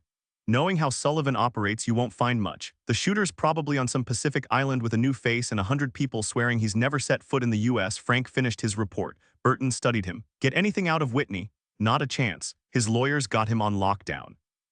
Burton pretended not to care. Who's the lawyer? Jack Graham used to be a public defender, now he's with some big firm. He's with Whitney right now. Any good? Frank folded a cocktail stirrer into a triangle. He knows what he's doing. Burton stood to leave. When's the hearing? Tomorrow at 10. You bringing Whitney? Yeah, you coming, Bill? Burton covered his ears. I want no part of it. Why not? Because I don't want Sullivan catching wind of it, that's why. You don't think they'd try again? All I know is I don't know the answer, and neither do you. If I were you, I'd take precautions. Frank watched him carefully. Keep an eye on our guy, Seth. He's got a date with the execution chamber at Greensville. Burton left. Frank sat at his desk for a long moment. Burton was right, they might try again. He dialed a number and gave orders. Extra security for Luther's transfer was all he could think of, and this time he was sure there'd be no leaks. Jack paused his meeting with Luther and stepped out to grab coffee. A broad-shouldered man in a sharp suit stood by the machine, posture like an athlete. The stranger turned just as Jack passed, their shoulders bumping. Sorry, Jack rubbed his arm where the man's concealed holster had jabbed him. No problem. You're Jack Graham, right? Depends who's asking. Jack sized him up. Armed, so not a reporter, cop most likely. The way his fingers hovered, ready to move in an instant, gave it away. Bill Burton's sharp eyes seemed to capture every detail of Jack's face without blinking. Bill Burton, Secret Service, he said as they shook hands. I'm basically the president's ears on this investigation. Jack studied the agent's expression and nodded. The press conference, I bet your boss is thrilled this morning. Burton shrugged. He would be if the rest of the world wasn't such a mess. As for your client, well, my stance is someone's only guilty when a court says so. Jack smirked. I like that. Want to join my jury? Burton chuckled. Good luck out there. Nice talking to you. Jack set 2 coffee cups on the table and sank into his chair, staring at his blank legal pad. Luther, if you don't start talking, I'll have to make things up. Luther took a slow sip of bitter coffee, his gaze fixed on the lone, bare oak outside the police station's barred window. Heavy, wet snow fell, turning the streets into a slushy mess as the temperature dropped. "What's there to know, Jack?" Luther finally said. "Cut a deal with the dude, spare everyone a trial, and get it over with." Jack leaned forward. "Maybe you don't get it. Let me spell out their deal for you. They want to strap you to a gurney, slide a needle in your arm, and pump poison into your veins, call it a chemistry experiment. Oh, and here in Virginia, you get a choice. If you'd rather have your brain fried in the electric chair, that's an option too. That's their offer." He stood and walked to the window, a fleeting image flashing in his mind, a quiet evening by the fireplace in a sprawling house, little versions of himself and Jennifer running through the yard. He swallowed hard, shook his head, and turned back to Luther. "You hearing me?" Luther met his eyes for the first time. "I hear you." "Then tell me what happened," Jack pressed. "Maybe you were in that house, maybe you cracked the safe. But I will never believe you had anything to do with that woman's death." "I know you, Luther." A faint smile crossed Luther's face. "Do you, Jack? That's nice. Maybe one day you can tell me who I really am." Jack shoved his notepad into his briefcase and snapped it shut. "I'll fight the charges. Maybe you'll find some sense before trial." He paused, lowering his voice. "I hope to God you do." As he turned to leave, Luther's hand caught his shoulder. Jack turned back, seeing the strain in the man's face. "Jack." Luther's voice was rough, his tongue thick in his mouth. "If I could talk, I would, but it wouldn't help Kate or you or anyone. I'm sorry." "Kate," Jack frowned. "What does she have to do with this?" Luther turned away, staring out the window again. "See you around, Jack." Jack shook his head and knocked to call the guard. The storm had shifted from heavy rain to sharp pellets of ice that rattled against the wide windows like handfuls of gravel. Unfazed by the bad weather, Kirkson kept his gaze locked on Lord. The managing partner's bow tie was slightly crooked. He noticed it in the window's reflection and adjusted it with an irritated flick. His broad forehead was flushed with anger. That little bastard was going to get what was coming to him. Nobody talked to him like that and got away with it. Sandy Lord stared at the dark silhouettes of the city's tallest buildings, a slow-burning cigar in his right hand. He'd taken off his jacket, his sizable gut pressing against the glass. The twin red stripes of his suspenders stood out against the crisp white expanse of his starched shirt. Glancing down, he spotted someone darting across the street, desperately trying to hail a cab. "You're undermining this firm's relationship with Walter Sullivan, your relationship with him," Kirkson snapped. "I can't imagine what he must be thought reading the paper this morning. His own firm, his personal attorney defending this guy, for God's sake." Lord had only half listened to the rant. He hadn't heard from Sullivan in days, no answer at home, no word from the office. Nobody seemed to know where he was. That wasn't like the old man, who always kept in close contact with his tight inner circle, a circle Lord had been part of for years. "Sandy, we need to take action against Graham now," Kirkson pressed. "We can't just sit back. This sets a dangerous precedent. I don't care if he brought Baldwin into the firm. Hell, Baldwin's Walter's acquaintance. He's probably furious about this mess too. We could call an emergency meeting tonight. It won't take long to reach a decision." And then, Lord finally raised a hand, cutting him off. "I'll handle it. But as managing partner, I have a duty to." Lord turned. His bloodshot eyes set deep beside his thick nose, cut sharper than a laser. "I said I'll handle it." He looked back out the window. Kirkson's wounded pride meant nothing to him. What did bother him was the fact that someone had tried to kill the man accused of murdering Christine Sullivan, and that nobody could reach Walter. Jack parked, glanced across the street, and shut his eyes. It didn't help. The vanity plate was burned into his memory. He stepped out of the car, dodging traffic as he hurried across the slick pavement. Taking a deep breath, he slid the key into the lock and pushed inside. Jennifer sat in the armchair by the TV, her black miniskirt and sheer patterned stockings contrasting with her crisp white blouse. The top button was undone, revealing an emerald necklace that cast shimmering reflections across the dim room. A sleek sable coat lay draped over the threadbare couch beside her. When Jack walked in, she was tapping her nails against the television screen, her ruby-red lips pressed into a thin line. "Hey, Jen," he said. "You've been awfully busy these past 24 hours, Jack." Her voice was ice. She didn't smile, just kept drumming her fingers. "Things pile up," he muttered, shrugging off his coat and loosening his tie before heading to the fridge for a beer. He dropped onto the couch with a sigh. "Took on a new case today." She reached into her purse and flung a copy of the Post at him. "I know," Jack scanned the headline. "The firm won't let you do this." "Too bad for the firm, I already did." "You know what I mean? What the hell's gotten into you?"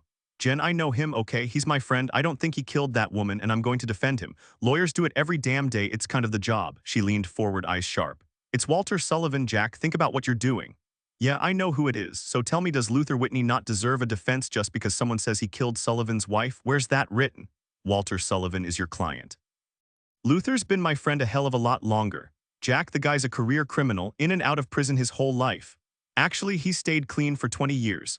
Still did time, not for murder. There are more lawyers in this city than criminals. Let someone else handle it." Jack stared at his beer. "You want one? Answer me." He hurled the bottle against the wall, glass shattered, foam splattering the floor. Because he asked me, Jen, she didn't flinch.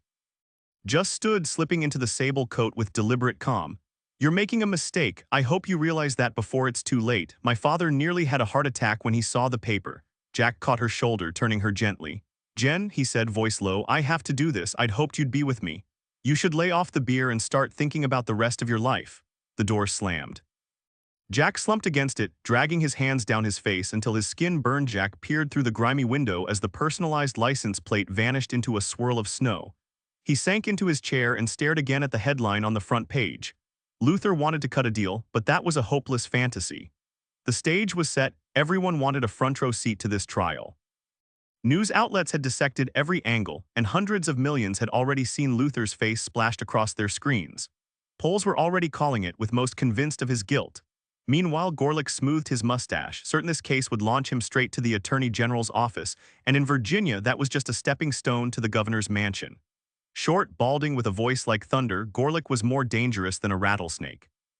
He played dirty, had no ethical boundaries, and was just waiting to slip a knife between your ribs.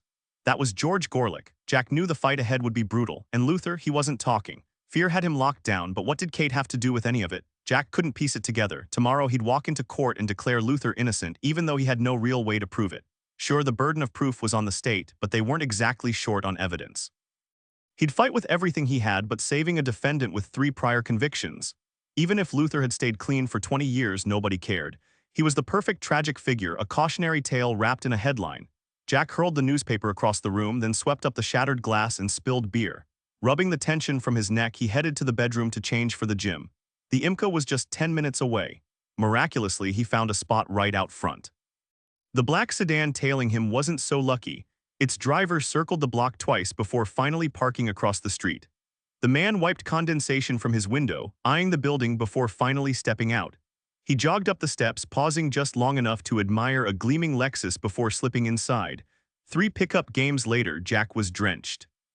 He collapsed onto the bench, watching the younger guys sprint across the court like they had endless fuel. A group of lanky black teens in basketball shorts, jerseys, and oversized sneakers tossed the ball to Jamet. He passed it right back. Sorry guys, not my game. One kid called out, you tired or something? Nah, just old. He stretched his stiff legs before heading out. As he exited the building, someone tapped his shoulder. Jack sat behind the wheel of his Lexus while Seth Frank admired the leather interior.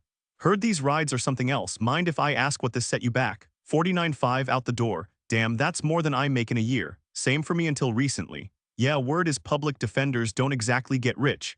Word's right. The silence stretched between them, both knowing they were skirting legal boundaries. Jack finally turned to his passenger. Let's cut to it, Lieutenant. You didn't tail me here to talk cars. What's on your mind? Gorlick's got an airtight case against your client. Maybe, but I'm not throwing in the towel. You really think he's innocent? Sure, and I'll personally strap him to the gurney and push the lethal injection button myself. Next question, Frank chuckled. Okay, fair enough. Look, we should talk. Some pieces of this case don't add up. Might be worth your time to hear me out. I'm listening, but this isn't an info swap. Know a diner where the steak melts like butter and the coffee won't kill you. It better be off the grid. Traffic cop, orange isn't your color. Frank flashed a sly grin. Next question. Jack returned the smile and headed home to change. Later, over coffee in some backwoods Maryland diner, Jack studied the rustic space while Frank toyed with his cup. The meatloaf had been surprisingly good, and the place was so remote Jack wasn't even sure what county they were in. The handful of other customers paid them no mind. Frank watched him with amusement. So you and Kate Whitney had a thing, huh? She tell you that? Nah, she showed up right after you left today. Her old man refused to see her. We talked for a while, told her I was sorry how things turned out. Frank's expression darkened. I shouldn't have done that, Jack. I shouldn't have used her to get to her father. Nobody deserves to be dragged into something like that. But it worked. Some say success can't be argued with. Yeah, anyway, we ended up talking about you, and I'm not so old that I can't recognize that spark in a woman's eyes. The waitress brought Jack his coffee, and he took a slow sip. Both of them stared out the window. The snow had finally stopped, but the ground was still buried under a thick white blanket. Listen, Jack, I know the evidence against Luther Whitney is mostly circumstantial, but plenty of people have gone down on less. I won't deny that. The truth is, though, there are too many pieces that don't add up. Jack set his cup down. I'm listening. Frank glanced around before continuing. I know I'm taking a risk here, but I didn't become a cop to lock up innocent people. There are enough guilty ones out there. So what are you saying? Some of the inconsistencies will be obvious once you get the case files, but I'll be straight with you. I think Luther Whitney robbed that house, and I'm just as sure he didn't kill Christine Sullivan. But But you think he saw who did? Frank leaned back in his chair. How long have you been thinking this? Not long. Got any thoughts on it? My take, your client got caught with his hand in the cookie jar and had to hide inside it. Jack frowned. Frank quickly laid out the details, the safe, the inconsistencies in the evidence, the holes in the witness statements. So Luther stays hidden in the safe the whole time, watches the murder, sees who did it, even watches them clean up after. That's how I see it, Jack. And Luther doesn't go to the cops because he'd have to confess.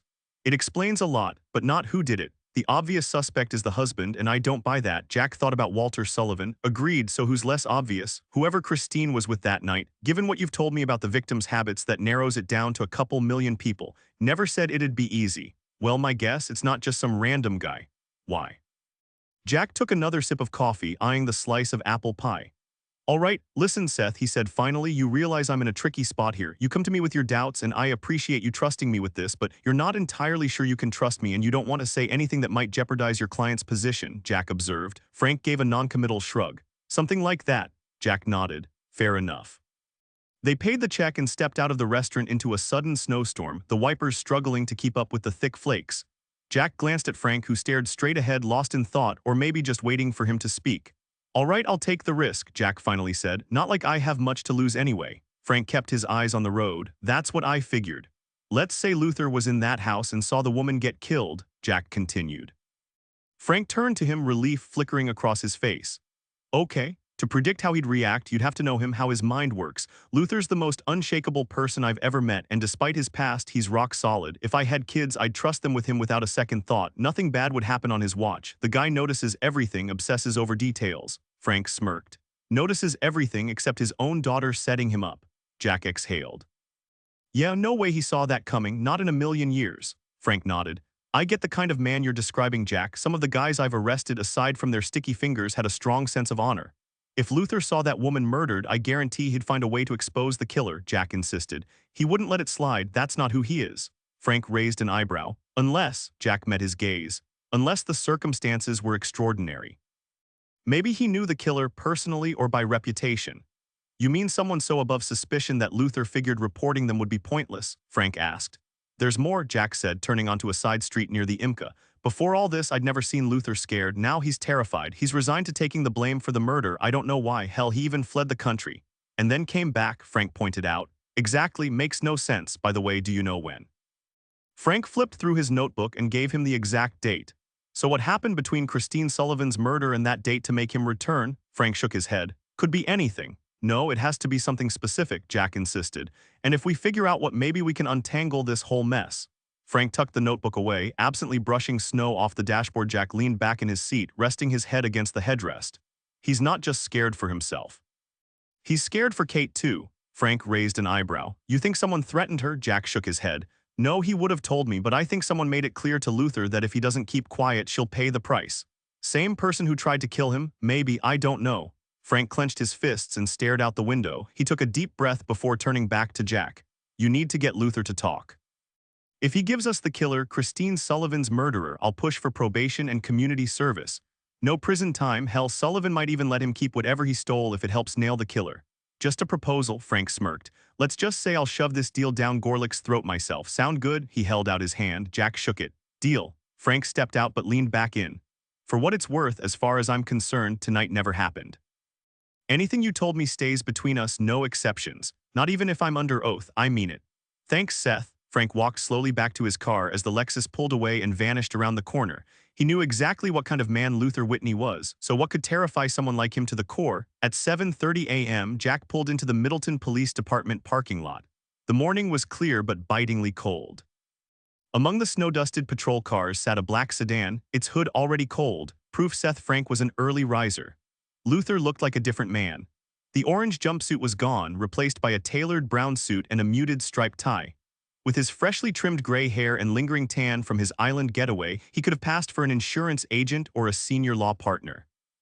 Some defense attorneys save the respectable citizen look for trial, hoping the jury sees their client as misunderstood rather than a criminal.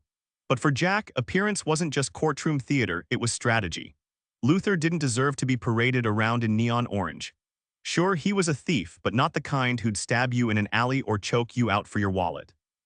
Those were the ones who belonged in jumpsuits, if only so you always knew where they were this time. Jack didn't bother opening his briefcase. He knew the drill by heart. First, the charges against Luther would be read aloud. The judge would ask if Luther understood them, and then Jack would enter the defense's plea. After that, the judge would walk Luther through the consequences of pleading not guilty and confirm he was satisfied with his legal representation. The only thing gnawing at Jack was the fear that Luther might flip the script right there in court, throwing him under the bus by suddenly pleading guilty. It had happened before, who knew, the judge might even allow it. But more likely the judge would stick to procedure, especially in a capital case where even the smallest misstep could fuel an appeal, and death penalty appeals, those could drag on forever. Jack planned to use every loophole he could. With luck, the arraignment would wrap up in under 5 minutes. Then they'd set a trial date and the real show would begin. Since this was a prosecution-driven case, Luther didn't get a full preliminary hearing. Jack wouldn't gain much from it, but it was still a chance to skim the prosecution's playbook and maybe rattle a few of their witnesses, though preliminary judges usually kept defense lawyers from fishing for too much. Jack could skip it altogether, but he wanted the prosecution to show their hand. More than that, he wanted everyone in that courtroom to see Luther, to hear his firm, clear not guilty plea. After that, Jack would hit Gorlick with a change of venue motion. If luck was on his side, Gorlick would get booted off the case, replaced by some junior prosecutor, leaving the ambitious attorney general wannabe to stew in his frustration for the next 20 years. Then came the hard part, getting Luther to talk. He'd make sure Kate was safe, hoping that would loosen the man's tongue. Once that happened, Jack could finally lay out the deal of the century. He studied Luther's face. "You look sharp." Luther's mouth twisted into something closer to a sneer than a smile. "Kate wants to see you before the hearing." "No," Luther snapped. "Why not? Damn it, Luther, you've spent years trying to fix things with her. Now she's reaching out and you're shutting her down." "Damn it, sometimes I just don't understand you," Jack said. "She doesn't want you near her for any reason." Luther looked confused, his fingers tapping the rough wooden table. "She thinks I'm angry with her." Jack leaned forward, finally holding Luther's attention. He should have tried this approach sooner. "Of course she does. Why else would she refuse to see you?" Luther's bitter laugh filled the room as he shook his head. "Tell her I'm not mad. What she did was right. She needs to know that." "Why don't you tell her yourself?" Luther shot up, pacing like a caged animal before stopping inches from Jack. "This place has eyes everywhere, you get me? If someone sees her with me, they'll assume she knows things she shouldn't, and trust me, that won't end well." "What are you implying?" Luther dropped back into his chair, exhaustion lining his face. "Just tell her what I said, that I love her, always have, always will, no matter what happens." Jack studied him. "So you're saying someone might think you've told me secrets even though you haven't?" "I warned you to stay out of this case, Jack. You didn't listen." With a shrug, Jack opened his briefcase and slid a copy of the Post across the table. Luther's face twisted as he scanned the front page before hurling the paper against the wall. "Filthy bastard, son of a bitch." The door burst open, a burly guard gripping his holstered gun. Jack waved him off and the man retreated, though his eyes never left Luther. Jack picked up the crumpled paper. The headline, bold as a Super Bowl victory, screamed, "Trial date set in Sullivan case." Below it, a photo of Luther outside the precinct. His gaze skimmed the rest, ethnic violence overseas, defense budget cuts, then froze on a smaller headline, President Alan Richmond pushing healthcare reform, smiling in a DC psych ward, cradling a black infant. For Luther, that grin was a sucker punch. The same hands that beat Christine Sullivan bloody now playing savior for the cameras. The hypocrisy burned like acid. Luther's hands gripped her neck like a coiled snake, ready to crush the life from her without hesitation. He'd stolen a life, that's what he'd done, a man who kissed babies and killed women. Luther, Jack placed a gentle hand on his shoulder. Luther shuddered violently, his body trembling like an engine misfiring on bad spark plugs. For a horrifying moment, Jack wondered if his old friend had actually lost his mind, if he'd taken that woman's life. But the fear vanished the instant Luther turned to face him. His eyes were clear again, steady. "Tell her what I said, Jack, and let's get this mess over with." The Middleton Courthouse was a historic landmark, standing tall for nearly 2 centuries. It had survived British troops in the War of 1812 and weathered the Civil War, no matter what side of the Mason-Dixon line you called it. A costly renovation in the 1940s had given it new life, and locals hoped it would still be standing for their great-grandchildren, preferably for something as simple as a parking ticket or a marriage license. Once isolated at the end of Main Street, it now sat among antique shops, restaurants, a grocery store, and a sprawling bed-and-breakfast, all built in the same red brick to match the town's traditional style. Nearby, modest plaques marked the offices of the county's most respected lawyers. Normally, the courthouse was quiet, except on Friday mornings when civil and criminal motions turned the place into chaos. Today, the commotion would have disturbed the town's founding fathers in their graves. At first glance, it looked like the Union and Confederate armies had returned to settle their score once and for all. 6 news vans lined the front steps, logos emblazoned on their sides, satellite antennas raised. Behind the police barricade, reinforced by grim-faced Virginia state troopers. A crowd of onlookers pressed forward, threatening to overrun the reporters waving microphones, cameras, and notepads like weapons. Fortunately, the courthouse had a secondary entrance currently guarded by a heavily armed police squad. Officers fanned out in formation, wielding riot guns to keep everyone at a distance. This was where the transport van carrying Luther would stop. Though there was no secure garage, authorities were confident they could maintain control. Luther would only be exposed for mere seconds. Across the street, sidewalks were lined with patrol officers gripping carbines, scanning every angle for the slightest glint of metal or an unexpected window opening. Jack peered through the small courtroom window overlooking the scene. The space resembled an auditorium, dominated by a hand-carved judge's bench towering 8 feet high and stretching nearly 16 feet wide, flanked by U.S. and Virginia flags. A lone bailiff sat at a small table in front, dwarfed like a tugboat beside an ocean liner. Jack checked his watch, studying the police deployment and the press corps. For a defense attorney, reporters could be either invaluable allies or absolute nightmares.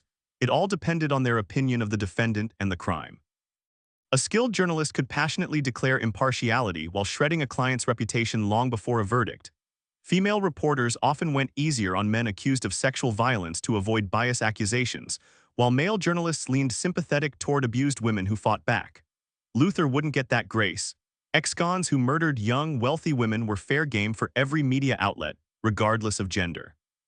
Jack had already fielded calls from LA production companies hungry for exclusive rights to Luther's story.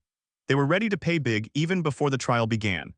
Part of him wanted to take the deal, let them have the story, but on one condition: if Luther tells you anything, you damn well tell me first, because right now he had nothing, absolutely nothing. The armed guards across the street offered little comfort. Last time, despite the heavy police presence, a sniper had still taken his shot. This time, the authorities were ready. They'd pulled out all the stops, deploying every security measure imaginable, except for the one scenario now unfolding at the end of the boulevard. Jack turned his head, watching as the crowd of onlookers and reporters shifted their attention toward the commotion. At first, he thought it might be Walter Sullivan, but then he spotted the motorcade, the security vehicles, and finally the flags fluttering on the presidential limousine. The sheer scale of the escort dwarfed the precautions taken for Luther Whitney's arrival. President Richmond stepped out, followed closely by Agent Burton, the same no-nonsense guy Jack had spoken to earlier. Burton's eyes swept the area like radar, his hand hovering inches from the president, ready to shove him to the ground at the first sign of trouble. Most of the security vans parked across the street, but one rolled further down, stopping near the alley opposite the courthouse. Jack's gaze flicked back to Richmond, who had climbed onto a makeshift podium, launching into an impromptu press conference. Camera flashes erupted as journalism school graduates jostled for the best angle, while a calmer group of civilians lingered in the back, some recording the moment on their phones.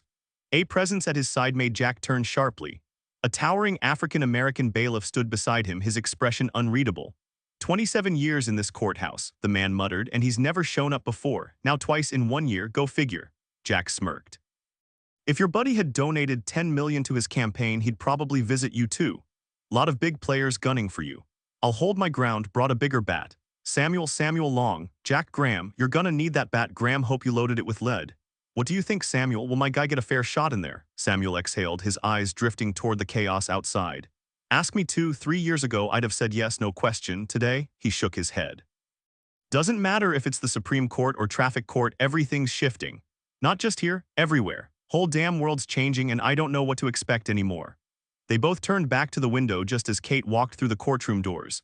Jack's body tensed on instinct. Kate wasn't dressed for court today, just a simple black pleated skirt cinched at the waist with a thin belt and a button-up blouse tucked neatly into the collar. Her hair was pulled back, framing her face before cascading over her shoulders. She carried her coat draped over one arm, the chill in the air leaving her cheeks flushed. They took their seats at the table and Samuel excused himself politely. It's almost time, Kate, she nodded. I know, Jack leaned in. Listen, like I told you on the phone, it's not that he doesn't want to see you, he's scared for you. That man loves you more than anything in this world. Kate's fingers tightened around the edge of the table. Jack, if he doesn't start talking, you know how this ends. Maybe, but I've got a few leads. The prosecution's case isn't as airtight as everyone thinks. She raised an eyebrow. How can you be sure? Just trust me this once. Did you see the president outside? She scoffed. Hard to miss him, though it worked in my favor. No one noticed me slipping in. Funny how he turns everyone else into wallpaper. Is he here yet? Soon. Kate rummaged through her purse for gum, her hands shaking slightly. Jack intercepted, gently pulling her hands away before fishing out the pack himself.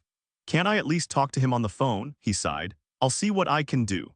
They waited in silence, Jack's hand covering hers as they stared at the imposing bench where in minutes everything would begin.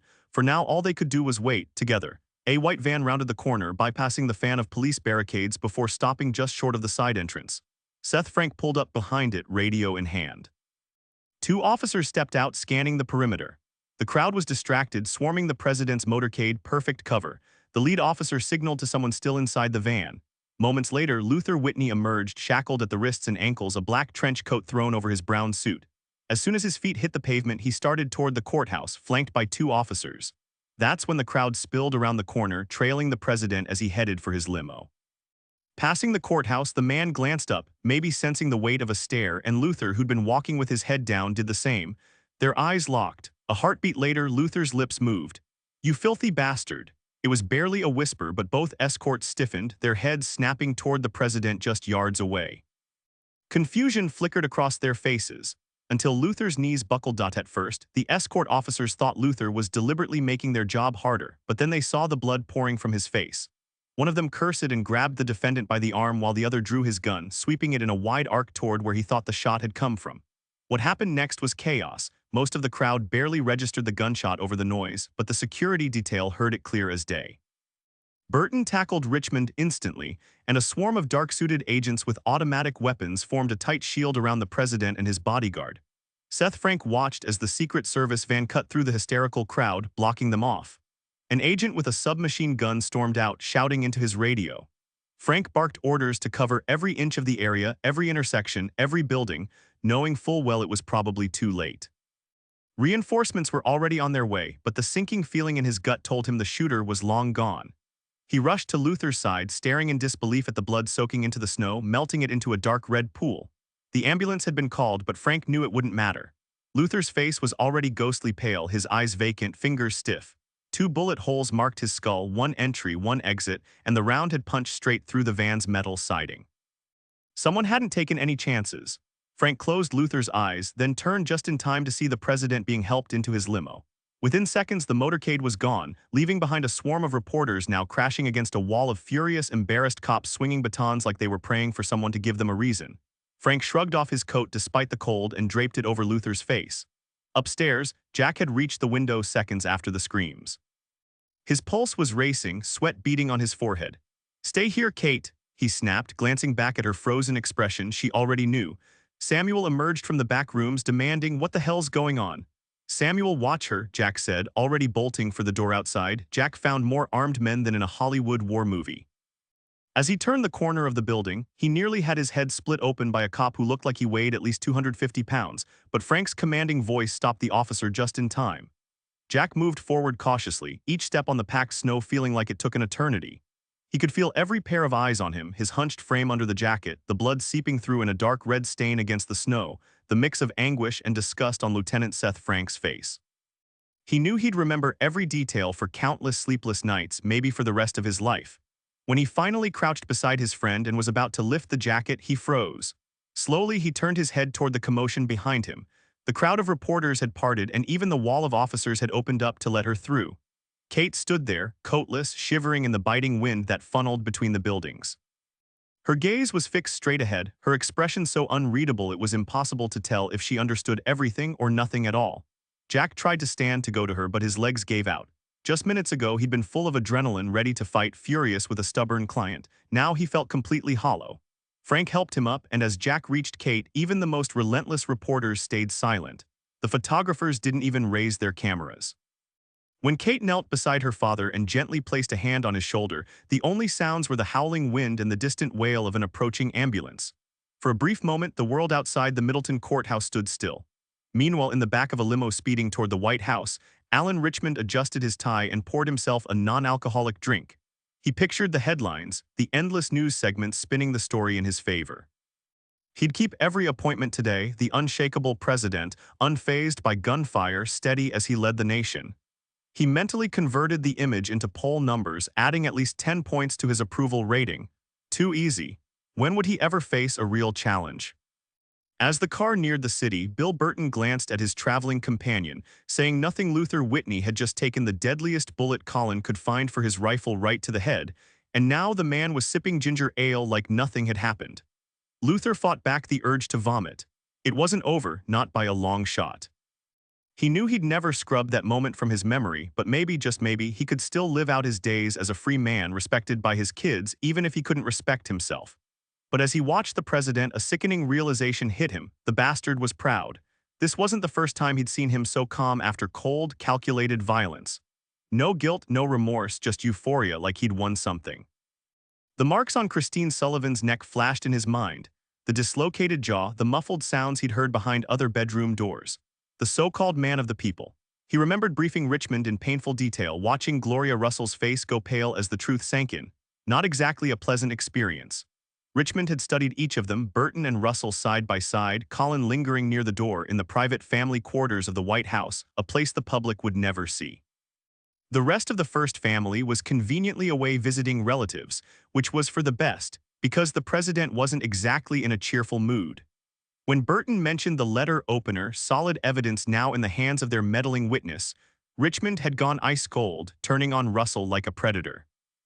And when Colin revealed her orders to leave the blade and handle uncleaned, the president had stood, looming over her as she shrank into her chair, practically trying to disappear into the upholstery. She'd covered her eyes, her blouse damp with sweat, mouth bone dry. Richmond just sat back down, crunching ice from his drink like it was nothing, then stared out the window. Still in his suit from the day's endless meetings, tie loose, he finally broke the silence. How long, Burton? Burton looked up from the floor. Could be forever. I need a better answer than that. Your professional opinion, the president asked. Sooner rather than later, he's got a lawyer now. It's only a matter of time before he talks. Burton rubbed his hands together. Any leads on the item's location? None, sir. The police searched his house and car. If they'd found a letter opener, I'd know. But they realize it's missing from the estate? Burton nodded. They know it's significant. If it resurfaces, they'll recognize it immediately. The president stood, fingertips grazing an ugly collection of Gothic crystal his wife insisted on displaying. Nearby, family photos gathered dust, faces he barely noticed anymore. Now they only reflected his crumbling empire. He could almost feel the heat of an invisible explosion, history rewriting itself because of some high-class call girl and an overambitious, utterly incompetent chief of staff. Any thoughts on Sullivan's hired man? Burton answered again. Russell was out of the picture, Colin just there to listen. Could be any of 24 elite hitmen. Whoever it is, they're long gone. You pointed our detective friend in the right direction, though. He knows you accidentally tipped off Sullivan. He's sharp enough to connect the dots. Suddenly, the president snatched a crystal piece and hurled it against the wall. Shards exploded across the room. Damn it, Richmond snarled, face twisted with rage. Burton flinched. One mistake ruined everything. Russell stared at the glittering fragments on the carpet. Years of study, grinding 100-hour weeks, all for this. The police will hunt Sullivan, Burton pressed. The lead investigator knows he's involved. But without proof, he'll deny it. Where does that leave us? Richmond paced like he was rehearsing a speech or greeting Midwestern Boy Scouts. In reality, he was calculating how to arrange a murder without a shred of suspicion. What if he tries again and succeeds? Burton frowned. How do we control Sullivan? By doing his job for him. The room fell silent. Russell stared at her boss in stunned silence. Her entire world had just crumbled, and now she found herself dragged into a conspiracy that involved murder. From the moment this confrontation began, she'd been emotionally numb, convinced things couldn't get worse. She'd been dead wrong. I'm not sure the police would buy Sullivan going this far, Burton finally ventured. He knows they're watching him even if they can't prove anything. But if we take out Whitney, I doubt they'd pin it on Sullivan. The president stepped directly in front of him. Then let the police draw their own conclusions if they even get that far. The truth was, Richmond no longer needed Walter Sullivan to reclaim the White House. In fact, this might be the perfect way to cut ties with the Ukrainian project, a decision that had already strained relations with Russia. If Sullivan got tangled up in his wife's killer's death, no more high-level deals would happen. With the right whispers in the right ears, Richmond's support would vanish and everyone who mattered would understand. Alan, you can't seriously frame Sullivan for murder, Russell blurted out, her face a mask of disbelief. He met her gaze with open contempt. Think about what you're doing. This is Walter Sullivan, not some low-level criminal nobody cares about. Richmond smirked. Her naivety amused him. He'd thought she was sharp when he brought her onto his team. What a mistake that had been. He ran the numbers quickly. Worst case, Sullivan had a 20% chance of taking the fall. Those were odds he'd take. Sullivan was resourceful, he could handle himself. And if he couldn't, well, prisons existed for a reason. He turned to Burton. At least you get it, don't you? Burton stayed silent. You were ready to kill that man before, the president pressed, his voice icy. As far as I'm concerned, nothing's changed. If anything, the stakes are higher now for all of us. He paused. Do you understand, Burton? Burton finally looked up. I understand, he murmured. The next 2 hours were spent ironing out the details as the two agents and Russell stood to leave. The president turned to his chief of staff. So, Gloria, explain where the money went. She met his gaze without flinching. It was anonymously donated to the American Red Cross. From what I understand, it's one of the largest contributions they've ever received. The door clicked shut and the president allowed himself a thin smile. A fitting farewell gift. Enjoy it, Luther Whitney. Enjoy it while you can, you insignificant little pest. Walter Sullivan settled into his armchair with a book, though he never opened it. His thoughts drifted to the past, to events that felt more distant and intangible than anything else in his life.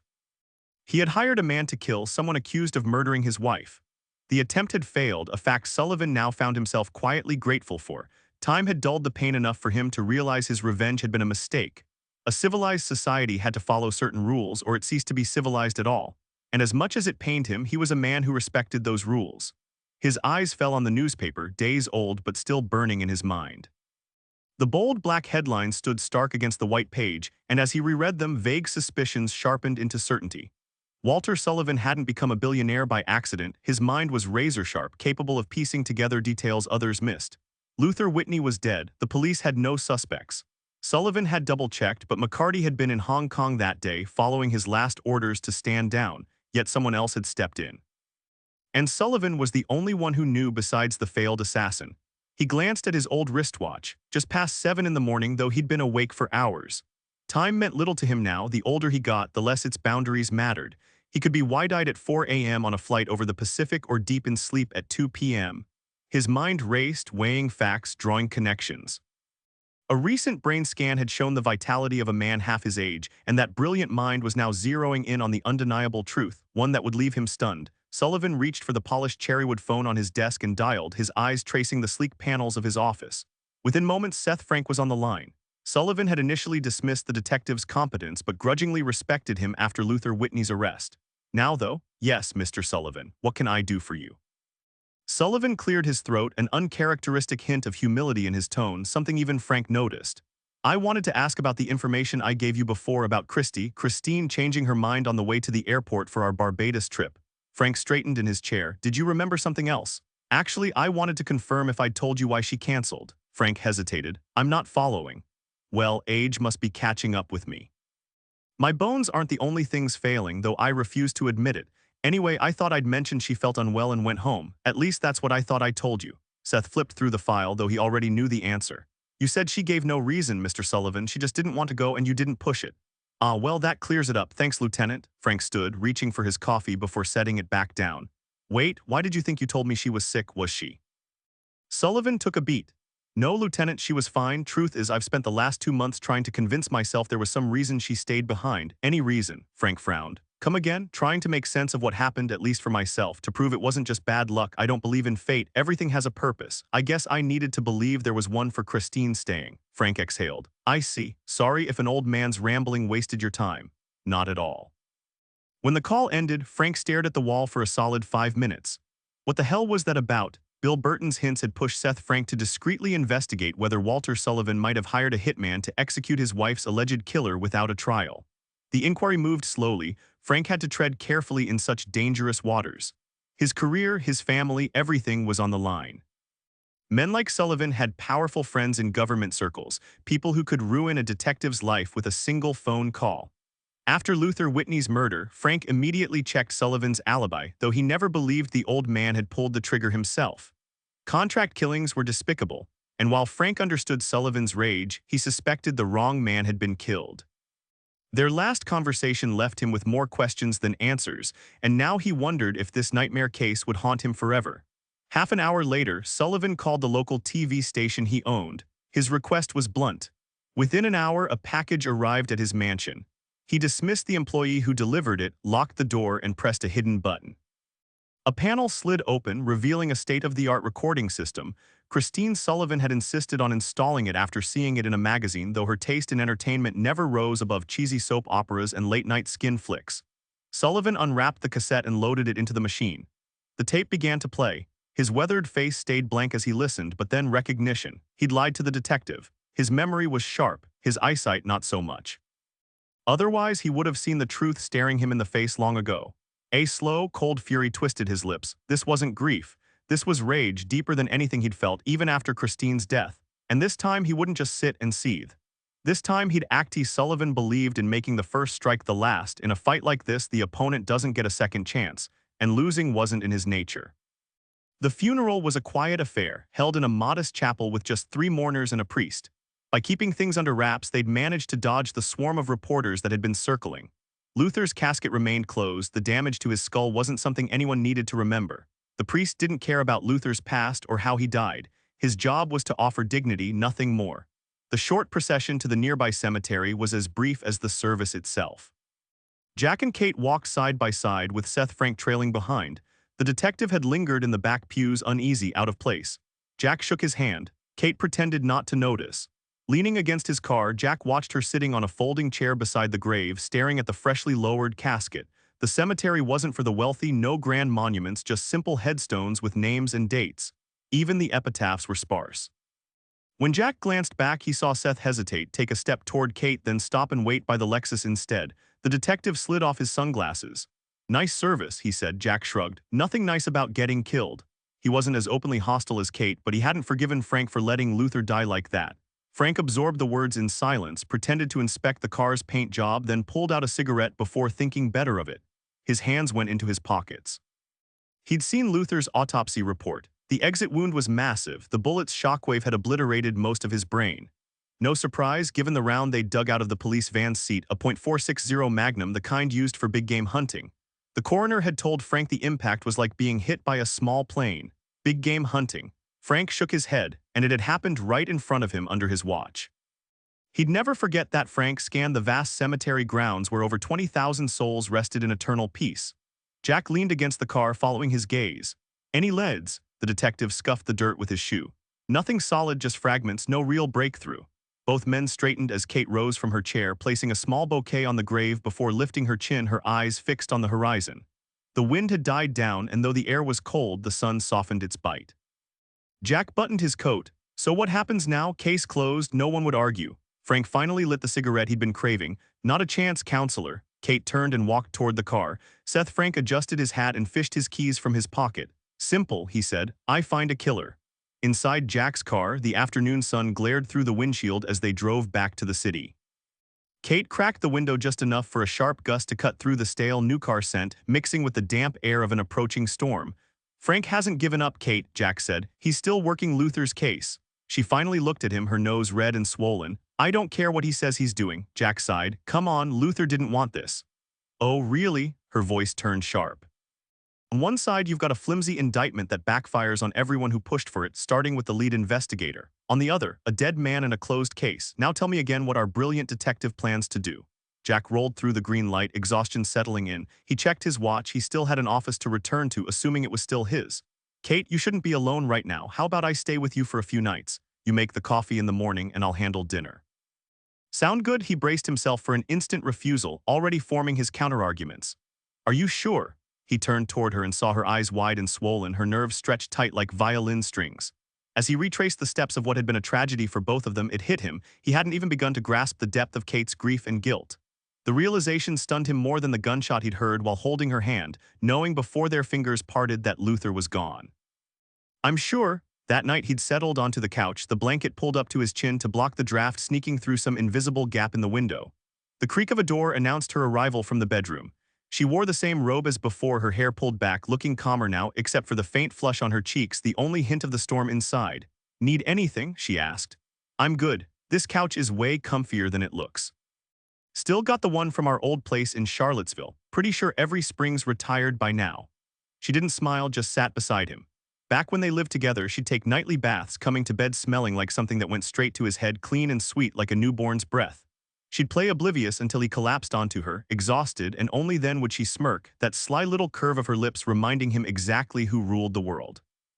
Now when Kate rested her head on his shoulder, instinct flared until he caught the exhaustion in her posture, the emptiness. It doused the impulse, leaving only guilt. Not much company tonight, she murmured. Had she noticed? Impossible. Her mind was galaxies away from that. Entertaining you wasn't part of the deal, don't worry about it. Thank you, she said, squeezing his hand. When she stood, the robe slipped, revealing more than just toned legs. Jack was suddenly very glad they weren't sharing a room. Jack's restless thoughts carried him through the night, his mind cycling through vivid mental images. Gallant knights with tarnished armor, idealistic lawyers lying alone in empty apartments. By the third night, he found himself sprawled on the couch again, flipping through a magazine until the faint creak of the bedroom door made him pause. This time, Kate didn't approach the sofa. When the silence stretched, he turned his head. She stood there watching him, no trace of apathy left in her expression. The robe was gone. Without a word, she turned and walked back to the bedroom, leaving the door ajar. Jack hesitated before rising to peer inside. In the dim light, he could make out her silhouette against the sheets, the familiar curves of her body stirring something deep in his chest. Her eyes met his, dark and unreadable. She didn't beckon him, never had. "You sure about this?" he asked, bracing for the morning's regrets. In answer, she reached for him, pulling him onto the bed. The mattress dipped beneath them, warm from her body. His fingers traced the crescent-shaped birthmark on her hip, brushed the corner of her mouth as she leaned in. Her eyes stayed open, no tears, no flush of embarrassment, just the steady gaze he'd once known so well. He held her gently, as if afraid she might dissolve beneath his touch. Meanwhile, across town, Walter Sullivan's mansion glittered with understated opulence. The evening's carefully curated guest list included only the elite, politicians, financiers, and one strikingly poised first lady.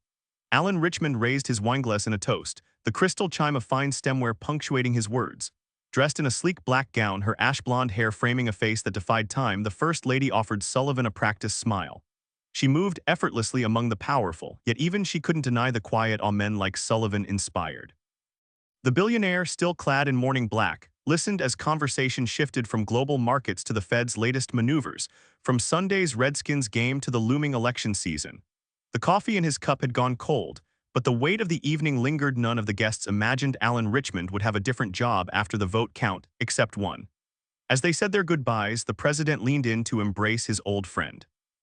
Sullivan chuckled at his jokes, then swayed slightly before steadying himself by gripping Richmond's arms.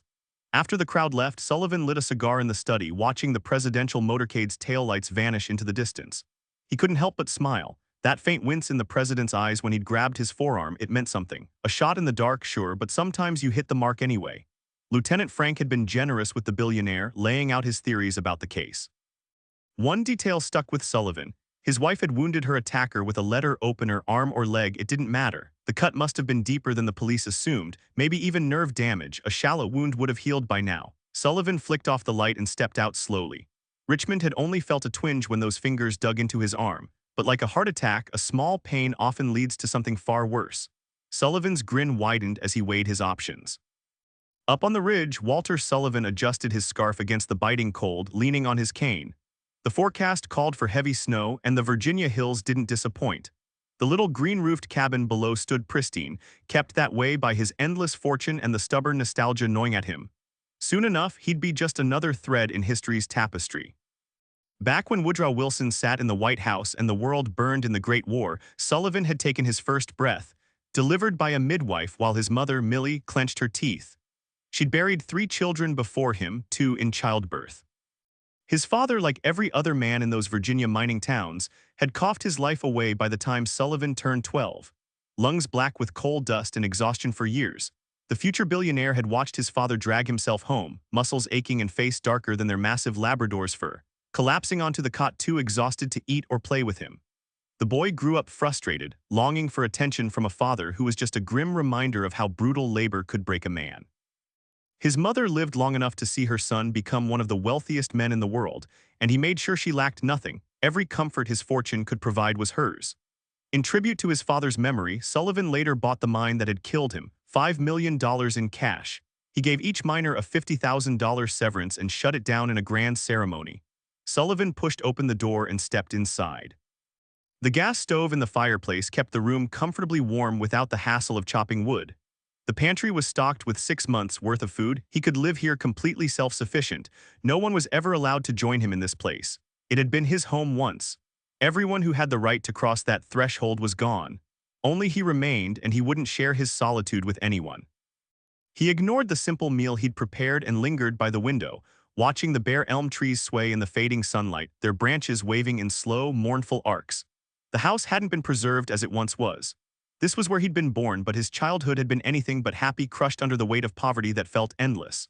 That darkness had fueled him, sharpening his drive and determination, helping him bulldoze through obstacles in his rise to the top. He washed the dishes and moved to the small room that had once been his parents' bedroom. Now it held a plush armchair, a desk, and shelves lined with carefully chosen books. In the corner stood a narrow bed. This was where he slept now. He picked up his phone and dialed a number known to only a handful of people. A polite voice asked him to hold, then came the voice he wanted. "Good grief, Walter, I know you keep odd hours, but you really should slow down. Where are you?" "At my age, slowing down isn't an option, Alan. Stop, and you might never start again. I'd rather burn out in a blaze than fade into the fog. Hope I'm not interrupting anything important." "Nothing that can't wait. Getting better at prioritizing international crises. Need something?" Sullivan moved a small recorder closer to the phone. "You could never be too careful." "Just one question, Alan," he replied. He hesitated, savoring the moment, but then Christie's face flashed in his mind, how she'd looked at the morgue, and his expression darkened. "Go ahead. Why did you wait so long to kill that man?" The silence stretched as Sullivan listened to the president's breathing on the other end. He had to admit grudgingly that Richmond didn't even flinch. No hyperventilation, no change in rhythm. It was impressive and a little disappointing. "Care to repeat that?" "If your men had missed, you'd probably be in a meeting with your lawyers right now, drafting a defense against impeachment. You played it dangerously close to the edge." "Walter, are you okay? What's going on? Where are you?" Sullivan pulled the receiver away from his ear for a second. The line was scrambled, untraceable, a $10,000 electronic shield. If they were trying to track him, they'd be chasing ghosts across a dozen false locations. Money well spent, he smirked. He could talk as long as he wanted. "Honestly, I haven't felt this good in years." "Walter, you're not making sense. Who was killed?" "I wasn't surprised when Christie backed out of the Barbados trip. Figured she just wanted to stay home and have fun with one of those summer flings she'd been eyeing. The way she coughed, so fake, like a kid skipping homework. Pathetic, really." "Walter, the weird part, when the cops asked why she didn't go, I realized I couldn't tell them her excuse. Remember all those tabloid rumors about her affairs? If I'd said she claimed to be sick, they'd have spun it into some scandal, like she stayed behind because she was pregnant. Autopsy results be damned. People love wallowing in the worst possible theories, the juiciest, most scandalous ones. You know that, Alan. When you're stripped of power, they'll assume the worst about you too, and they'd be right. Walter, just tell me where you are. It's obvious you're not okay." "You want me to play the tape, Alan?" "The press conference where you let slip that touching little remark about me, how life's twists don't always make sense. Sweet of you, really. A sentimental moment between old friends, picked up by local news outlets but ignored by everyone else. Speaks volumes about your popularity, doesn't it? You were so charming, so generous. Who cared if you mentioned Christie wasn't feeling well? But you did. You said if she hadn't been under the weather, she wouldn't have been killed. She'd be alive on a beach in Barbados with me.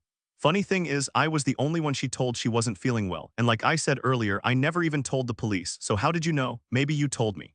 We hadn't spoken before that press conference. Easy to verify, my every move is tracked, and as for you, Mr. President, they know exactly where you are and who you talk to down to the minute. Almost every minute anyway, because the night Christie died, you weren't where you usually are. You were in my house, in my bedroom. At the press conference, we were surrounded. Anything we said was recorded. No, Alan, you didn't hear it from me. Walter, please just tell me where you are. I want to help. Christie was always careless with her little schemes. She must have been so proud of herself, bragging to you, right? How she fooled the old man, because my late wife was the only person who could have told you she faked being sick. And you, careless too, brought it straight to me. Took me too long to see the truth. Guess I was so obsessed with finding her killer that I bought the burglary story, or maybe I just didn't want to see it. I always knew Christie had a thing for you, just never believed you'd betray me like this. If I'd faced the worst in people sooner, I wouldn't be this disappointed. But hey, better late than never. Walter, why did you call me? Sullivan's voice dropped but lost none of its power or intensity. I wanted to be the one to explain your new future, you bastard. A future packed with lawyers, endless court hearings, and more public scrutiny than even a president could imagine. I didn't want you blindsided when the cops show up at your door, and most of all, I wanted you to know exactly who to thank. The president's tone turned sharp. Walter, if you want my help, I'm here.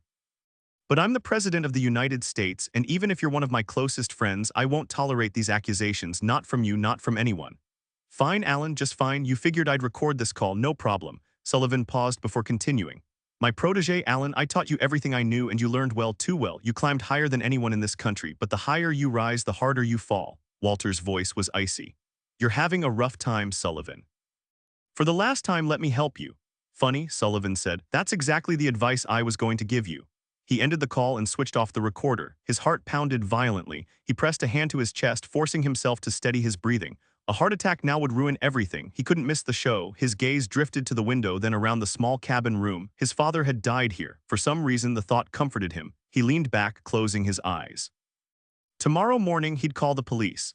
He'd tell them everything, hand over the recording. Then all he had to do was sit back and watch. Even if they didn't indict Richmond, his political career was over. He'd be a dead man professionally, spiritually, mentally. Who would even notice if his body kept breathing? Good. Sullivan smiled. He'd sworn to avenge his wife, and he had. A sudden, involuntary movement snapped his eyes open. His hand was lifting on its own.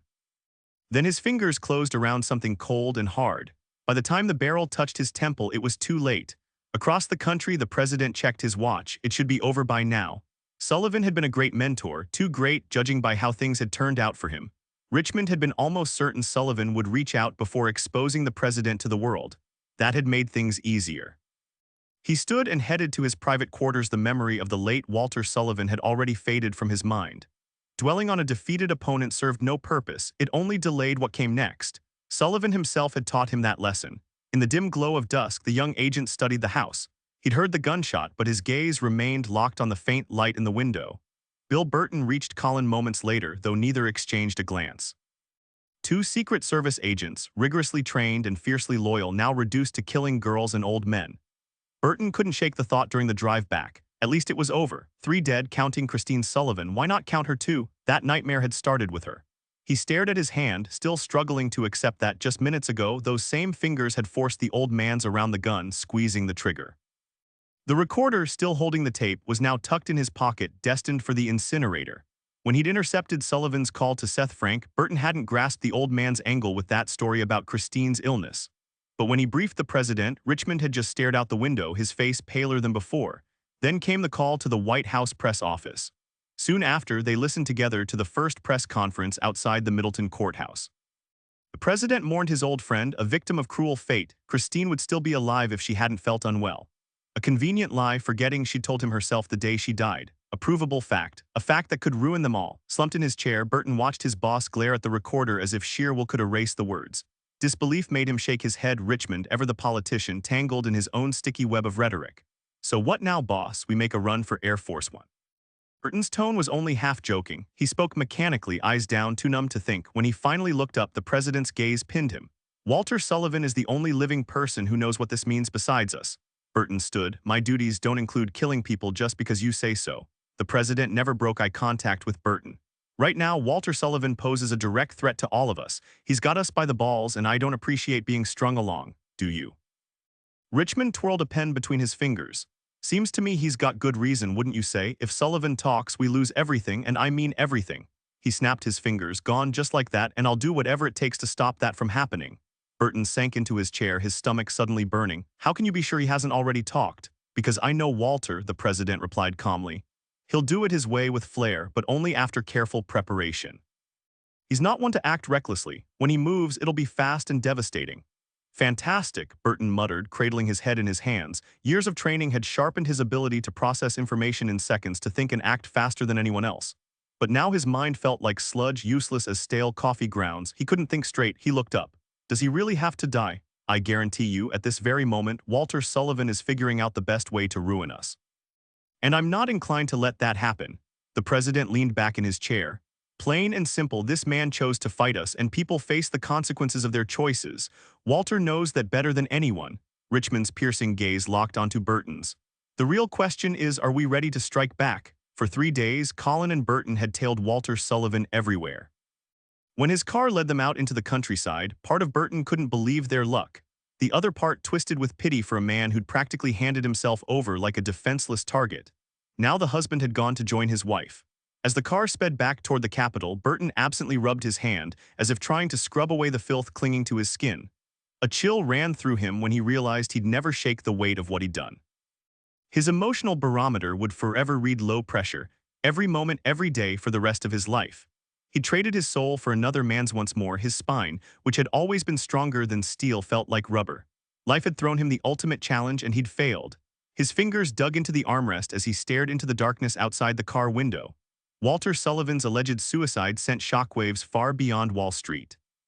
The world's elite gathered for his funeral at Washington's Grand St. Matthew's Cathedral, where solemn tributes painted him as a man of extraordinary character. The most prominent speaker, Alan Richmond, delivered a 20-minute eulogy, weaving a tale of unbearable grief that could drive even the strongest to unthinkable acts. By the time Richmond finished, not a single dry eye remained, his own tears convincing everyone of his sincerity.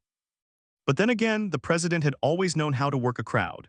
The funeral procession crawled for 3.5 hours before reaching the tiny house where Sullivan had begun and ended his life.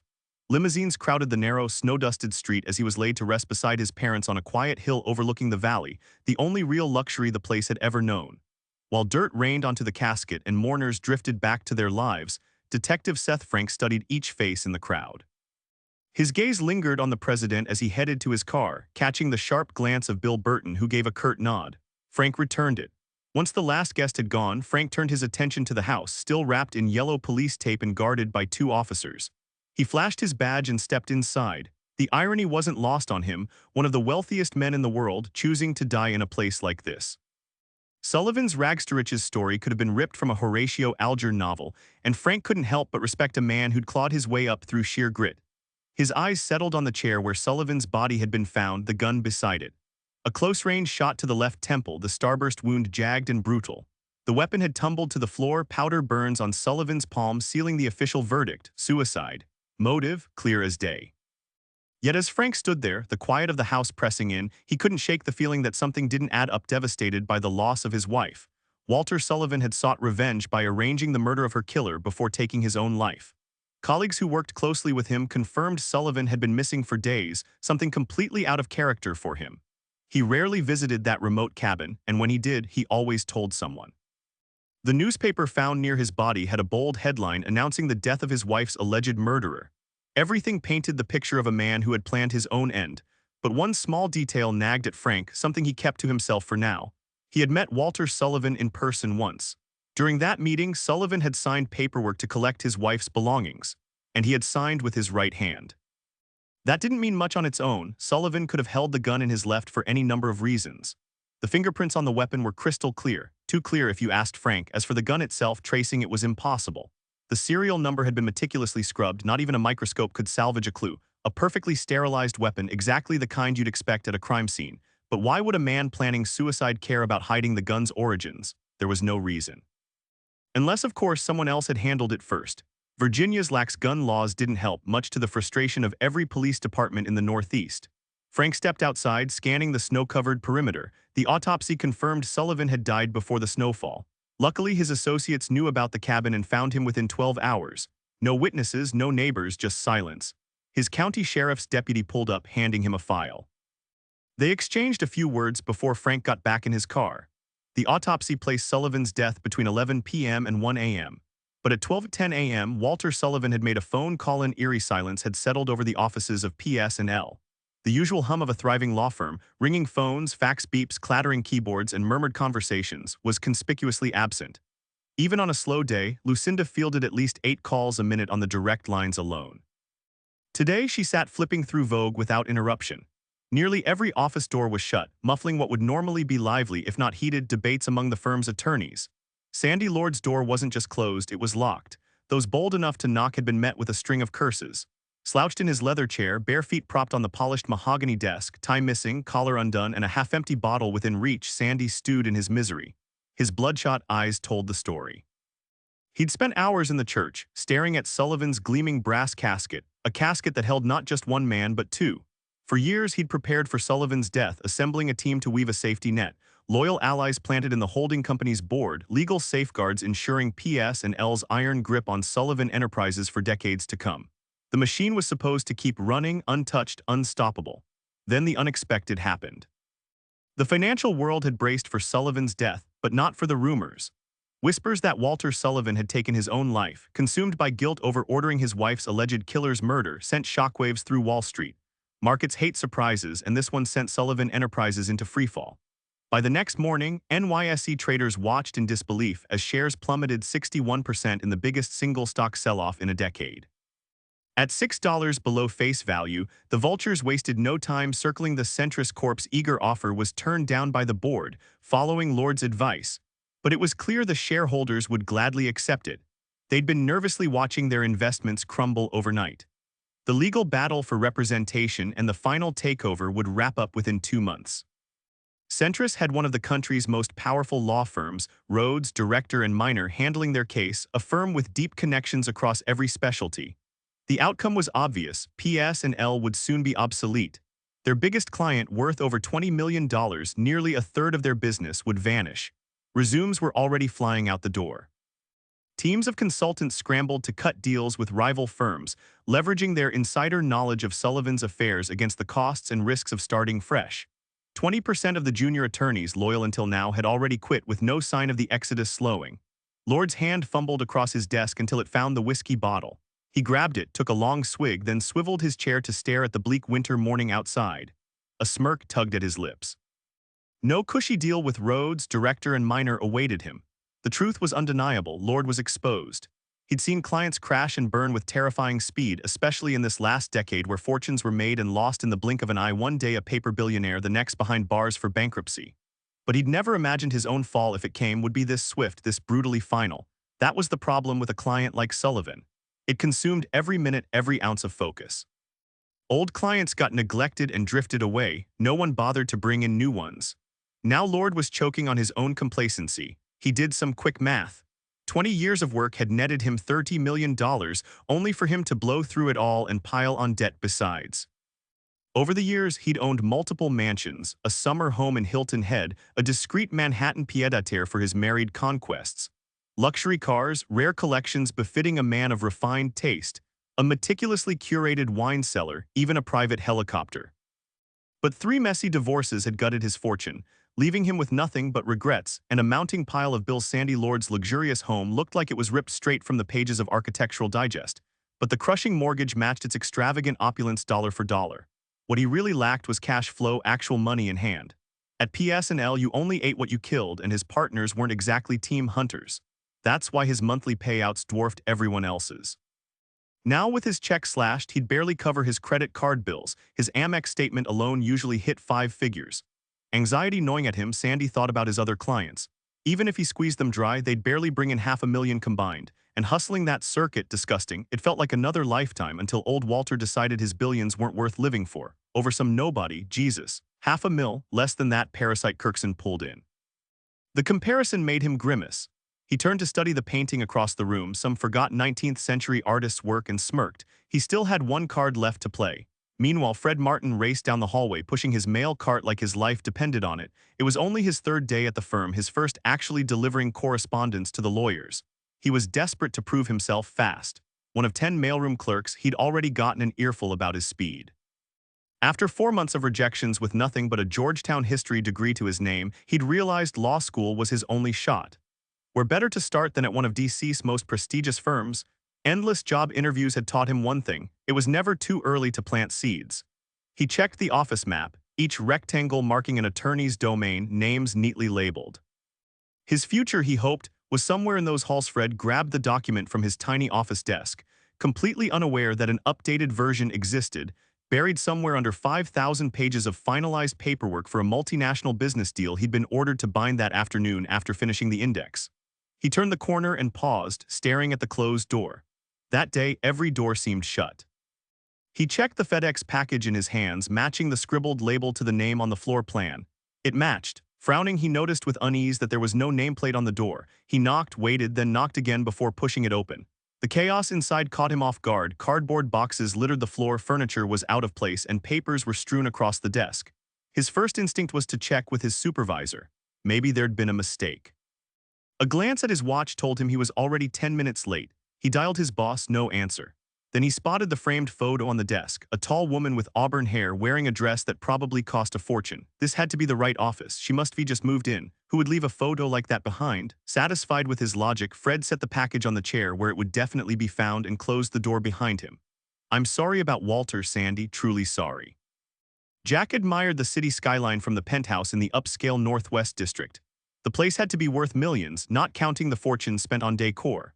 Original paintings, plush furs, and carved stone filled every corner. The world didn't have many men like Sandy Lord, and those who existed had to live somewhere.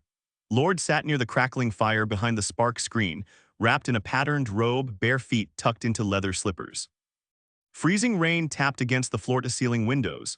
Jack moved closer to the fireplace, his thoughts flickering like the flames. A burning ember hit the marble hearth, hissed and vanished. He gripped his glass and studied his partner. The call hadn't been a complete surprise. "We need to talk, Jack, the sooner the better, just not at the office." When he'd arrived, Lord's elderly butler had taken his coat and gloves before disappearing discreetly.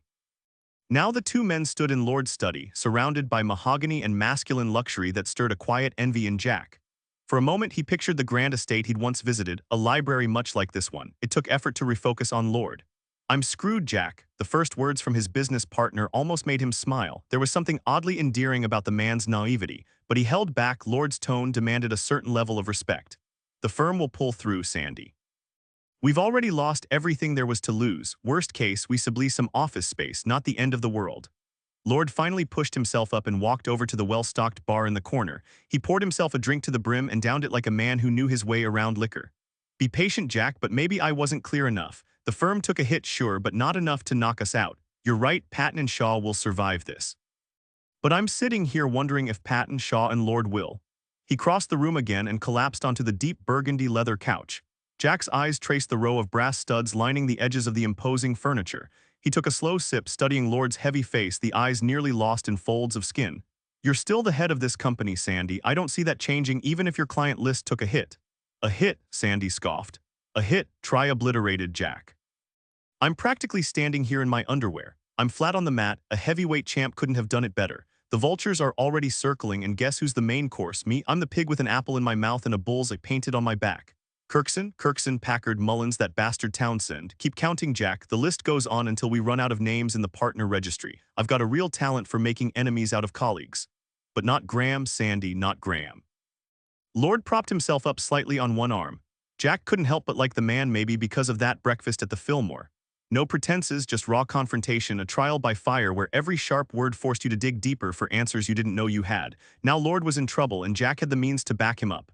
Well, maybe. His own standing with the Baldwins wasn't exactly solid. "Sandy, if they want to get to you, they'll have to go through me first." There it was, no takebacks, no half-truths. Lord had thrown him into the deep end with the big players, and that kind of trial was worth something. It showed you what you were made of. "Things might get rough for both of us, Jack. I'm a strong swimmer, Sandy, and don't mistake this for pure selflessness. You're an investment for the company I co-own," Jack said, his voice steady. "A top-tier dealmaker. Right now you're down but not out. $500 says within a year you'll be back at the top of the leaderboard. I'm not about to let our team lose someone with your firepower. I won't forget this, Jack. You won't get the chance to." As Jack left, Lord hesitated before pouring himself another drink. His hands trembled slightly and he set the bottle and glass down with deliberate care. He barely made it to the couch before his legs gave way. The antique mirror above the fireplace reflected his face, flushed, tear-streaked. He hadn't cried like this in 20 years, not since his mother's funeral. Now the weight of his emotions had nowhere else to go. He'd wept for Walter Sullivan, a man he'd spent years convincing himself was just another monthly paycheck. The reality had hit him hard at the funeral, forcing him to retreat to his car until the burial was over. He wiped his damp cheeks. That kid had outplayed him. Lord had planned every detail, rehearsed every possible response except the one he got. He'd misjudged Jack entirely, assuming he'd react like any other man in his position, squeezing every advantage out of the situation. But it wasn't just guilt gnawing at him now, it was shame. The realization hit him like a punch, doubling him over onto the plush carpet. Shame, an emotion he'd nearly forgotten. When the nausea passed, he stared at his hollow reflection and made a silent vow. He wouldn't let Jack down, he'd climb back to the top. And he wouldn't forget. Frank had never imagined himself in this room, not even in his wildest daydreams. He took in the oval shape, the understated but elegant furnishings, the occasional splash of color. A pair of high-end running shoes sat neatly on a low shelf, proof that the office's occupant wasn't anywhere near retirement. He swallowed hard, forcing himself to breathe evenly. He was a seasoned cop, just here for routine questioning, following a faint lead. A few more minutes and he'd be out of there. Frank's mind suddenly jolted him back to reality. He was about to interview the sitting president of the United States. As another wave of nerves hit him, the door swung open. He sprang to his feet, momentarily frozen by the outstretched hand before snapping back to attention and stepping forward to shake it. "Appreciate you making the trip, Lieutenant." "Just doing my job, sir, though I imagine you don't spend much time stuck in DC traffic, do you, Mr. President?" Richmond gestured toward a chair as he settled behind his desk. Bill Burton, who Frank hadn't even noticed until now, closed the door with a quiet nod in his direction. "I'll admit my schedule's planned down to the minute. Rarely stuck in gridlock, but spontaneity, that's the real casualty." The president's easy grin was contagious, and Frank felt his own lips tug upward until Richmond's expression shifted, his hands clasping tight as his brow furrowed. "I owe you thanks, Seth." A glance at Burton. "Bill briefed me on your work in the Christine Sullivan case. Not everyone would have cooperated without leaking to the press. You proved me right." Frank fought the urge to grin like a kid who'd aced a test. It was a brutal case, any leads connecting Walter's suicide to that hitman's death. The stars in his eyes dimmed as he focused on Richmond's sharp gaze. "Let's be honest, Lieutenant, half of DC's buzzing about a grieving husband hiring a killer before taking his own life. I just need to know if your investigation found hard evidence." "I can't comment either way, sir. Ongoing case protocols." "Relax, I'm not stepping on your toes," the president sighed. "But losing Walter Sullivan, a mind like his gone, hell of a blow." "Everyone's saying the same thing," Frank admitted. The room felt heavier now, the weight of unsaid things pressing in. Outside, a distant siren wailed, just another day in the capital where secrets outnumbered monuments. "Between you and me, knowing Walter the way I did, it wouldn't surprise me if he took specific steps to make sure his wife's killer got what was coming to him." "Alleged killer, Mr. President, innocent until proven guilty." The president studied Burton. "But I was told you had solid evidence against him." "The prosecution had a slam-dunk case, didn't they?" Seth Frank rubbed his ear. "Some defense attorneys love slam-dunk cases, sir. They pour water on them slowly, the iron starts to rust, and suddenly holes appear everywhere. And the defense lawyer in this case was that good. More or less. I'm not a betting man, but I wouldn't have given the prosecution better than a 40% shot at a conviction. It would have been a brutal fight." The president leaned back, absorbing the information before turning to the detective. Frank finally noticed the expectant look and flipped open his notebook. His pulse steadied as he scanned his own scribbled notes. "You know, Walter Sullivan called here right before he died. I spoke with him, didn't realize it was right before his death. I'm a little surprised you didn't volunteer that detail sooner." The president looked embarrassed. "Yeah, I'm surprised too. Guess I was trying to protect Walter, or at least his memory, from more scandal, though I knew the police would find out we spoke. My apologies, Lieutenant. I need to know what was said in that call. Care for a drink, Seth? Coffee would be great." Burton picked up a phone in the corner and a silver tray arrived moments later. They sipped steaming coffee. The president checked his watch, then caught Frank watching him. "Sorry, Seth. I'm giving this my full attention, but I've got a congressional delegation arriving for lunch soon, one I'd happily skip if I'm being honest. Funny thing is, I've never been fond of politicians." "Understood, this won't take long. What was the purpose of the call?" The president frowned, gathering his thoughts. "Desperation, plain and simple. It wasn't the Walter I knew. He sounded lost, erratic, long stretches of silence, not like him at all." "What did he talk about?" "Everything and nothing. At times he was rambling. Christine's death, the man you arrested, how much he hated him, how he'd ruined his life. It was unsettling, to say the least." "And what did you say to him?" "I kept asking him where he was," the president continued. "I wanted to locate him, send someone to help, but he refused to tell me. Honestly, I don't think he even heard half of what I said. He was in such a state." "So you believe he may have been suicidal, sir?" "I'm no psychiatrist, Lieutenant, but if you want a layman's take on his mental state, then yes. Listening to him, I'd say there was real reason to fear Walter Sullivan was about to take his own life. It was one of the few moments in my presidency where I felt truly powerless. Let's be honest, after that call, I wasn't exactly shocked when I heard he was dead." Richmond glanced briefly at Burton's unreadable expression. "That's also why I asked if there was any truth to the rumors linking Walter to that man's death. After hearing him like that, I won't lie, it crossed my mind." Frank turned to Burton. "I assume you didn't record that conversation. I know sometimes you do." "Sullivan called my private line, Lieutenant," the president replied. "It's a secure channel, confidential by design. Recording isn't an option." "Understood. Did Sullivan outright admit to being involved in Luther Whitney's death?" "Not in so many words. His thoughts were scattered, but reading between the lines, given the raw emotion in his voice, well, it's painful to say this about a man who's gone, but I'd say it was clear enough he'd arranged it. No proof, of course, but my gut was certain." Frank shook his head. "A deeply unsettling conversation." "Oh, absolutely, and now, Lieutenant, I'm afraid duty calls." Frank didn't budge. "Why do you think Sullivan called you, sir, and at that hour?" The president leaned back, exchanging another quick look with Burton. "Walter was one of my closest friends. He kept odd hours, so a late-night call wasn't unusual. We'd barely spoken in months. You know how shattered he was by what happened. He wasn't the type to wear his pain openly. Now, Seth, if you'll excuse me, here's what puzzles me," Frank pressed. "Of all the people he could have called, why you? The odds of reaching a sitting president with your schedule, all the travel, seems slim. Makes me wonder what he was really after." The president steepled his fingers, gaze drifting to the ceiling. The detective seemed eager to flex his skills, playing a little game to show off just how sharp he was. He glanced back at Frank with a smirk. "If I could read minds, I wouldn't need pollsters holding my leash." Frank returned the smile. "You don't need telepathy to know you'll be sitting in that chair another 4 years, sir." Appreciate the vote of confidence, Lieutenant. All I can tell you is Walter called me. If he was planning to end his life, who else would he reach out to? His family cut ties after he married Christine. He had plenty of business contacts, but hardly anyone he'd call a real friend. Walter and I went way back. I saw him almost like a father. I was heavily involved in the investigation into his wife's death, as you know. Put it all together, and it makes sense why he'd turn to me, especially if he was considering that. Beyond that, I can't help you, sorry. The door swung open. Frank didn't see the hidden button the president had pressed under the desk. Be right there, Lois, the man said, then turned back. Lieutenant, if there's anything else, take it up with Bill, please. Frank snapped his notebook shut. Thank you, sir. Once the officer left, Richmond stared at the closed door, lost in thought.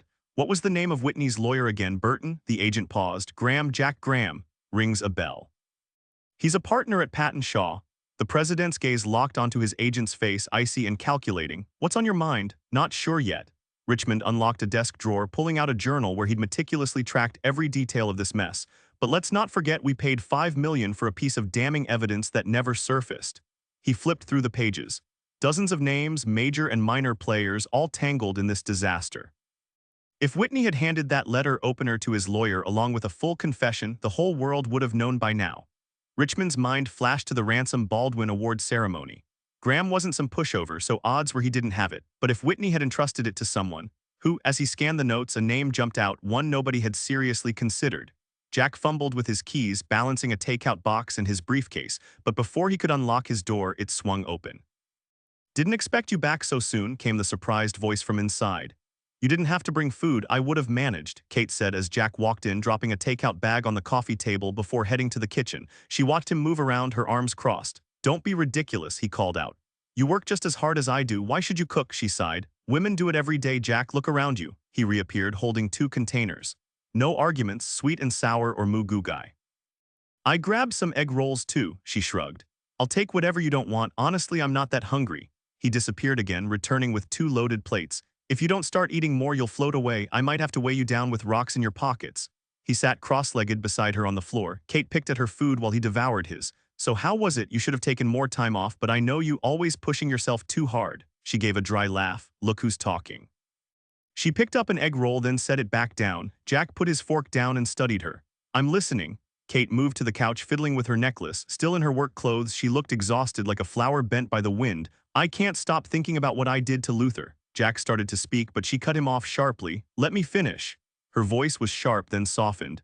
I've realized I'll never get past it, so I might as well accept it. Maybe what I did wasn't wrong for a dozen reasons, but for one, it was. He was my father. It sounds small, but to me it's enough. She twisted the necklace in her fingers. Being a prosecutor, the kind I became, turned me into someone I don't even like, not the best revelation at 30. Her hands trembled and Jack reached for one, feeling her pulse race under his touch. After all this, she said quietly, I'm ready for a change in my life, my career, everything. Jack sat up straighter. What do you mean? His heart pounded as she stood abruptly, walking to the window. I'm done being a prosecutor, Jack. Actually, I'm done with law. I handed in my resignation this morning. They were shocked, asked me to reconsider. I told them I already have over and over. His voice rose. You're quitting after everything you've built? You can't just throw it away. She turned, her reflection sharp in the glass. That's the thing, Jack. I'm not throwing anything away. My memories of the past 4 years feel like a patchwork of horror films. It wasn't exactly what I'd imagined when I was a bright-eyed law student debating lofty legal principles. You're wrong to belittle what you've done, he said. The streets are safer because of people like you. She turned to face him. I haven't been holding back the tide for a while now. The flood swept me out to sea long ago. He frowned. What do you plan to do? You're a lawyer. No, she corrected, crossing her arms. I was a lawyer for a tiny sliver of my life, and I liked who I was before a whole lot better. She paused, locking eyes with him. You're the one who helped me see it, Jack. I became a lawyer to make my father pay. 3 years of school and 4 years in court, that's a steep price. Her breath hitched, her body trembling before she steadied herself. And I think I've collected my debt with interest. Kate, none of it was your fault, Jack insisted, but she was already turning away. Her next words hit him like a punch. I'm leaving, Jack, not sure where yet. I've saved up some money. The Southwest sounds promising, maybe Colorado. I need somewhere as far from here as possible, somewhere I can start over. Leaving, Jack muttered, more to himself than to her. He repeated it under his breath as if testing the word, trying to drain it of its sting. She studied her hands. There's nothing keeping me here. He flinched, barely catching the venom in her whisper. You selfish, how can you say that? When she finally met his gaze, he could almost see the lump in her throat as she spoke. I think you should go. Alone at his desk, Jack glared at the stacks of files and the pink message slips waiting for him. He wondered if life could possibly feel worse than it did right then. That's when Dan Kirkson walked in. Jack suppressed a groan. Dan, I'm really not in the you missed the partners meeting this morning. No one told me there was one.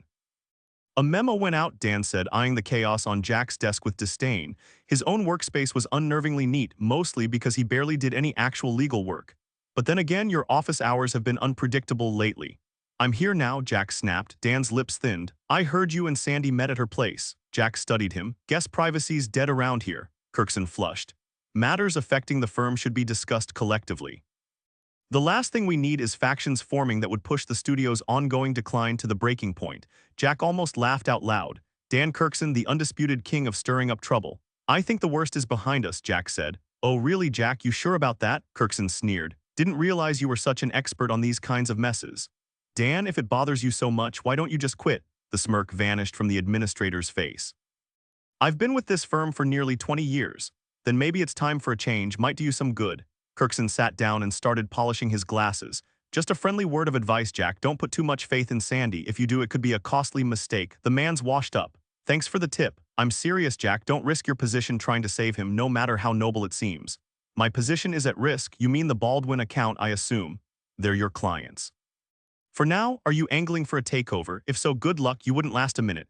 Kirkson stood. Nothing lasts forever, Jack. Sandy Lord could tell you that. Things come and go. You can burn bridges in this town, but only after making sure no one's left standing on them. Jack stepped around his desk, towering over Kirkson. Were you always this slimy, Dan, or did you grow into it? Kirkson grinned as he turned to leave. Like I said, you never know. The ties between a professional and their client are always fragile. Take yours, for example. They mostly hinge on your upcoming wedding to Jennifer Rice Baldwin. Now, if she were to find out, say, that you haven't been coming home these past few nights, that you've been staying with a certain young woman, she might be less inclined to trust you with her legal affairs or to marry you. It happened in an instant. Kirkson was slammed against the wall, Jack's face inches from his, fogging up his glasses. Don't be stupid, Jack. The board might not look kindly on a junior partner assaulting a senior one, no matter how high profile you are. There are still standards here. Stay out of my personal life, Kirkson. Don't ever try this again. Jack shoved him effortlessly toward the door and turned away. Kirkson straightened his shirt, smirking to himself. So easy to manipulate, the big, strong, handsome ones. All brawn, no brains, about as subtle as a sledgehammer. Think carefully, Jack. You might want to reconsider what you're getting into. For some reason, you instinctively trust Sandy Lord. But has he ever told you the real story about Barry Alvis? Did he, Jack? Jack turned slowly to face him, his eyes unreadable. Did he give you the usual speech about the associate who'll never make partner because he lacks the guts to bring in clients? Or did he claim Alvis botched some major deal? Jack kept staring in silence. Kirkson's lips curled into a triumphant grin. One phone call, Jack. The daughter calls, complaining about Barry Alvis's behavior, how it upset her and her father. And just like that, Alvis is gone. That's how it works. Maybe you don't like the game, but no one's forcing you to stay. This had been Kirkson's long-term strategy. With Sullivan out of the picture, he could promise Baldwin his interest would take top priority at the firm. Kirkson still commanded one of the most aggressive legal teams in the city, and adding $4 million in billings to his existing client roster would secure him the biggest portfolio among the partners. Finally, his name would replace the old plaque on the door, no ceremony, just tossed in the trash where it belonged. The administrator smirked at Jack. You may not like me, Jack, but I'm telling you the truth. You're smart, you'll figure it out. He left, shutting the door behind him. Jack stood frozen for a second before collapsing into his chair. He leaned forward, swept his desk clean with one violent motion, then slowly dropped his head, pressing his cheek against the wood. The man was elderly, short, wearing a floppy felt hat, corduroy pants, a sweater, and winter boots. He looked both uncomfortable and oddly excited to be at the police station, clutching a rectangular object wrapped in brown paper. I'm not sure I follow, Mr. Flanders, Seth Frank said. Well, I was there that day, at the courthouse, I mean, the day that man was killed. I went over to see what all the commotion was about. In all my years living here, I've never seen anything like it, believe me. I get that, Frank replied dryly. Thing is, I had my new camera with me, one of those fancy ones with the little screen, point, shoot, perfect quality. My wife told me I should come down here. Fascinating, Mr. Flanders. What's your point? Frank was losing patience. Flanders noticed. Oh, sorry, Lieutenant. I do ramble. My wife's always on me about it. Retired a year ago, used to work the assembly line, never talked much back then. Now I can't seem to stop. Frank preferred talking to listening. He spent hours at the cozy cafe behind the bank, sipping decent coffee and indulging in pastries, best not to think about the calories. When Flanders walked in, frustration flickered across Frank's face. Well, Flanders said quickly, I came to show you this. Actually, to give it to you, kept a copy for myself, obviously. He handed over a package. Frank unwrapped it, revealing a VHS tape. Flanders removed his cap, exposing a mostly bald head with tufts of hair near his ears. Got some great footage, he said eagerly. The president, the exact moment that guy got shot, it's all there. I was tailing the motorcade and boom, caught the whole fireworks show. One thing led to another. Frank stared at him. It's all on there, Lieutenant. For whatever it's worth, Flanders checked his watch. Gotta run, late for lunch, my wife doesn't tolerate tardiness. He turned to leave. Frank studied the tape. Oh, Lieutenant, one more thing. Yeah, if anything comes of this, you think they'd credit me, you know historians? Flanders grinned. The Flanders tape has a ring, right? Like Zapruder with Kennedy. Frank rubbed his temples. I'll make sure they know, Mr. Flanders, for posterity. Perfect. Flanders jabbed a finger in the air. For posterity, love it. Good luck, Lieutenant. Meanwhile, President Richmond barely glanced up as Russell entered. His expression was unreadable. She fidgeted, staring at the carpet before nearly collapsing into a chair. I don't know what to say, Alan. My actions were inexcusable. If I could plead temporary insanity, I would. So you're not claiming it was for my own good, he asked, still watching her. No, I'm resigning, Richmond smiled. Maybe I underestimated you, Gloria. He circled his desk. Truth is, you did what I would have done. She froze. Don't misunderstand, I expect loyalty from my advisors, but sometimes the right move isn't the obedient one.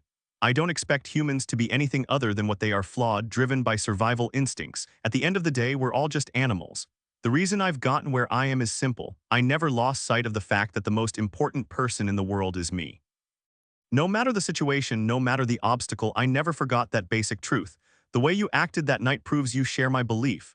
You know what I was thinking, don't you? Richmond said. Of course, Gloria, and I won't judge you for seizing an opportunity. That's the foundation this country, this city is built on. When Gloria hesitated, he raised a hand. I'll admit I was emotional that night, maybe even felt betrayed, but looking back, what you did showed strength, not weakness. Gloria studied him, trying to read his intentions. So am I to assume my resignation is rejected? Richmond took her hand. I don't even remember you mentioning it. After everything we've been through, why end things now? As she stood, he returned to his desk. There are a few matters I'd like to discuss tonight. My family's away, we can work at my place. His expression was unreadable, his gaze sharp. Bring a change of clothes, we might be late. Gloria's hand trembled as she shut the door behind her. Meanwhile, Jack hammered on the mansion's front door until his knuckles split against the polished wood. The housekeeper barely had time to open it before he shoved past.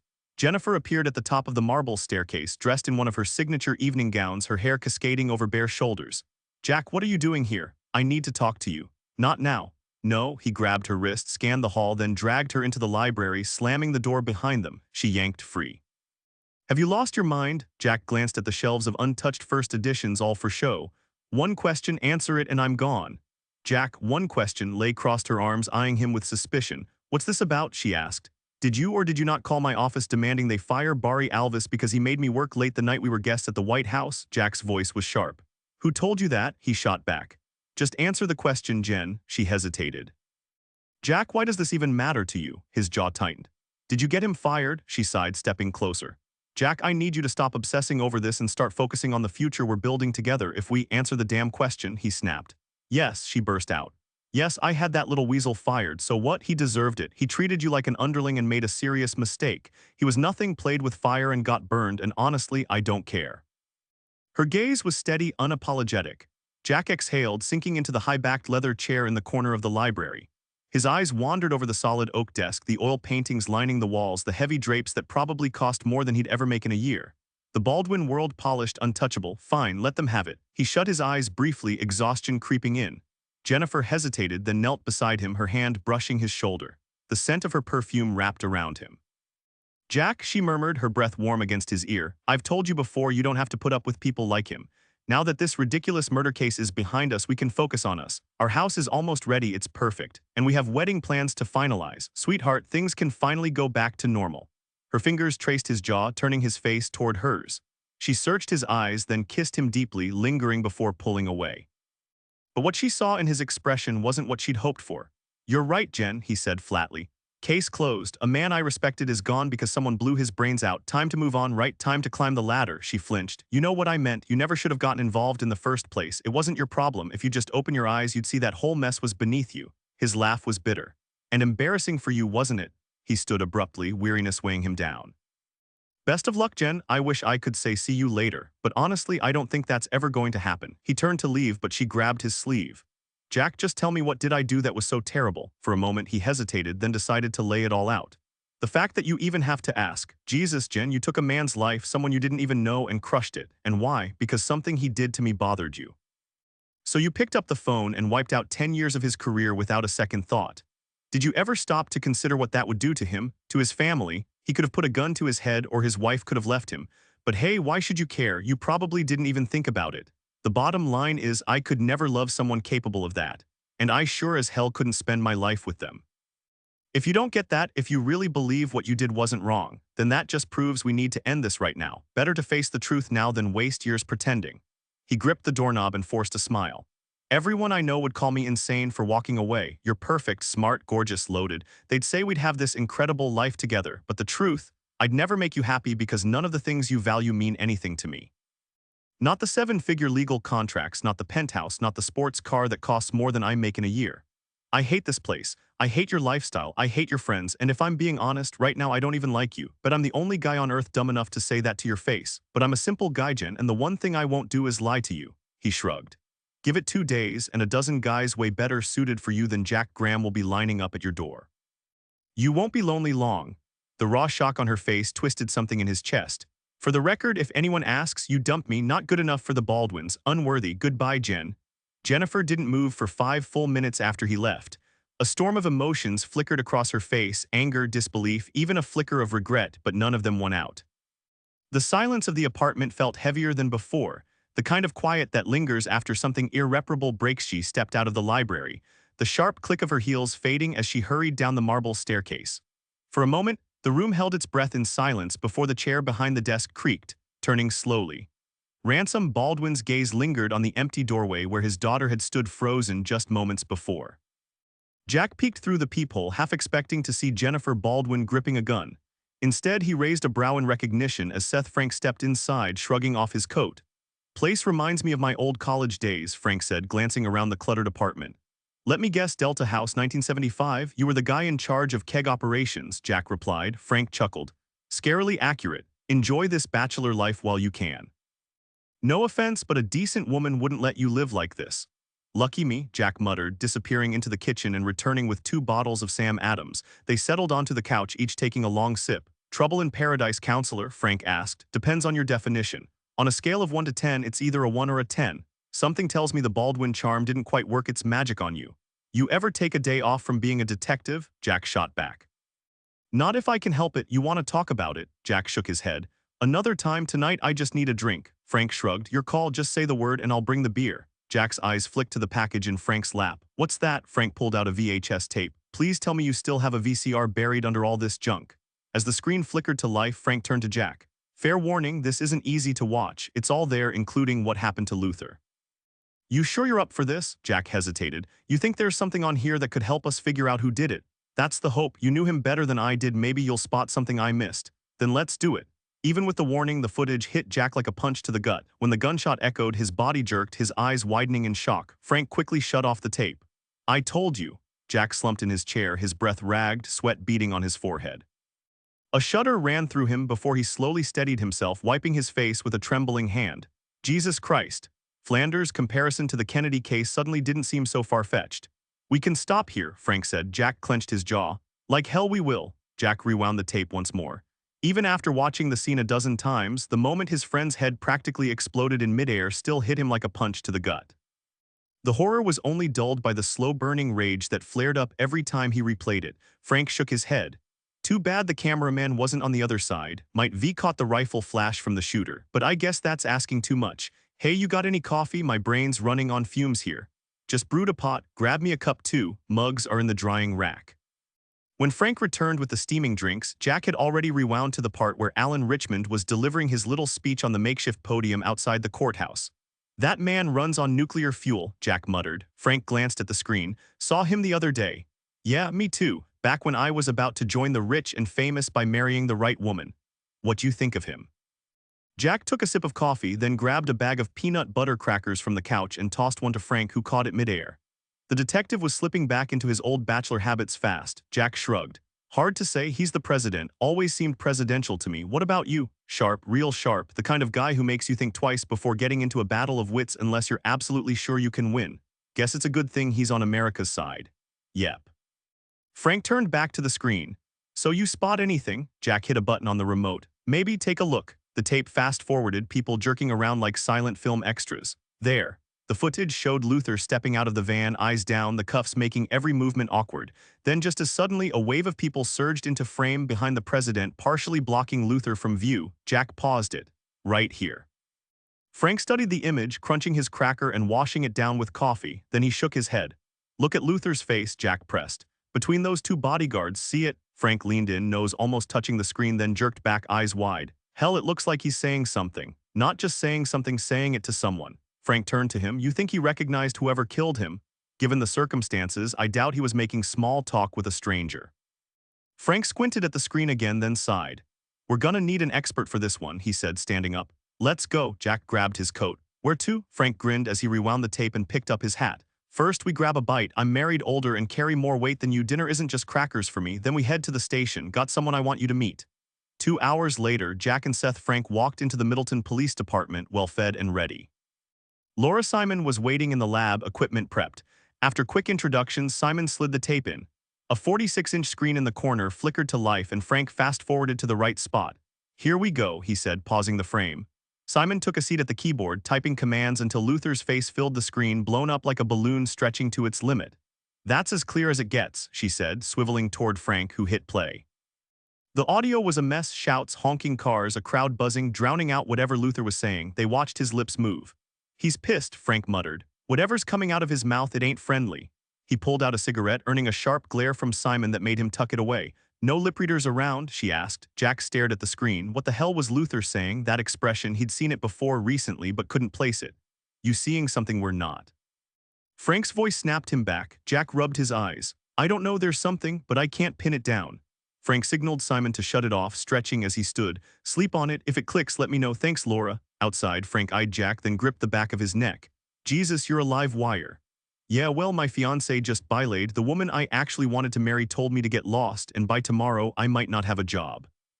Oh, and someone killed a person I cared about, probably getting away with it. Hell of a perfect life, right? Maybe it's time for your luck to turn. Jack yanked open the Lexus door. Yeah, maybe. By the way, if you know anyone in the market for a brand new car, let me know. A glint of amusement flashed in Frank's eyes. Sorry, but I don't know anyone who could afford that. Jack returned the smile. Neither do I. On the drive back, Jack glanced at the dashboard clock, nearly midnight. He passed the office building, eyes drifting up to the darkened windows, then turned around and pulled into the garage entrance. Swiping his keycard, he waved at the security camera before stepping into the elevator. He wasn't even sure why he was there. His days at Patton, Shaw and Lord were clearly numbered. Without Baldwin as a client, Kirkson would drop him without a second thought. He felt a pang of guilt about Lord. He'd promised to help him out, but marrying Jennifer Baldwin just to keep Lord's hefty paychecks coming wasn't an option. And Lord had lied about why they'd let Barry Alvis go. Still, Lord would land on his feet. Jack wasn't joking when he said he had blind faith in the senior partner's resourcefulness. Plenty of other firms in New York would roll out the red carpet for him overnight. Lord's future was far more secure than his own. The elevator doors opened, and Jack stepped into the dimly lit lobby. The low lighting would have unsettled him if he weren't so lost in thought. Heading toward his office, he stopped in the kitchen for a soda. Even at midnight, there was usually someone grinding away to meet a brutal deadline. Tonight, though, the silence was thick as concrete. He flicked on his office lights and shut the door behind him, taking in what was still his domain for one more day at least. Not bad. The place was decked out in high-end style, from the plush carpet to the custom upholstery. His gaze drifted over the row of framed diplomas, some earned through blood, sweat, and tears, others just for show, the kind of honors you get simply for being a lawyer. The usual mess of paperwork had been tidied up, no doubt by the overzealous cleaning crew used to lawyers' chaos and occasional meltdowns. He sank into his chair, leaning back. The buttery leather was more comfortable than his own bed. His mind wandered to Jennifer, picturing her in some tense conversation with her father. He could almost see Ransom Baldwin's face twisting in outrage over what he'd consider an unforgivable insult to his precious daughter. The next morning, Ransom would pick up the phone, and just like that, Jack's career in corporate consulting would be over. And honestly, he couldn't care less. His only regret was not walking away sooner. Maybe he'd go back to being a public defender where he'd always belonged. No one could stop him. The real trouble had started when he tried to be someone he wasn't. He wouldn't make that mistake again. His thoughts shifted to Kate. Where would she go? Was she serious about quitting her job? He remembered the resignation in her eyes and knew she meant it. He'd begged her to stay just like he had 4 years ago. Back then, he'd pleaded with her not to walk out of his life, but it was like talking to a brick wall. Maybe it was guilt, or maybe deep down she just didn't love him. Had he ever really considered that? No, the thought terrified him, but what did it matter now? Luther was dead, Kate was leaving, and despite everything, his life hadn't changed at all.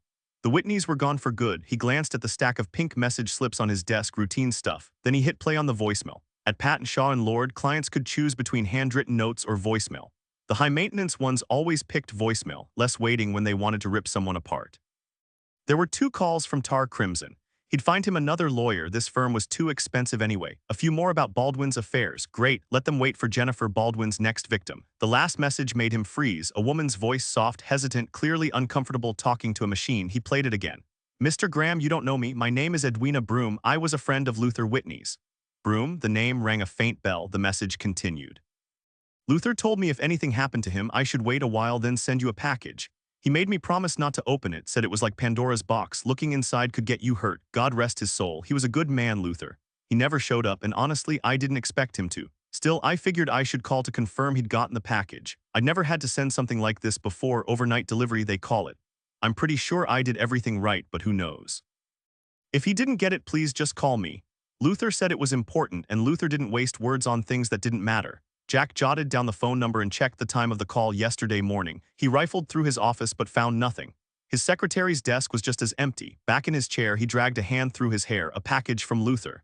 Edwina Broom, the name clicked after a moment, the mother of the woman who'd taken her own life. Frank had mentioned her. The one they suspected was tied to Luther. He dialed, listening to the endless ringing. Hello? Her voice was thick with sleep, fragile. Mrs. Broom, Jack Graham, sorry for the hour. Mr. Graham, the grogginess vanished, replaced by sharp alertness. He pictured her sitting up in bed, clutching her nightgown, eyes fixed on the phone. Just heard your message, the package never arrived. When did you send it? Let me think. He could hear her tense breathing. 5 days ago, counting today. Jack's mind raced.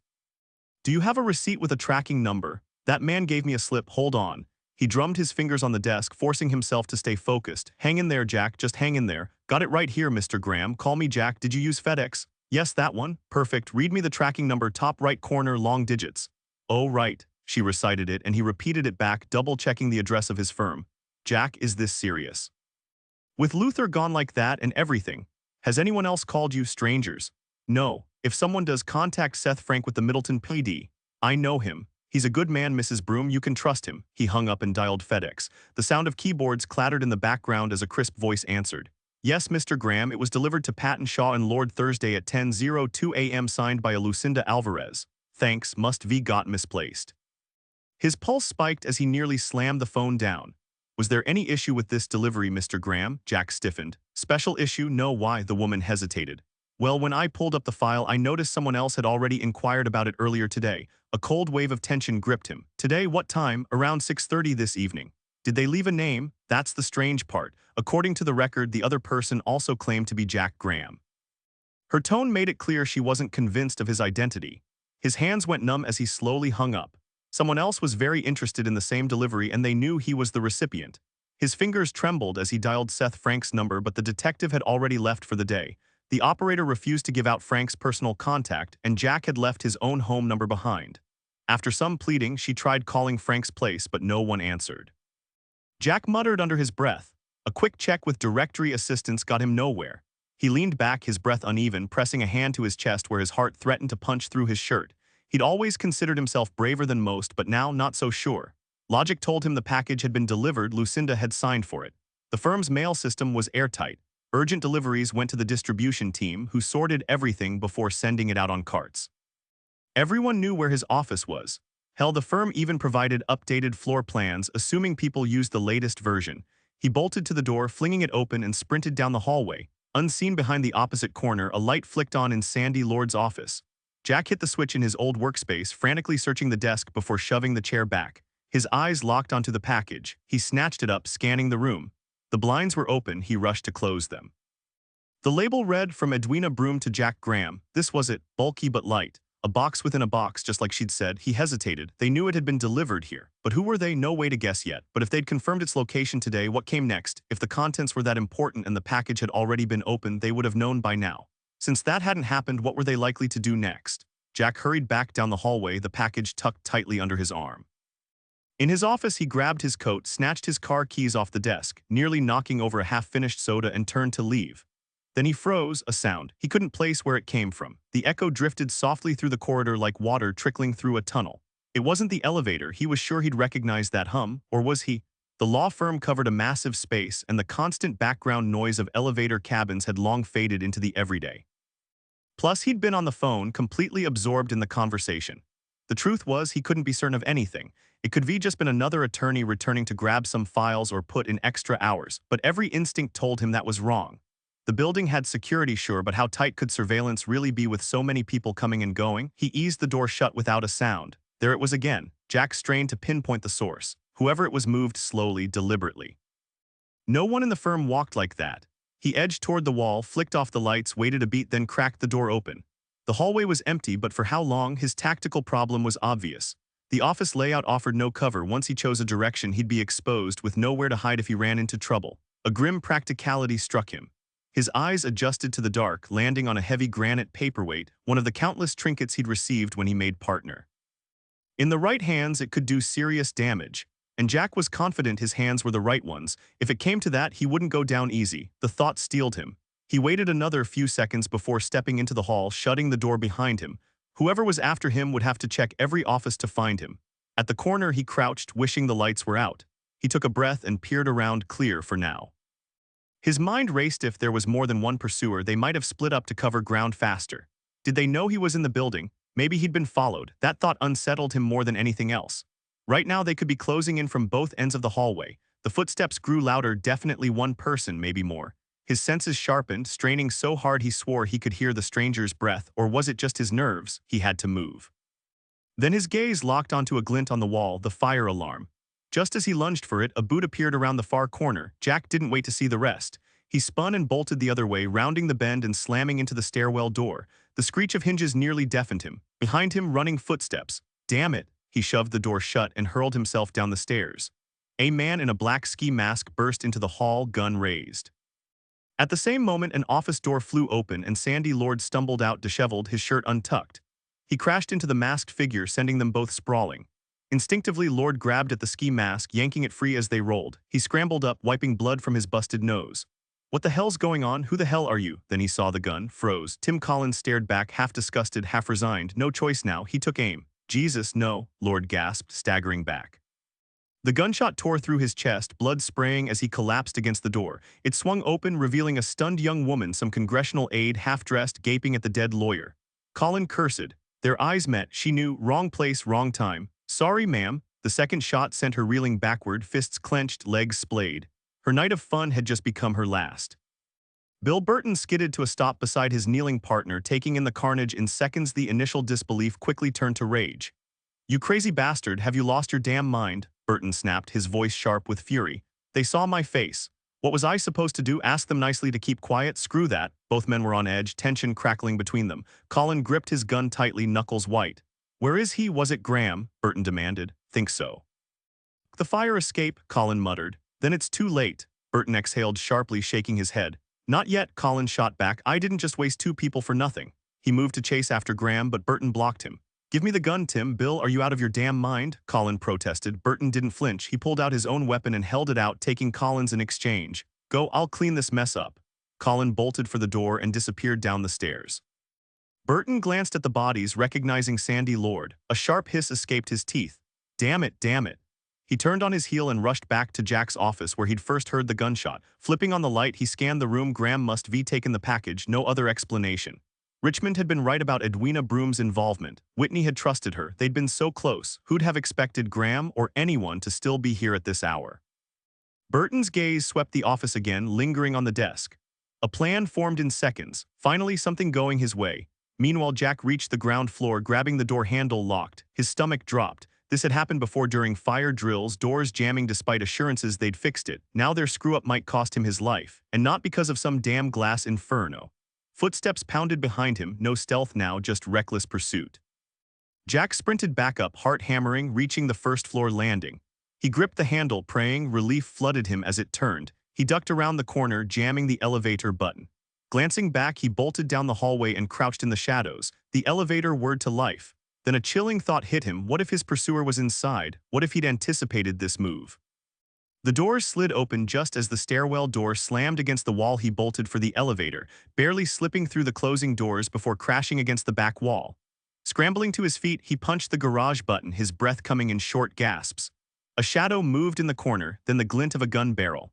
He hurled the paperweight and ducked, hearing a pained grunt as the doors reopened.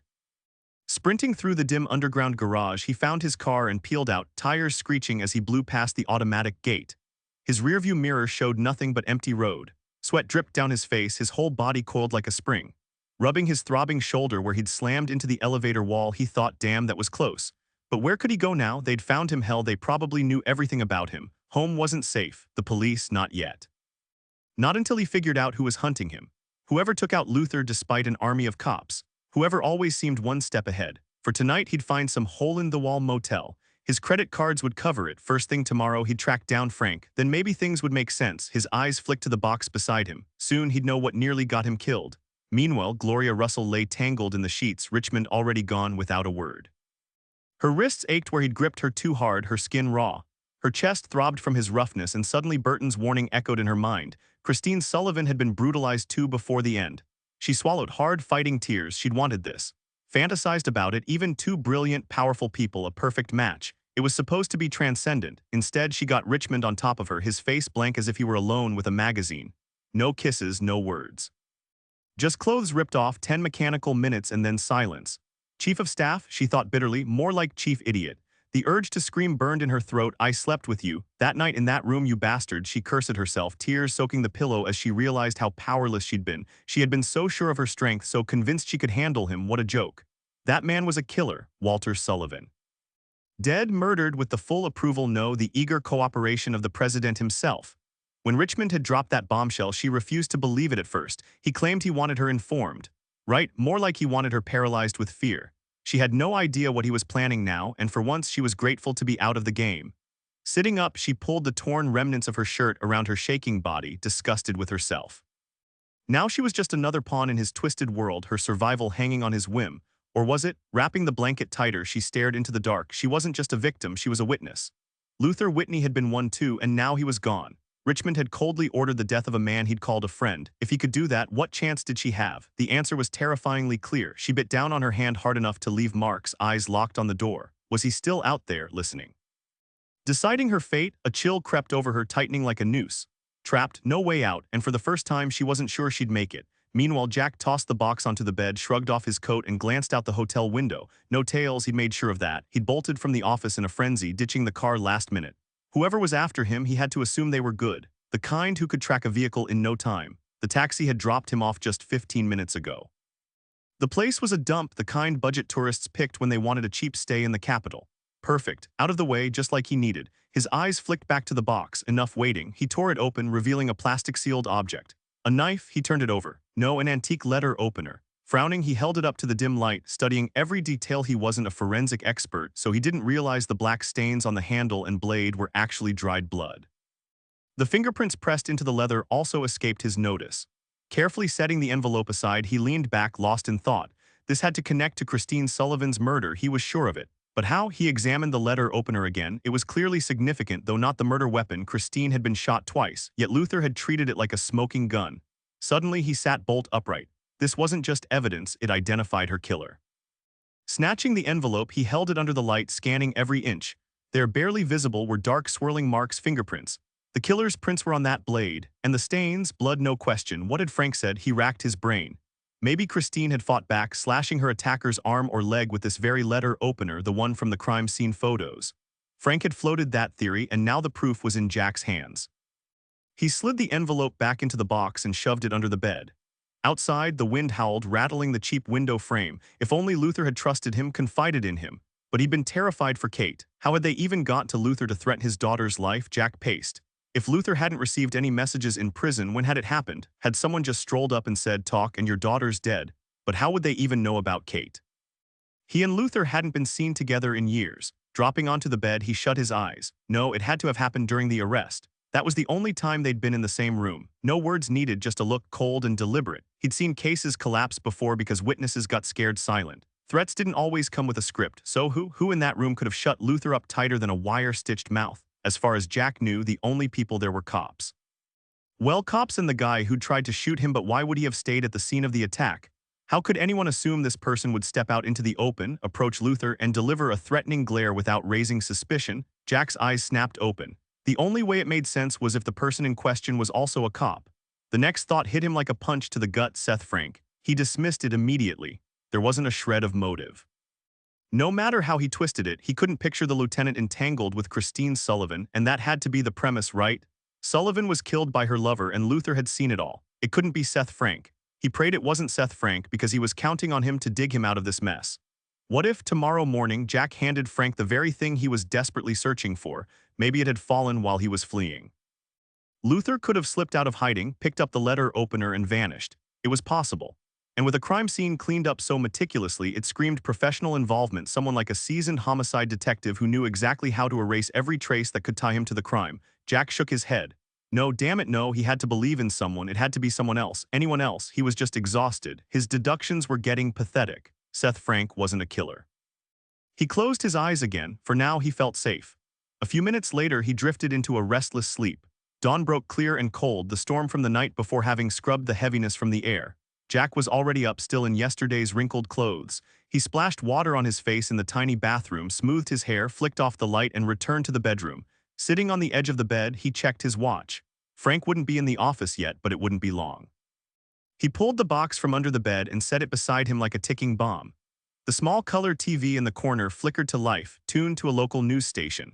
A blonde anchor, her energy clearly fueled by a pre-show caffeine binge, rattled off the morning's headlines.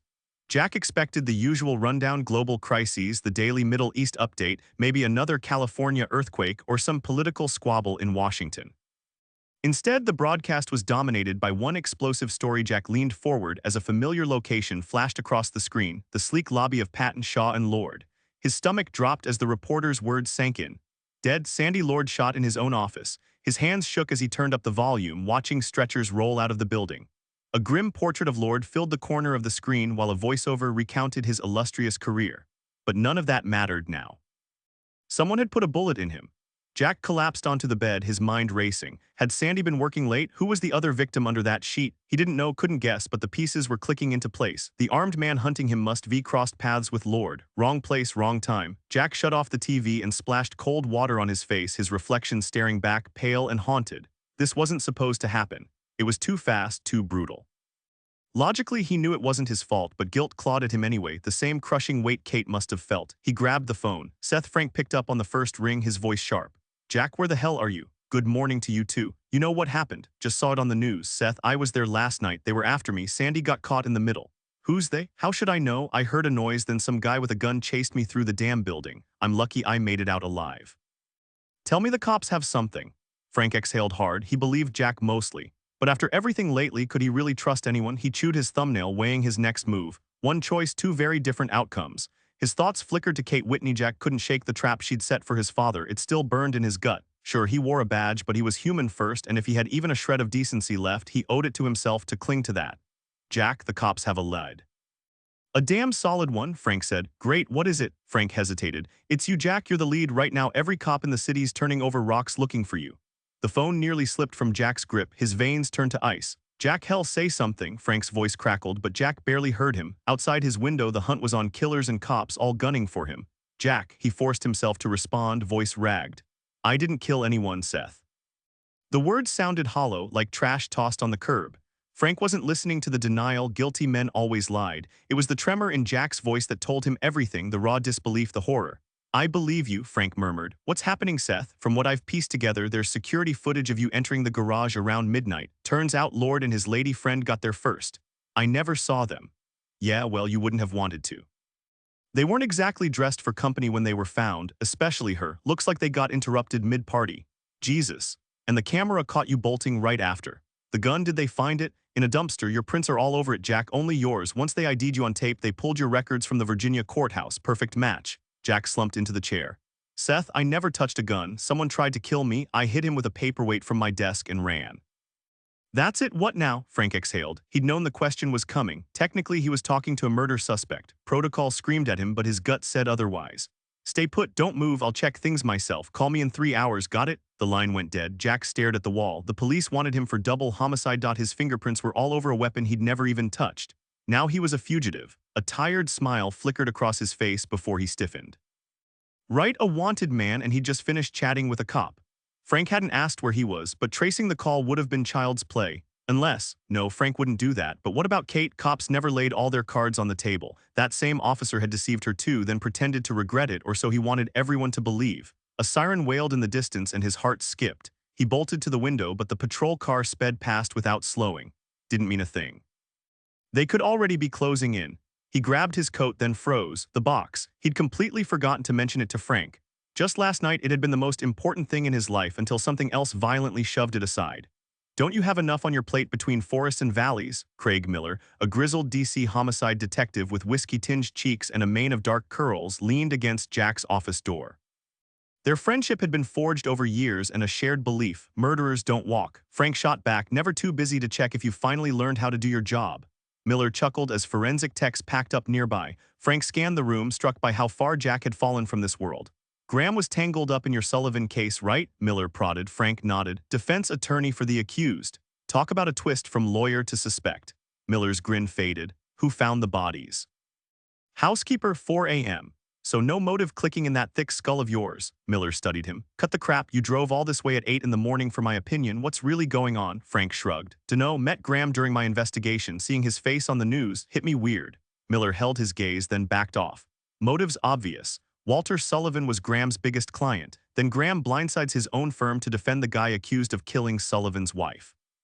Of course Lord lost it. It seems the two men met at Lord's place. Maybe they tried to work things out, or maybe they just made everything worse. Where'd you get all this inside info? Frank asked. From the company's managing partner, Miller replied, flipping open his notebook. Daniel J. Kirkson. He helped us piece together the bigger picture. And how does any of this prove Graham came here to kill two people? Frank pressed. I'm not saying it was planned. The security footage timestamps show the victim was already here hours before Graham arrived. So either neither knew the other was here, or maybe Graham spotted the office light on while driving by. The window faces the street, it wouldn't be hard to see someone inside. Yeah, except if those two were in there getting busy, I doubt they'd want the whole neighborhood to know. The blinds were probably down. Fair point, but Lord wasn't exactly in top shape. I doubt they spent the whole time going at it. Besides, when the bodies were found, the office light was on and the blinds were halfway up. Either way, the two men ended up in the same place. Tempers flared, threats might have been thrown around, and then bang, heat of the moment. Maybe the gun was Lord's, maybe they struggled, maybe Graham wrestled it away from the older man. One shot fired. The woman had the bad luck of walking in on it all and got caught in the crossfire. Over in seconds. Frank shook his head. No offense, Craig, but this sounds like a stretch. Oh yeah? Well, we've got a nice shot of our guy bolting from the scene, white as a sheet. I saw it myself, not a drop of color in his face, Seth, trust me. Then why didn't security come check it out? Miller laughed. Security, half the time they don't even watch the monitors. Cameras record everything, but you're lucky if they ever review the footage. Let's be real, sneaking into these office buildings after hours is a joke. Maybe someone else got in too. Miller gave him a look of pity. Doubt it, Seth, that's your problem, always looking for the complicated answer when the simple one's right in front of you. Then where'd the gun come from? Plenty of people keep one in their office. Plenty? How many is plenty, Craig? You'd be surprised, Seth. Maybe, Frank snapped. Miller studied him. Why are you so worked up over this? Frank avoided his gaze, staring at the desk. I don't know. Like I said, I knew Graham. Didn't seem like the type. You said they found his prints on the gun, 2 perfect fingerprints, right thumb and index finger. Frank had never seen prints so crisp. Something about that detail triggered a realization. His eyes scanned the polished desk, landing on a faint ring of moisture.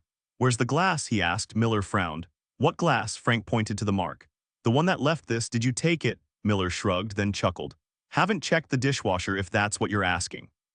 Feel free to look around. He stepped away to sign a report, leaving Frank to study the desk. At its center was another clue, a pristine square in the thin layer of dust. Something small and box-shaped, no more than 4 inches wide, had been there. The paperweight. Frank smirked. Minutes later, he strode down the hallway, mind racing. The gun had flawless prints, too flawless. He'd examined the weapon and the police report himself. A .44 with a filed-off serial number, just like the one found near Walter Sullivan's body. He couldn't help but grin. His gamble had paid off. Jack Graham had told the truth. He wasn't the killer. Meanwhile, in the Oval Office, Richmond sat by the fire, fingers steepled. Burton, I'm growing tired of babysitting this mess, he said, eyes closed. Or have you forgotten I'm running a country? He didn't wait for a reply. Instead of securing what we need, you've added 2 more bodies to this city's tally of police incompetence. And Graham, still out there with evidence that could bury us. Thrilling. Burton stood rigid, jaw tight. Graham won't go to the cops unless he's craving prison food and a cellmate named Tiny. Richmond's smile was ice, quick thinking, but it won't last. If he's caught, that paperweight goes public, assuming he even has it. Buying us time, Burton countered. The president rose, gripping Burton's shoulders. Then use it wisely. The unspoken threat hung between them. Burton exhaled. Another day cleaning up messes while the boss stayed clean, and he got the criticism, like Burton enjoyed watching bodies drop. And during that time, I trust you'll track down Jack Graham and convince him that acting against our interests won't necessarily benefit his, the president said, his smile more like a snarl. Should I explain that before or after putting a bullet in his head? Burton studied the man's back, his fingers twitching toward his holster. Just one shot at the base of the skull could end this mess once and for all. If anyone deserved it, it was him. Any leads on his location? The president asked. Burton shook his head. Not yet, but I've got a solid source. He didn't mention Jack's call to Seth Frank earlier. Sooner or later, Jack would slip up and Burton would be ready. He took a slow breath. This was the kind of high-stakes game he lived for. Bottom of the ninth, home team up by 1, 2 outs, bases loaded. Would he strike out the batter or watch the ball sail into the stands? As he left the Oval Office, part of him hoped for the latter. Seth Frank drummed his fingers on his desk, eyes locked on the clock. The phone rang the second the minute hand hit 12. Jack sat in a freezing phone booth, his heavy parka hiding his face in a sea of bundled-up strangers, yet he still felt like every eye was on him. Frank heard the background noise. "Where the hell are you? I told you to stay put." Jack hesitated. "Jack, look, Seth, I'm not keen on being a sitting duck, and right now I don't trust anyone, got it?" Frank almost argued but bit his tongue. Jack wasn't wrong. "Fine, want to know how they framed you? Go ahead. You left a glass on your desk, drinking something, remember? Yeah, a Coke, so? So the guy hunting you ran into Lord and his friend had to take them out. You bolted. They knew the garage camera would catch you leaving right after the shots. They lifted your prints from the glass and transferred them to the gun. That's possible. Bet your life on it. If you've got the right equipment, which they probably found in your company's storage. If we had the glass, we could prove it's a fake. Just like no 2 people have identical fingerprints, your prints on the gun wouldn't perfectly match those on the glass. Pressure marks and other details would differ. And you think DC cops would buy that?" Frank stifled a laugh. "Don't count on it, Jack, not a chance. They just want to lock you up. The rest, that's someone else's problem." "Fantastic, so now what? One step at a time. Why'd they target you?" Jack wanted to slap himself. He stared at the box. "Edwina Broom sent me an express package. Bet you'd flip if you saw what's inside." Seth stood up as if he could reach through the phone booth's receiver. "What is it?" Jack told him. "Blood and prints." Laura Simon was about to have a field day. "Name the place and time." Jack made a quick call. Ironically, public spots felt riskier than private ones now. "Farragut West Metro 18th Street exit around 11 tonight." Frank scribbled it down. "I'll be there." Jack hung up. He'd arrive early just in case. If anything looked off, he'd vanish. He'd checked his accounts, no windfalls, and his credit cards were useless now. A few ATM withdrawals would scrape together enough cash to last a while. Stepping out, he scanned the crowd.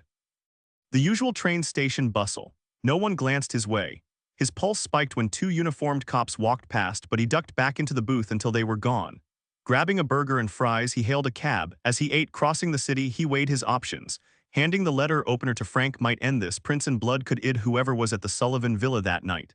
But his lawyer instincts kicked in, listing hurdles. The evidence wasn't airtight. What if the suspect's DNA and prints weren't on file? Then he remembered Luther's face at the mall, someone influential, high profile. And there was the real problem. Accusing someone of that stature required rock-solid evidence. Anything less would backfire spectacularly. Then there was the dizzying chain of custody to consider. Could they even prove the letter opener came from Sullivan's home? The man was dead, and counting on his staff to provide reliable testimony was a gamble. Christine Sullivan had likely handled it, but so had her killer, however briefly. Luther kept it for months before passing it to Jack, who hoped to hand it off to Seth Frank soon. The conclusion was bleak. The letter opener was worthless as evidence. Even if they matched fingerprints or blood, a decent defense attorney would shred its admissibility in court. It wouldn't survive a preliminary hearing, let alone a trial. Contaminated evidence meant nothing. Jack pushed his plate away and leaned back in the cracked vinyl booth. Why wallow? They'd killed to get this thing back, were willing to kill him for it. Legal value aside, it had to matter for another reason, and valuable things could be leveraged. Maybe there was still a play here. At 10 p.m., Jack stepped onto the escalator descending into Farragut West Station. By day, this hub near DC's legal and business district teemed with commuters riding the orange and blue lines. Now it was nearly empty. The underground cavern stretched before him, honeycombed ceilings, hexagonal tiles underfoot. Ads for cigarettes and ticket machines lined the wide corridor leading to the turnstiles. A sprawling metro map dominated one wall, its colorful routes snaking beneath the city. Behind glass, a lone attendant slouched in his booth. Jack checked the clock above the kiosk, then glanced back at the escalator. His pulse spiked. A cop was coming down. Jack forced himself to turn casually, moving along the tunnel wall until he reached the row of payphones. He pressed his back against one of them, holding his breath as he peeked around the corner. The cop was walking toward the ticket machine, nodding at the attendant in the booth before scanning the entrance area. Jack pulled back. All he could do was wait. The officer would move on soon. He had to. Time dragged until a loud voice broke his focus. He looked again. A homeless man was descending the escalator, draped in tattered layers with a rolled-up blanket slung over his shoulder. His matted hair and beard framed eyes that carried the weight of years on the streets. The subway station's warmth was a temporary refuge from the biting cold outside, though the iron gates at the top of the escalators were there to keep people like him out. Jack glanced the other way. The cop was gone, maybe checking the platforms or chatting with security. Even the booth attendant had vanished. His attention returned to the homeless man, now hunched in a corner, counting his meager belongings while rubbing his hands and shifting his legs to keep circulation going. A pang hit Jack's chest. The sheer number of homeless downtown was staggering. A kind soul could empty their pockets just walking one block. He'd done it himself more than once. He scanned the station again. Empty. No trains for at least 15 minutes. Stepping out from behind the phone booth, he noticed the man was oblivious to him, lost in his own fractured reality. Then again, Jack thought his own life wasn't exactly normal anymore, if it ever had been. Now, like this man, he was fighting his own private war against the world, both of them one step away from death, though Jack's would likely come faster, more violently. Maybe that was better than the slow decay waiting for the other man. He shook his head, clearing the thoughts. Survival meant staying sharp, believing he could outmaneuver the forces against him. He took a breath to step forward, then froze, his blood turning to ice. A sudden rush of adrenaline hit Jack like a wave, leaving him dizzy. The homeless man wore brand new shoes, soft-soled, brown leather, the kind that probably cost over $150. They stuck out from his filthy clothes like a blue diamond gleaming in white sand. And now the man was staring right at him. Those eyes, Jack knew them. Beneath the deep wrinkles, the straw-like hair, and the wind-burned cheeks, he'd seen those eyes before, he was sure of it. The homeless guy pushed himself up from the ground with a sudden burst of energy, nothing like the sluggish shuffle he'd had earlier. Jack frantically scanned the subway station, empty as a graveyard. His gaze snapped back to the man who was already closing the distance. Jack stumbled backward, clutching the box to his chest. His mind flashed to the chaotic elevator escape. The gun. Any second now it would appear, aimed straight at him. He kept retreating toward the security booth. The man's hand vanished under his tattered overcoat, shedding bits of wool padding with every step. A noise, footsteps, made Jack whip his head around. He quickly measured the gap between them, debating whether to bolt for the nearest train. Then relief nearly made him cry out. A cop rounded the corner. Jack sprinted toward him, pointing at the homeless man who had frozen in the middle of the tunnel, looking lost. That guy, he's not really homeless, he's a fraud. Jack knew the risk of being recognized, but the young officer's confused expression eased his nerves. What? The cop asked, caught off guard. Look at his shoes. Jack knew he sounded erratic, but how else could he explain without spilling everything? The officer squinted at the motionless figure, then frowned. Falling back on protocol, he asked, did he harass you? Jack hesitated before nodding. Hey, the cop shouted, striding forward. The homeless man spun on his heels and took off. He reached the escalator, but the upward one wasn't running, so he kept sprinting down the tunnel and vanished around a bend, the cop hot on his heels. Alone again, Jack glanced at the subway booth, still empty. Then his head jerked toward a sound, a muffled cry, maybe pain, from where the two had disappeared. He took a few steps toward it before the cop reappeared, slightly winded. Spotting Jack, he waved him over with slow, deliberate motions. The officer looked shaken, like he'd witnessed something terrible. Jack hurried toward him, noticing how the cop was gulping air like he'd just run a marathon. Damn it, the officer wheezed, bracing himself against the tunnel wall with one hand. I'd give anything to know what's really going on here. He paused, still struggling to catch his breath. Did you get him? Jack asked. The cop nodded grimly. You were right about him. Jack's pulse quickened.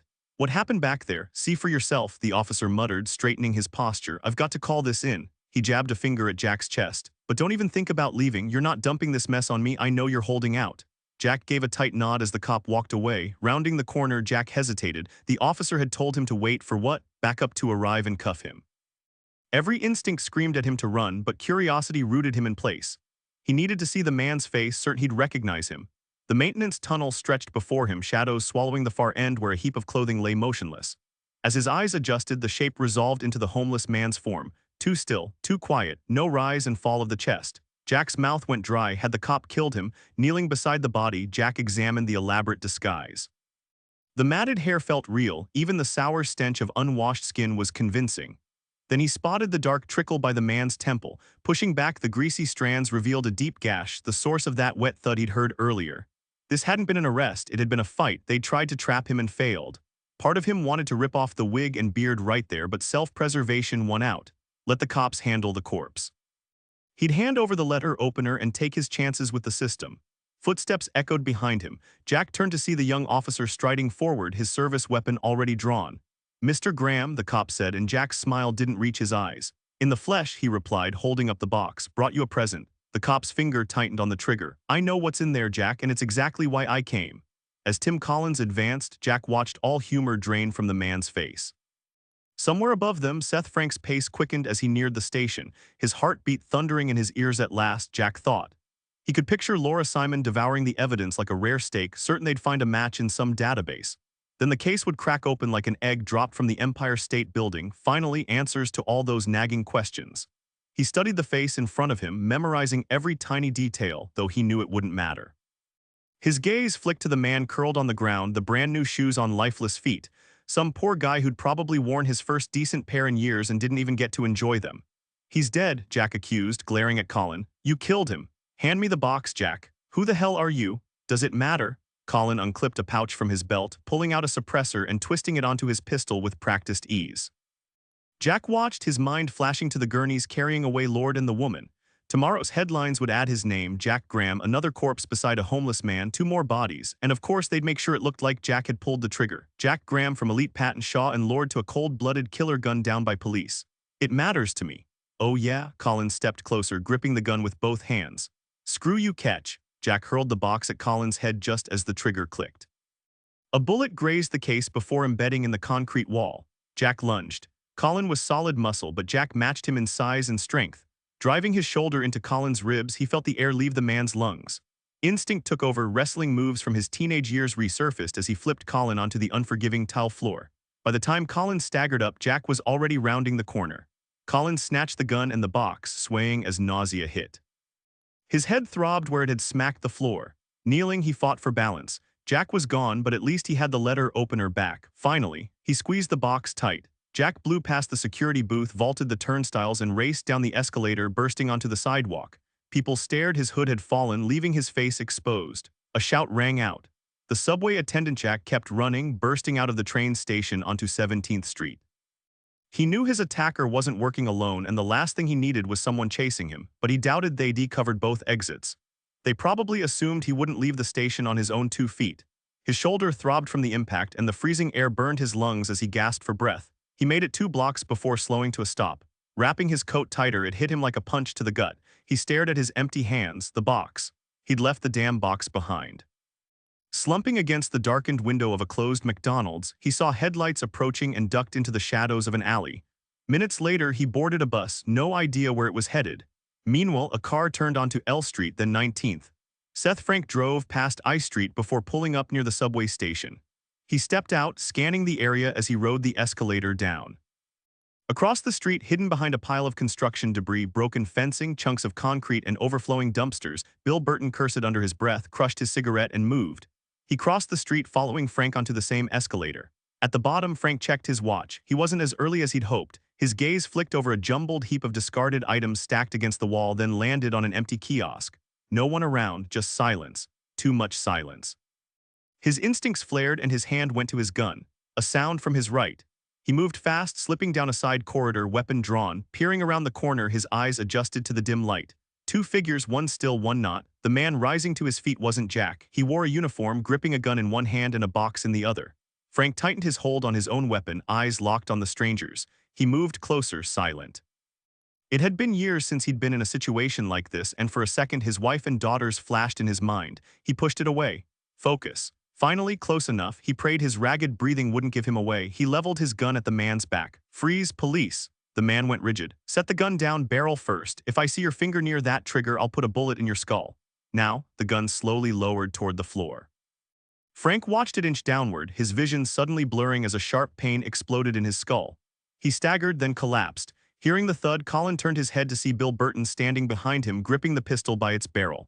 "Let's go, Tim," Burton said. Colin clumsily got to his feet, glancing at the unconscious lieutenant before pressing the gun to his head.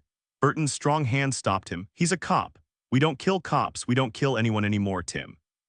His glare bore into Colin, disturbed by how easily the younger man had embraced the role of cold-blooded killer. Colin shrugged and holstered his weapon.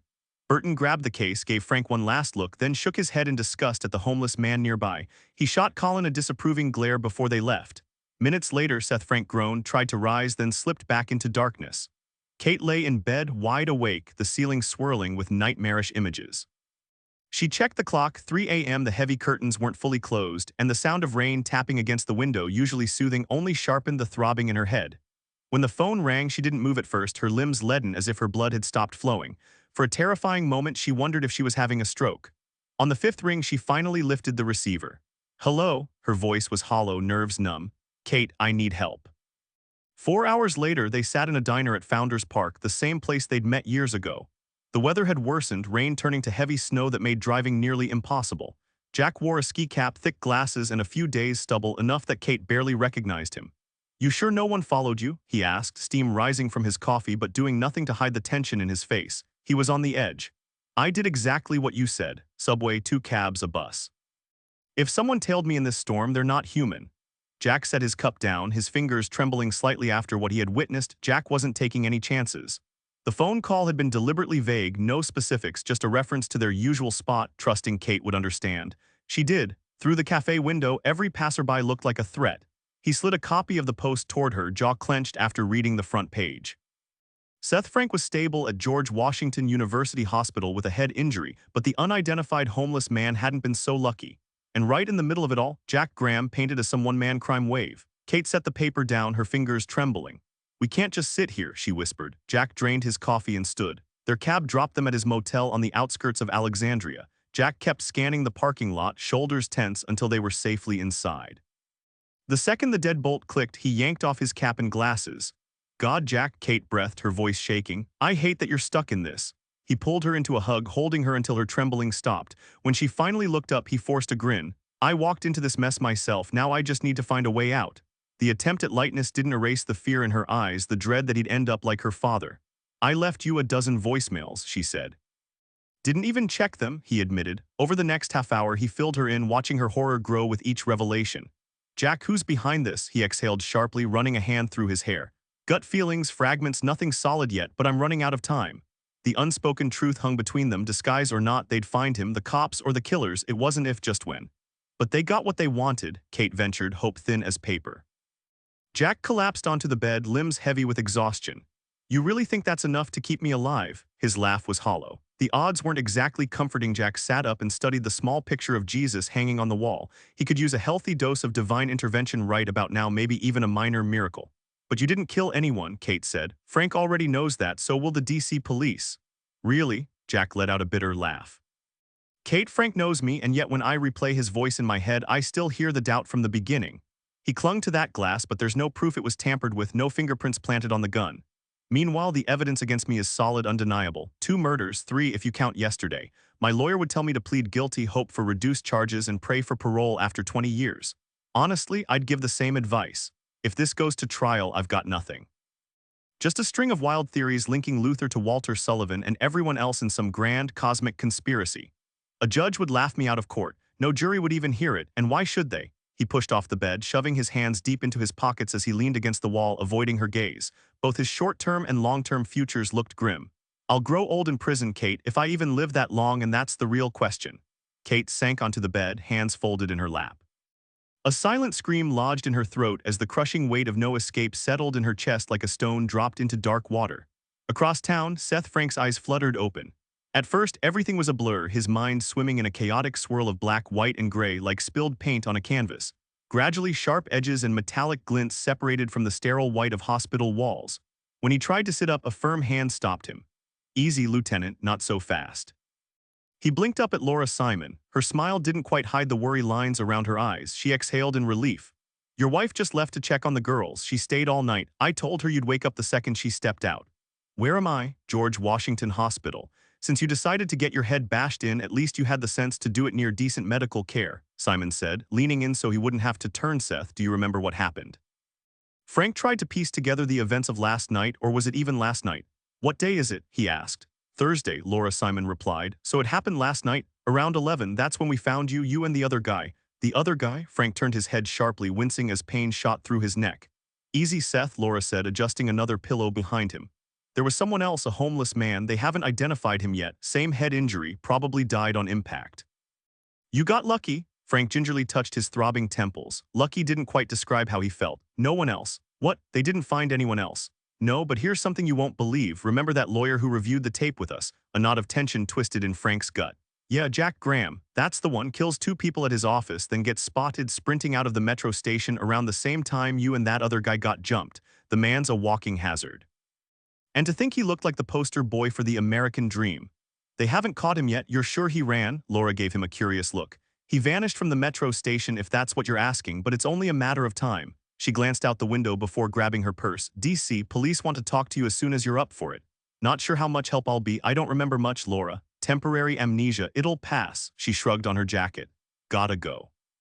Someone's gotta keep Middleton County safe for the VIPs while you're here counting sheep. She smirked. Don't make it a habit, Seth. We really thought we'd need a new lieutenant.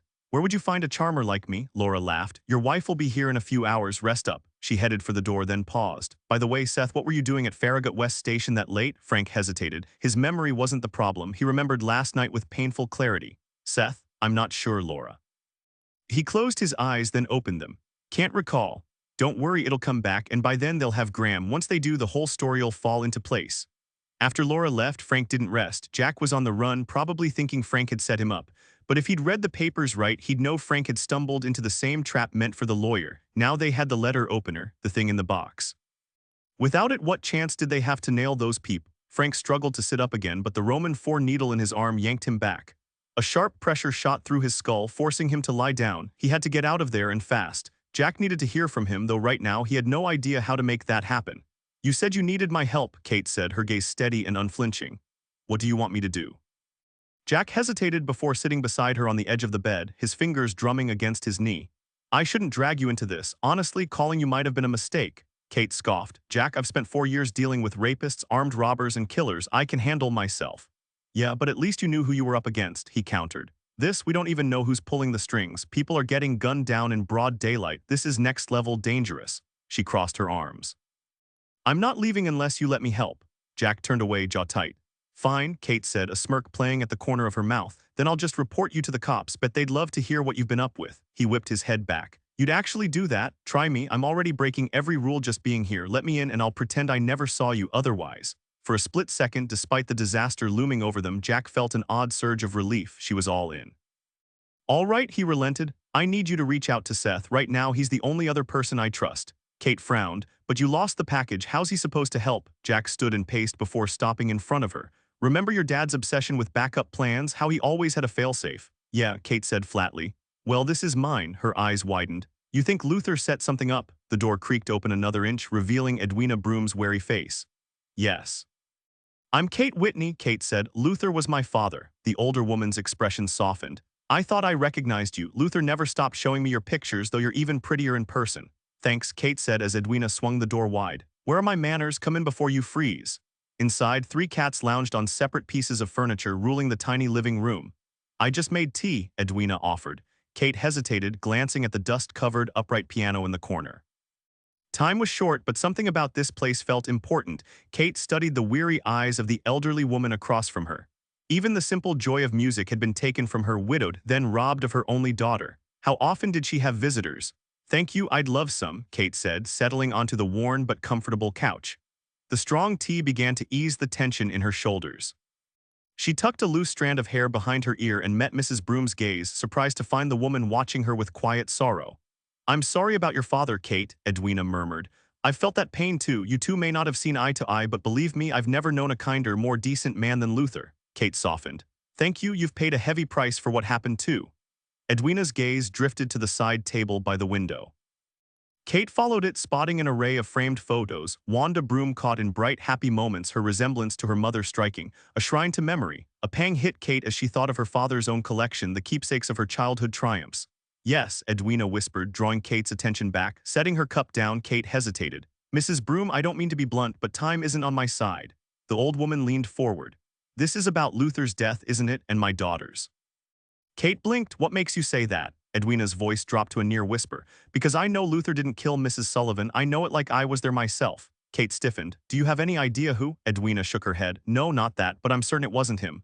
Then how can you be so sure? Edwina exhaled, sinking into the couch. She closed her eyes briefly, and when she opened them, Kate hadn't moved. You're Luther's daughter. You deserve the truth. She took a slow sip of tea, dabbed her lips with a napkin, and settled back just as a black Persian cat leaped into her lap. I knew about your father's past. Years ago, when Wanda was in trouble, he helped her start over, gave her a chance at a decent life. I'll always be grateful for that. He was there whenever we needed him. Her fingers absently stroked the cat's fur. The thing is, Kate, your father would never have been in that house that night if it weren't for Wanda. As Edwina spoke, Kate realized she'd been holding her breath. When the words finally stopped, a choked sound escaped her, echoing in the quiet room.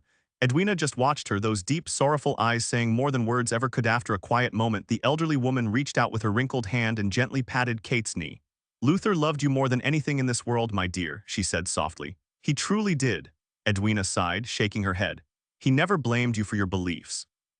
In fact, he said you had every right to them. Kate swallowed hard. Really? Edwina's eyes softened. He was so proud of your career, your strength. My daughter is one hell of a lawyer, he'd tell me. Justice is everything to her, and she's right, absolutely right. A wave of dizziness hit Kate. These emotions were too much, too fast. She rubbed the back of her neck, stealing a glance out the window just in time to see a black sedan speed past and vanish. When she turned back, Edwina's expression had shifted, grief replaced by something sharper. Mrs. Broom, I can't thank you enough, Kate said, steadying herself. But I'm here for a reason. I need your help. Edwina nodded. Whatever I can do. My father sent you a package. Yes, and I forwarded it to Mr. Graham just as Luther asked. I know, Jack got it, but someone took it from him. Kate leaned in. We were wondering if my father gave you anything else, something that might help us now. Edwina's gaze flickered behind Kate, suddenly alert. Behind you, dear, the piano bench, the sheet music on the left. Kate lifted the lid and pulled out the stack of pages. Tucked inside was an envelope. Luther was meticulous, Edwina said. He told me if anything went wrong with the package, I was to give this to Jack. I was about to when I heard the news. She hesitated. You don't believe he did what they're saying, do you? Kate's grip tightened. If only everyone thought like you. She started to open the envelope, but Edwina stopped her.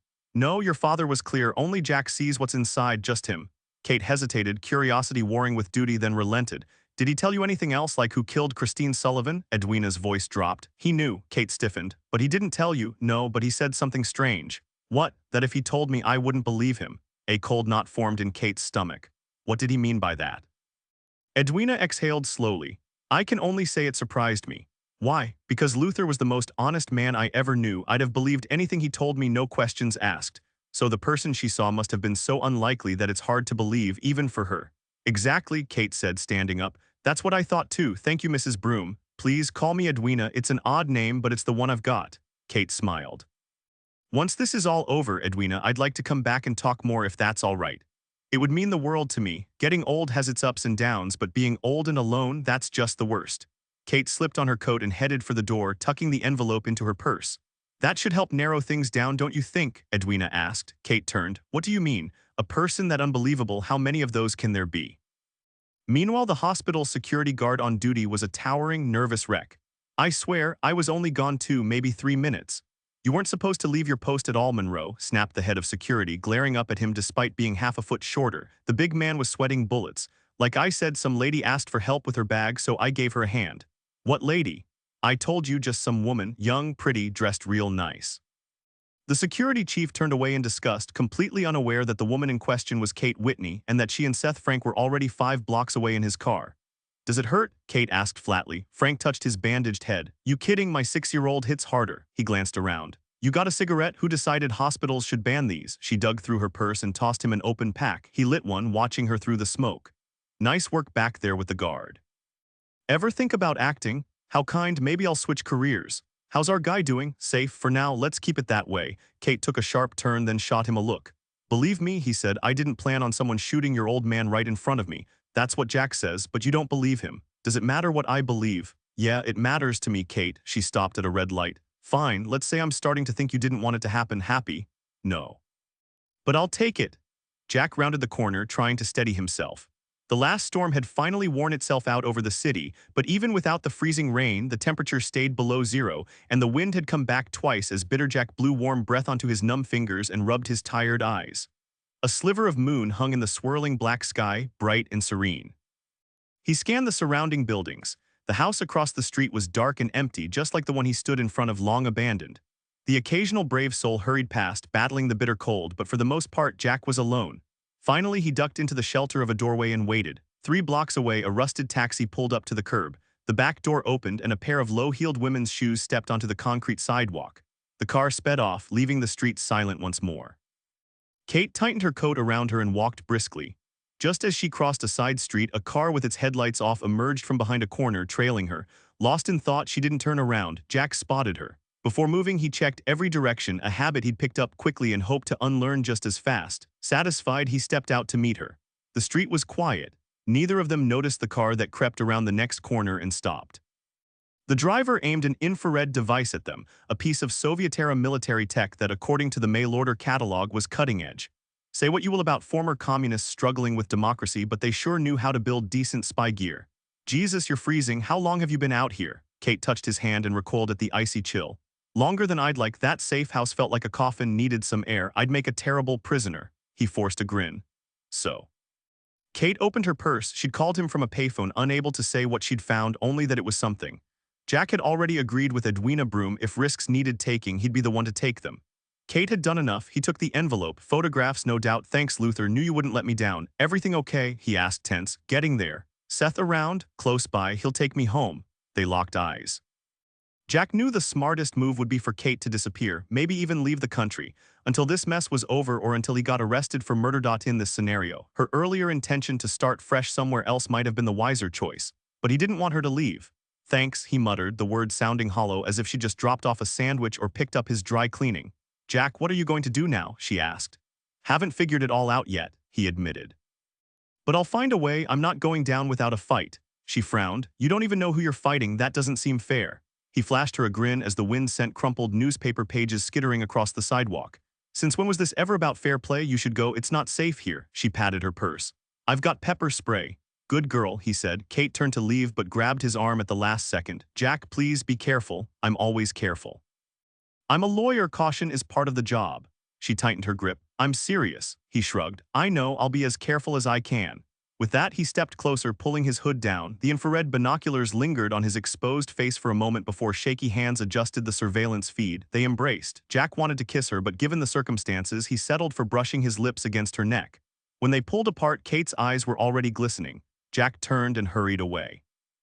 Kate didn't notice the car until it swerved across the street, tires screeching as it mounted the curb. She stumbled back as the driver flung the door open.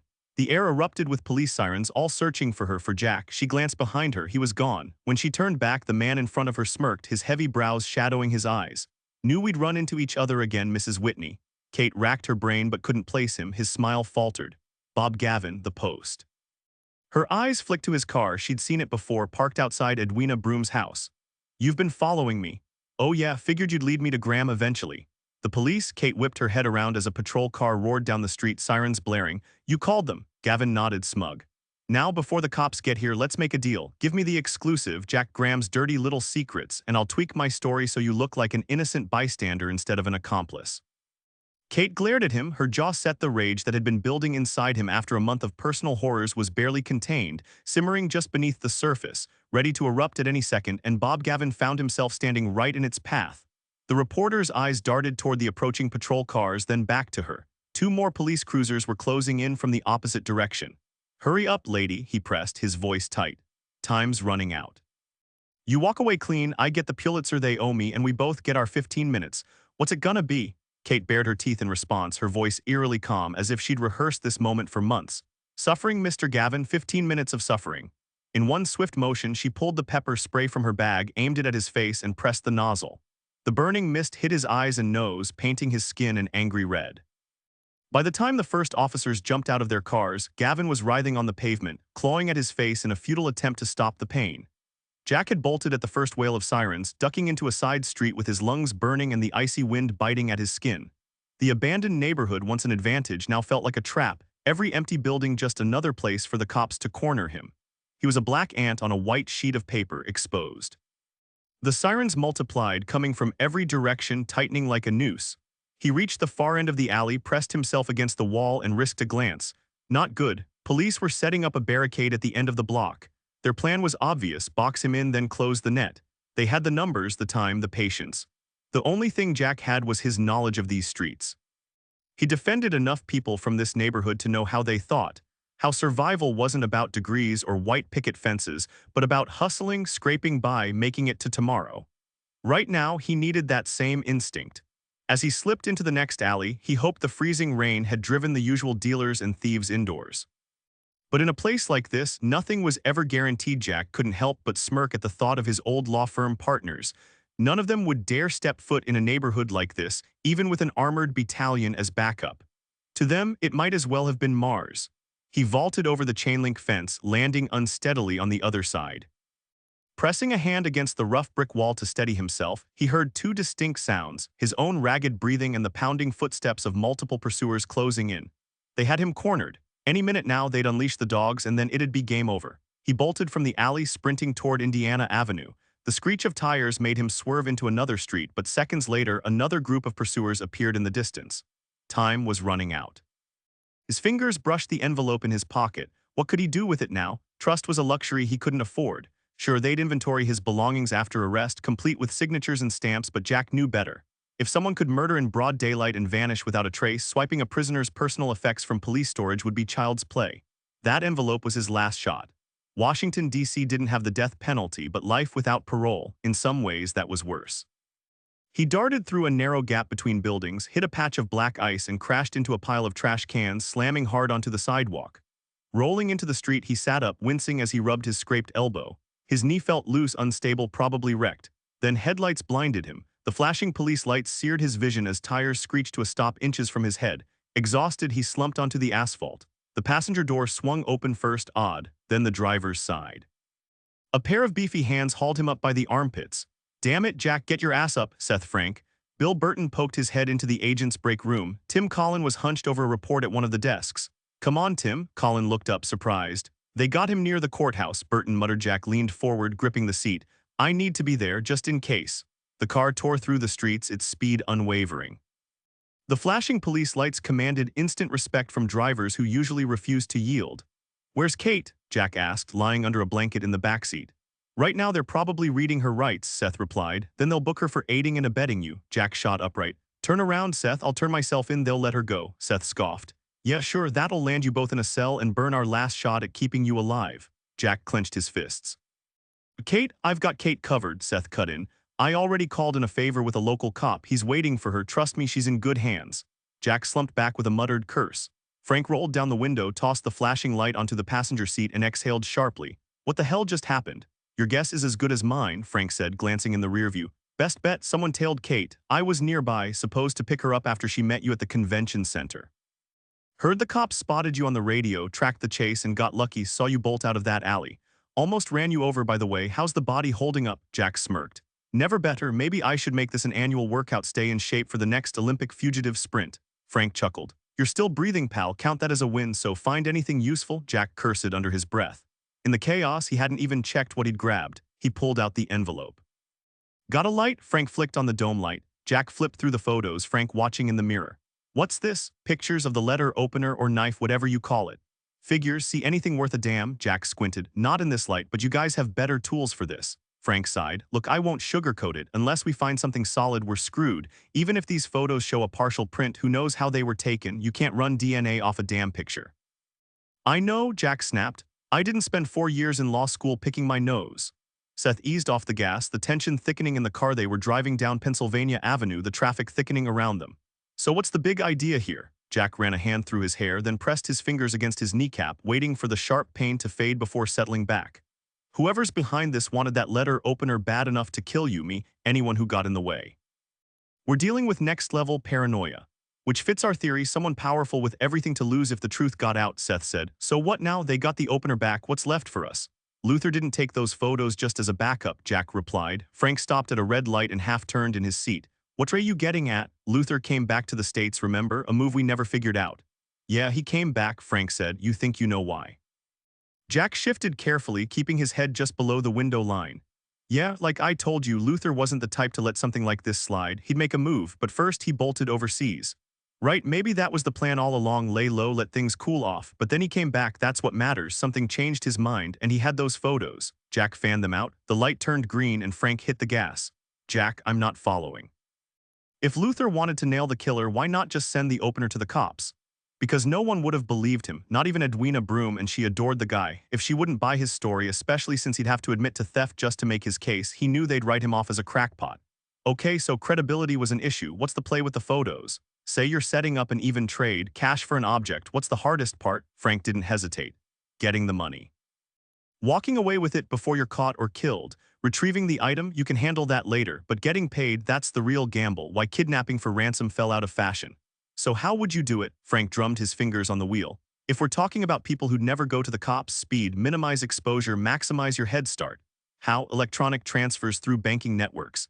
Back in New York, I handled a case involving embezzlement from a bank. Some guy had siphoned off funds using the bank's computerized transfer system.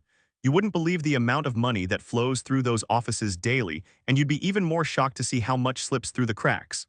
A clever operator skims a little here, a little there, and by the time anyone notices, they're long gone with a hefty sum.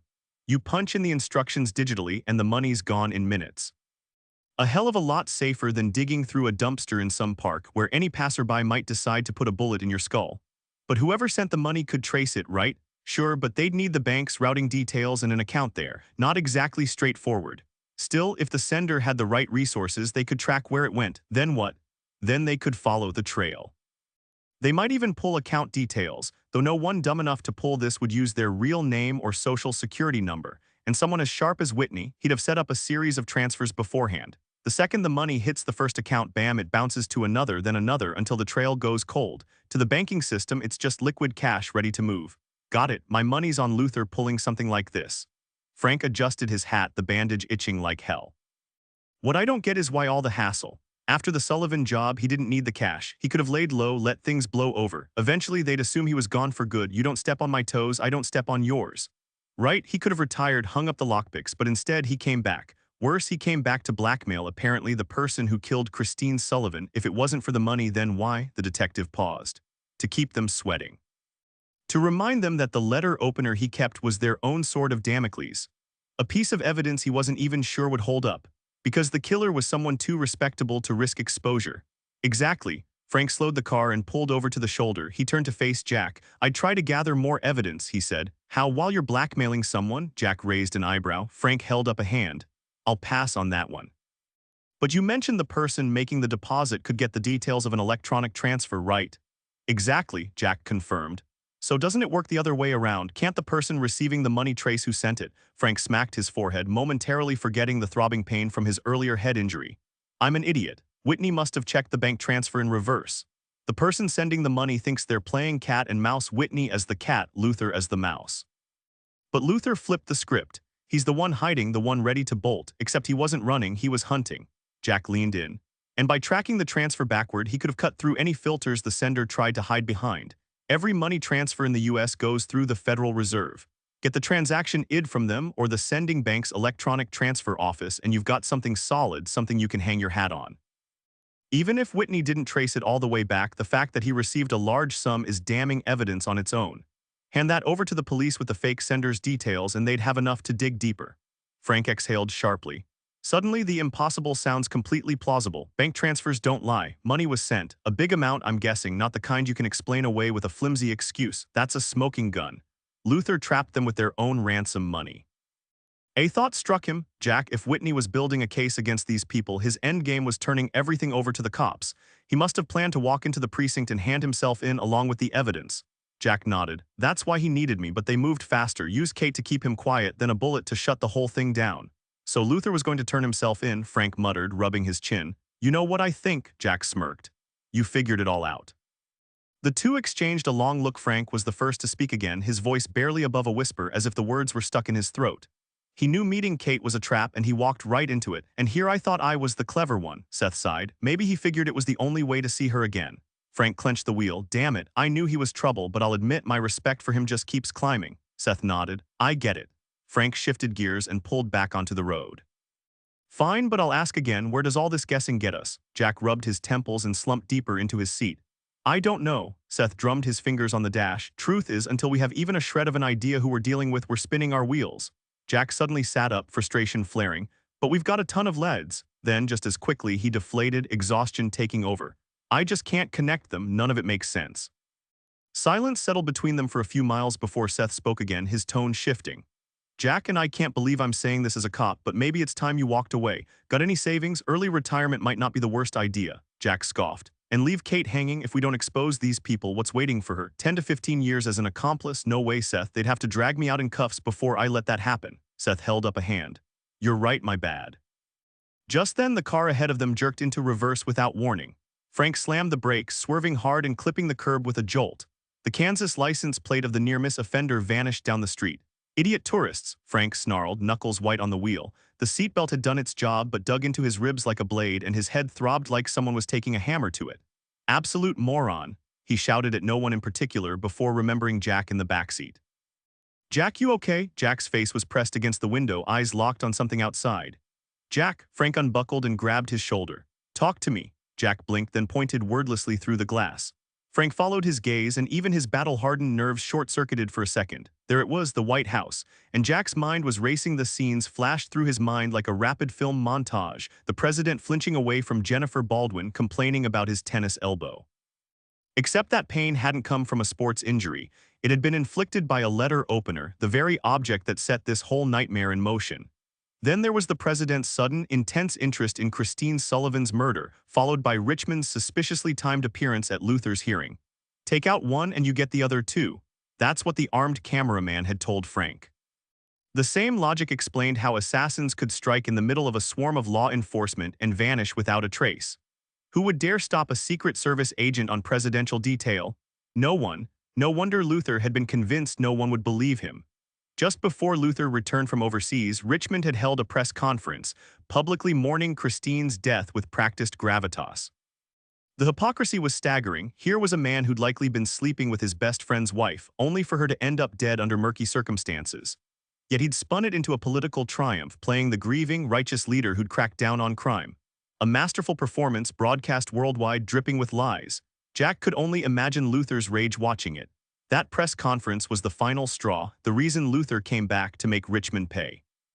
For days, the pieces of this twisted puzzle had churned in Jack's mind, waiting for the right trigger. Now, under the flickering streetlights, he watched it unfold. Tim Collins squinted at the road where traffic had briefly snarled, but a sudden flood of headlights made details impossible to discern. With a shrug, he rolled up the black sedan's window. Beside him, Bill Burton flipped on the roof strobes, hit the siren, and tore out of the White House gates toward the Supreme Court, hunting Jack. A grim smile twisted Jack's lips as Seth Frank's words echoed in his ears. The same phrase Luther had muttered before they gunned him down, and then it clicked. He remembered where he'd heard it before, years ago in prison when the old thief had hurled a newspaper against the wall in fury. The newspaper's front page showed the president's smiling portrait. Outside the courthouse, Jack had stared straight into those eyes, the same words boiling out of him with every ounce of fury he could muster. Filthy bastard, he muttered under his breath. Meanwhile, Alan Richmond stood by his office window, wondering if incompetence was his permanent curse. Gloria Russell sat slumped before him like a puppet with cut strings. He'd slept with her half a dozen times before losing interest entirely. She'd be discarded soon enough. For his next term, he wanted sharper minds around him, people who'd let him focus on the nation's real issues. He hadn't clawed his way to the Oval Office to babysit minor details. The polls haven't budged half a point, Gloria said, avoiding his gaze. He'd already predicted her nervous lip-biting before she did it. Does it matter if you win with 60 or 70%? Richmond turned sharply. Yes, he hissed. It damn well matters, she flinched. I'll tighten the screws, Alan. A landslide in the Electoral College isn't impossible. He gave her a cold smile. It's the bare minimum, Gloria. The bare minimum? Her mind drifted to post-election plans somewhere far where no one knew her name. A fresh start, that's what she needed, then everything would fall into place. At least we handled our little problem, she offered. Richmond clasped his hands behind his back, every inch the untouchable commander of an unstoppable force. History, of course, loved proving such men wrong. Did you make him disappear? He asked. No, Alan, he's in my desk drawer. Want to see? Maybe try stealing him again. His condescension was unbearable. She stood abruptly. Are we done here? He waved her off, returning to the window. As she reached for the door, Bill Burton barged in. We've got trouble. Richmond barely glanced up from the photograph in his hands. What does he want? Burton hesitated. The message doesn't say, but with cops breathing down his neck, my guess, quick cash. The president's gaze locked onto Gloria's. Funny how Jack knew to send this photo here. Burton, though no fan of Russell, stepped in. Whitney might have told him. If that's the case, I don't see why he waited this long to start causing trouble, the president snapped. Maybe Whitney never spelled it out for him. Graham might have pieced it together on his own. He tossed the photo onto the desk and Russell quickly looked away. Just the sight of the letter opener made her freeze. Burton, how much damage could he actually do? Richmond studied his bodyguard as if trying to pry open the deepest corners of his mind. Burton sat down, rubbing his chin. I've thought about it. Graham might be grasping at straws. He's in deep, his little friend's locked up, and now he's desperate. Maybe he had a sudden epiphany, put two and two together, and decided to aim high by sending that photo, hoping we'd pay whatever price he demands. The president stood, coffee cup in hand. Can we find him fast? Burton shrugged. There's always a way. How fast? Hard to say. What if we ignore him? He might do nothing, just disappear, but there's always the risk the cops pick him up. And he spills everything, Burton finished with a nod. Exactly, a real possibility. The president picked up the photo again, his expression shifting to disbelief. With just this as proof, it's not the photo itself that worries me, Burton said. It's the accusations combined with whatever else the police might dig up that could raise some uncomfortable questions. The president's jaw tightened. Innuendo kills, you're up for re-election and he knows that. Right now even whispers could sink you. Richmond paused, his mind racing. Nothing would stand in the way of his second term. Paying him off won't work, Burton. As long as Graham's out there, he's a threat. His gaze flicked to Russell, still sitting silent, hands folded in her lap. Weak. Pathetic, disgusted, he turned back to his desk and started flipping through files. Do it, Burton, he ordered without looking up. And make it quick. Frank checked the wall clock, shut the door, and picked up the phone. His head still throbbed, but the doctors had assured him he'd recover. Washington executive in, a voice answered. Room 233, please. One moment. The seconds ticked by and Frank grew uneasy. Jack should have been in his room by now. Hello, he answered the phone. It's me, Frank said. How's it going? Jack asked. Better than you, Frank shot back. What about Kate? She's out on bail. I convinced them to release her into my custody. Bet she's thrilled, Jack muttered. That's not the word I'd use. Listen, we're at a breaking point here. Take my advice and get out while you can. You're wasting time just talking. But Kate, come on, Jack. They've got one guy's word against hers, some reporter chasing a scoop. No one else saw you. The case is flimsy. I talked to the assistant. They're thinking about dropping it. I don't know. Damn it, Jack. Kate's gonna come out of this cleaner than you if you don't start thinking ahead. You need to disappear, and I'm not the only one saying it. She agrees. Kate, saw her today. We don't agree on much, but this, we're on the same page. Jack exhaled, shoulders slumping. Fine, he relented. But where do I go? How do I get there? I'm off at 9. I'll be there by 10. Pack light, I'll handle the rest. Stay sharp till then. Frank hung up, rubbing his temples. The risks he was taking, best not to dwell on it. Jack checked his watch, eyeing the single duffel bag by the door. Traveling light was an understatement. He glanced at the TV in the corner, though nothing on would hold his interest. Suddenly parched, he dug for change in his pockets, cracked the door open, and peered down the hallway. The vending machine stood at the far end. Tugging his baseball cap low, he slipped on his glasses and stepped out cautiously. He didn't hear the stairwell door creak open behind him or notice he'd left his own door unlocked. When he returned, the dark room gave him pause. He'd left the light on. Flipping the switch, he barely registered the door slamming shut behind him before hands shoved him onto the bed.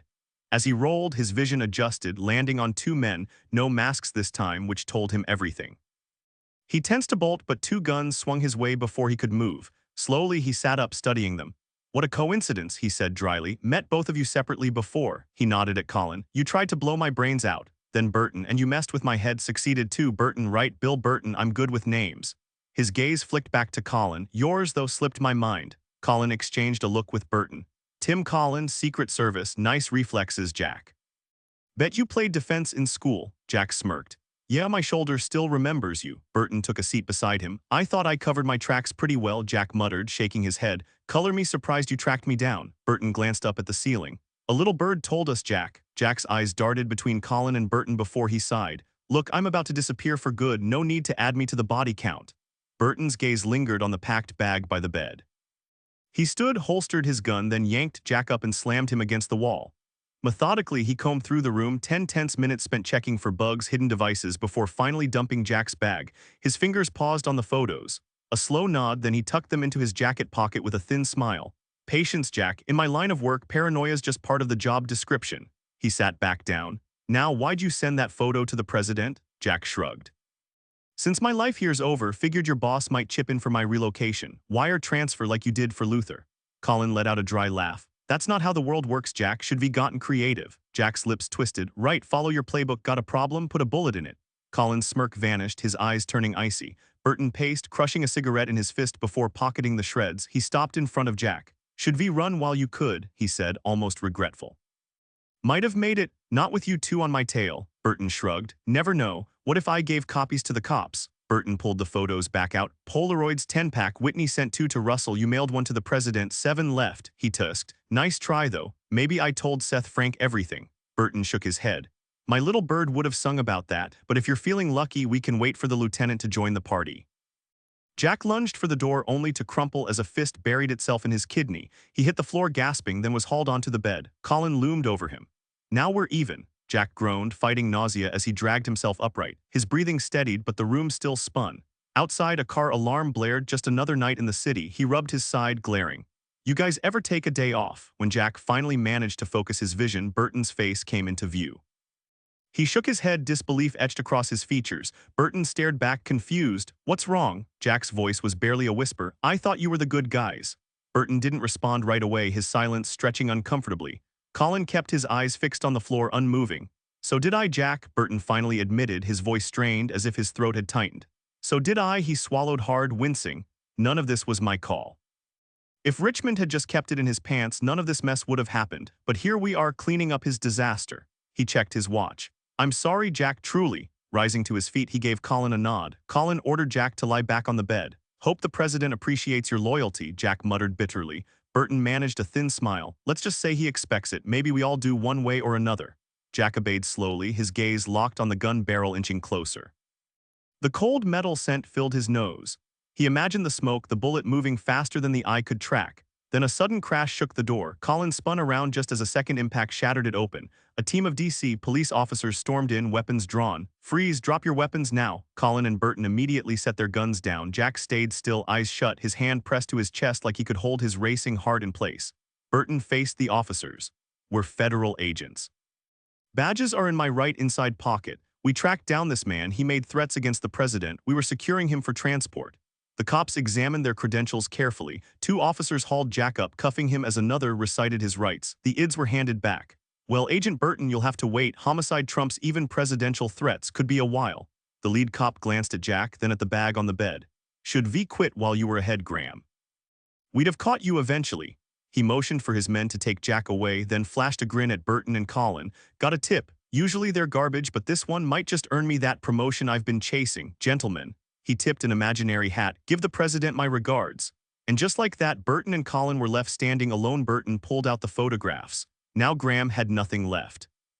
He'd repeat everything they just told him to the police, only to end up locked in some padded room. Poor fool. A bullet would have saved him a world of trouble. They collected the guns and left. The room fell silent. 10 minutes later, the door to the adjacent room opened and a man slipped into Jack's space. He turned the corner TV and quickly removed the back panel. The setup was flawless, a perfect replica. Inside, he retrieved a small hidden camera, then silently pushed the fake antenna cable into the wall until it vanished. Back in the other room, a VCR sat on a side table. He coiled the cable, stashed it in a bag, and hit eject. Minutes later, with a heavy backpack slung over his shoulder, the man walked out of the executive inn's main entrance, turned left, and crossed the parking lot to a waiting car, engine idling. Tar Crimson passed the vehicle, casually dropping the videotape through the open window onto the front seat. He kept walking to his pride and joy, a Harley-Davidson 1200 Grand Touring. Swinging his leg over the seat, he fired it up and roared off. Setting up the surveillance had been child's play. Voice-activated camera, synchronized VCR, just an ordinary tape. He didn't know what they'd captured, but it had to be worth a fortune. Jack had promised him a year of free legal consultations in exchange. Tar grinned, remembering the skeptical look on the lawyer's face when he'd first pitched the wonders of modern surveillance tech. The car pulled out of the lot. Seth Frank steered with one hand, the other resting on the tape. He wasn't much for movies, but he couldn't wait to see this one. Meanwhile, Bill Burton sat in the modest but cozy bedroom he'd shared with his wife for 24 years. Countless nights of love, 4 kids conceived there, all of whom he adored. In the corner by the window, he'd rocked each of them as babies in an ancient chair before heading out for early shifts, giving his exhausted wife a few extra minutes of sleep. Good years. He'd never made much money, but he never minded. His wife had gone back to school, earning her nursing degree after their youngest started high school. The second paycheck had come in handy. But more than that, It felt good to see someone finally doing something just for themselves after years of putting others first. All in all, life had been satisfying, a cozy little house in a quiet, safe, and scenic spot, far from the ever-expanding chaos of the city's war zones. The world would never run out of bad actors, and there would always be people ready to stand against them just as he had. Or rather, just as he used to. Burton leaned against the attic window, taking in the view on his day off. Dressed in jeans, a flannel shirt, and work boots, he looked like a rugged lumberjack. Down below, his wife was unloading groceries from the car, same routine, same day for the past 20 years. He admired her still graceful figure as she bent to pull bags from the backseat. Their 15-year-old son, Chris, and 19-year-old Sydney, a stunning beauty with legs for days and dreams of med school at Johns Hopkins, were helping her. The other two kids had moved on, building their own lives, but they still called now and then for advice on cars or houses. Every one of them had big plans, and that pride swelled in his chest, 4 home runs 4 times over. He walked to the small desk in the corner, unlocked the drawer, and pulled out a box. Lifting the lid, he lined up 5 cassette tapes beside the letter he'd written hours earlier. The envelope bore a name in bold letters, Seth Frank. He owed him that much. Laughter drifted up from outside. Sydney and Chris had started a snowball fight, and Sherry, his wife, got caught in the crossfire. Shrieks and giggles turned into a tangle of limbs at the edge of the driveway. He stepped back from the window and did something he couldn't remember ever doing before. Not in a decade on the force, not when he'd held lifeless infants beaten by the very hands meant to protect them, not even after witnessing humanity's worst day after day. The tears came hot and unchecked. He let them fall. Soon his family would come inside. Dinner plans were set, his 45th birthday of all days. His hand moved to the holster. A snowball smacked the window. They wanted Dad to join the fun. Forgive me, I love you, I wish I could stay, I'm sorry for everything. Please forgive your father. Bill Burton felt the cold steel of the gun barrel press against the back of his throat, his hand trembling as he pushed it deeper. A sharp metallic taste filled his mouth. He'd nicked his gum and blood trickled down his tongue. He'd spent years covering his tracks, silencing anyone who got too close. 1 innocent life taken, 5 others tangled in his mess. Just when he thought he was finally free, the weight of it all crushed him. The disgust had festered for months, and last night, lying awake beside the woman he'd loved for decades, he realized he couldn't outrun what he'd done. Without self-respect, his life meant nothing. His family's love only made it worse. Their blind faith twisted the knife deeper. His gaze flicked to the tapes on the table. His insurance policy, his legacy, his twisted little confession. At least something good would come of this. A bitter smirk tugged at his lips. Secret Service, not so secret anymore. For a second, he pictured Alan Richman's face, and his eyes burned. Hope you rot in prison for 100 years, you bastard. His finger tightened on the trigger. Outside, another snowball thumped against the window, followed by laughter. Their voices cut through him, and the tears came again. Damn it, he choked out, the word thick with guilt.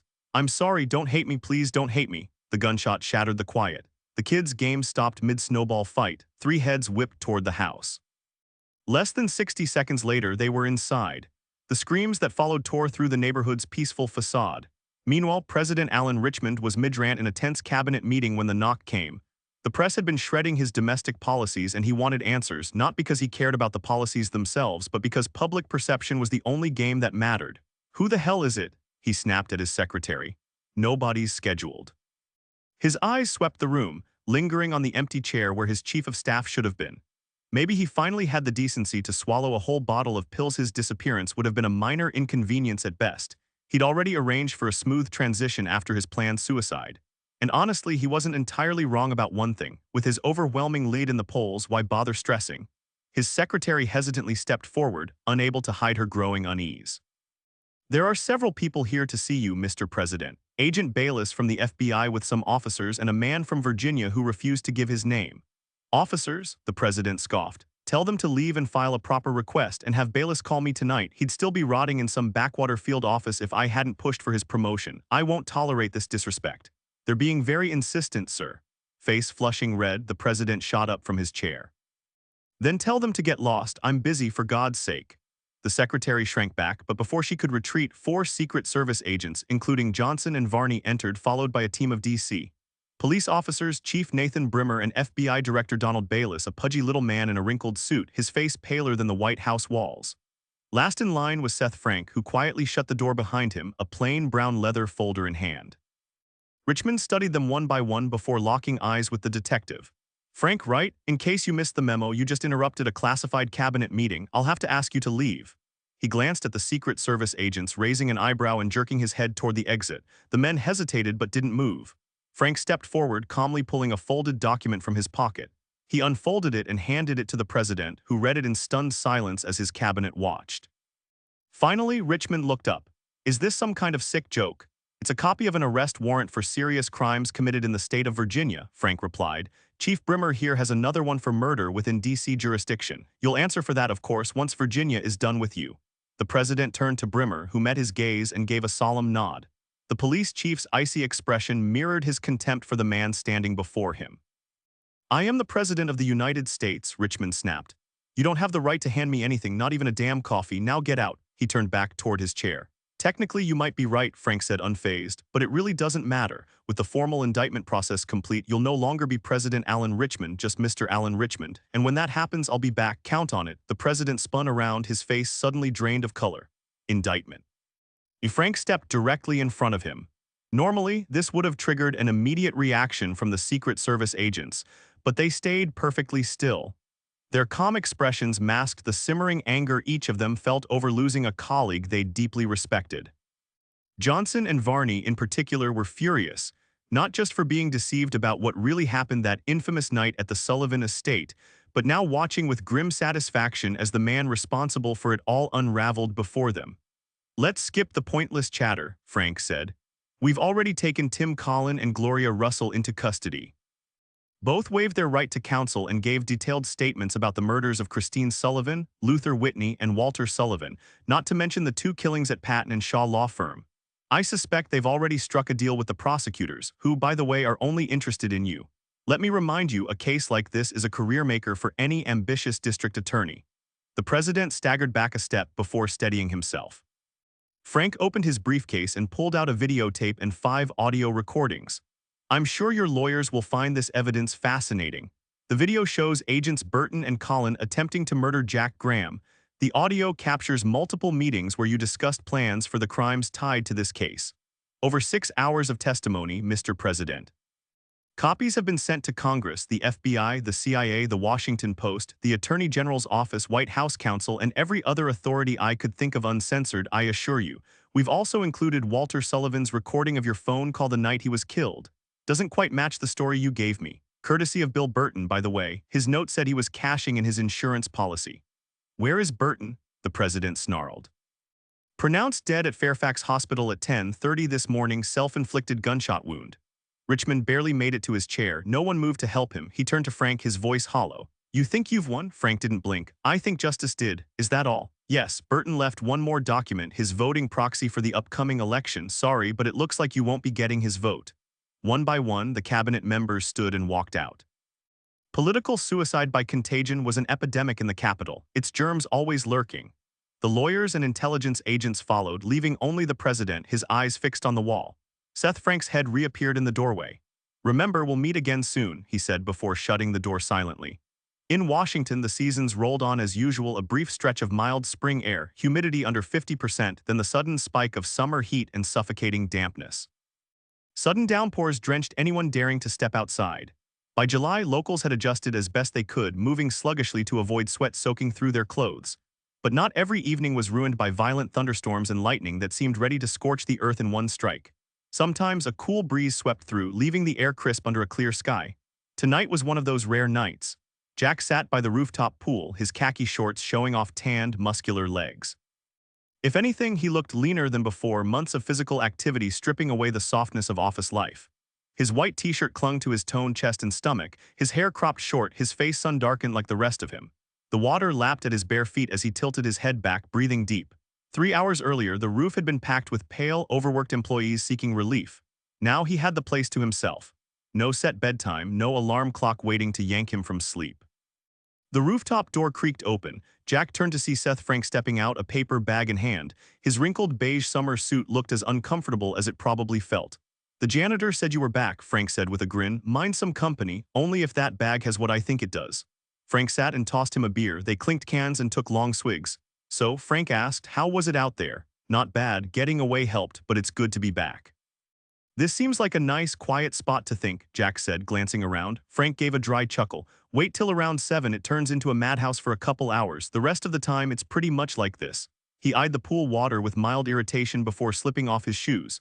"Mind if I join?" Jack shrugged. "Go for it." Frank rolled up his pants, stuffed his socks into his shoes, and sat beside Jack, dipping his pale legs into the water up to his knees. Man, that feels good. Small-town cops with 3 kids and a pile of mortgages don't exactly get poolside moments. Jack smirked. So I've heard. Frank rubbed his calves. You know, you're getting pretty good at this whole slacker thing. Might want to consider it as a career. Jack grinned. I've thought about it. The idea grows on me more every day. Frank's gaze drifted to the envelope beside Jack. Important. Jack picked it up, skimming the contents again.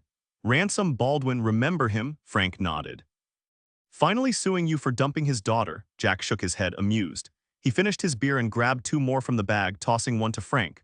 Life's full of surprises. Turns out he thinks Jennifer was too good for me, at least for now. Says she's got growing up to do, shipped her off overseas for a year with some missionary gig for the Baldwin Foundation. Even threw in that he admires me and I can call him if I ever need anything. Frank took a swig. Wow, can't ask for more than that. Oh, but there's more, Jack said. Baldwin just made Barry Alvis head of his legal advisory board. Same guy Jennifer got fired from my firm. First thing Alvis did, march into Dan Kirkson's office and take over all Baldwin's cases. Last time anyone saw Dan, he was on a skyscraper ledge. Frank whistled. Heard the firm folded. Every decent lawyer jumped ship. The rest, good luck finding something else to pay the bills. Offices are already leased out. Firms gone without a trace. Frank grinned. Same thing happened to the dinosaurs. Only difference is lawyers take a little longer to die off. He nudged Jack's arm. Jack laughed. Thanks for the pep talk. Wouldn't miss it. Jack's smile faded. So how'd it go? Frank sighed. You really don't read the news anymore? Not for months. After the reporters, the TV spots, the bounty hunters, Hollywood producers, and every random weirdo crawling out of the woodwork, I'm done. Changed my number 10 times, those vultures still found me. These past 2 months felt like heaven. Nobody knew who I was. Frank took a moment to gather his thoughts. So let's break it down. Colin pled guilty to conspiracy, 2 counts of second-degree murder, obstruction of justice, and a handful of other minor charges. That's the federal side of things. The judge went easy on him, honestly. Colin was a Marine, a good kid from Kansas, Secret Service through and through. He was just following orders, doing what he was trained to do. When the president tells you to jump, you ask how high. He got 20 to life, and honestly, he lucked out. In exchange, he spilled everything to the feds, might even walk free by his 50th birthday. Virginia dropped their charges after he flipped on Richmond. And Russell? Frank nearly choked on his beer. Jesus, you should have heard the circus in that courtroom. Must V cost a fortune in press passes. She wouldn't stop talking. Walked away with the sweetest deal, no prison time, just 1,000 hours of community service and 10 years probation. For accessory to murder. Between you and me, she's not all there, court-ordered psych eval. Wouldn't be surprised if she ends up in a facility before they clear her. But I'll give her this, Richmond wrecked her. Emotionally, physically. If half of what she said is true, pure nightmare fuel. Speaking of Richmond, man, you were living under a rock. Trial of the century and you slept through it. Somebody had to. Gotta hand it to him, he fought like hell, probably blew every last dime he had, but testifying, biggest mistake, thought the jury would buy his fairy tales. The ransom payout traced straight back to the White House. Russell pulled the cash from different accounts but screwed up consolidating it, probably worried Luther would call the cops if it didn't all show up at once. Plan worked, but he wasn't around to enjoy it. Richmond couldn't explain the money or half the other mess.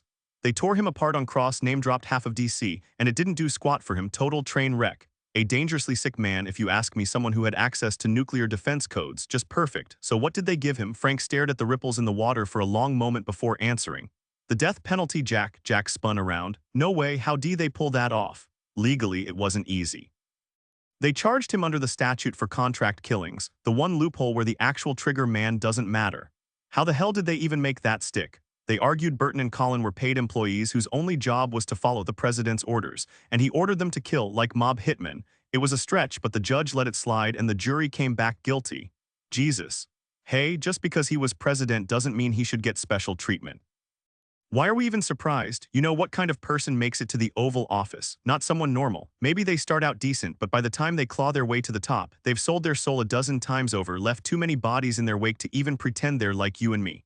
Frank studied the bottom of the pool, then sighed. But they'll never execute him. Why not? His lawyers will appeal. The ACLU and every anti-death penalty group will file motions. He'll get sympathy from every corner of the globe. Sure, his approval ratings tanked, but he's still got powerful friends. They'll find some technicality to overturn it, guaranteed. And let's be honest, America might be fine executing some random thug, but the guy we elected, that's a bad look for the world. Even I feel uneasy about it, and I'm convinced he deserves it. Jack scooped water into his hands, letting it run down his arms before tilting his face toward the dark sky. Frank watched him closely. Not that there aren't silver linings. For starters, Fairfax offered me division chief, got a dozen cities asking me to be their police commissioner, the prosecutor on the Richmond case basically packing for the attorney general's office. He took a swig of beer. What about you, Jack? You're the one who set the trap. Burton and the president walked right into your play. When I found out my phone was tapped, I thought my head would explode, but you saw it coming. So what do you get out of all this? Jack met his gaze. I'm alive, he said simply. I'm not some rich guy's legal shield at Patton, Shaw and Lord, and I didn't marry Jennifer Baldwin. That's not nothing.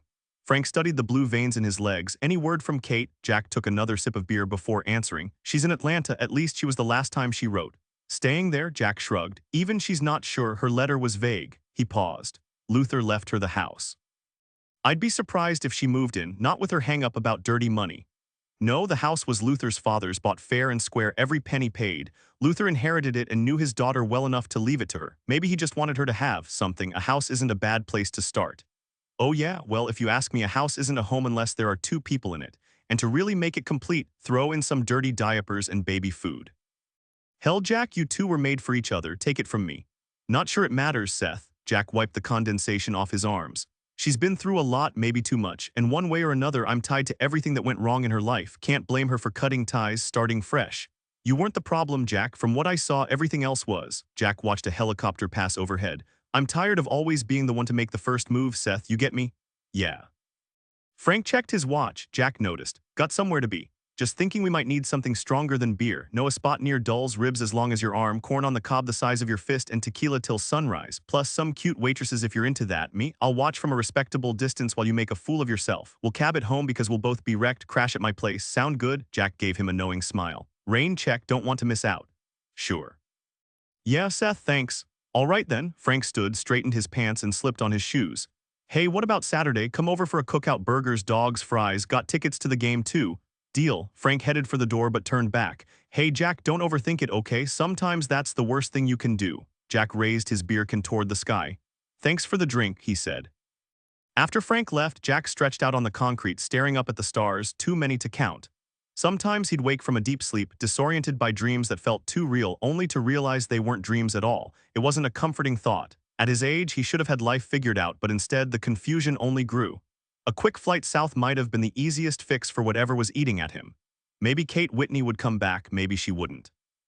One thing was certain, this time the ball was in her court. It wasn't bitterness talking, just cold, hard truth. She needed to make her own choices, figure out how she wanted to live after the wreckage of her father's death had finally settled. And honestly, she was probably right to do it alone. Jack peeled off his shirt and dove into the pool, slicing through the water for 3 solid laps before hauling himself onto the tiled edge. The night air was crisp, each droplet on his skin like tiny bursts of relief. He glanced up again, no answers in the sky, no Kate either. Just as he debated heading home to crash, the gate creaked open. Frank must have forgotten something. Jack turned, then froze. For a second, he wondered if this was another dream, the kind that vanishes by morning. Slowly he stood, water dripping, and moved toward the door. Outside, Seth Frank lingered by his car, soaking in the quiet beauty of the evening. The air smelled like spring dew, not summer sweat. He'd make it home in time, maybe even swing by Dairy Queen with his wife, just the two of them. That caramel-dipped cone had been calling his name all week. A sweet ending to a long day. As he slid into the driver's seat, he grinned. 3 daughters and years in homicide had taught him how fragile life could be. One minute it's there, the next gone, but right now, the thrill of being alive hit him as he started the engine. Some days were rough. Today was a gift. Tomorrow brought another chance to make things right. A heartfelt thank you to Jennifer Carras, an incredible friend and passionate supporter who set everything in motion years ago. To Karen Spiegel, my biggest fan on the West Coast, may the future bring you blockbuster films and golden trophies. To Jim and Evan Spiegel for their unwavering encouragement. To Aaron Priest, the man who pulled me out of obscurity, a lifelong friend, agent, and truly remarkable person.